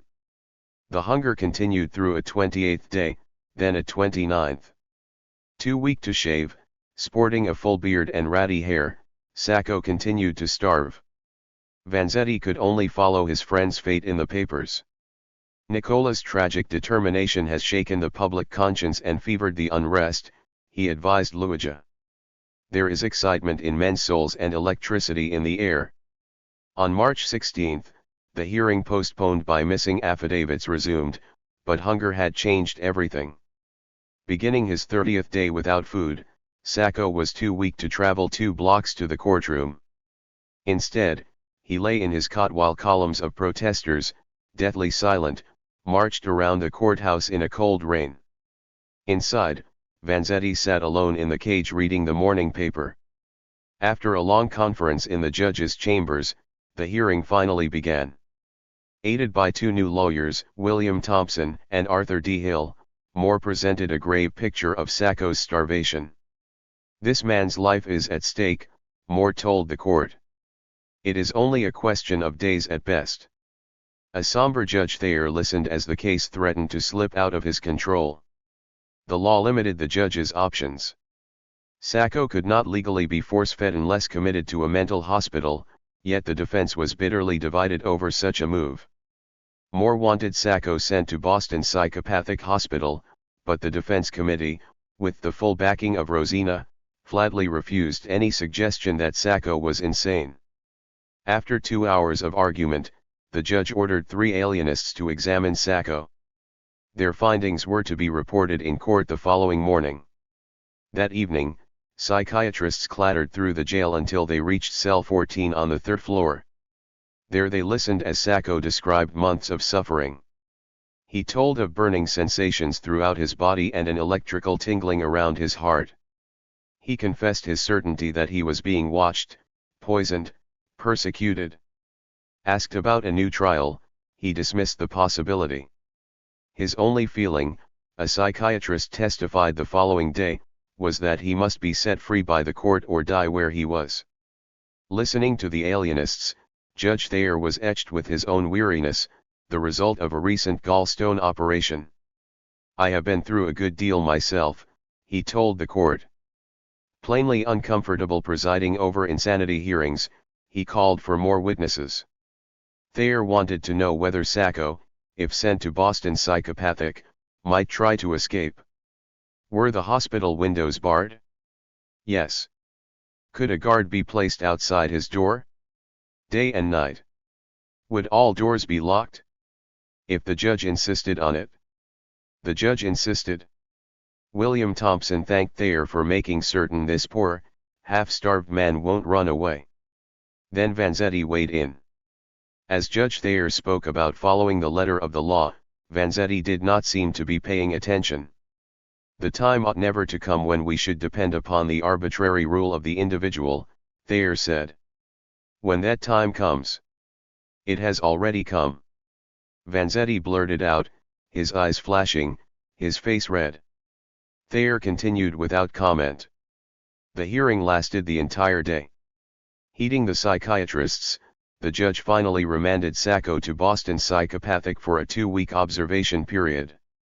3 hours later, accompanied by a downcast Rosina, Sacco was seen staggering down the steps of the jail. Resembling a bearded hobo, he was helped into a wheelchair, then driven to Boston. As he was wheeled toward the hospital entrance, he finally agreed to end his fast. "I know that if they wish they can force me," he said to Rosina, walking beside him. "I cannot help myself." "Then show some sense, Nick," Rosina cried. Sacco paused. Rosina pleaded again, perhaps reminding him of what Dante had told him, that if his papa could go on a hunger strike, so could he. "I'll eat tomorrow," Sacco said. "He will have to eat tonight," a doctor noted. Rosina kept begging her husband until he said, "All right, sure, I'll eat." She kissed him and left him at the hospital door. Within an hour, weak gruel was being spooned into Sacco's gaping mouth. The following day, newspapers began listing his pulse, temperature, and daily weight gain. "The hospital's spaghetti was almost as good as Italian spaghetti," he said. The infamous convicted murderer impressed nurses as friendly, conversant, and remarkably interested in books and flowers. "Tell my comrades that I am still in the fight," he announced, "and that I will stay in the fight till the world knows I am innocent." During Sacco's first days at Boston Psychopathic, doctors found him an ordinary hospital patient. But a guarded room was neither freedom nor death. Certain that the same bleak cell awaited him once he recovered, Sacco again took matters into his own hands. Early on the morning of March 21, he jumped out of bed, sprinted to a metal chair, and began smashing his head against it. Blood streamed down his face. As attendants wrestled with him, Sacco cried out, "I am innocent. There is no justice."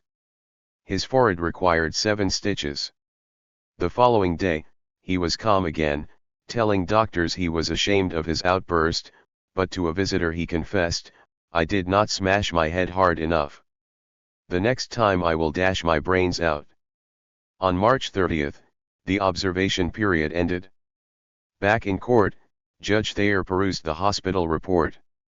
Despite the suicide attempt, doctors found no evidence of insanity. Moore, however, argued against a return to the jail. Sacco had promised suicide if sent back to his cell, and Moore feared the Norfolk County Sheriff would furnish Sacco the weapon with which to kill himself. Thayer agreed to keep the prisoner in the hospital. During this second observation period, Sacco lost the last shreds of his sanity. While Rosina's newspaper column assured readers, "My neck is not insane," Sacco veered between serenity and madness. Impressing doctors with his clarity one day, he screamed or cried out "Rosie," the next. Shortly after Rosina ended one visit, Sacco bolted for the door and rammed his head into it. He was put in dry pack sheets wrapping him like a mummy while he ranted that Rosina was still upstairs, that there were roses for him in the lobby, that he wanted to go to his mama. After 2 more weeks, Judge Thayer opened a final hearing, without Vanzetti, on what to do with Sacco. The hearing threatened to become Thayer v. Moore all over again. When doctors related Sacco's history of delusions predating the trial, Thayer lashed out at Moore. So Sacco had been mentally unstable during his trial? Why hadn't Mr. Moore informed the court? Moore blamed Rosina, saying she had not wanted her man considered insane. Next, Sacco's guards testified that he had never spoken of delusions, that he was a sane, model prisoner. This led Thayer to suspect Sacco of simulating his symptoms. If Sacco was so determined to starve himself to death, the judge asked, why did he drink water? If he wanted to commit suicide, why did he take such a slow method? His suspicions rising, Thayer asked a psychiatrist, haven't you known in this commonwealth where not only alienists have been deceived, but men have, even after they have been convicted by a jury, have escaped from the state institutions. The psychiatrist did not know of such cases, so the judge cited them. The Nuda, Harold Williams, also suspected Sacco of concocting his delusions. Thayer asked one alienist after another whether Sacco might be faking. None agreed. All said Sacco suffered from prison psychosis, paranoid symptoms eased by moving a patient to a hospital but likely to recur upon a return to jail. As the hearing stretched into a second day, Sacco's own words, repeated by friends on the witness stand, hung over the courtroom: "The police did this, it is a dirty mean trick they played me, and free or die." Sacco's hunger and will had backed Judge Thayer into a corner. If the judge ruled Sacco insane, the defense might suggest he had been insane during the trial, offering clear grounds for a second proceeding. But if Sacco was ruled sane, then his ranting suggested his innocence. Would a sane man develop a persecution complex if he was, in fact, guilty? As the second day of hearings drew to a close, Thayer backed away from suggestions that Sacco was simulating. The prisoner, the judge stated, is a man who has been really upset by too much reading and talk about these great big ideas like socialism. Being judged guilty in a capital case, Thayer added, is liable to not only impair the brain, the mind, but in some cases it would be not surprising if it wrecked it. Soon the judge was talking about committing Sacco to the state mental hospital in Bridgewater, Chief Stewartstown. Moore objected. Bridgewater, known as the State Farm, was for mentally unstable criminals. He argued. Sacco had not been sentenced. But Thayer ruled that having been found guilty, Sacco qualified as a criminal. A final gavel sent Sacco to Bridgewater. Moore signed the commitment papers, shredding any lingering trust Rosina and the defense committee had in him. On April 24, 2 days after his 32nd birthday, Sacco suddenly found himself in another circle of hell, neither free nor dead, alone in a strange hospital where his paranoia was mirrored in leering faces all around him. As their ongoing ordeal made Sacco and Vanzetti seem less like murderers and more like victims, their most loyal supporters gathered more tightly around them. Unlike Moore or the Italian anarchists, these allies had no political motives. They were instead driven by conscience and a tradition of social service begun even before Sacco and Vanzetti came to America. For more than 40 years, while industrial riches poured into the penthouses of Back Bay, a handful of wealthy women had chafed at society's corsets and questioned its inequalities.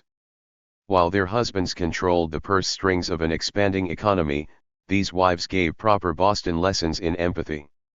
Though only a few dozen in number, they were always in the news. Dressed in floral hats and floor-length skirts, they taught immigrants at South End House, modeled after Chicago's Hull House. They marched for suffrage, temperance, or peace. To the outrage of many a husband, some wives even joined the Socialist Party, but most found politics a poor outlet for their compassion. Childless or having grown children, they saw the poor as family. These were the women who came to Lawrence, Massachusetts, during its 1912 strike, doling out aid from a dingy storefront. They were the women who bailed out men rounded up during the Palmer raids. And now, upon reading of 2 Italian immigrants facing the electric chair, these were the women who all but adopted Sacco and Vanzetti. No children could have asked for more devoted mothers. Sacco and Vanzetti had been young men when their mothers died. For each, the loss had been especially tragic, Vanzetti holding his groaning mother in his arms, Sacco feeling the sudden stab of a black-bordered letter bringing a distant son the worst possible news. So it is not surprising that when reduced to a childlike dependency, each still grieving son welcomed surrogates. Sweeping into the prisoners' lives like angels on a mission, a half-dozen women embraced Sacco, Vanzetti, and their families. Cerise Carmen Jack hosted Rosina and her children on her farm near Stoughton. The middle-aged wife of a Harvard professor, sporting squeaky, high-buttoned shoes, Mrs. Jack became Sacco's most frequent correspondent. At first he called her my friend, then my dear friend. Finally, After she had visited him monthly, reading with him, teaching him English, showering him with gifts, flowers, cookies, fruit, poetry, he called her honey. "You are always surprise me with something or other," Sacco wrote to Mrs. Jack, "that for this kind and generous attitude that you used always to have for me, I am going to call you honey. Well honey, are you feeling?" Vanzetti's new female friends fulfilled a variety of roles. Some kept his cell wall decorated with postcards of beaches, farms, maples in the fall. Others he regarded as teachers, comrades, and in the case of one woman, a would-be lover. The rough-hewn Italian anarchist could never get over this sudden embrace by socialites. "A player of golf and of tennis, friend of mine," he wrote one woman. "It is as a reconciliation of the diavolo with the holy water. Indeed, I never thought such a thing possible, but it is." Vanzetti's most devoted correspondent was Alice Stone Blackwell, daughter of the pioneering suffragette Lucy Stone. Blackwell sent him valentines, Christmas cards, and long letters discussing politics and history. Vanzetti responded like an eager boy, writing Comrade Blackwell 10-page letters, immersing himself in thought until he almost forgot to be in prison, very near to the electric chair. As if explaining himself to his own mother, he confessed his love of nature and anarchism, shared his poems, described his changing moods. "Ah, my passion for the truth! What a cross! Yet, I am glad of it, and I carry it with a strong heart. I adore freedom, it is my divinity, and the truth is its archangel of liberation." Amazed by his eloquence, Blackwell tried to get The Nightingale published, but no magazine would take Vanzetti's ode. She shared his letters with friends, but mostly she just wrote and visited again and again. Other women found their own ways of helping. Margaret Shirtleff gave Dante swimming lessons and knitted sweaters for Ines. Katie Codman drove Rosina wherever she needed to go. Virginia McMechen braved the bleak corridors of Charlestown Prison to teach Vanzetti English, praising his progress as he vowed to become a nightingale of the English language. McMechen and a friend even traveled to Ville Folletto and Torre Maggiore to bring worried families a little cheer. "Treat them as sisters," Vanzetti wrote his own sister, advising her to show them the lush family garden and to ask before putting garlic in their food. To men whose only American acquaintances had been hard-edged bosses and factory foremen, these surrogate mothers were optimism itself. "How many good souls are working in our behalf and suffering for our pains and sorrows who we do not know," Vanzetti wrote to Blackwell. "Human nature is good. I would assert it even I burned 100 times." All these women gave of themselves, yet none matched the devotion of Auntie B. Before meeting Sacco and Vanzetti, Elizabeth Glendower Evans had spent 3 decades at the upper echelons of Boston's social services. By the 1920s, this grandmotherly woman was the conscience of Boston. As shrewd as she was sympathetic, Evans understood power and saw compassion as its antidote. She had come by her bottomless empathy in the usual way through sorrow. Raised as poor relations of a very aristocratic family, suffocated by puritanical religion and strict schooling, young Elizabeth Gardner considered herself homely and stupid. Hence she was enchanted when a charming Harvard man, Glendower Evans, fell in love with her. During long walks and canoe rides, Glen opened her eyes with poetry, social concerns, and the ideas of his friend, the philosopher William James. Amidst all the opulence of the Gilded Age, the couple had married in 1882. 4 years later, Glen died, leaving his young widow with plenty of money and all the time there is. On a doctor's advice, she took up social causes, first as a trustee to Massachusetts' reform schools, and then, after studying socialism in England, in the trenches of American activism. As she aged, Evans became a familiar sight on picket lines and at podiums. During the winter of 1912, the 55-year-old woman was a regular in Lawrence. She went just to observe, but soon began marching and bailing out arrested strikers, using dividends from her stock in the American Woolen Company. The strikers' stirring victory left her feeling as if a new world were opened, so vital does one feel that pulse of the common human heart. After the strike, Evans helped write Massachusetts' groundbreaking minimum wage law, and later accompanied Jane Addams to a women's peace conference in The Hague. Other wealthy women resented her incessant harping about the poor, but Evans preferred to think of herself as one of those old-fashioned Americans who still believe in the fundaments of our institutions as laid down by our fathers. In the summer of 1920, reading of Vanzetti's Bridgewater trial, Evans sensed an outrage in the making. The following May 31st, when the Dedham trial began, the white-haired woman, with her frilly flowered hat, wire-rimmed spectacles, and perpetual frown, was in the gallery. For 6 weeks she made the daily trip to Dedham, sometimes bringing Mrs. William James. Evans followed the trial as if it were her own sons in the cage. She took elaborate notes and once viewed judge and jury through opera glasses until ordered to put them in her purse. In early July, she bailed out the bankrupt defense with a gift of nearly $3,000. From the jury selection to the verdict, the trial appalled her. "I could scarcely credit my senses," she recalled. "All along it had perplexed me why the judge saw fit to continue what seemed to me like a solemn farce." The day after the verdict, Evans swung into action. She had already lifted Rosina from her misery, arranging her stay throughout the trial at the Dedham home of Supreme Court Justice Louis Brandeis, an old friend of Glenn's. Now she began working with the defense committee. Sitting in on meetings, the dour old matron argued with anarchists about strategy and fundraising. She wrote articles for the New Republic and La Follette's, while authoring her own pamphlet, Outstanding Features of the Sacco-Vanzetti Case. And she visited the men so often that she usurped all other surrogate mothers. Opponents of Sacco and Vanzetti found it easy to ridicule Evans and other sob sisters. An undercover federal agent, watching Evans flit around a rally, concluded, her actions were childish and indications point to paresis and senile decay. But to condemned men desperate for compassion, she was little less than a saint. "Since the day that I have met you," Sacco wrote, "you been occupied in my heart, my mother her place, and so I been respect you and I been loved you." Like the Brandeis children, Sacco began calling Evans Auntie B, but sometimes he addressed her as my dear mother.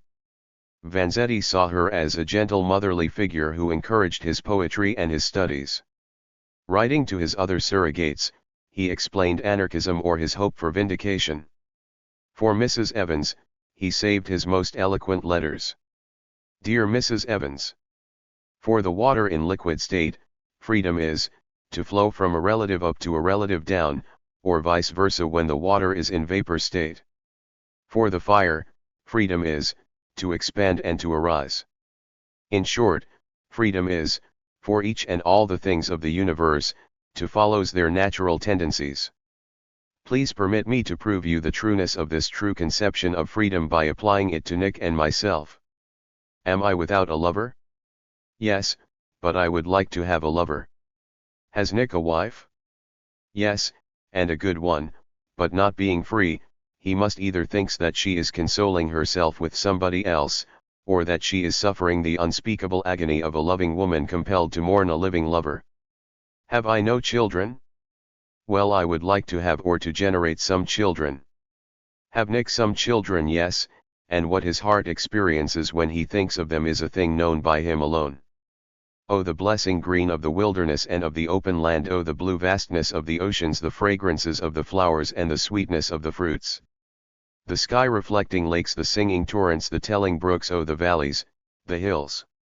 Yes, yes, all this is real actuality, but not to us chained and just and simply because we, being chained, have not the freedom to use our natural faculty of locomotion to carry us from ourselves to the open horizon under the sun at daytime, under the visible stars at night. Sharing such letters at their own Sacco-Vanzetti dinners, knowing nothing of the men's involvement with the Galenisti. Evans and her friends could not imagine such sweet souls guilty of murder. And as the case ground into its 4th year, these women doubled their efforts. Most merely wrote more letters or sent more cookies, but Evans visited Sacco 5 times a week at Bridgewater. There she saw him living in a snake pit of wild-eyed criminals and muttering schizophrenics. To anyone else, the State Farm would have been a Goyesque horror. Along with insane criminals, Bridgewater housed paupers, drug addicts, and defective delinquents. The lockdown institution featured barred windows, walls of shiny, painted brick, and 8x8 cells whose solid doors had peepholes opening onto long, claustrophobic hallways. Of nearly 900 inmates listed as insane in 1923, just 28 recovered and were released. 33 died. Yet for Sacco, Bridgewater was a vast improvement over the jail where he considered his food poisoned and guards capable of pouring something in his ear as he slept. Assigned a bed on an open ward, he began chatting with doctors and nurses. Soon he was given what he knew he needed for stability work. His first job was polishing floors. Later he tended a garden in the enormous open yard where inmates stood singing, preaching, shouting at no one. Freedom lay just beyond the hospital's huge Victorian headquarters, but contrary to Judge Thayer's concern, Sacco never tried to escape, nor did he have another outburst.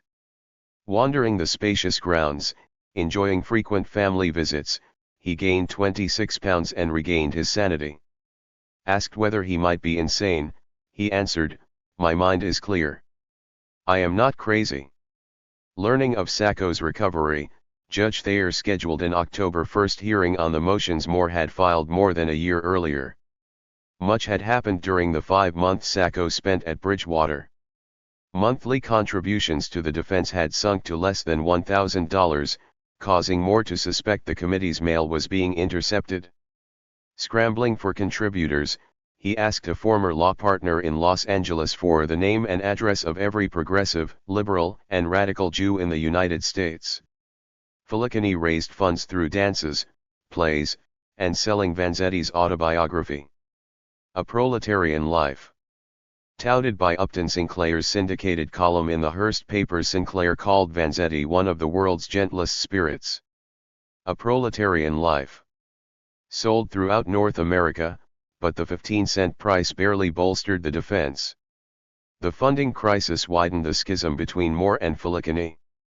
In late August, Moore toyed with the idea of quitting but stayed on, meeting with doddering American Federation of Labor head Samuel Gompers and pleading with workers not to forget Sacco and Vanzetti.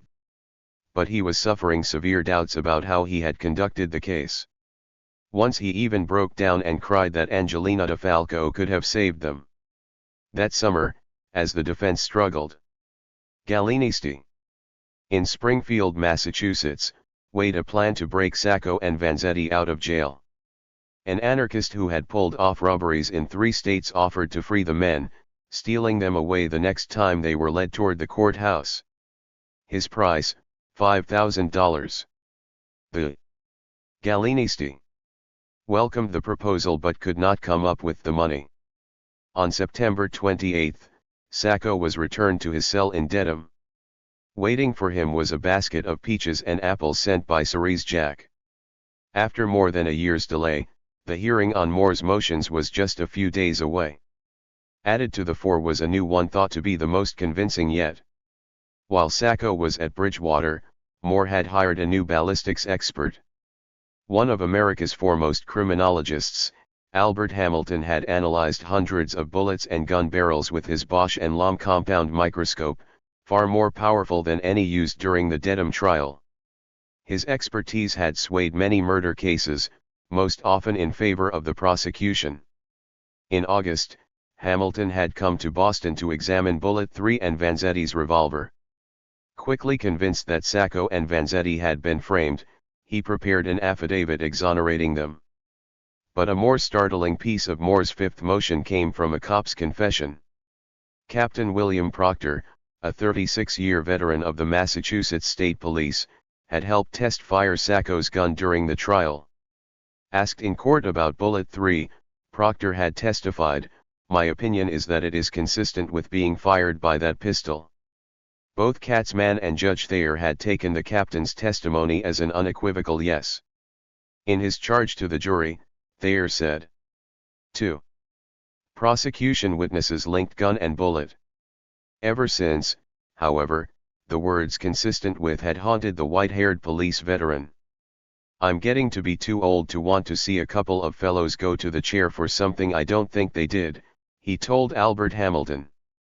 Some have charged that Proctor resented Katzman for firing him as his chief investigator and for not paying him $500 for his ballistics work, but whatever his motive, the captain was soon adding his own affidavit to the pile. Proctor now swore that his test firing had turned up no evidence linking the fatal bullet to Sacco's gun. Throughout the trial, Proctor added, Katzman had asked him repeatedly about such a link. The captain had repeatedly said he had found none. If asked point-blank in court, Proctor told Katzman, he would deny any connection. As a result, Proctor swore, Harold Williams had framed his question accordingly, asking only, "Have you an opinion about the bullet?" In answering that it was consistent with, Proctor meant only that bullet 3 had passed through some Colt automatic, not necessarily Sacco's.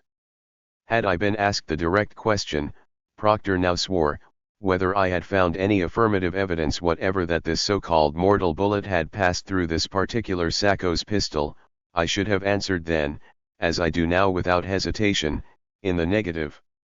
Moore's fifth motion seemed solid, yet the day before going to court, he bolstered the Ripley motion with one final revelation. No one knows how Moore met William Daley, but his story was all a lawyer could ask for. A few days before the trial, Daley had spoken with Walter Ripley. The ex-police chief who would soon be jury foreman had told Daley he would be leaving you for a couple of weeks to serve on a jury. Daley asked whether the trial was the famous one of those 2 guineas charged with murder. When Ripley said it was, Daley told his old friend he did not think the men guilty. Why would a man, in broad daylight, rob a factory where he had worked and would be recognized? And Ripley had answered, damn them, they ought to hang them anyway.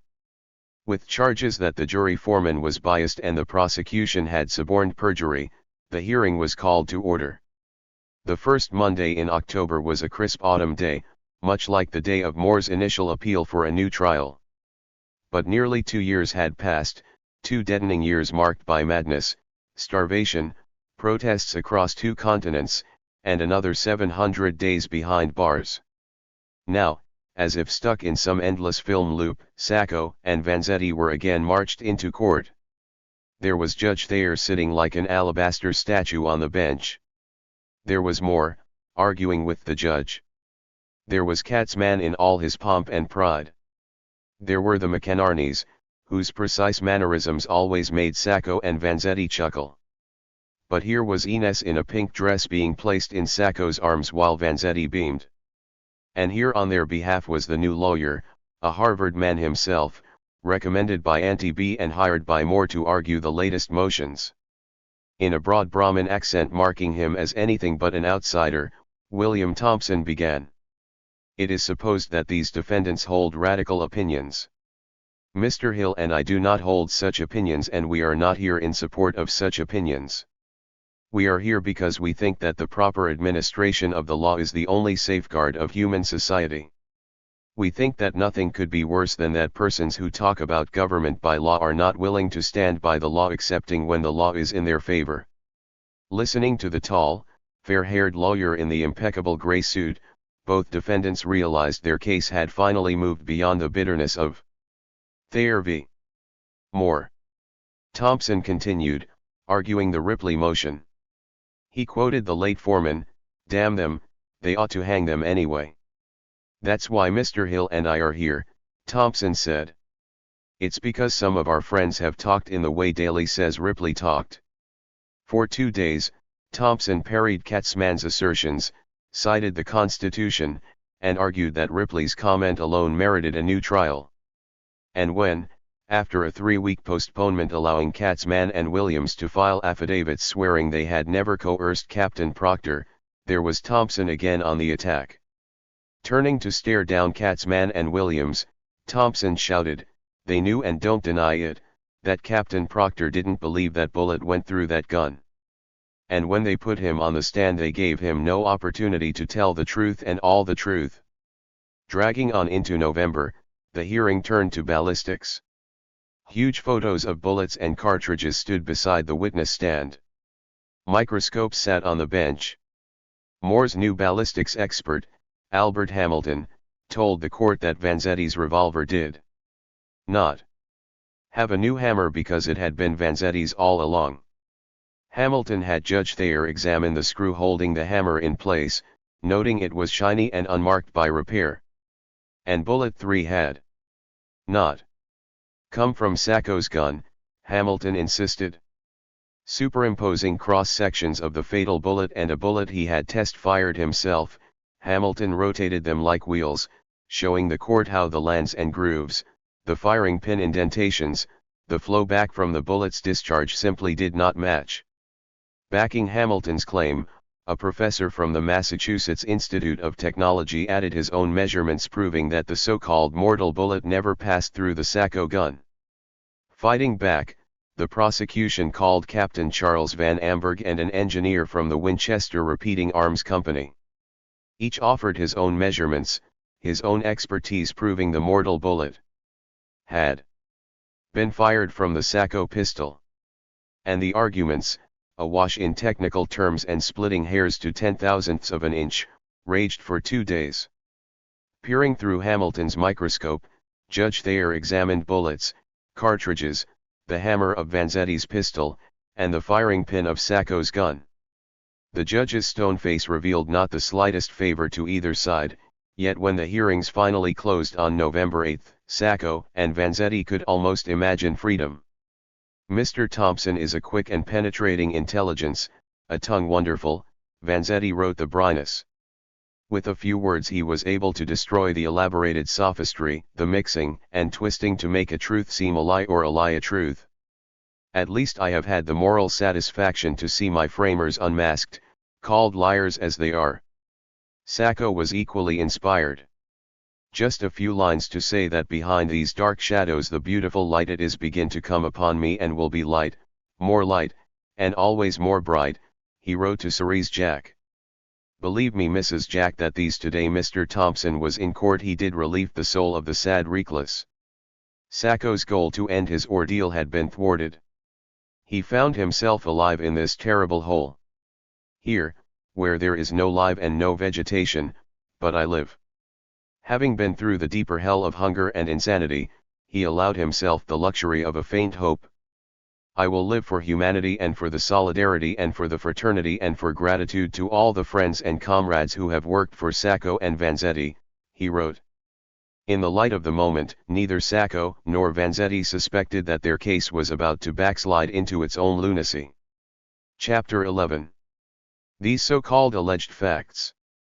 The inevitable conclusion to be drawn from an analysis of all the expert testimony is that what might have been almost indubitable evidence was in fact rendered more than useless by the bungling of the experts. 1935 textbook. The identification of firearms from ammunition fired therein. On December 4, 1923, Albert Hamilton went to the courthouse in Dedham to take another look at Sacco's gun. While boxy black cars grumbled past the common, the short, bespectacled man strode beneath a plume of his own breath up the courthouse steps. Once inside, his unannounced arrival startled a clerk. Ballistics had been the bedrock of the verdict. Witnesses had seen everything and nothing, yet as one juror recalled, the bullets there was no getting around that evidence. The bedrock, however, was shakier than jurors suspected. In the early 1920s, ballistics was far from an exact science. Within a few years, comparison microscopes would align grooves in bullets and gun barrels, fingerprinting a fatal slug. But the jury in Dedham had examined this crucial evidence with a low-power microscope and a magnifying glass. Once jurors had eyeballed bullet 3 and Sacco's Colt, rival experts had recited long lists of measurements, precise statistics that varied up to 12%. Such ambiguities had allowed each expert to peer into his microscope and see precisely what he wanted to see. The trial's ballistics battle had since spilled into the appeals. Throughout 1923, Prosecution and defense inundated Judge Thayer with data. Firing pin indentations, flowback, shell casings, ejector cuts all were pinpointed in pages of bone-dry affidavits. Filed with the affidavits, black and white enlargements of shells and bullets only deepened the dispute. Prosecution and defense experts disagreed on everything, right down to the width of Sacco's gun barrel. By the winter of 1923, the defense seemed to be winning the battle. When Captain William Proctor swore he had never believed bullet 3 had come from Sacco's gun, the prosecution's other expert, Captain Van Amberg, was left hanging out in the breeze. The defense, meanwhile, still had its 2 trial experts plus an MIT professor and Albert Hamilton, whom Scientific American called the foremost microchemical examiner and criminologist in the country. Having made one test firing, Hamilton hoped to do another, but when he came to Dedham that icy December morning, the battle bogged down in a quagmire of scandal. When Hamilton asked for the Sacco pistol, the surprised court clerk disappeared into an adjoining room. Moments later, he returned with the gun in pieces. Hamilton was not surprised to see this critical evidence broken down into hunks of cold metal. He knew a .32 Colt was easily disassembled without tools. During the last hearing on November 8, he had taken apart Sacco's Colt and his own revolvers, then reassembled all 3 guns to the satisfaction of everyone watching. Judge Thayer had then ordered the guns impounded. But when Hamilton now inserted a plug gauge into Sacco's barrel, he noticed something strange. The plug gauge slipped right in. The barrel was wider than the last time he measured it, and its gunmetal gray, once clogged with rust and grime, was spotless and shiny. Hamilton did not immediately suspect foul play. He knew a barrel could be slightly enlarged if cleaned with hydrochloric acid and might be polished by repeated insertion of a plug gauge. After making more measurements, he returned the gun and stepped out into the cold. 2 days later, he filed another affidavit replete with additional measurements and an observation: since November 8 the interior of the Sacco pistol has been quite thoroughly cleaned. The barrel's diameter, he added, had increased from .2920 to .3045 inch. Despite the changes, Hamilton asked permission to test fire 100 shots. Then Winter tightened its lock on the Commonwealth and no one touched Sacco's gun, at least no one leaving fingerprints. Early in February 1924, Captain Van Amberg entered a Boston courtroom to find an ongoing discussion about Sacco's Colt. When Judge Thayer handed Van Amberg the gun, the captain immediately noticed something queer about the barrel. The following day, he made his own measurements. Fred Moore was soon informed of what he would term these so-called alleged facts, and on February 15, Judge Thayer called a hearing to learn who had switched the barrel on Sacco's gun. The barrel switch suggested how the stakes had risen. The case was no longer about 2 murders, it was about prevailing.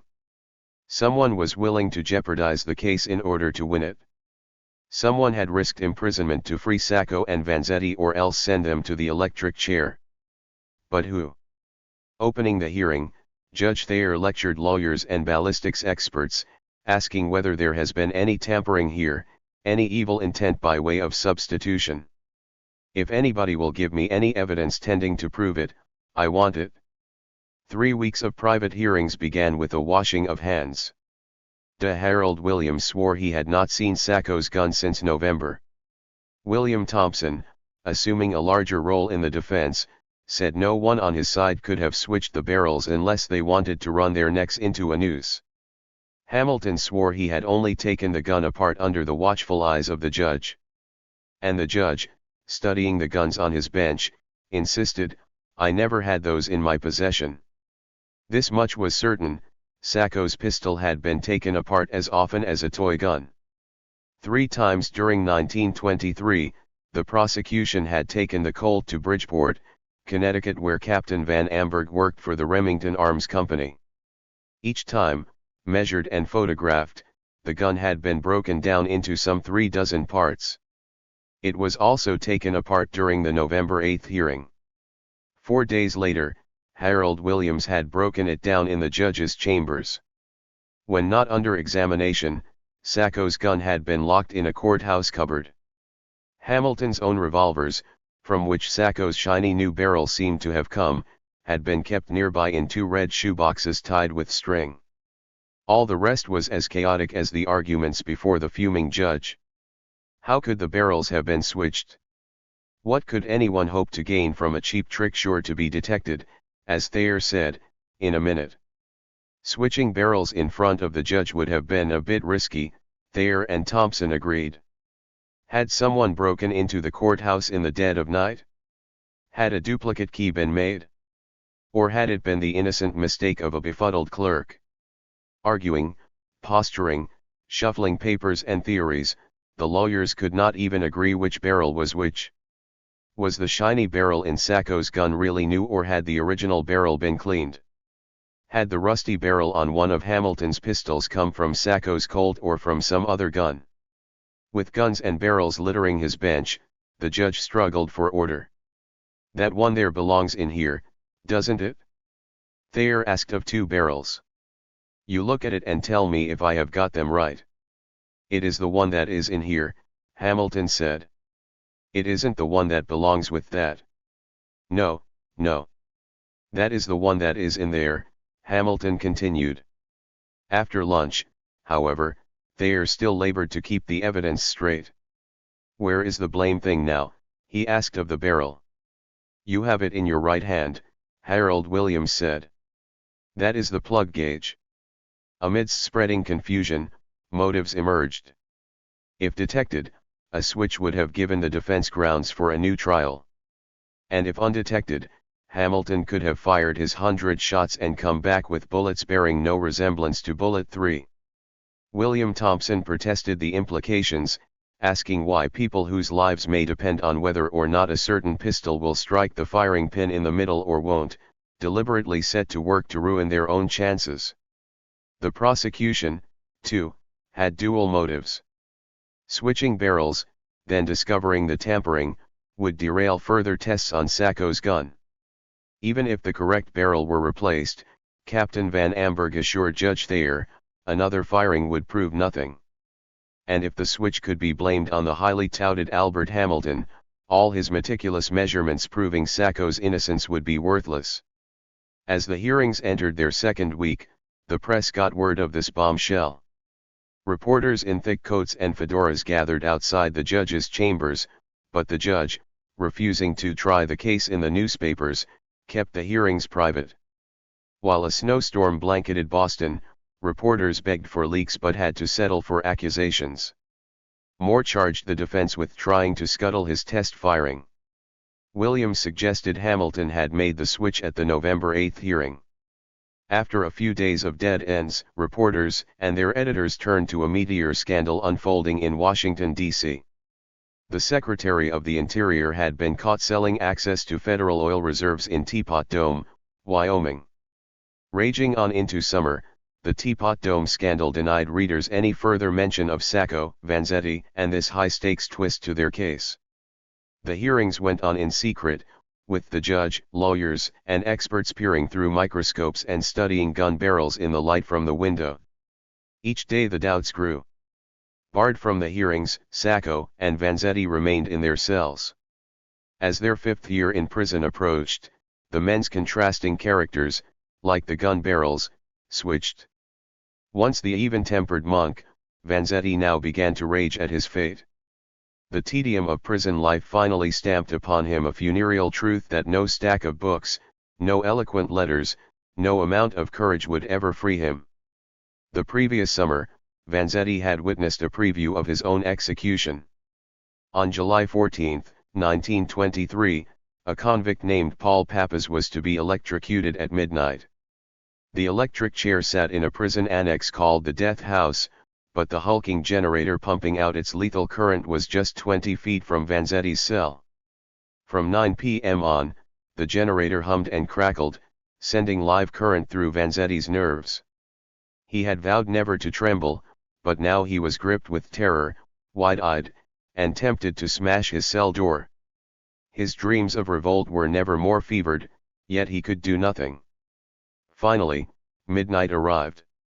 "I saw the darkness in light by a spark," Vanzetti wrote to Mrs. Evans, "a lightning followed by a dumb thunder. Few seconds after another lightning and another thunder, but not so strong as the first. And Papas was dead. And he died bravely. Now everybody are satisfied, the Commonwealth is safe." Though shaken and haunted, Vanzetti preferred electrocution to life in prison. "Two lightnings are much better than life in chains," he wrote. "We here know it. Many will kill others and these elves before to come back here for a long sentence." Despite mounting despair, Vanzetti thrived as much as anyone can in prison. Death, looming like footsteps on the floor above him, heightened his desire to read everything, to know everything, to write all he could in the time remaining. One day Moore visited the prison, finding Vanzetti emerging from the tailor shop simply reeking with sweat. It was not a warm day, but Vanzetti had been driving himself to press his daily quota of pants so he could have more time for his studies and a novel he was writing about his long labors. Where once he had seen two eyes in himself, now he became a prism of personalities, his letters presenting a different Bartolo to each correspondent. To his sister he called for courage and predicted vindication. Writing Sacco, he was defiant. "They would win their freedom in spite of our cold-blooded murderers' enemies, and of every crook, prostitute, and perjurer of the world." But to his surrogate mothers, Vanzetti was not so sanguine. Their optimism worried him. Lest they be crushed by the inevitable, he assured them he expected nothing from Judge Thayer other than some 10,000 volts divided in few times, some meters of cheap board and a 4x7x8 feet hole in the ground. Word of the gun barrel switch further embittered Vanzetti. He called Judge Thayer's investigation a joke. Since the last hearing, the defense has not seen the revolver and the prosecution had asked for it many times, he wrote Luigi. So who could have changed the barrel if not the prosecution? Convinced the Commonwealth would stop at nothing in order to kill him, he dreamt only of revolution and revenge. Revolution would come by thousands of strikes, gradually, one more powerful than the other, and through the centuries. Revenge he saw as more immediate. "I will ask for revenge. I mean eye for an eye, ear for an ear, and even more since to win it is necessary that 100 enemies fall to each of us." The lone light in Vanzetti's life was his English teacher. The previous fall, he had written Virginia McMecken, hinting at his growing affection. Now, after a dozen more visits and scores of endless nights in his cell, the wild bear found himself thinking of this married, middle-aged woman as the lover he never had. When McMecken left for Europe, Vanzetti was heartbroken. The day after her departure, he barely concealed his feelings. "There were so many things that I would have said and told to you and I was unable. What would I say if I thank you with all my heart for your goodness to me? Nothing. I have never saw you so beautiful as the last time, pale, tired, throbbing and yet so brave. I have been so near to you. Oh, the great communion of our soul, Virginia, beloved one, I have touched your wrap in an unconscious impulse to grasp your hands." Sacco, by contrast, became a boyish innocent and budding scholar. Having stared into the face of madness, he emerged docile. "The cookies, Mrs. Jack, they are so wonderful that I eat the two especial ones that had a little butter between, and really they were so nice and warm that they were almost delicious." He was reading biographies of Debs and Gandhi, Tennyson's poetry, and Bertrand Russell's Why Men Fight. Reveling in the attention of his surrogate mothers, he promised to improve his English until he could be really a Shakespeare, ha ha. His cell was filled with gifts, flowers, cookies, an overcoat from Mrs. Evans, honey from his honey, Mrs. Jack. By day, Sacco seemed resigned to his fate, but each evening when the lights went out, memories engulfed him like the darkness. Then he began pacing 1, 2, 3, 4 steps, until these sad bars turned him back. Often he harkened back to Italy, remembering his father's vineyards, his mother, and the songs he had sung while bringing her baskets of fruit. One night he dreamt he was in a Pennsylvania miners' strike where militiamen were driving mothers and children from their homes. Amidst the chaos, he saw himself pleading with the militia, "Brothers, remember that every one of us we have mother and child, and you know that we fight for freedom, which is your freedom." But as he finished speaking, a soldier shot him through the heart. Waking with a hand clasped over his chest, Sacco turned and looked out his barred window, seeing the stars it bright my face and the shadows soon disappear. During a second week of gun barrel hearings, everyone with access to Sacco's gun was summoned to Judge THIRD's chambers. Night watchman and a courthouse janitor had seen no suspicious activity. Sheriff's deputies swore no one had touched the gun. 2 women they are called matrons of the courthouse said the same. Such testimony steered suspicion toward the men who had the most to gain, the experts whose success in this front-page case might make or break their careers. For 3 days Captain Van Amberg and Albert Hamilton were examined and cross-examined. Each studied gun barrels through a microscope, showing Judge Thayer revealing marks, but the judge seemed more interested in the men's backgrounds. Albert Hamilton had a distinguished career in ballistics, at least according to Albert Hamilton.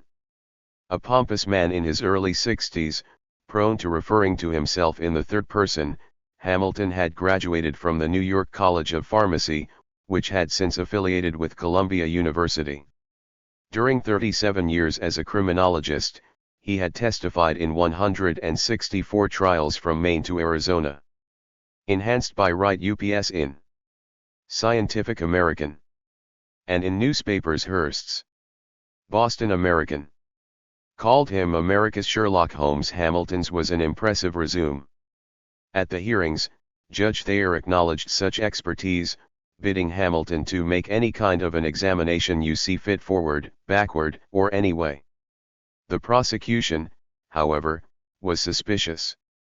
Upon learning Moore had hired America's Sherlock Holmes, Harold Williams sent an investigator to Auburn, New York, Hamilton's hometown. The investigator found Hamilton more self-promoter than criminologist.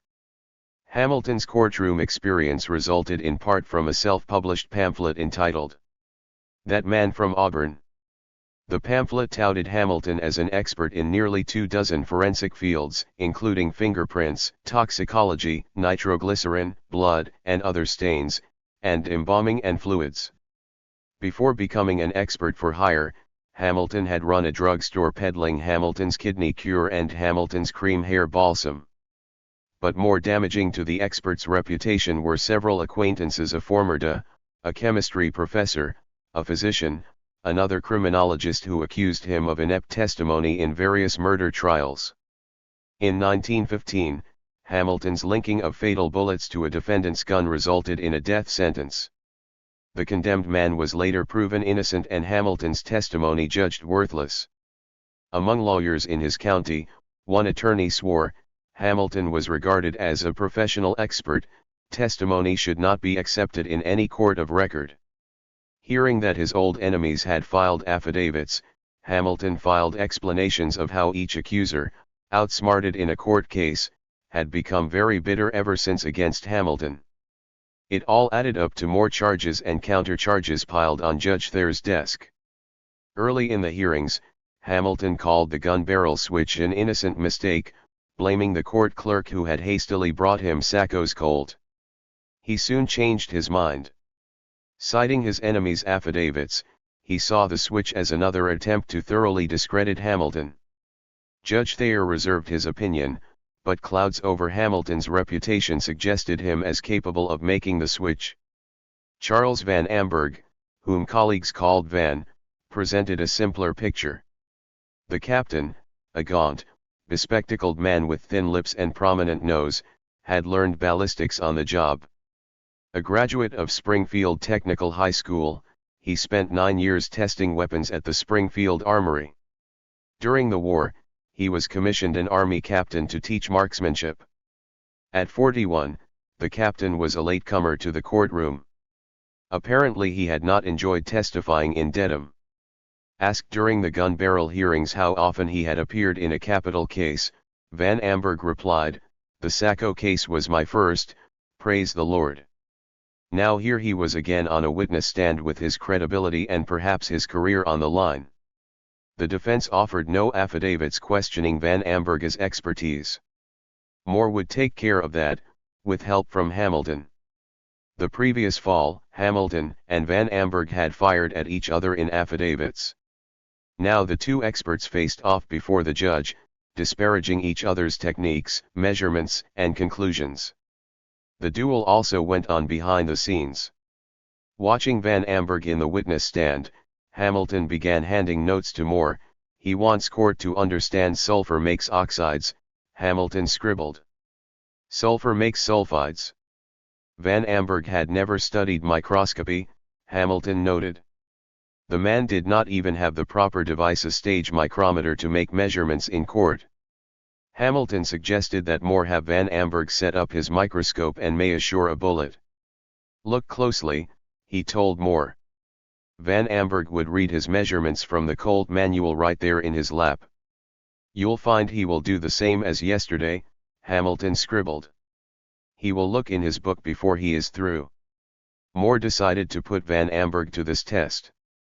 "I make it 5+, Van Amberg answered, looking up from his microscope. "In other words 50-odd thousands, approximating 60.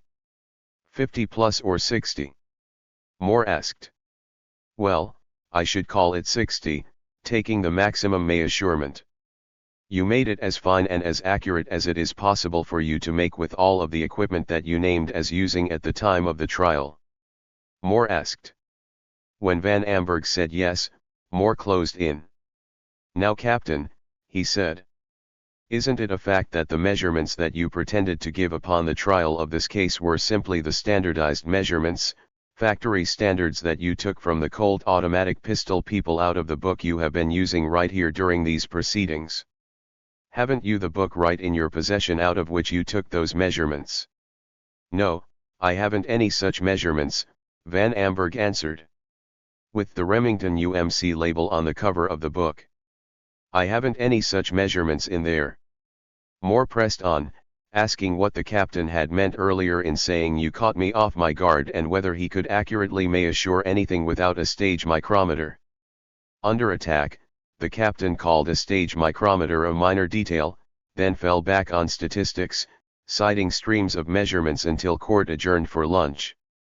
But when Van Amberg returned to the stand, Moore returned to the offensive, this time with a possible motive. Hadn't the captain applied for a job as a state ballistics expert? Yes, he had. Wouldn't his testimony in the Sacco Vanzetti case, his first trial, bear heavily on whether he got the job? And had he gotten the job? Judge Thayer excluded this final question, but moments later Van Amberg left the stand, his reputation seeming as tarnished as Hamilton's. A final few days only deepened the mystery. Hamilton announced that the new barrel on Sacco's Colt had been treated with a chemical to make it look older, then said he had found a human hair on the barrel. The hearings finally ended, but not before a court clerk affirmed that the three pistols had only been together at the November 8 hearing, where Hamilton, in plain view of Thayer, Thompson, and the clerk himself, had correctly reassembled them. Moore demanded time to call another witness, but the judge, finding it all very, very disturbing, brought down his gavel. 2 weeks later, Judge Thayer released his findings. He ordered the barrels restored to their original guns. Casting no aspersions on Captain Van Amberg, the judge wondered why Hamilton had asked for new tests even after noting changes in Sacco's barrel. If Hamilton knew the barrel had been switched and did not communicate the fact to the court or to counsel, that would be important evidence upon guilty consciousness, Thayer wrote. Yet his finding was offered without prejudice to either side. Moore appealed, arguing for the right to test fire Sacco's Colt. "We have got to fire it," he had told Thayer, "and your honor has got to ultimately make an order for it." "Don't tell me what I must do," Thayer had snapped. The hearings were closed, the judge had ruled. And Albert Hamilton would conduct no more tests on Sacco's gun. Hamilton soon disappeared from the case, leaving a bill for $2,813.85. He continued to testify in murder trials, with occasional blunders. Captain Van Amberg, however, took a different road. Shortly after the hearings, he got the job Moore had mentioned, heading the Commonwealth's new ballistics lab. That summer, he too made a courtroom error, linking a fatal bullet to his own test bullet in a Connecticut trial. Van Amberg was proven wrong and a man convicted of murder was released. Van Amberg continued to work for the Commonwealth. The mystery remained. Who had switched the barrels? More clues did not emerge until years later. In 1935, when the case was just a bitter memory, the pulp magazine, True Detective Mysteries, published the hidden drama of Sacco and Vanzetti. Alongside such lurid articles as Behind the Scenes of Michigan's Baffling Love Murder, the six-part serial unfolded in purple prose. The hidden drama emphasized the craftiness of Chief Stewart and the ballistics work of Van Amberg. One installment closed by asking, what staggering discovery was to be made by Captain Van Amberg at the crux of this mystery of mysteries. According to the author, the staggering discovery had come in 1932 when Van Amberg asked Judge Thayer, just what did take place that day the pistol barrels were switched. Looking back, the judge recalled the November 8 hearing.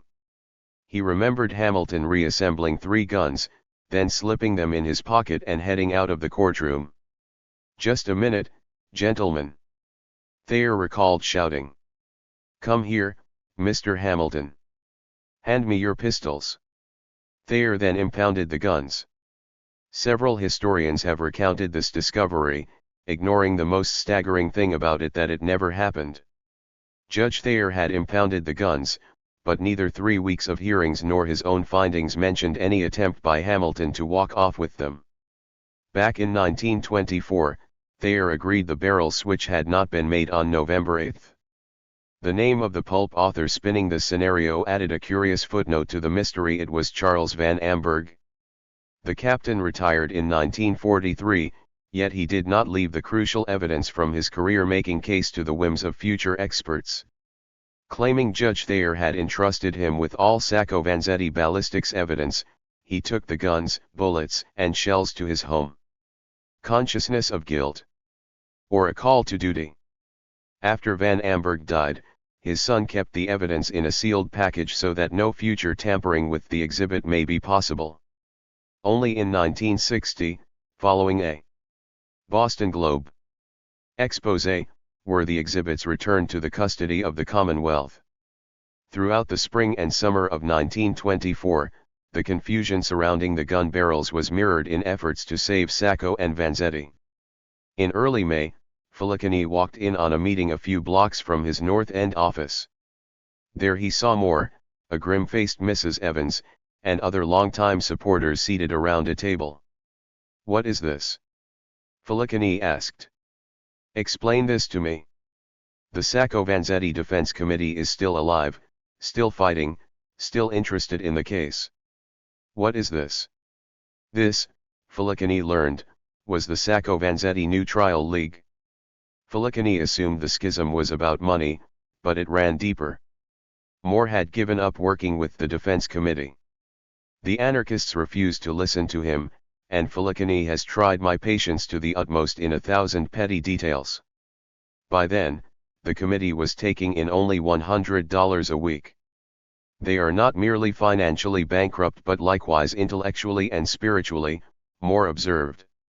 With bills piling up and no new leads, Moore hoped this new committee might shock his case back to life. The Sacco Vanzetti New Trial League would not outlast Moore's few remaining months in Boston. His withdrawal began that summer.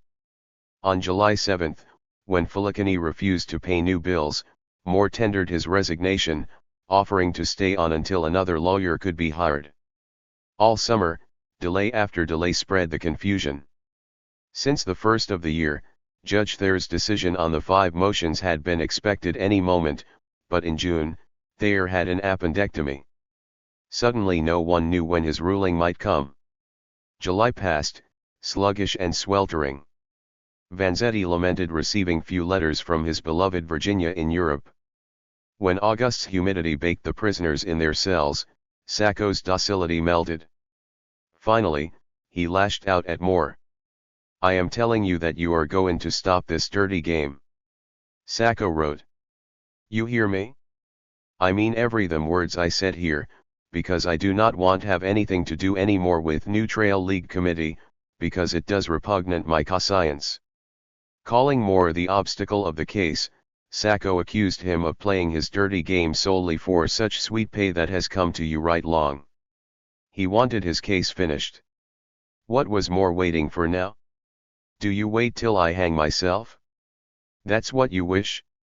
Let me tell you right now, don't be jealous yourself, because I would not be surprised if somebody will find you some morning hang on lamp post. The letter was signed, your implacable enemy, now and forever, Nick Sacco. By fall, no one seemed to know who was in charge. I think that Moore has left the defense, Vanzetti wrote, but I am not sure of it. Overtures were made to Clarence Darrow, but since the Red Scare, America's most famous lawyer had stopped defending radicals, finding it hopeless to get acquittals.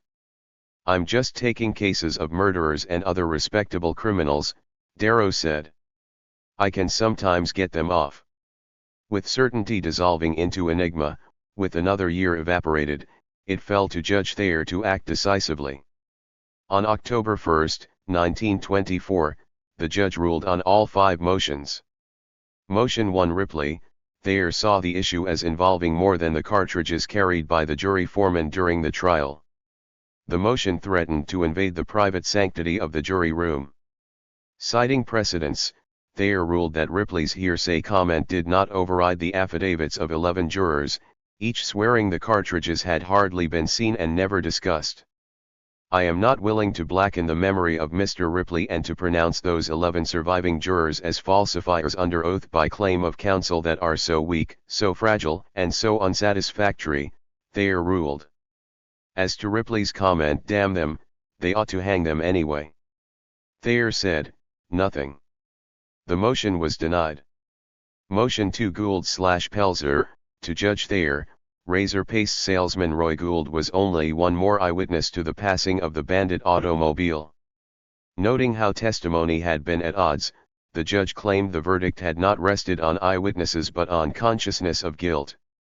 Thayer went on to argue the Commonwealth's entire case. He recounted the finding of the abandoned car, the shotgun shells, Sacco's cap, and Vanzetti's gun. The defendant's lies were crucial, for lies were searchlights in a great many cases that assist in identifying the perpetrator of crime. Stronger still were their attempts to draw guns on the arresting officers. Thayer dismissed the defendant's denials of the threats by noting, the jury had a right to believe the officers.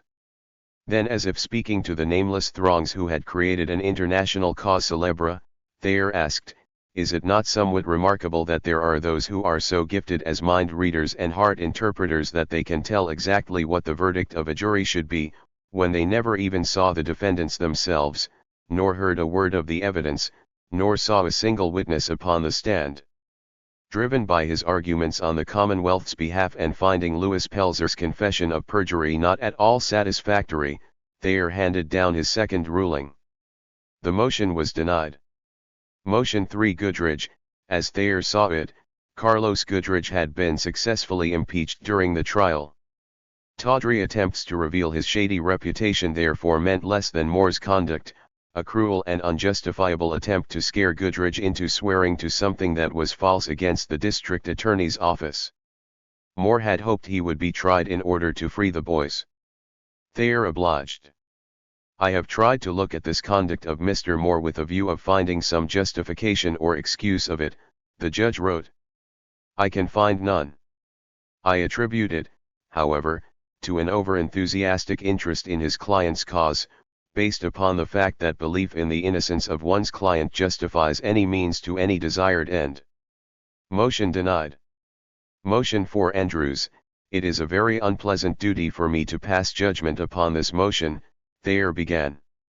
This is so because charges of unprofessional conduct are made against counsel on both sides. A correct decision, however, of this motion is exceedingly easy. Thayer believed precisely what Lola Andrews had told Katzman. He found nothing credible in her earlier claim that she had been coerced into identifying Sacco. The mastermind that procured this affidavit was Mr. Moore, Thayer wrote. My relationship with him has been very pleasant, although at times it would seem, as was very natural, that he was quite unfamiliar with our trial evidence and practice in the state. His judicial restraint exhausted, Thayer accused Moore of coercion, intimidation, fraud, and duress. The use of Andrew's son he found appalling. Could anything worse be done than the filling up of a 19-year-old boy by counsel for defendant with attacks upon the history of his mother's past life? Conjuring the image of a lone, weeping woman surrounded by Moore's men in the Hotel Essex, an unusual place for signing legal papers, Thayer denounced such a deep-laid scheme. Motion denied. Motion 5 Hamilton/Proctor, caught in the crossfire of ballistics experts, Thayer relied more on character than measurements. He acknowledged Albert Hamilton's skill and qualifications but questioned his over-enthusiastic willingness to adapt himself to almost any condition that may arise within his line of professional inquiry. As an example, Thayer challenged Hamilton's claim that someone had marked the Ripley cartridges in the jury room. How could anyone tell when ink marks had been made? But did Vanzetti's gun have a new hammer? Was its screw-head, as Hamilton said, free from marks showing repair? Thayer countered that a new screw might have been installed or the old screw tightened with care. Thayer cited other minutiae but relied more heavily on his respect for duty. To the patriotic judge, Hamilton's nationwide reputation paled in comparison to the military service of Captain Van Amberg. If Hamilton was right, then Van Amberg and the prosecution's other expert, also a veteran, were perjurers. In cases of such tremendous importance, can we attribute perjury or malice to these two men, both of whom were selected by the United States Ordnance Department at Washington during the late war? Judge Thayer asked. I cannot force myself to come to that conclusion.